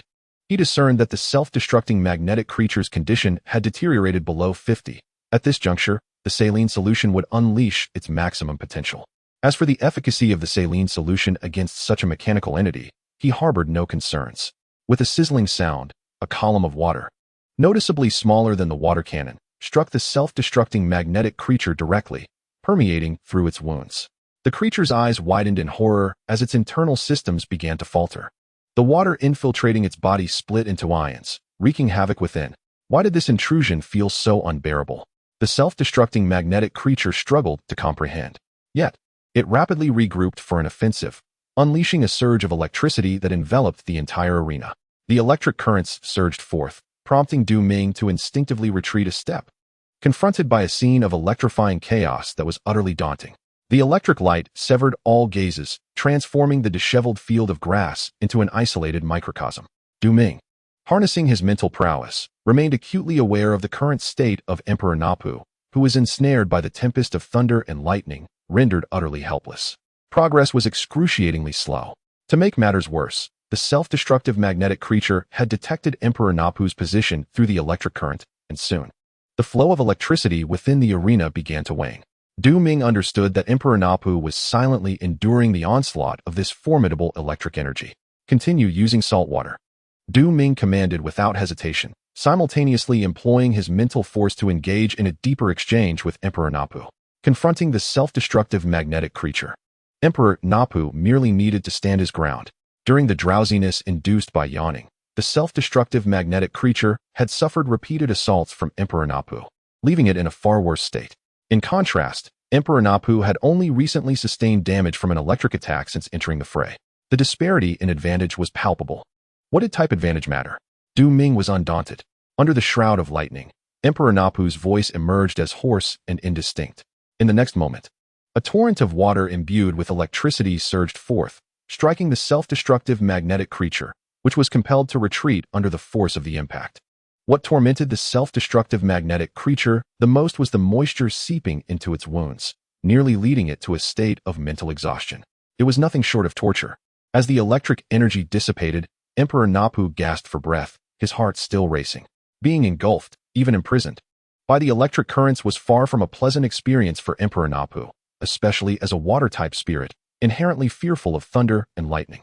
Fortunately, what lay ahead was not a confrontation with electricity. Suddenly, the self-destructive magnetic creature levitated, enveloped in a mysterious aura, its form vaguely resembling that of a mirror. This wondrous mirror, composed of the self-destructive magnetic creature, began to coalesce numerous errant special energies. It inexplicably swelled, launching an assault towards Emperor Napu. Ming's expression shifted. A mirror reflection? This skill belonged to the psychic category, renowned for its enigmatic and extraordinary nature, with the mirror reflection being a prime example. It could accumulate the special attack damage inflicted by the opponent and return it, an eye for an eye, a tooth for a tooth, at double the damage. The mirror reflection would directly counterattack, rebounding the damage from the salt water, with the power of salt water doubled, and the mirror reflection amplifying it yet again. Ming was both anxious and astonished. Clearly, this self-destructive magnetic creature was indeed an elite from the Pokémon Center, having prepared to unleash the mirror reflection, anticipating Emperor Napu's use of the saltwater skill. Yet, as a trainer, he had failed to notice the self-destructive magnetic creature's subtle maneuver. Emperor Napu unleashed the final water cannon. Ming steadied himself. There was no room for panic at this juncture. The self-destructive magnetic creature was already at its limit. If the water cannon struck true, the self-destructive magnetic creature would undoubtedly face imminent defeat. As for the mirror reflection, despite its ability to rebound the damage from the salt water at twice the intensity, what would it matter? Emperor Napu might yet withstand it. After the Emperor Napoleon issued his command, he swiftly organized an offensive. Chapter 74, Mental Fortitude, the Learning Mechanism. The situation was exceedingly urgent, teetering on the brink of catastrophe. Ming observed the battlefield with utmost seriousness, his demeanor unusually grave. His voice resonated within the mind of Emperor Napoleon. Through the power of thought, Du Ming was able to engage in a discreet exchange with the spirit. To the outside world, it appeared he was merely directing the spirit's attacks, devoid of any intricate details. At this moment, flashes of lightning illuminated the scene, water splashed violently, and the two spirits faced each other defiantly, neither retreating an inch, embodying a clash of unyielding force. The waves roared, and tremendous power shattered the air, manifesting as water cannon and mirror reflection.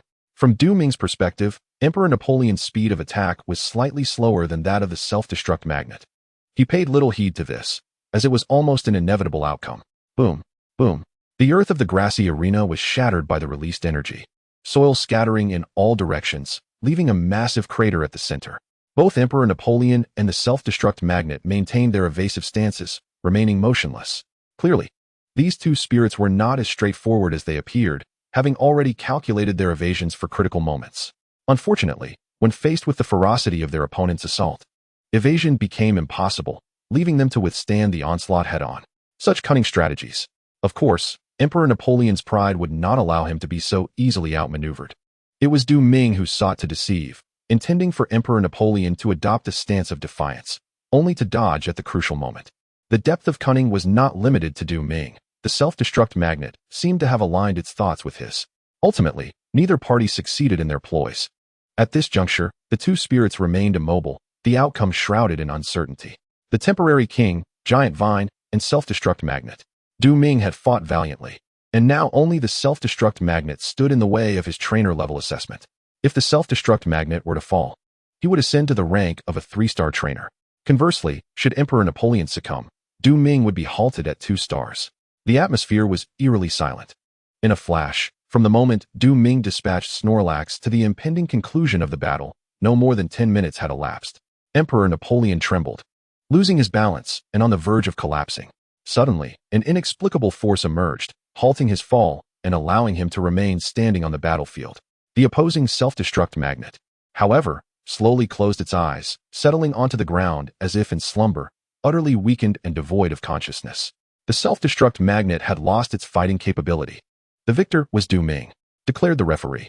He felt a twinge of astonishment, sensing something awry yet also recognizing the inevitability of the outcome. Applause erupted, as many fellow trainers attending the assessment spontaneously began to applaud, expressing their gratitude to Du Ming for showcasing such an extraordinary battle. Although Du Ming had played a minimal role in the confrontation, the spirit was indeed one he had nurtured, thus deserving of the applause. Emperor Napoleon, return, Du Ming called, recalling his spirit and handing it over to the staff. As the battle concluded, he could not help but exhale a long sigh of relief. At the final moment, he appeared as steady as a seasoned veteran, yet internally he was in a state of utter chaos. Fortunately, the enhancement effect of his psychic energy allowed him to bolster the strength of his Pokémon, Emperor Nebo, playing a pivotal role in the battle. As Emperor Nebo teetered on the brink of collapse, Du Ming felt an overwhelming sense of urgency, akin to grasping a lifeline, instinctively channeling his psychic energy. Remarkably, it proved effective. Emperor Nebo was forcefully rejuvenated, leading Du Ming to victory. Without his psychic energy, both Pokémon would have undoubtedly perished in a stalemate. From this point forward, Du Ming's ascension to a 3-star trainer rested entirely upon the preferences of the judges. However, there was no need for concern. Du Ming was destined to be promoted to a 3-star trainer, a fate that could not be altered. Deep in thought, Du Ming recognized that although Emperor Nebo possessed impressive potential, its overall capabilities were slightly inferior to those of the self-destructing Magneton. The primary reason Du Ming was able to contend with Magneton was due to the yawn ability of his Pokémon, Togekiss. While Togekiss fell victim to an electric attack due to type disadvantage, it inadvertently lulled Magneton into slumber, granting Emperor Nebo the necessary space to unleash its power. With time pressing, Du Ming approached the judges. Xiao Shiji, intrigued, inquired, "Have you truly only been traveling for a month?" "Indeed, esteemed judge," Du Ming affirmed with a nod. Gu Yunfei followed up with another question. "Have all your Pokémon been in contact with you prior to your becoming a trainer?" "No," Du Ming replied. "It was only after acquiring the little Snorlax that I truly became a trainer." After a few more inquiries, seemingly to clarify certain points, Gu Yunfei exhaled deeply, praising, "You possess remarkable talent. I hope you continue to strive forward." "I shall not disappoint your expectations," Du Ming responded with a smile. Once Xiao Shiji had posed his initial question, he observed silently, a smile on his face. In truth, having served as a gym leader for so long, he had never encountered a trainer who exhibited such rapid growth as Du Ming, leaving him somewhat unsettled. He refrained from expressing his astonishment, as Du Ming maintained a serene demeanor. Finally, Du Ming turned to the mature woman presiding over the judging panel. Truthfully, Qin Manxian was the most charismatic woman Du Ming had ever encountered. She appeared earnest and meticulous, her uniform accentuating her intellect and charm.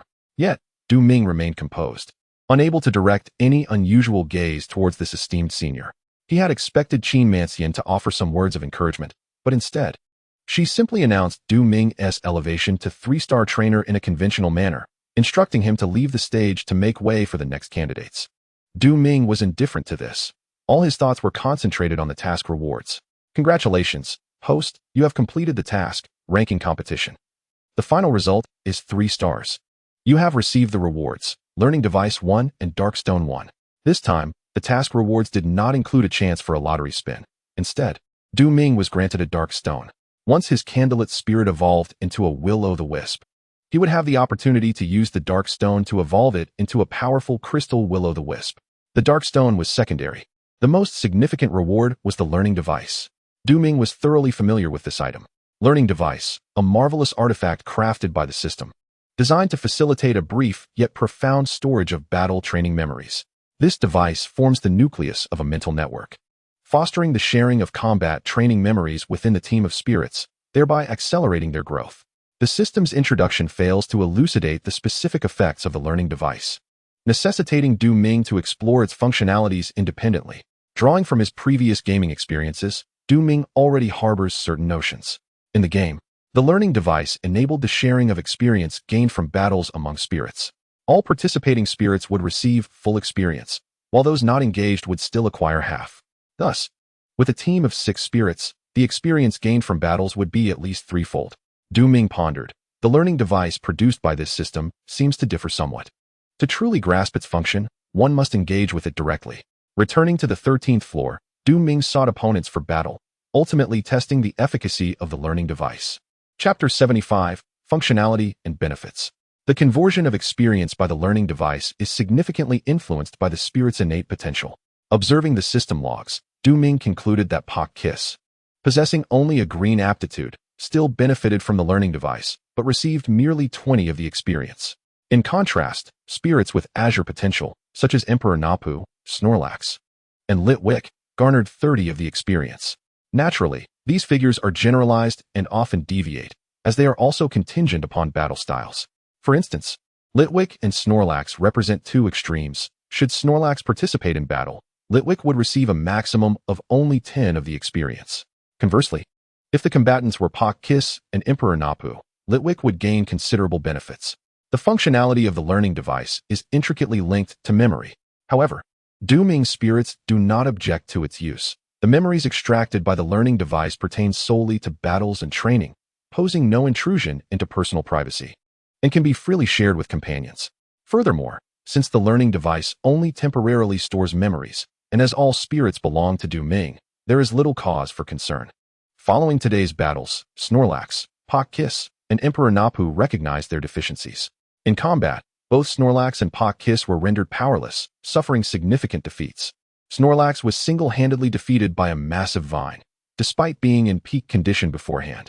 Pokékiss was instantaneously vanquished by a self-destructive Magnemite, leaving an indelible impression. Even Emperor Napu would have succumbed had Du Ming not exerted his mental strength to sustain him. As for Litwick, observing Du Ming's battles from the sidelines, he seemed to glean insights, but merely followed the crowd at that moment. The learning device's significance for Du Ming lies in hastening the transitional phase of his spirits, enabling those of lower levels to swiftly evolve from weakness to strength. For instance, had there been a learning device available for Bokbai, it could have directly elevated its level, preventing it from stagnating at level 7. Currently, the primary beneficiaries of the learning device are Litwick and the mysterious, unhatched blue spirit egg. Snorlax, Emperor Napu, and Pokékiss are already well formed and will focus primarily on training moving forward. Light stones and dark stones. In the solitude of his chamber, Du Ming toyed with a gem as dark as obsidian, silently commending the system in his mind. The light stone had facilitated the evolution of his Poké egg into a Pokékiss during the ranking matches. And now the Darkstone promised to conjure a crystal lamp sprite that could rival the Togekiss. Upon reflection, it seemed that all of the system's task rewards were indeed of great utility. The cultivation of divine beasts? What an exceptional system it is. Speaking of divine beasts, despite his prolonged stay in this world, Ming had yet to truly encounter one. Even on television, news of divine beasts was conspicuously absent. Online videos depicting them were fleeting, with only a handful of valuable posts and videos residing in the treasure troves of forums and video-sharing platforms. System, just how formidable are these divine beasts? Ming inquired. While he could recount a few things about divine beasts, his knowledge was primarily hearsay or derived from gaming data from his previous life. Yet, games were merely data, lacking any real substance. The divine beasts of this world, however, were undeniably real, a far cry from mere numbers. He felt that since divine beasts represented the ultimate goal for his Pokémon, it would be prudent to seek a deeper understanding of them. Insufficient host privileges. Please explore on your own. The system's voice remained as cold and unyielding as ever. Ming found himself at a loss for words. If the system wouldn't even disclose the power structure of divine beasts, how could he hope to cultivate them? Nonetheless, he remained undeterred. He was confident that he would eventually nurture a true divine beast. The thought of Snorlax and Togekiss confronting divine beasts in epic battles that could shake mountains stirred his blood with excitement. As dusk approached, staff members arrived to inform him that he had attained the rank of a 3-star trainer, allowing him to relocate from the 13th floor to the 11th, where a superior experience awaited him. Most importantly, he would have the opportunity to engage with fellow 3-star trainers in the battle arena, promising considerable benefits. With little reason to decline, Ming nodded in agreement, and the staff promptly began assisting him with his belongings. Although he contemplated refusing, he was informed that this was a privilege for 3-star trainers. How delightful! Ming exclaimed, surprised by the extent of the benefits, which he had not fully comprehended. Upon logging into the official website, he saw his name proudly displayed alongside the title of 3-star trainer, making it glaringly apparent. This information was directly linked to his identity, requiring no badge for validation, universally acknowledged. The official site detailed the benefits: an annual subsidy of 50,000, complimentary accommodation at the Pokémon Center for 10 days, and varying service attitudes based on rank. Ming nodded in agreement, impressed by the offerings. However, he soon realized that the information regarding 3-star trainer benefits was rather limited. Is that all? He mused, feeling somewhat disheartened. The Pokémon League did not support idlers, and it appeared that achieving true wealth would depend on his own efforts. Further down, he discovered the benefits for 4-star and 5-star trainers, who received annual funding of 100,000 and 300,000 respectively, along with substantial monthly resources. Especially after being promoted to a 5-star rank, should one express the desire, they may petition the League for a position in local governance, akin to Yunfei. Naturally, one must commence from the grassroots level. What piqued Ming's interest the most was that 4-star trainers essentially become the backbone of the League, capable of utilizing contribution points to acquire resources from the League, such as energy cubes, special Pokeballs, evolution stones, and even Pokémon offspring. The ability to exchange contribution points for Pokémon offspring seemed almost outrageous. Ming marveled inwardly, yearning to return immediately to undertake the assessment for a 4-star trainer. In the system shop, even devil fruits were available, such as the darkness fruit and the flame fruit, obtainable only through a substantial amount of prestige points. An abundance of items was present, except for Pokémon hatchlings, which could only be acquired through lottery draws and tasks. The League's profound foundation, however, could compensate for this shortcoming of the system. As he tidied up, the voice of a staff member interrupted Ming's contemplation. All right, thank you. Ming expressed his gratitude while surveying the well-organized large room. After the staff departed, he closed the door and sank into the plush comfort of the expansive bed. Without mentioning anything else, the suite allocated to him by the Pokémon Center was no less than 100 square meters. Releasing Snorlax and using the sleeping Pokémon as a bed, Ming had barely closed his eyes when a knock resounded from outside. Reluctantly, he rose to answer the door. Xiao-Qi. Ming acknowledged with a nod, allowing Zhen Xin to enter. Zhen Xin surveyed the vast room and teased. TSK, a 3-star trainer? If it weren't for your poor condition, you'd be a 4-star trainer by now. Ming feigned exasperation, lamenting, one must remain humble. One must remain humble. He chuckled, conceding, fine, I admit I lack the strength to pass the 4-star trainer assessment. This was indeed the truth. He had exhausted all his strategies during the 3-star trainer assessment, let alone for the 4-star. Chapter 76. The Direct Control Municipality Tournament. On the 15th floor of the Pokémon Center, the Exploud has lost its combat ability. The victor is Enchanga, the referee announced. At that moment, the Exploud lay on the rocky battlefield, unconscious. Standing victorious was a robust Pokémon, Boscodora, green 40. This Boscodora was undoubtedly the evolved form of Enchanga's previous Poké, standing nearly 10 centimeters shorter than its peers. The premature evolution had come at a cost. Yet in terms of strength and potential, it remained uncompromised. With proper training, this Boscodora would prove formidable.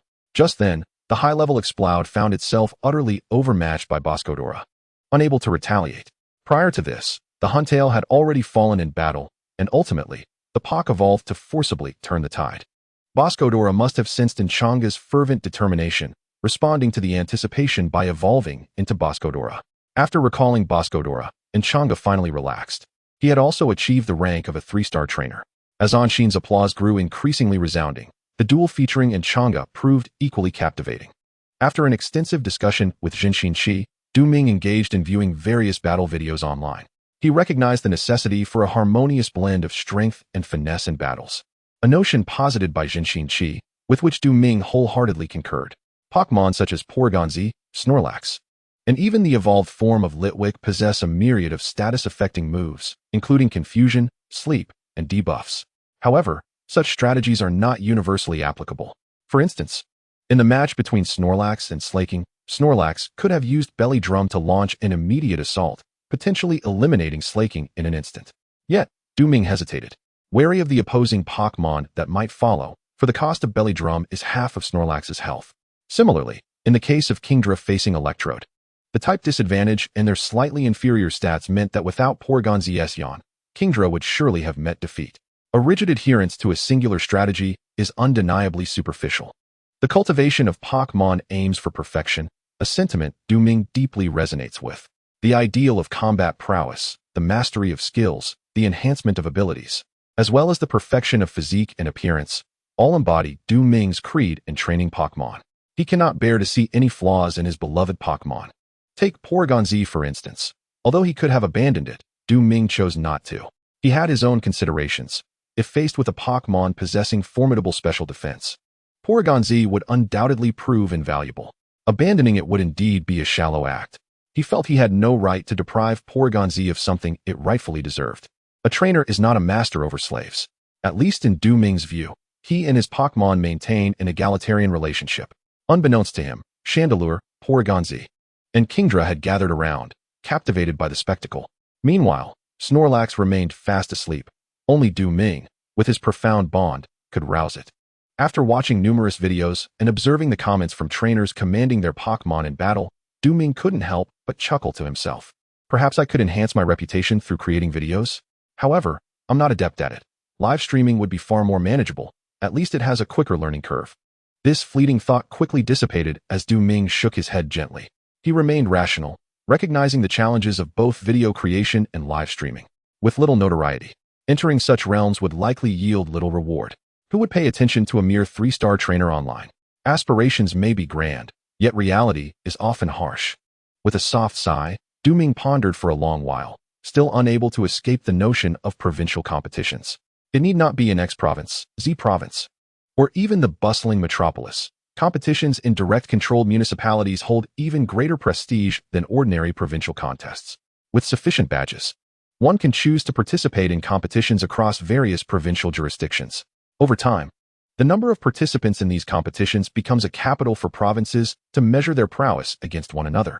After dinner and a shower, Ming reclined upon Snorlax's belly, feeling a sense of ennui. He yearned to challenge other 3-star trainers, yet the comfort of Snorlax's belly made it difficult for him to leave. Suddenly, a ringing sound echoed. The phone number format differed from Ming's own. Without glancing at the notes, Ming instantly recognized the voice on the other end of the line. Upon pressing the answer button, a slightly excited voice came through. "Hello, it's me." The melodious voice of a young girl resonated in Japanese, which Ming effortlessly understood. He chuckled softly and teased, "A scam?" Drawing from his memory of the language, he instinctively replied in Japanese. "No, it's not a scam," the girl responded, a hint of urgency in her tone, seemingly worried that Ming might hang up. "I'm Serena. I was just joking," Ming replied, amused by her amusing reaction. "By the way, are you still in Beihai?" Yes, for now, Serena replied, biting her lip. But I have to board a flight to Magic City tomorrow. My father is conducting research, and I'm accompanying him on a business trip, taking the opportunity to travel since it's summer vacation. Who knows? I might even catch the grand tournament in Huagua. That depends on your father's research progress, Du Ming added. As Serena spoke, she suddenly realized that Du Ming was not using Mandarin. Her voice was tinged with surprise. Didn't you say you couldn't speak Japanese? Perhaps I have a knack for languages, Du Ming replied solemnly. After returning, I specifically sought out Japanese books to study, and it seems that all my efforts culminated in mastering the language. You're just boasting, Serena scoffed lightly, recalling the various difficulties she faced in adapting to the language when she first arrived in Japan. How could anyone be such a linguistic genius? Besides, you must have understood Japanese from the beginning. You probably already knew how to speak it. Fraud, came Serena's soft voice from the phone, tinged with a hint of grievance. Du Ming could only manage a wry smile, as Serena understandably assumed he was teasing her. This had been his way from the start, playfully mocking her due to her youth. Just as he pondered how to clarify the misunderstanding, Serena cheerfully declared, "Never mind, I forgive you." "Thank you," Du Ming replied with a bittersweet smile. There was no helping it. He had chosen to put on a facade. He couldn't help but admire Serena's cheerful, easygoing nature, unbothered by trivialities. After chatting for another 10 minutes, Du Ming found himself quite fond of this amiable foreign friend. He tucked his phone into his pocket, roused Snorlax, and prepared to leave. As he stepped out of his room, he soon encountered Enchanga. This boy, with a cold demeanor, was watching the staff depart, evidently having just moved to the 11th floor, and his room was quite close to Du Ming's. "Hey, you leveled up too?" Du Ming greeted. "You leveled up too?" The simple exchange carried a weight that cut deeply, and Enchanga's gaze flickered. It had taken him 5 months to become a 3-star trainer, while Du Ming had achieved the same in merely 1 month. The disparity was glaring. Enchanga nodded, pointing towards the battle area, and calmly asked, "Care for a Pokémon battle?" Chapter 77, The Divine Beast Manaphy, 3rd update, Drip, Drop. Rainwater cascaded down the corridor windows, intensifying with each passing moment. Du Ming casually closed the window and gazed out at the torrential downpour, pondering the inevitable truth. It is indeed the height of summer. And while this deluge may arrive fashionably late, it shall certainly not be absent. Shall we engage in a battle of spirits? Enchanga's words drew Du Ming into contemplation. He had once regarded Enchanga as a short-term goal, yet he had now surpassed that ambition. He had achieved the status of a 3-star trainer, while Enchanga had yet to reach that milestone. The unpredictability of life is ever present. Very well, Du Ming acquiesced. There was little reason to decline. Both he and Enchanga were newly minted 3-star trainers, and sparring together was entirely appropriate. In fact, had Enchanga remained silent, Du Ming would have eagerly volunteered for the challenge. This was an excellent opportunity to accumulate experience. The task was announced. Notification: the once leading Enchanga has now been surpassed by you. Defeat Enchanga in battle and earn his genuine respect. Reward: 5 skill points. 1 chance at a spin of the prize wheel. The system's task was once again proclaimed, leaving Du Ming pleasantly surprised. Although skill points and spinning the prize wheel were not new concepts, these rewards were undeniably valuable. Du Ming's heart's power was currently at a mere yellow level, and he was unabashedly eager for skill points. As for the prize wheel, he was utterly addicted. It had been several days since he last spun the wheel, and now he felt an undeniable restlessness. Lost in thought about the task, Du Ming appeared distracted. Enchanga remained indifferent, oblivious to Du Ming's unusual demeanor. Soon, they arrived at the battle arena on the 11th floor. Though the arena lacked high-tech alterations to its terrain, it was remarkably spacious, only slightly smaller than the official competition and gymnasium venues. Unbeknownst to Du Ming, the city, drenched in rain, was graced by the presence of a divine beast. On Silver Beach, amidst the shallow sea, the sudden onset of rain sent tourists scurrying away. A few sought refuge in a seaside eatery, enjoying their meals while gazing at the misty rain-soaked seascape. It was as if a peerless beauty, veiled in a gossamer shroud, wished to remain unseen, fearing that her visage might captivate the hearts of infatuated men, leaving them eternally yearning and unwed.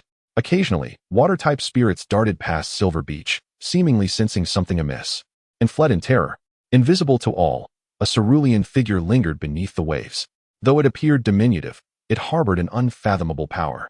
The torrential rain enveloping the North Sea was, in fact, a manifestation of this divine beast's might. The city of North Sea sprawls over an expanse of more than 3,000 square kilometers. Such a vast territory is monumental for any spirit.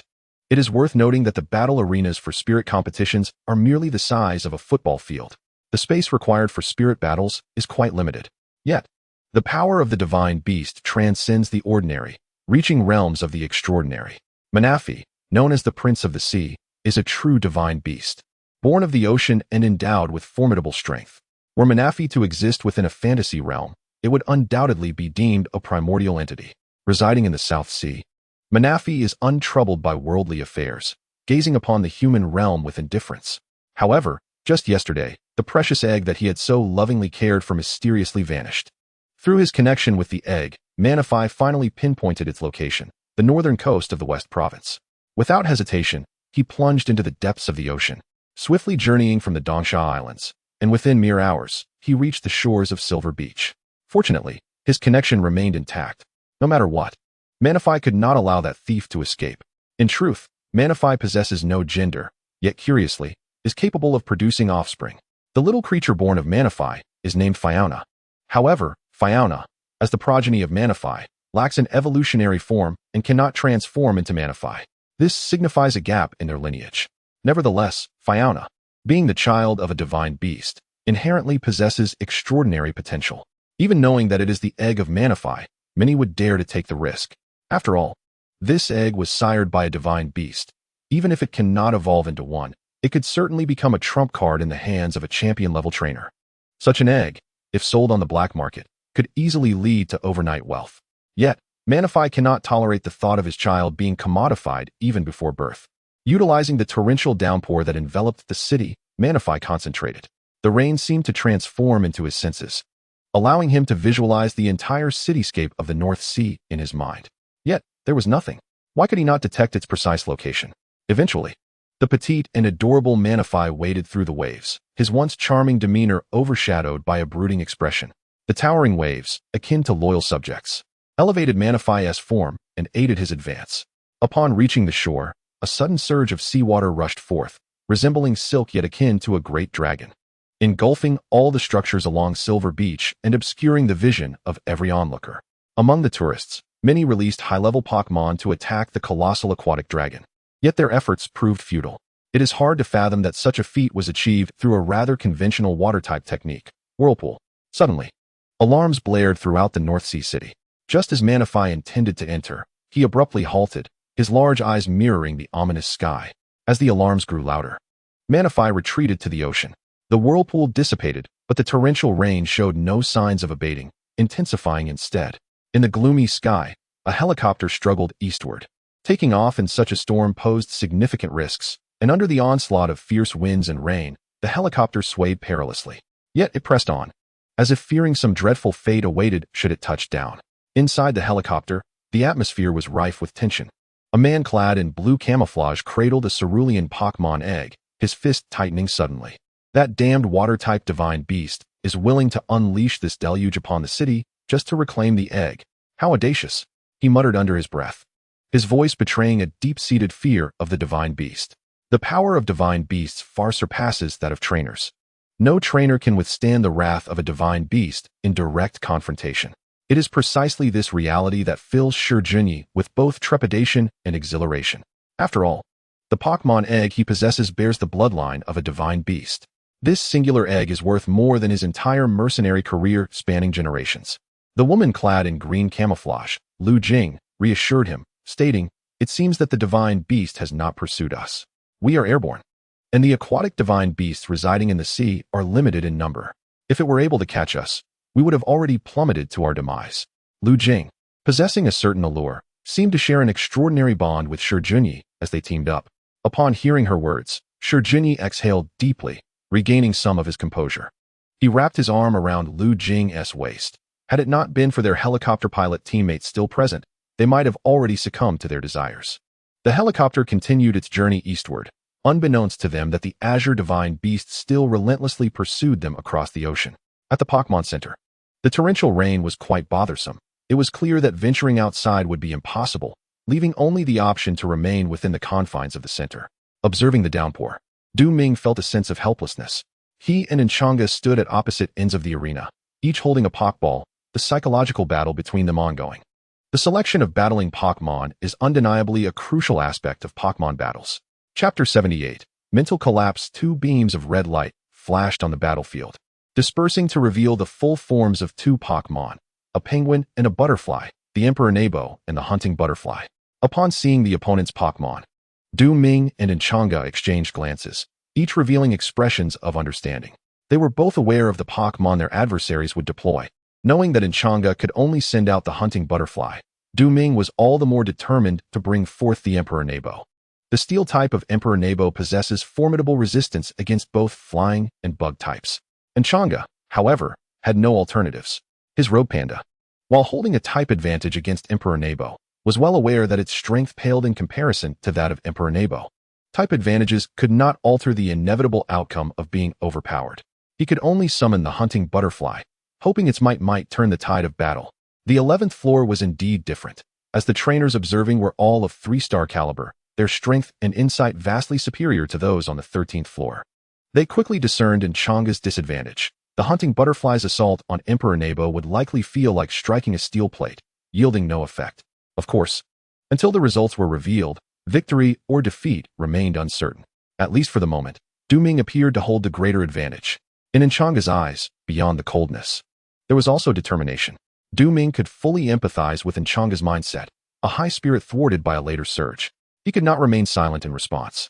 Hunting butterfly, use Quiver Dance. Enchanga commanded. Quiver Dance is a potent buffing move that simultaneously enhances special attack, special defense, and speed, indicating that Enchanga's strategy likely leaned towards agility and guerrilla tactics, especially with the increase in special defense. The hunting butterfly would be largely untroubled by Emperor Nebo's water gun or saltwater attacks. Use Swords Dance. Ming immediately spoke. His strategy was quite straightforward. Since Enchanga intended to employ Butterfly Dance to enhance special defense, he would directly launch a physical assault. Fortunately, the Imperial Nebo possessed physical moves that countered the hunting Butterfree. The sword energy surged, infused with an extraordinary aura, surrounding the body of the Imperial Nebo. A mysterious essence coalesced into small blades, seamlessly merging with its form. Although the details were elusive, it was evident that the physical prowess of the Imperial Nebo had indeed been augmented. Enchanga remained composed, having anticipated Ming's tactics. It was not surprising. Facing the hunting Butterfree's Butterfly Dance, it was indeed a prudent choice for the Imperial Nebo to utilize Swords Dance. Continue with Butterfly Dance. Enchanga declared resolutely. The hunting Butterfree, lacking explicit orders from Enchanga, autonomously fluttered about the arena, scattering scales and pollen, seemingly intent on transforming the entire space into its unique domain. These fine particles even settled upon the face of the Imperial Nebo, entering its nostrils with each breath. What a clever ploy, Ming remarked in astonishment as he observed the Imperial Nebo sneezing. Even Enchanga, typically aloof, appeared somewhat awkward at this moment. He had no intention of exploiting the situation to his advantage through the Imperial Nebo's sneezing. It was all a misunderstanding. Use Peck. With Ming's command, the Imperial Nebo adopted a serious demeanor, accelerating towards the hunting Butterfree. Despite its robust physique, the Imperial Nebo was swift, closing the distance to the hunting Butterfree. Hunting Butterfree, retreat and use Stun Spore. Enchanga articulated swiftly, each word crystal clear. With a chirp, the hunting Butterfree flapped its wings, sending forth a whirlwind of spores that mingled with the powder scattered on the ground, brushing past the Imperial Nebo. Undeterred, the Imperial Nebo charged forward. Before the hunting Butterfree could deploy its Stun Spore, its sharp beak lunged fiercely into the wings of its opponent. Guided by Ming's mental focus, the Imperial Nebo adeptly identified the hunting Butterfree's vulnerabilities, successfully executing its move. Though the consequence was inhaling the Stun Spore, resulting in a state of paralysis and significantly hampering its speed, the Imperial Nebo remained resolute. Stick close and use Drill Peck. Ming sensed the challenge posed by Enchanga, yet defeating the Imperial Nebo would not be an easy feat for the hunting Butterfree. The power of Drill Peck, especially when paired with Swords Dance, would undoubtedly prove formidable for the hunting Butterfree. Initially, the Peck move resembled a mere collision. Had it not been for the type advantage, Ming would not have employed this move as a test. Now, it was time to launch a proper counterattack. Bang! The hunting Butterfree sought to evade the Drill Peck. Bolstered by the speed gained from 2 rounds of Butterfly Dance, it sensed the imminent threat of a severe injury from the impending attack. However, regardless of the hunting Butterfree's struggles, it could not escape the grasp of the Imperial Nebo's wings. despite the fact that these wings seemed incapable of flight. The Imperial Nebo seized the opportunity to leap forward, ensnaring the hunting Butterfree with an iron-like embrace, rendering it unable to escape. Subsequently, the Imperial Nebo, in a rather bizarre display, appeared to intend to jab at itself with its elongated beak. How much can one endure? Yet, there is no escape. The hunting Butterfree is trapped, compelled to endure the piercing pain. It even suspects that a hole has formed in its chest. The pressing question is, why does this creature not fall? The hunting Butterfree takes to the skies, employing its ultimate absorption technique. And Chang'e, equally troubled, can only strive to exert pressure on the Emperor Nap, hoping it will plummet. With a sharp cry, the hunting Butterfree ascends to the zenith of the arena, its speed reaching an apex that should resemble vibrant lightning, yet is hindered by the weight of the Emperor Nap. The latter's mass far exceeds what the hunting Butterfree can bear. Were it not for its elevated level and the boon of butterfly dance, even flight would be a challenge. Continue peck drill. Ming smiled. The dawn of victory was tantalizingly close. It must be noted that the hunting Butterfree and Emperor Nap appeared entwined, utilizing skills such as ultimate absorption and peck drill, which directly or indirectly involve their mouths. Most strikingly, both creatures are male, creating a scene that is both beautiful and philosophically profound. After 2 butterfly dances, the special attack of the hunting Butterfree surged dramatically, allowing it to regain health through ultimate absorption. However, the Emperor Nap's physical attack had also been significantly enhanced through sword dance, and the peck drill effect presented a type advantage. The meager health restored by ultimate absorption was but a drop in the ocean. At last, the hunting Butterfree found itself unable to continue. Peck drill. Ming's brief command felt as if it were a death knell. With the ferocious onslaught of the Emperor Nap, the hunting Butterfree was mercilessly battered, ultimately succumbing to its injuries. And Chang'e's expression was complex. From the beginning to the end of the battle, the Emperor Nap clung to the hunting Butterfree, never straying far, and even when immobilized by paralysis, it remained stubbornly attached. Like a piece of chewing gum that would not let go, the hunting Butterfree's agility was rendered utterly ineffective. Gripped by a fellow creature of the same gender and level, incessantly pecked and prodded, the hunting Butterfree's mental state was likely on the verge of collapse.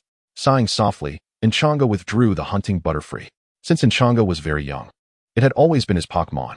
If even the hunting Butterfree could not prevail, Chang'e's other Pokémon stood no chance of victory, what more could be done? Acceptance was unavoidable. Interestingly, despite Ming's brief tenure as a trainer, he was already 18 years of age this year, while Chang'e was merely 16. Perhaps the disparity lay in those 2 additional years. Contemplating this, Chang'e found a modicum of solace, though his outward demeanor remained stoic, concealing the turmoil within. Chapter 79. A contract on paper. Why has the task completion notification not yet appeared? Ming pondered, perplexed. He had decisively triumphed over Chang'e. Regardless of his expression, he ought to feel a sense of acquiescence within. Yet, the system remained silent. This was quite illogical. After carefully examining the task description, Ming suddenly realized the oversight. He needed to win Chang'e's respect and admiration. Slapping his forehead, Ming attributed the misunderstanding to his lack of rigor in interpreting the prompt. With a warm smile, he approached Chang'e and extended his hand for a handshake. "You are truly impressive," Ming enthusiastically remarked, suggesting that it was Chang'e who had achieved victory, not himself. Chang'e, somewhat perplexed by Ming's intentions, reluctantly shook his hand. He intended to withdraw quickly, but Ming held on firmly, not letting go. "You are indeed formidable," Ming reiterated, seemingly hinting at something deeper. Chang'e's previously composed demeanor faltered, a faint smile betraying a hint of fear as he struggled to free his hand, feeling quite uncomfortable. The eerie atmosphere he had experienced during the battle against the Emperor Nebo and the hunting of the phoenix butterfly came rushing back, causing his face to flush. "You are impressive as well," Chang'e finally managed to reply. No sooner had he spoken than Ming swiftly released his grip, patted Chang'e on the shoulder, and walked away, leaving Chang'e bewildered and embarrassed by the lingering warmth in his palm. "Congratulations, host. You have completed the task, passed aspirations, and earned 5 skill points and 1 chance to spin the lottery." Upon hearing this, Ming checked his attribute panel and confirmed that his skill points had indeed increased to 10. With these points, he could finally elevate his special ability, the power of the heart, to the green level. The advancement of his mental strength typically accompanied unusual changes in Ming's body. Some matters were better handled in solitude, away from prying eyes. The spinning of the lottery wheel was no exception.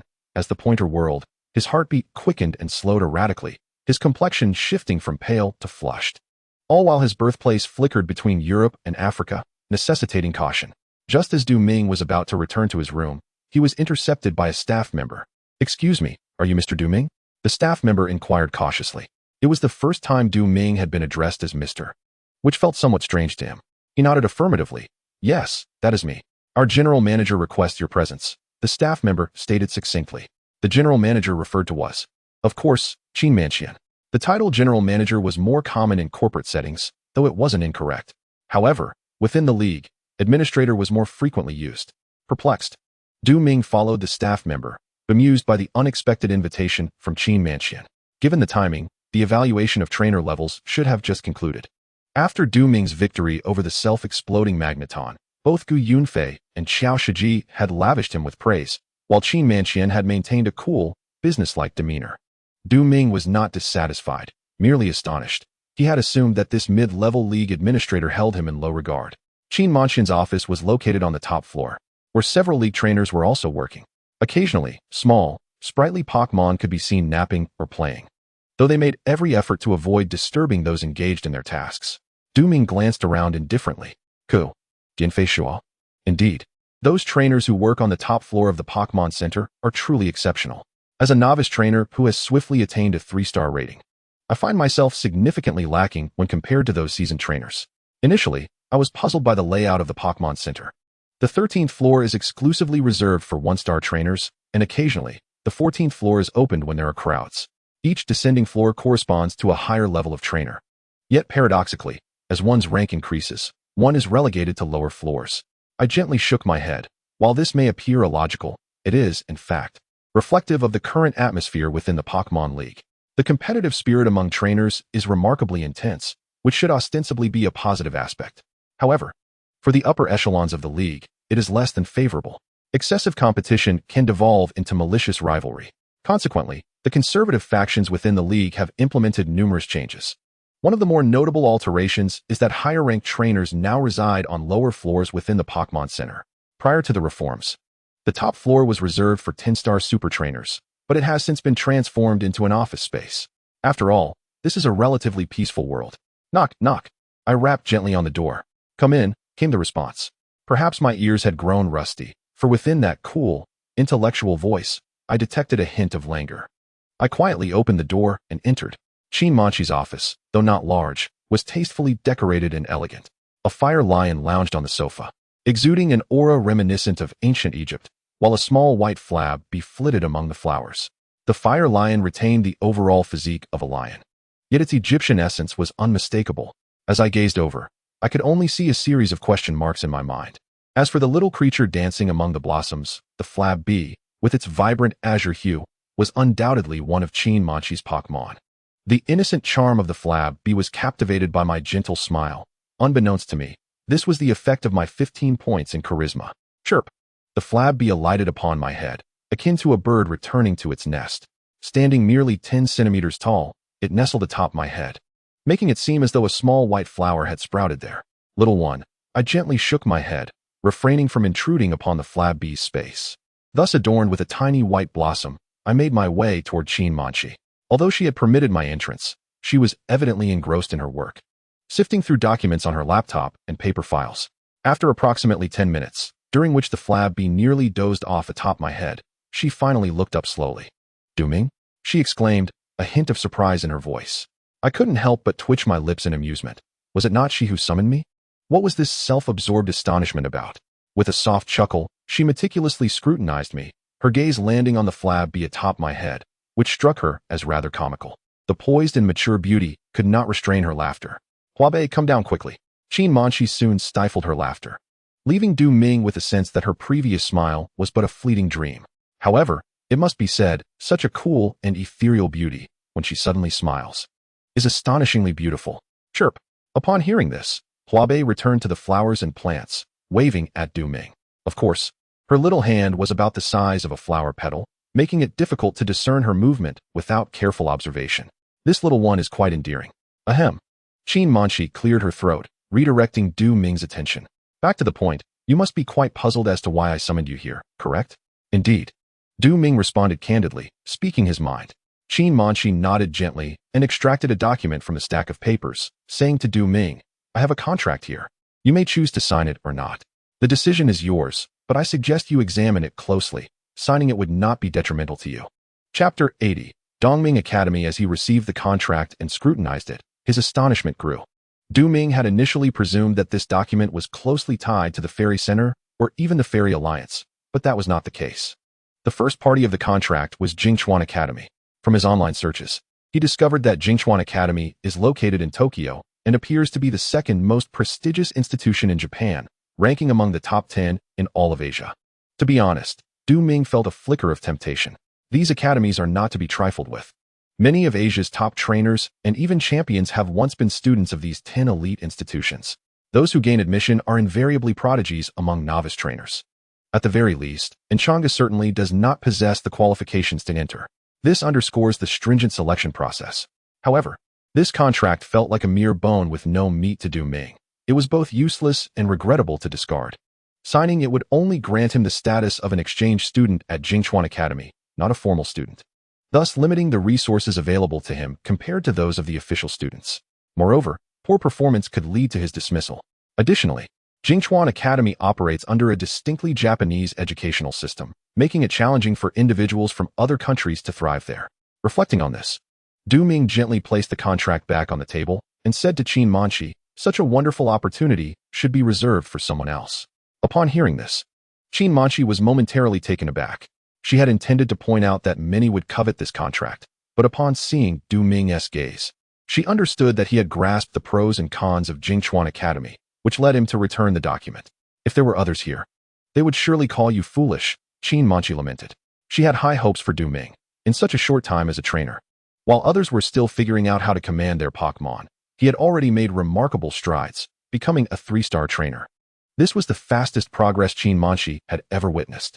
Thus, she wished to offer this opportunity for further study to Du Ming, not anticipating his outright refusal. Du Ming could only smile wryly, for the fiery lion had already awakened, regarding him with an expression akin to that of a fool. As Du Ming expressed his reluctance, Qin Manchi did not insist further. She exchanged a few words with him before allowing him to depart. The top 10 universities in Asia left Du Ming in awe, as these institutions represented colossal entities. The presidents of these universities were, at the very least, figures of paramount importance. Du Ming had not yet succumbed to arrogance, believing himself superior to such renowned individuals. After participating in the upcoming grand competition, he contemplated a journey abroad. At that time, seeking the support of a prestigious university would be advantageous, he mused. Although the Pokémon League held immense power, every entity was ultimately affiliated with it. In his contemplations, Du Ming considered that if he did not establish a gym and become a gym leader after the competition, entering a university for further studies would be an excellent alternative. He preferred to join Dongming Academy over Jingchuan Academy. Dongming Academy was undeniably the foremost institution in Asia, boasting an exceptional faculty and abundant resources. Most notably, it was home to 3 legendary Pokémon, Latios, Latias, and Cresselia. The first 2 were famed twin deities, possessing remarkably similar and formidable abilities. As for Cresselia, Du Ming wore the crescent feather around his neck, a talisman that could summon her. He shook his head lightly, realizing he was thinking too far ahead. Dongming Academy maintained a low profile. Students could not identify themselves as such until graduation. The institution was backed by the entire Pokémon League, which had unanimously supported and financed its establishment. Given such prestige, gaining entry into this academy was no simple feat. Suddenly, the system's voice echoed, announcing a new task, the choice of the future. The prompt indicated that as a novice trainer, Du Ming was troubled by his future. Before him lay 2 paths. First, to autonomously establish a gym and successfully pass the league's performance assessment. Second, to enter Dongming Academy and graduate with outstanding results. The reward for the task was an unknown legendary Pokémon egg. From the task's description, it was evident that this would be a long-term endeavor. Setting up a gym from scratch and passing the league's performance evaluation was no easy undertaking. In fact, it was incredibly challenging. If not, why were there only 1 gym each in both State City and Beihai? The league did not impose restrictions on the number of gyms within a city. Du Ming struggled to procure the funds necessary to establish a gym. The performance assessment posed its own difficulties. If he were to establish a gym in a small city like State City or Beihai, it would mean he had to overpower the existing gyms in those locations to achieve sufficient performance metrics. As for entering Dongming Academy, The difficulty was self-evident. Only novice trainers of 4 or 5 stars were eligible, graduating with exceptional results. Trainers claiming to have graduated from Dongming Academy never fell below a 7-star ranking. This implied that those who graduated from Dongming Academy were at least on the cusp of becoming champions. Both branches of the task were formidable, yet Du Ming had no intention of relinquishing his pursuit. The reason was simple. The reward was simply too enticing: the legendary Pokémon egg. Contemplating the enigmatic Latios and Latias from Dongming Academy, alongside the ethereal Cresselia summoned by the moon feather, Du Ming felt an invigorating surge of motivation. Upon returning to his chamber, he reclined upon the soft belly of his Snorlax and accessed his personal panel, promptly allocating 10 skill points to Heart's Power to enhance its evolution. Indeed, the originally golden-hued icon of Heart's Power gradually took on a lush green tint, reminiscent of tender leaves in early spring, a color that was exceedingly pleasing to the eye. Heart's Power, green, the weight of one's inner self, determining the strength of one's abilities. One of the most ancient and wondrous powers in existence, it encompasses communication, amplification, assistance, and sacrifice among various effects. The description of Heart's Power remained largely unchanged, a fact that Du Ming paid little heed to, for the essence lay in its efficacy. He envisioned his heart's energy dispersing, while his body remained still, donning a loose attire. Indeed, the heart's power could not be applied to oneself. Undeterred, Du Ming attempted to lift the substantial form of Snorlax with all his might. The creature floated gently for a brief moment before promptly descending again. Du Ming's brow dampened with sweat as he experienced a significant drain of energy. The wooden table. As the table levitated within the room, Du Ming leaped onto it, managing to maintain his balance. Thus, he found himself buoyed by the wooden table, gliding around the room in a state of astonishment. Flying with a sword? Were the table to transform into a long sword and his casual attire into a robe, Du Ming would embody the very essence of a celestial being from a fantasy novel. He soon placed the table back and wiped it clean, feeling somewhat juvenile in his exuberance. Nonetheless, Du Ming had gained a profound understanding of his heart's power. Setting aside other considerations, he could contend with level 40 flying-type Pokémon solely through his heart's energy. His capabilities in assistance and amplification had similarly improved. As for communication, he was able to faintly discern the sounds of Snorlax's dreams. The potency of his green heart's power exceeded Du Ming's expectations. He placed the mysterious blue Pokémon egg beside him and addressed the system. Initiate the lottery spin. As the wheel unfurled before him, his attention was captivated by its rotation. Eventually, the pointer settled on consumables. Du Ming exhaled deeply. After a long streak of fortune, he had finally been relegated to the status of an unlucky soul. The sensation was indeed disheartening. The host acquired the consumable item, Unidirectional Teleportation Stone. Unidirectional Teleportation Stone. Yellow, a wondrous stone imbued with a modicum of spatial power, allowing instantaneous transport to any location on Earth upon use, after which it becomes ineffective. True to its name, this stone facilitates a single journey, excluding any return. The ability to relocate instantly to any place on Earth is an invaluable asset. Du Ming pondered the implications of the unidirectional teleportation stone, his eyes alight. It was indeed a life-saving tool. Although this world was relatively peaceful, it was wise to prepare for unforeseen dangers, and in moments of peril, this stone would prove immensely beneficial. Its extensive range far surpassed the instantaneous movement abilities of psychic Pokémon. Furthermore, this stone harbors spatial power, steeped in mystery. Unless confronted by divine beasts such as Palkia, Du Ming can navigate through peril unscathed. He carefully returned the stone to the system space and began to meditate. He would need to harness his mental energy soon. Thus, he aimed to recuperate the mental strength expended during the test as swiftly as possible. As the saying goes, the weight of the heart determines the strength of the spirit. Du Ming reflected upon his aspirations, growing increasingly resolute. After a considerable time, Du Ming opened his eyes and cradled the egg of the spirit beside him, nurturing it with his mental energy. The essence of his mental strength emanated from within, and as he nurtured it, he felt an almost palpable attachment from the yet-to-be-formed creature. He relished this sensation. With each nurturing session, Du Ming became more acquainted with the spirit egg, becoming intimately familiar with every texture upon its surface. He refrained from entrusting the egg to the candlelight spirit, as it fed on spiritual energy, and its affinity with Du Ming was only at 80 points, rendering it untrustworthy. This was a blue-quality spirit egg, brimming with vitality. The candlelight spirit instinctively approached the egg multiple times, yet Du Ming intervened each time. He once thought that the fiery body was a timely blessing, but the reality was different. Ming shook his head gently, and upon completing the nurturing process, he dismissed the eagerly watching candlelight spirit to assess the results of his efforts. Mysterious spirit egg, blue an egg nurturing a mysterious spirit, encased in a shell that conceals almost boundless vitality. The incubation period remains at 243 days. Ming was taken aback. After elevating his mental strength to green, the effectiveness of the nurturing had significantly increased. Just yesterday, after nurturing, the mysterious spirit egg had still required 269 days to hatch. Now, it was reduced to 243 days. This meant that Ming's nurturing had directly accelerated the egg's incubation by 26 days. At this rate, within 10 days, the little creature would emerge. Ming pondered, a sense of impatience bubbling within him. What kind of spirit was gestating within this egg? He had no means of knowing. Only the passage of time would reveal the answer. Thankfully, the effects of his mental energy were miraculous, allowing him to disregard the lengthy year ahead. In merely half a month, the little one would be born.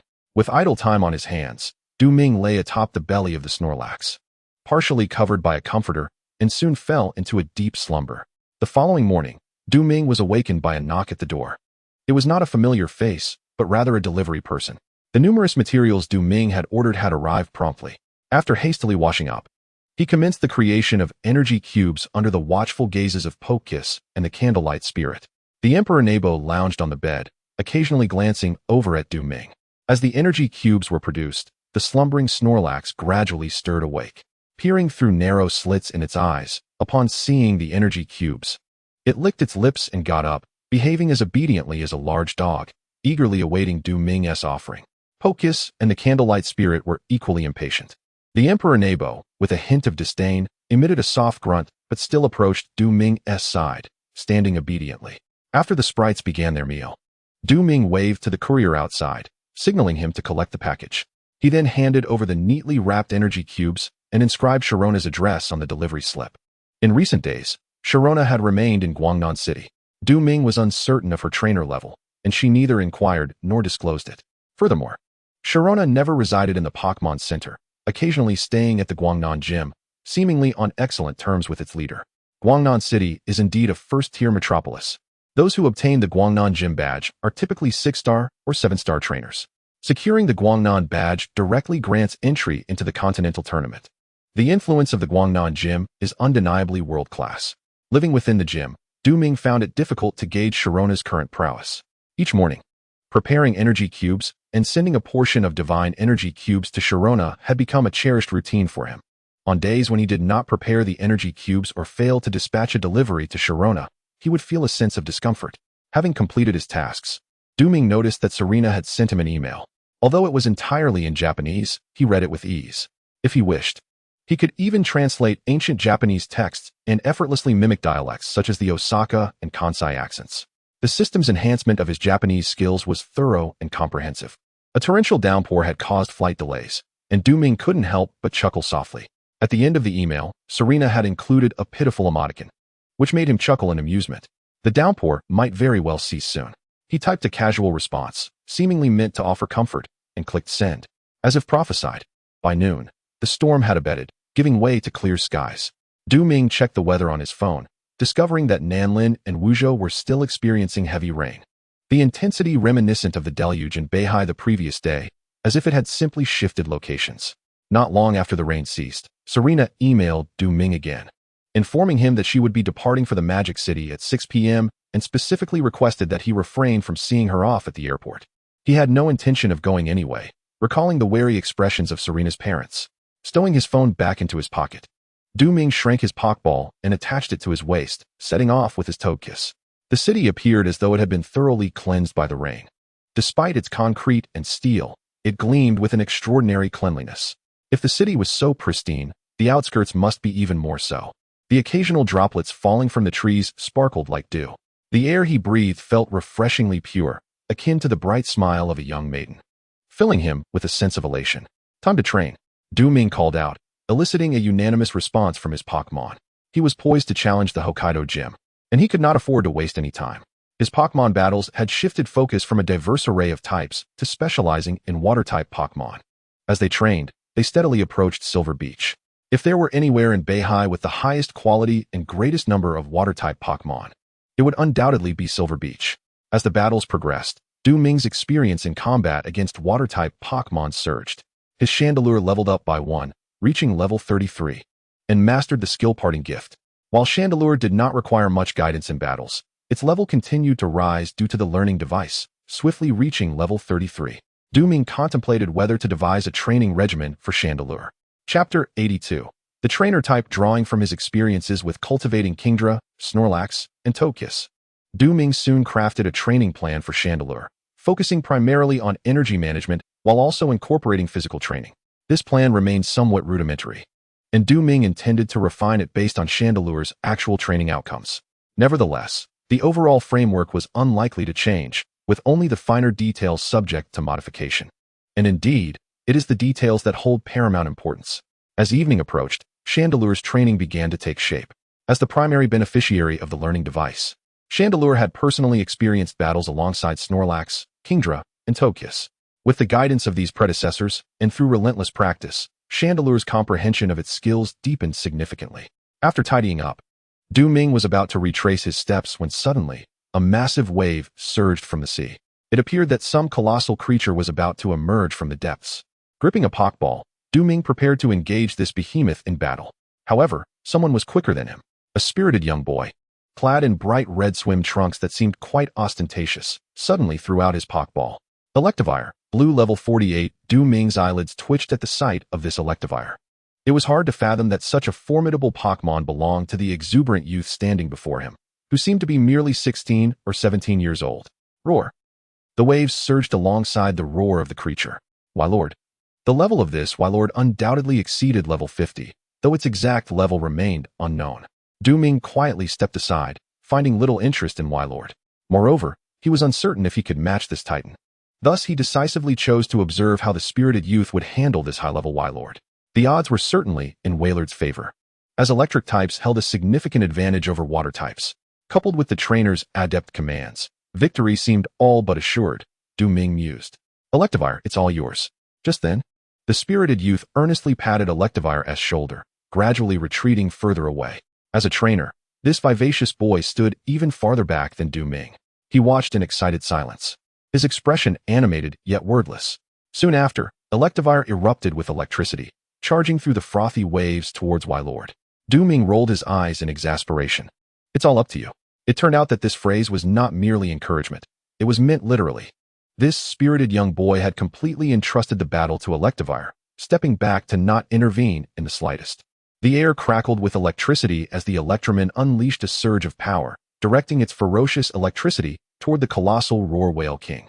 Sensing the imminent threat, the Roar Whale King, brimming with fighting spirit, expelled a powerful jet of water, utilizing its signature water spout technique. The efficacy of this technique is proportional to its stamina, and in its current state, the Roar Whale King could unleash its full potential, comparable to a devastating annihilation beam. Particularly, the water spout was in perfect harmony with its attributes.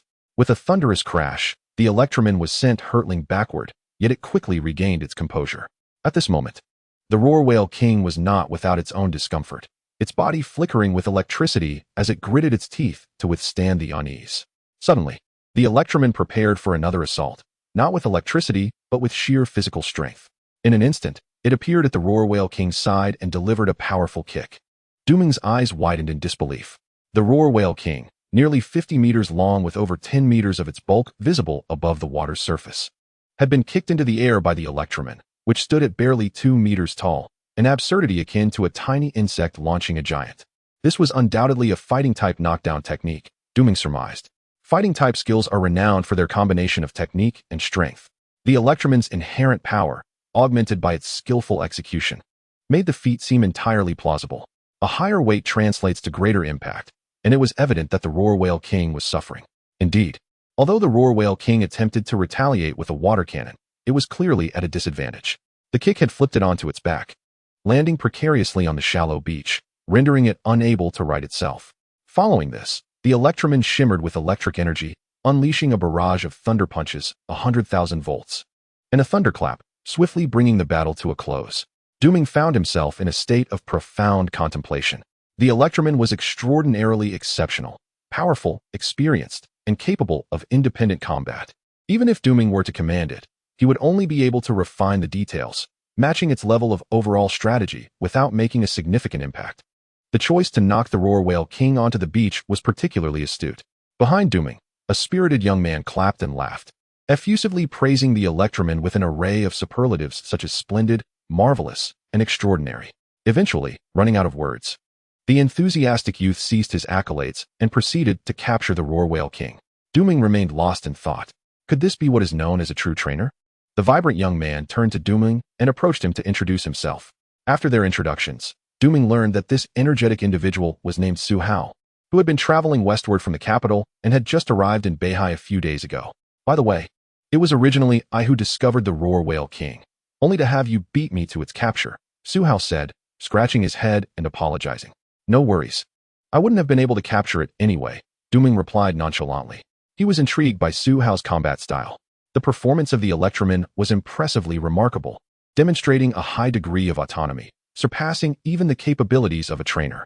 In stark contrast, Su Hao's presence seemed rather faint. It is not that Su Hao is an inadequate trainer. Quite the contrary. Su Hao is exceptionally talented, and his contributions are likely to be more pronounced beyond mere battles. He excels in nurturing Pokémon to engage in combat independently. This is the assessment that Du Ming has of Su Hao. To encapsulate such a sentiment in a single phrase is no simple feat. While Pokémon may be adept in battle, they often lack tactical acumen. Most Pokémon are oblivious to the number of skills they possess, fighting instinctively and rather recklessly. Du Ming has no doubt that if Su Hao were to engage in battles himself, the prowess he could unleash would undoubtedly be formidable. Ultimately, Du Ming accompanied Su Hao back to the Pokémon Center. In the elevator, Su Hao pressed the button for the 9th floor, while Du Ming pressed for the 11th. There is no question that Su Hao is a 5-star trainer, whereas Du Ming ranks 2 levels below him. Du Ming anticipated that Su Hao would exhibit a change in demeanor upon realizing their disparity, yet, to his surprise, Su Hao remained unfazed, cheerfully clapping Du Ming on the shoulder and saying, "I have classmates here. I'll introduce you tomorrow." This spirited youth possessed a rather familiar disposition. Du Ming waved goodbye to Su Hao as he exited the elevator and returned to his room, continuing to contemplate the training regimen for his candlelight spirit. After dinner, someone knocked on his door, and upon opening it, he found it was Zhun Xinqi. Zhun Xinqi pulled Su Hao over and said to Du Ming, "This is my classmate Su Hao. He will be accompanying us from now on. He has just arrived in Beihai and is unfamiliar with the area. So please look after him." Upon hearing this, Zhun Xinqi observed the wide-eyed exchange between Du Ming and Su Hao with a hint of confusion. Do you two know each other? Without the need for introductions, the three were already acquainted. This must be some kind of fate, Zhun Xinqi remarked, embodying a typical sentiment of serendipity, evoking a distinctly Japanese charm. It turned out that Du Ming was indeed the talented newcomer that Xiaoqi had mentioned. I never considered that angle. After all, Du Ming appears older than us, and doesn't he seem like a novice at all? Su Hao, with a hint of mystery, vigorously patted Zhun Xinqi on the shoulder. Zhun Xinqi casually brushed Su Hao's hand away. Du Ming, however, did not indulge in any sense of pride over Su Hao's commendation and instead inquired, "Since you two are classmates, which school do you attend?" Zhun Xinqi and Su Hao exchanged glances, neither providing a direct answer, swiftly changing the subject as the conversation grew more animated. Du Ming harbored a subtle suspicion. The following morning, at Silver Beach, Du Ming, Zhun Xinqi, and Su Hao arrived early, greeted by a refreshing sea breeze, the sun yet to unveil its blazing intensity, lending a slight chill to the air. Upon reaching the beach, the three dispersed, each opting to either train or relax. Following the heavy rain from the previous day, the beach was relatively quiet. However, today was different. The weather was splendid, and more tourists began to arrive, many of whom were young women clad in bikinis, drawing attention with their vibrant appearances. Su Hao donned his bright red swim trunks, his youthful exuberance evident as he engaged in flirtatious banter with the bikini-clad ladies, eliciting envy from onlookers. Occasionally, when a young lady playfully flicks her finger, Su Hao, unwilling to be outdone, takes her delicate hand in his grasp. From a distance, Du Ming observes as Su Hao leads the girl into a quaint seaside inn. Not long after, a bikini-clad beauty emerges from the inn, her expression somewhat discontented, while Su Hao leisurely follows behind, his gaze clear yet tinged with regret. Time is precious, Du Ming muses silently. Su Hao jogs over to Du Ming and inquires, "Do you possess a Pokémon with the flame body ability?" "Yes, I do," Du Ming replies, somewhat surprised. Why do you ask? Instead of providing a direct answer, Suhao whistles. Soon, a large canine rushes over from the forest. The wind speed dog, an evolved form of the cat-eye dog, belongs to the elite reserve of police dogs. The evolution of cat-eye dog requires a firestone, making the wind speed dog quite a luxurious companion. It sits obediently on the beach, its tail gently wagging, its dark red fur dancing in the breeze.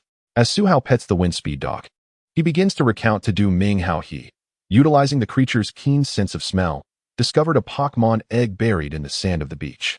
Typically, such eggs, deeply embedded in the sand, will return to the sea on their own after hatching, with their parents offering no further assistance.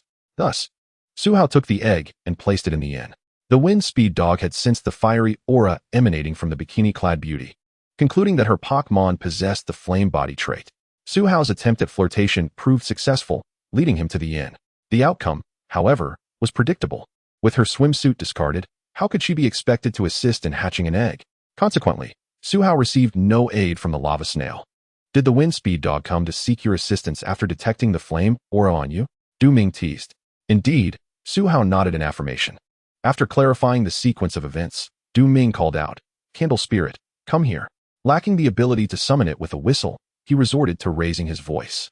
The candle spirit quickly approached, and Du Ming encouraged, "There is a very important task at hand, one that only you can fulfill. Would you be willing to accept this responsibility?"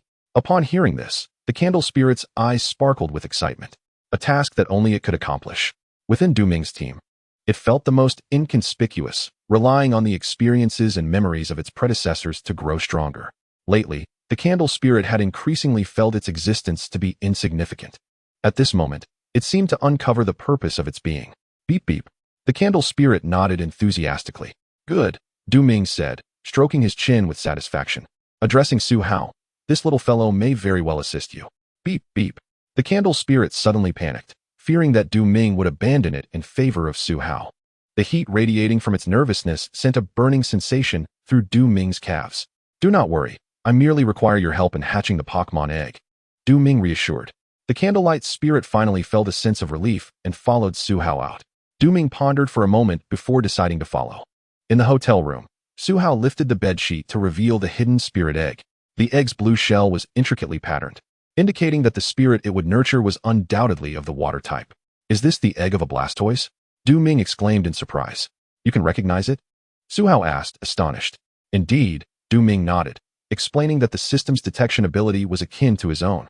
If he was not mistaken, this spirit egg should originate from a Blastoise, and naturally, it would hatch into a Squirtle. Judging by the quality of the egg, its potential might not match that of your Electabuzz. It would require diligent training after hatching, and it would still be timely to hand it over to the Pokémon Center. A spirit egg is precious as this must hatch into a main battle spirit. Suhao declared confidently. The Blastoise's spirit egg lacked a strong vitality, allowing the candlelight spirit to exert control, resulting in a smooth hatching process. However, the candlelight spirit's fiery form was still merely embryonic, leading to a slow hatching pace. "If I were to utilize my mental power, I could probably hatch it today," Du Ming mused, but he refrained from acting on this thought. His mental power was still his trump card, and the fewer who knew about it, the better. Days later, the spirit egg was on the verge of hatching. Zhen, Xianqi, and Du Ming crowded into Suhao's room, fixated on the egg. After the candlelight spirit transmitted warmth, cracks began to appear on the egg's surface. Suhao, that unreliable fellow, fidgeted nervously. Zhen, Xianqi observed calmly, rubbing his hands together, while Du Ming remained transfixed. He too had a spirit egg ready to hatch, eager to witness the process so that when his blue little companion emerged, he would not be caught off guard. At last, the eggshell shattered completely. Squirtle, green 1. The newly hatched creature had no combat capabilities yet, starting at level 1. However, as the newborn phase passed, it would grow to level 5. The Pokémon League often provided novice trainers with initial spirits that were just beyond the newborn phase. Squirtle. The little one chirped adorably upon its birth. Suhao stepped protectively in front of Du Ming and Zhen Xianqi, seeing Suhao. The Squirtle affectionately leapt into his arms, displaying an endearing clinginess. Du Ming and Zhen Xianqi offered their congratulations. The arrival of new life is always accompanied by joy and hope. Suhao, cradling the little Squirtle, was quite smitten. "Tomorrow, I am heading to the Hokkaido gym to seek guidance from gym leader Qiao, ensuring that I care for the newly hatched Squirtle as best as I can," Suhao said, patting Du Ming on the shoulder. You will be challenging the Hokkaido gym tomorrow. I will be watching from the audience. Make sure you don't lose.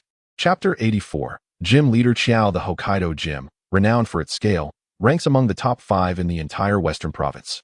Its layout resembles that of an aquarium, situated near the natural tourist attraction, Silver Beach, resulting in a substantial influx of visitors. Through the windows, one could behold the stunning sea view, which often led to the Hokkaido gym being bustling with activity. From time to time, one can observe young ladies clad in charming or alluring swimsuits, comfortably seated in the audience, engaging in lively conversations while watching the gym battles. Should the gym battles be executed with exceptional prowess, it is not uncommon for these young women to strike up conversations, leaving the potential for enchanting tales to unfold contingent upon whether the trainers seize the opportunity. Upon returning to the Hokkaido gym, Ming experienced a profound sense of nostalgia. His previous visit had left him feeling somewhat apprehensive. What was initially a 50% chance of victory had plummeted to a mere 30%, predicated on the condition that Xiao Shiji refrained from utilizing his primary roster of gym Pokémon. The criteria for triumph were exceedingly stringent. However, the circumstances had since evolved. Ming frequently engaged in discussions with Shinxinxi and Su Hao, leading to a significant enhancement of his personal capabilities. As time flowed on and the levels of Pokémon ascended, Ming now brimmed with confidence. Everything was in place, save for the badge. The badge from the Hokkaido gym was also pivotal to Ming's mission, which pertained to the potential enhancement of Pokékiss's qualifications, undoubtedly a matter of great significance. Before the gym battle commenced, Su Hao hurried to the backstage of the Hokkaido gym to seek advice from Xiao Shiji. Having never raised a newborn Pokémon before, Su Hao turned to Xiao Shiji, who possessed ample experience in this domain. In light of the impending hatching of a blue Pokémon egg, Ming encouraged Su Hao to inquire about universal nurturing techniques. Su Hao soon returned, signaling to Ming with an exuberant gesture, cradling a small Squirtle in his arms. The swift dog Pokémon trailed closely behind, ever vigilant of their surroundings and the young Squirtle. At that moment, the Squirtle appeared quite diminutive, and the large canine, being a responsible guardian, was attentive to the newly hatched creature. It must be said that Gym Leader Xiao was indeed quite reliable. Taking a seat beside Ming, Su Hao expressed his admiration. Zhen Xinqi occupied the space to Ming's left, and his presence was assured as both Su Hao and Ming were in attendance. Zhen Xinqi glanced at Su Hao and remarked, "You could simply ask your teacher directly. He is the true master of Pokémon nurturing." "You think I wouldn't want to ask?" Su Hao retorted. "He sent me out to travel, and besides, I wouldn't dare inquire about such trivial matters after having interrupted him." If Squirtle were aware that nurturing him is merely a trivial affair for you, I wonder how heartbroken he would be, Zhen Xinqi teased. The Squirtle gazed at the two, somewhat perplexed, as its youthful innocence rendered it incapable of fully grasping the nuances of human dialogue. "I'm not engaging in this frivolity with you," Su Hao, unable to counter Zhen Xinqi's jibes, turned his attention to the arena. Xiao Shiji emerged from the backstage, adorned in resplendent attire that belied his role as a gym leader, resembling more of a coordinator. His suave countenance and tall stature elicited sporadic screams from the audience, mingled with the voices of male admirers. It was evident that a portion of the spectators had come in admiration of his fame, for Xiao Shiji's identity as the Hokkaido gym leader was no secret. With his striking looks, formidable prowess, and throngs of admirers, Xiao Shiji epitomized the essence of a life well lived, invoking a sense of envy. "If only I could possess such a stable fanbase, my prestige would surely soar." Ming could not help but indulge in his fantasies. Xiao Shiji, however, was quite straightforward, diving directly into the matter at hand. The challenge at the dojo commenced without delay. As his words fell, a cacophony of screams erupted. Undoubtedly, this was Xiao Shiji's home ground. Competing as a visitor often imposes an intangible pressure, stemming from the audience who gaze at you with unwavering anticipation, eagerly awaiting the challenger's defeat. This pressure is one of the reasons why the Hokkaido dojo boasts a consistently high victory rate. Standing opposite the dojo master, Ming finally felt this omnipresent pressure in its full intensity. A mere glance upward revealed the eyes that yearned for his downfall. In this away match, Ming sought not extraordinary performance, but a calm demeanor. "Ming, your challenge comes earlier than I anticipated," remarked Xiao Shiji with a smile, exuding grace. "I cannot allow my presence to hinder my companion's journey," Ming replied with a hint of resignation. Indeed, Xiao Shiji concurred. The likes of Shinxinxi, Su Hao, and even Ming were genuine prodigies. The camaraderie they shared evoked both envy and a sense of inevitability in Xiao Shiji. As they placed their 3 Pokémon on display, Images of the creatures appeared on the central screen of the dojo: Porygon-Z, Snorlax, and Empoleon. This lineup signified that Du Ming was prepared to exert all his effort. The audience gasped in awe. Du Ming's chosen Pokémon were rare and seldom seen, prompting many to privately commend his luck. The most immediate manifestation of this was the continuous generation of new system logs, incrementally increasing Du Ming's reputation points. However, these modest points were hardly of concern to him. The real reward lay in defeating Xiao Shiji. Du Ming's resolve strengthened. Xiao Shiji, as the dojo master, truly excelled. The Hokkaido dojo was equipped with cameras that recorded the battle videos, which Xiao Shiji frequently uploaded, videos of his defeats and those of closely contested victories. His fanbase was not a mere figment of imagination. As the screen shifted, the images of Xiao Shiji's Pokémon materialized, contrasting with Du Ming's selections. Thunderous applause erupted. The audience was well acquainted with these three Pokémon. Du Ming's expression grew somber. This battle would undoubtedly be challenging. Clawitzer and Gyarados belonged to the first tier of dojo Pokémon, while Blastoise was among the elite in the second tier, arguably deserving of a place in the first tier as well. Despite the weight on his heart, his fighting spirit remained undiminished. Xiao Shiji wore a smile, fully aware of Du Ming's talent, yet he was determined not to allow him an easy victory. While high talent was commendable, arrogance must be curbed. A slight suppression would be beneficial, not detrimental, to Du Ming. Du Ming pondered for a moment and drew forth a Pokeball, akin to drawing lots. At the referee's command, he and Xiao Shiji simultaneously released their Pokémon. Kingdra, level 40, Cloyster, level 47. The disparity in levels was significant, with Cloyster leading Kingdra by a full 7 levels. Kingdra could sense the pressure emanating from Cloyster, yet he did not falter. Compared to the initial moments of his capture, Kingdra had undergone a remarkable transformation, almost unrecognizable. Du Ming recalled how, in the beginning, that timid little Horsea would cower in the corner at his presence. Perhaps fueled by a sense of honor, the current Kingdra was now capable of standing firm on his own. Cloyster, however, presented a formidable challenge. Du Ming let out a quiet sigh of relief. Kingdra had a quadruple resistance to Ice-type moves, thus possessing a notable advantage against Cloyster. If all went smoothly, Du Ming might even exploit this to secure victory. Chapter 85. Cloyster's Clamping. Cloyster, the evolved form of Shelder, was exceedingly powerful, particularly due to its high physical defense. If Snorlax were to face Cloyster, the situation could turn dire. Cloyster used Clamp. Xiao Shiji commanded with a calm demeanor, showing no concern despite Du Ming's choice of Kingdra. With a sudden leap, Cloyster closed the distance in an instant, moving with remarkable speed and stability. In a mere heartbeat, it was upon Kingdra, its shell snapping open to reveal its piercing gaze. Kingdra, use Aqua Ring, Du Ming ordered, and in response, Kingdra conjured a flow of water to shield himself. However, due to its momentum, Cloyster barreled straight into the water barrier. Upon contact, Cloyster's body momentarily halted, yet the Aqua Ring failed to fully ensnare it, as Cloyster pressed forward. Undeterred, with a resounding crash, Cloyster's clamp was formidable, seizing Kingdra by the neck and shoulder, nearly twisting his frame. Aqua Ring. Xiao Shiji remained composed, issuing concise commands that left Kingdra in a precarious position. With Cloyster's grip unyielding, it continued to amass energy for an attack through the gaps in its shell. The proximity was alarming. Kingdra found himself enveloped by the familiar water barrier, which increasingly constricted, causing discomfort and agitation. Kingdra, use Hydro Pump, Du Ming declared decisively. The effects of Clamp and Aqua Ring were strikingly similar, both inflicting ongoing damage. The longer the confrontation lingered, the more perilous Kingdra's situation became. Thus, swift action was imperative. Cloyster had a high physical defense, but a low special defense. Du Ming promptly discarded strategies involving Swords Dance and Drill Peck, opting instead for the combination of Aqua Ring, Hydro Pump, and Water Gun. A hint of worry crossed his brow. Boom. Come on. The Emperor Nebo unhesitatingly unleashed a barrage of water cannons upon the shelled beast. However, the proximity between him and the creature was perilously close, rendering both the shelled beast and himself vulnerable.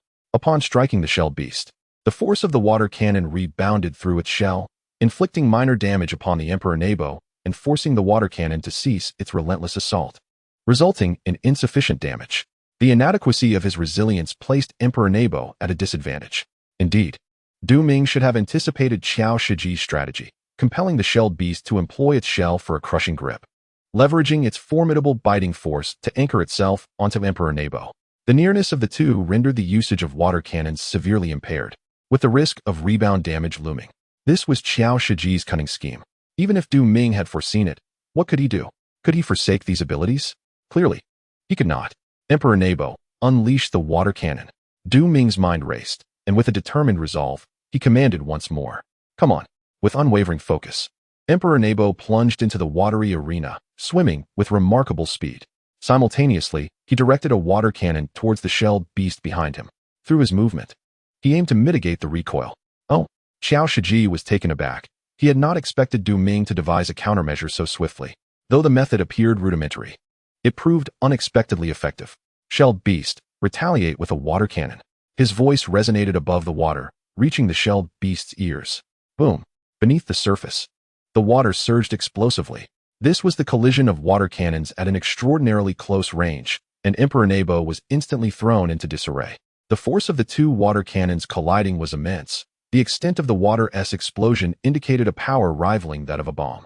Given their proximity, the shelled beast, having undergone specialized pressure training, managed to withstand the onslaught.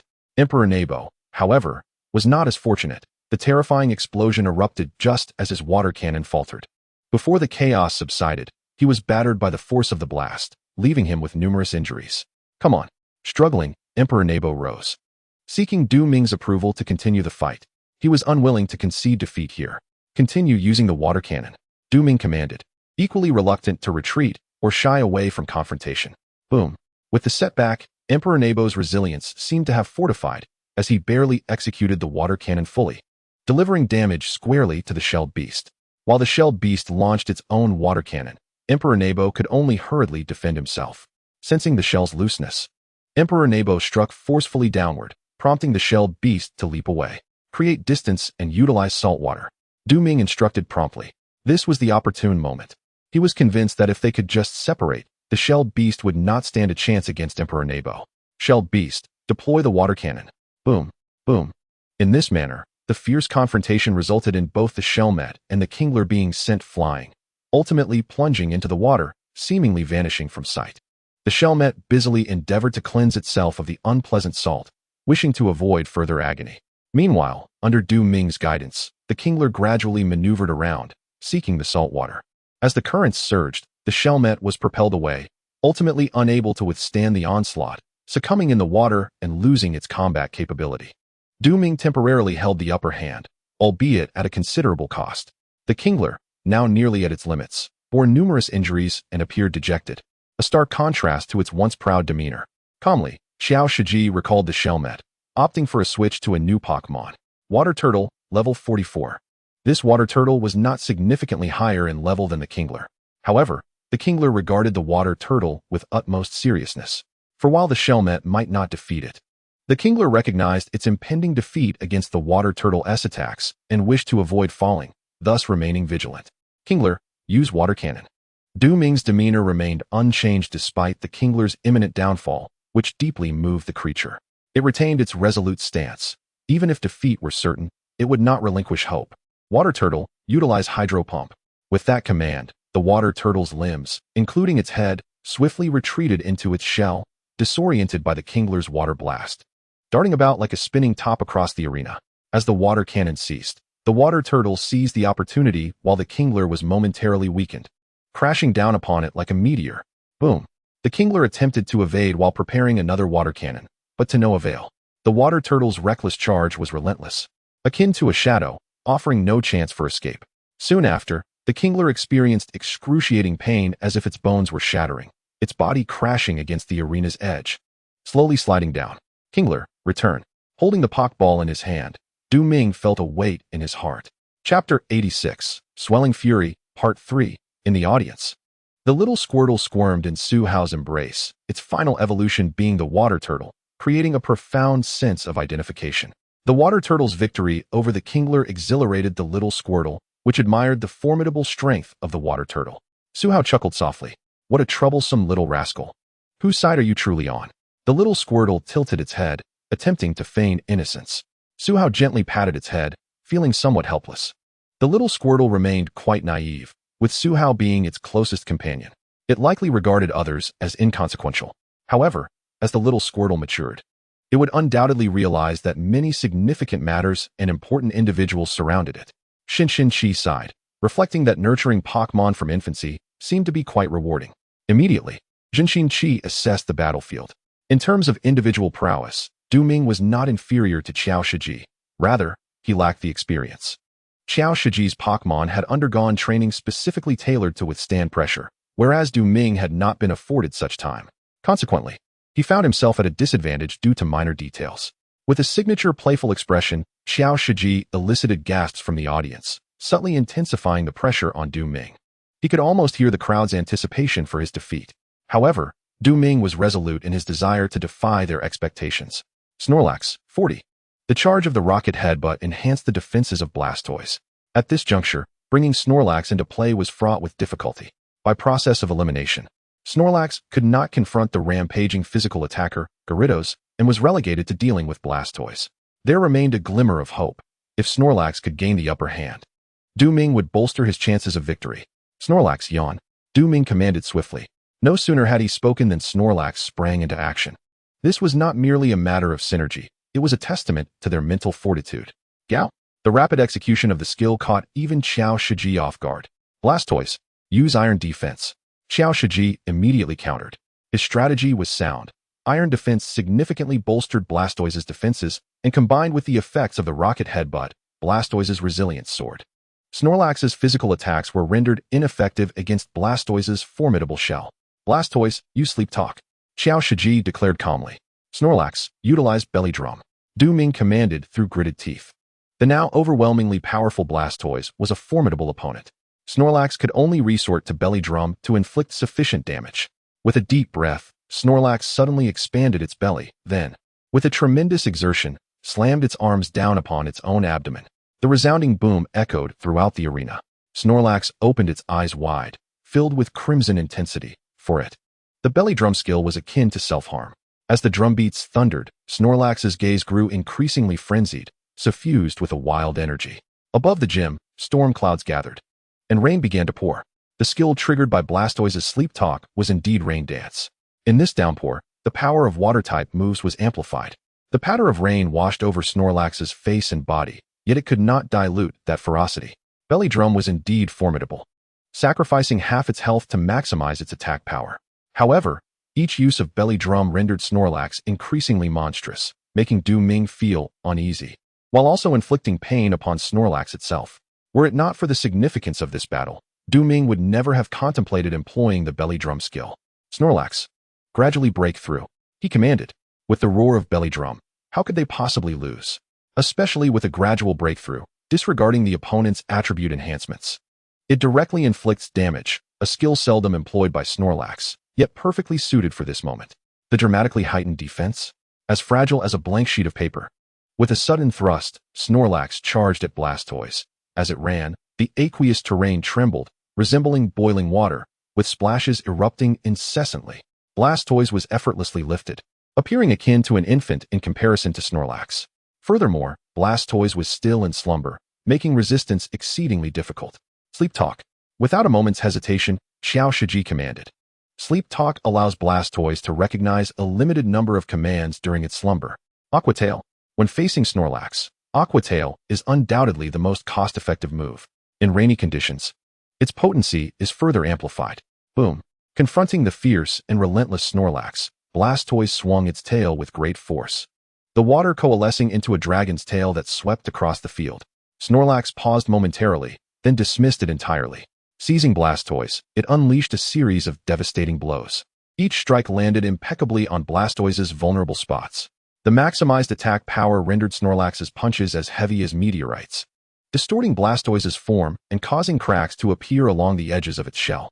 With a final grunt, Blastoise was flung aside by Snorlax, landing in the water, motionless for an extended period.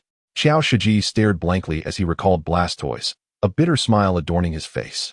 Yawning, Belly Drum, gradually breaking down, what more could he do? The array of moves at Snorlax's disposal was astonishingly diverse. Each of these skills, combined with Snorlax's high physical attack, proved to be incredibly troublesome. He could anticipate the yawn, yet felt utterly helpless against Belly Drum and gradual breakdown. The defeat of Blastoise had become inevitable. The audience sat in stunned silence, the tension palpable. as they were left speechless by Snorlax's ferocity. It was hard to fathom that Blastoise, renowned for its defense, could be vanquished so swiftly by Snorlax.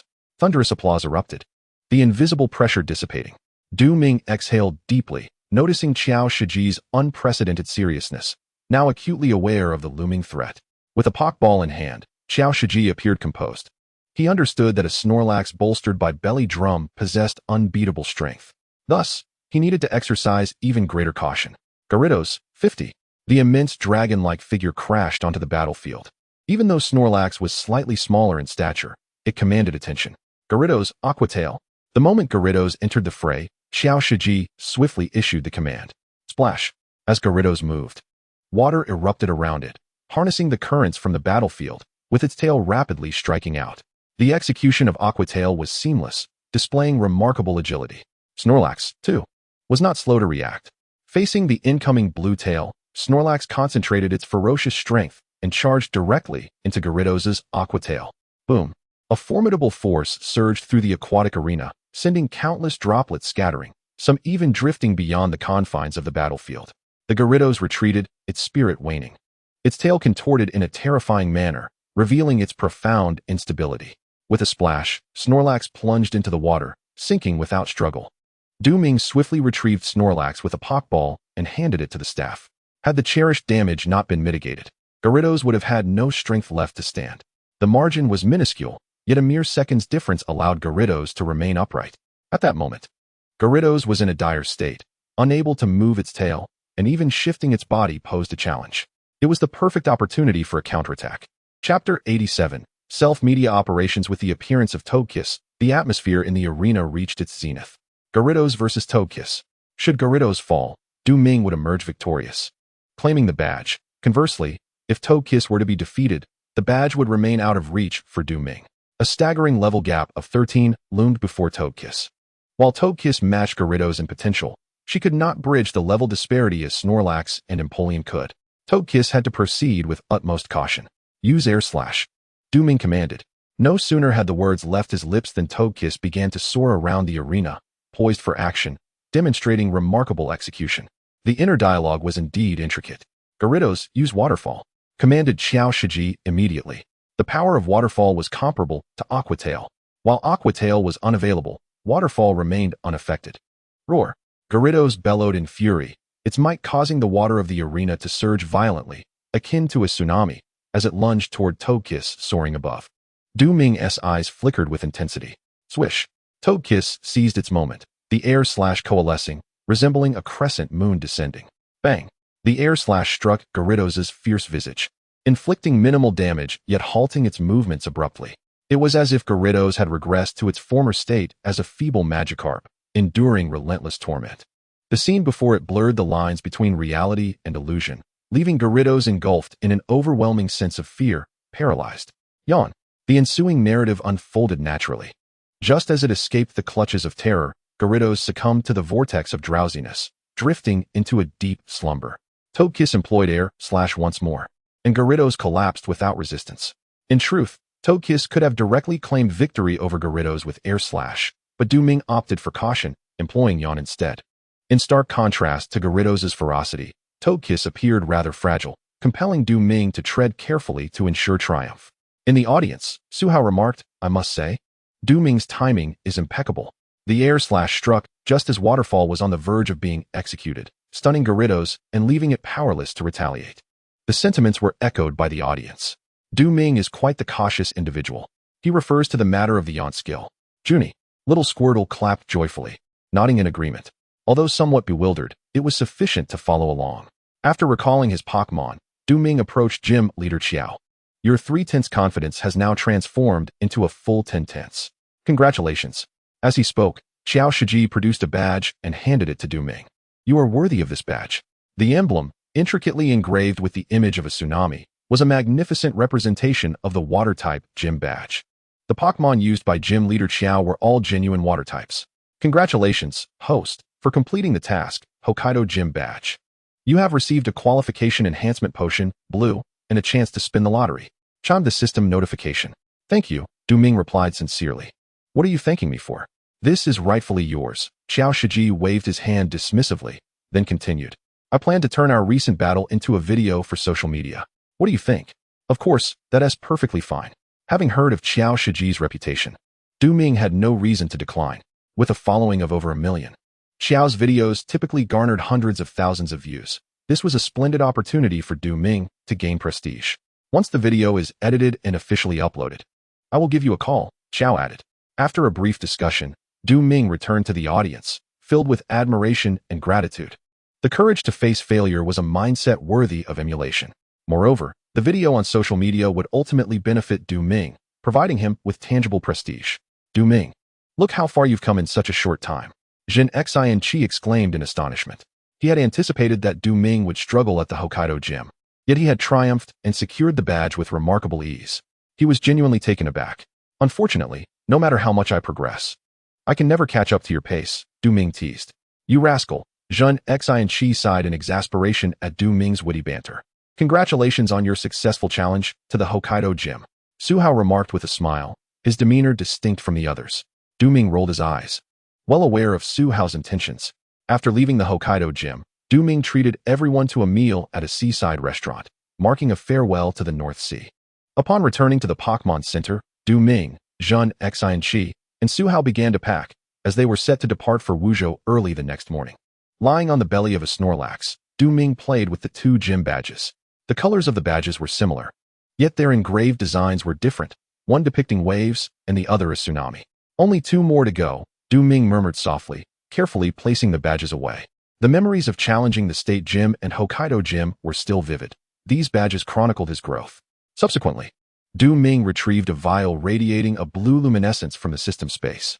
Qualification Enhancement Potion, blue, a potion developed by Pokémon researchers in a mysterious realm, consumption of which elevates a Pokémon's qualification by 1 tier. Note, this can only be used to enhance the green qualifications to blue qualifications. Each Pokémon can consume only 1 potion from this series. The crystalline liquid flows slowly within the test tube, seemingly shimmering with the brilliance of stars. Pokékiss, come here, Du Ming said, uncorking the test tube and handing it to Pokékiss. Drink it, it will benefit you. With this potion, Pokekiss's qualifications were elevated, now reaching blue, significantly enhancing its potential abilities. As Pokekiss's qualifications rose, the 4 Pokémon belonging to Du Ming, Snorlax, Kingdra, Pokékiss, and Litwick, all attained blue qualifications. Each a prodigy in the realm of Pokémon. Pokekiss's intimacy increased by 10 points, bringing its current intimacy to 230 points. Subsequently, Du Ming posed numerous questions to Pokékiss, discovering responses akin to those of Snorlax, which he quietly noted but chose not to dwell upon. Cradling the blue-quality Pokémon egg in his arms, he nurtured it with his psychic energy as he felt the dependence emanating from the little creature within, prompting a smile to grace Du Ming's face. The hatching of the Pokémon egg was anticipated to occur within the next few days. Carefully storing the blue Pokémon egg, Du Ming then thought to himself, it is time to commence the prize draw. He was no stranger to the spinning wheel of fortune. Nevertheless, the ceaselessly rotating pointer stirred a flurry of emotions within him. At last, the pointer came to a halt, landing squarely on the consumables segment. The host received the consumable potential elixir. Potential elixir, green upon use. It makes it significantly easier to unearth one's potential, with effects lasting for 7 days, gradually diminishing over time and completely dissipating after the 7th day. Du Ming felt a surge of joy rather than concern. He was well acquainted with the potential elixir. All his Pokémon, including Litwick, had previously consumed it. The rapid growth of Du Ming's Pokémon was largely attributed to the elixir's efficacy. However, the potential elixirs he had purchased from the system store were merely of yellow grade. Although their effects lasted only 7 days, they could not compare to the superior green elixir. Like a secret stash of savings, Du Ming discreetly tucked away the green potential elixir. Chapter 88. The haunting manor. The following day, the trio set off directly towards Wuzhou. The driving skills of Jinxin were steady and trustworthy. Su Hao comfortably cradled little Squirtle in the passenger seat, while the little creature gazed curiously at the passing scenery, occasionally chirping with excitement. Du Ming and Litwick occupied the back seat, with the purple flames atop Litwick's head gently flickering, occasionally swaying, signifying that it was deep in thought. The low temperature of the purple flames ensured no fire hazard arose. A wave of drowsiness swept over him. Just as Du Ming was about to recline in the back seat for a nap, his phone began to vibrate, displaying the contact named Xiao, the owner of the Hokkaido gym, Xiao Shiji.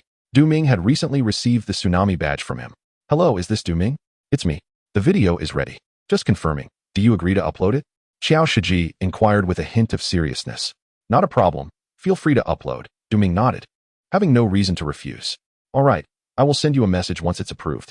Xiao Shiji quickly hung up, aware of the preciousness of the dojo master's time. Due to Xiao's call, Ming found himself wide awake, leaning back in his seat with a sense of ennui. Ming, do you read light novels? Su Hao suddenly inquired. Both Xiaoqi and I quite enjoy them. Among the three, it was no longer a secret that Ming was proficient in Japanese.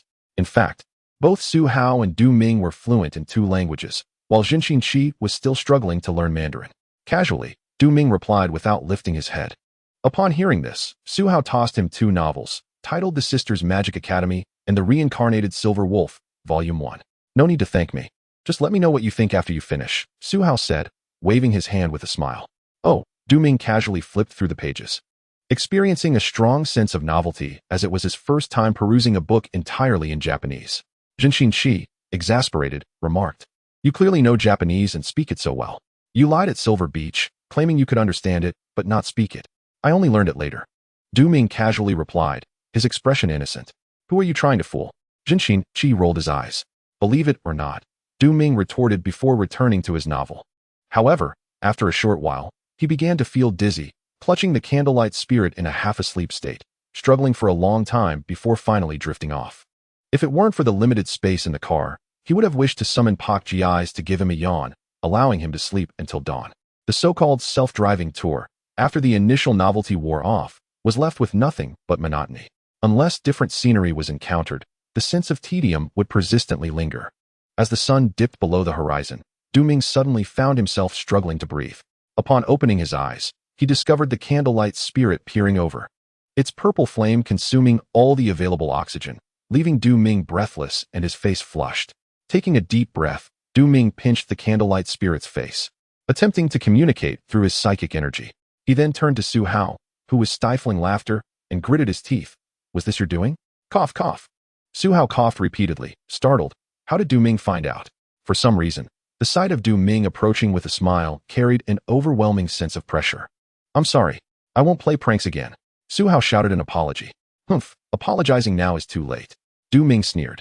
After their playful banter, dinner was nearly ready. Sitting on the grass, they enjoyed their meal, and by the time they were satisfied, the sun had vanished, leaving only the beautiful twilight on the horizon to radiate its splendor. "Charizard, fly up and see if there are any places to stay nearby," Jinxin Qi commanded as he released a Pokeball. "Scorpio King, you too, if you find a place, come back and lead us there," Su Hao instructed as he also summoned a flying-type Pokemon. Both Charizard and Scorpio King appeared formidable, yet Ming could not discern their exact levels. After all, both Jinxin Qi and Su Hao possess remarkable identities. Bokegi's, why not explore different directions?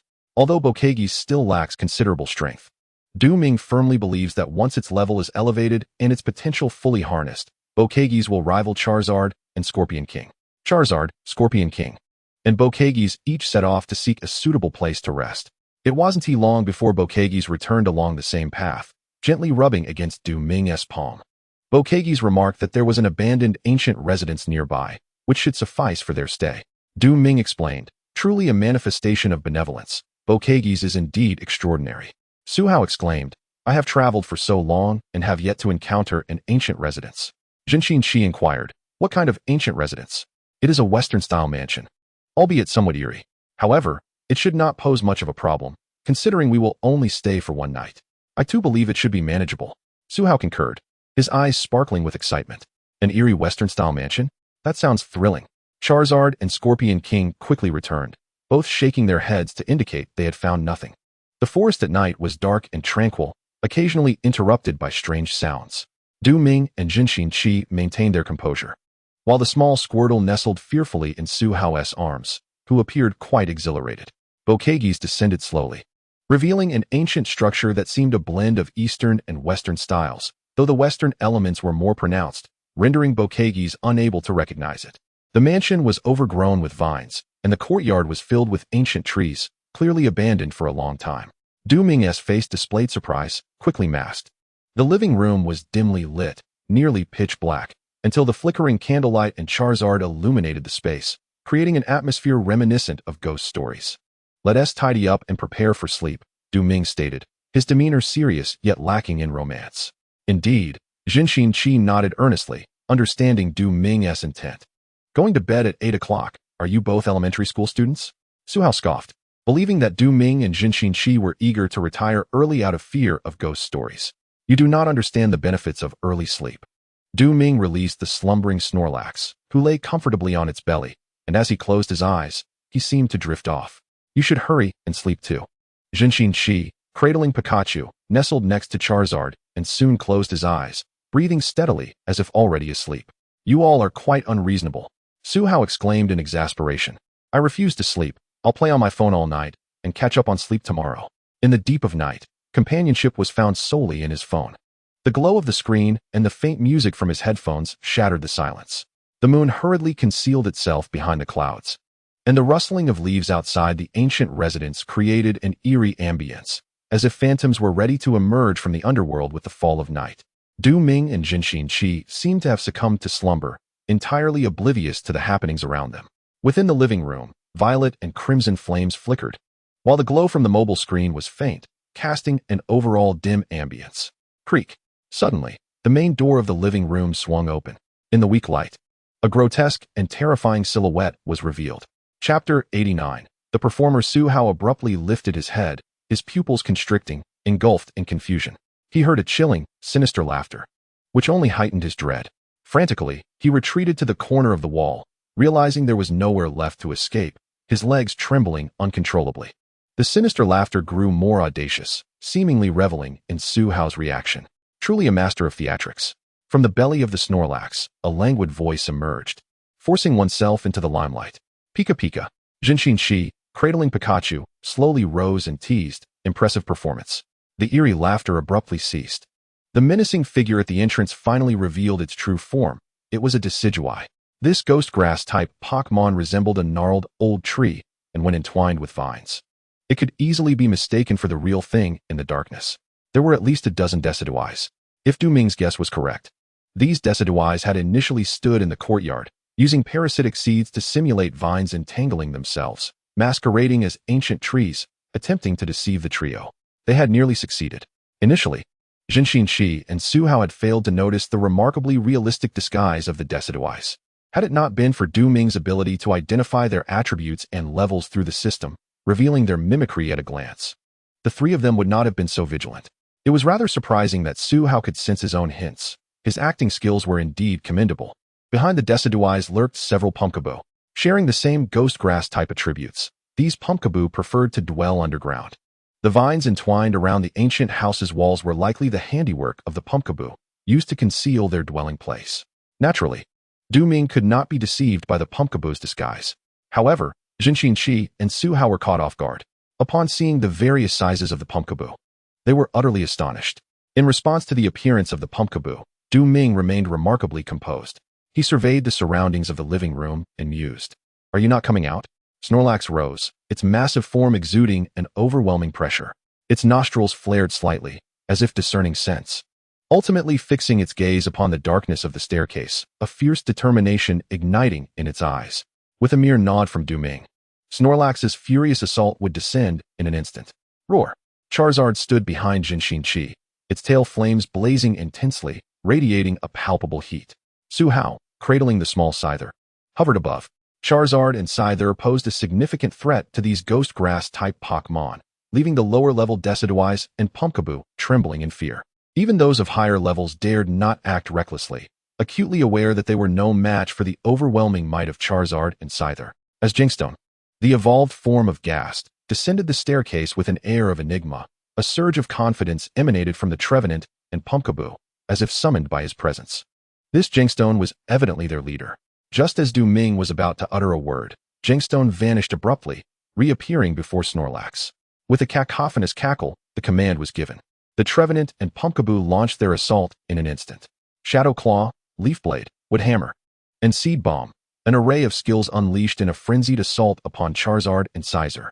Charizard retaliated with a fiery breath, while Scyther executed an acrobatic maneuver. Shin's expression remained indifferent. Clearly, he was no stranger to such confrontations. Meanwhile, Su Hao wore a confident smile. believing that if these ghost-type Pokémon chose to instigate trouble, they would face the wrath of his formidable team. The flames surged, engulfing the Trevenant and Pumpkaboo, who writhed in agony, forcibly propelled outside by the torrent of fire. As the flames subsided, the ancient manor's floor bore no evidence of the skirmish, showcasing Charizard's remarkable fire control. In pursuit, Scizor darted through the gaps between the Trevenant and Pumpkaboo, each pass delivering devastating slashes, inflicting substantial damage. Over 20 Pokémon fell victim to the assault, left in disarray and despair. Following closely, Togekiss joined the fray. The Trevenant and Pumpkaboo, already weakened by the combined might of Flamethrower and Acrobatics, stood no chance against Togekiss's Air Slash. Each expertly angled strike sent multiple Pokémon tumbling down. Simultaneously, Snorlax faced his adversary, the commanding Jinkstone. As a ghost poison type, Jinkstone was immune to Snorlax's normal-type attacks. Yet, Ming had foresight, having instructed Snorlax to utilize Odor Sleuth, ensuring that even ghost types could not evade his onslaught. The overwhelming onslaught instilled trepidation within Jinkstone. However, possessing some knowledge, he recognized that Snorlax's body slam could not harm him. Thus, he boldly approached, gathering energy for an ominous shadow ball, unleashing it with fervor. A thunderous explosion reverberated, and Jinkstone found himself propelled backward, with Snorlax relentlessly pursuing him, pain coursing through his form. He was momentarily stunned. Could a normal type truly strike a ghost type? The current predicament afforded him no time for contemplation. Crunch! Snorlax's gaping maw appeared fearsome and daunting. Jinkstone sought escape, but there was no refuge. Snorlax clamped down on half of Jinkstone's body. His struggles rendered futile as his strength waned, leading him to the brink of unconsciousness. The Dark-type move, Crunch, inherently countered ghost types, proving devastatingly effective. With a casual toss of the Pokeball, it failed to capture the Jengar and was instead repelled. "Have you ever been abandoned?" Ming inquired as he crouched down.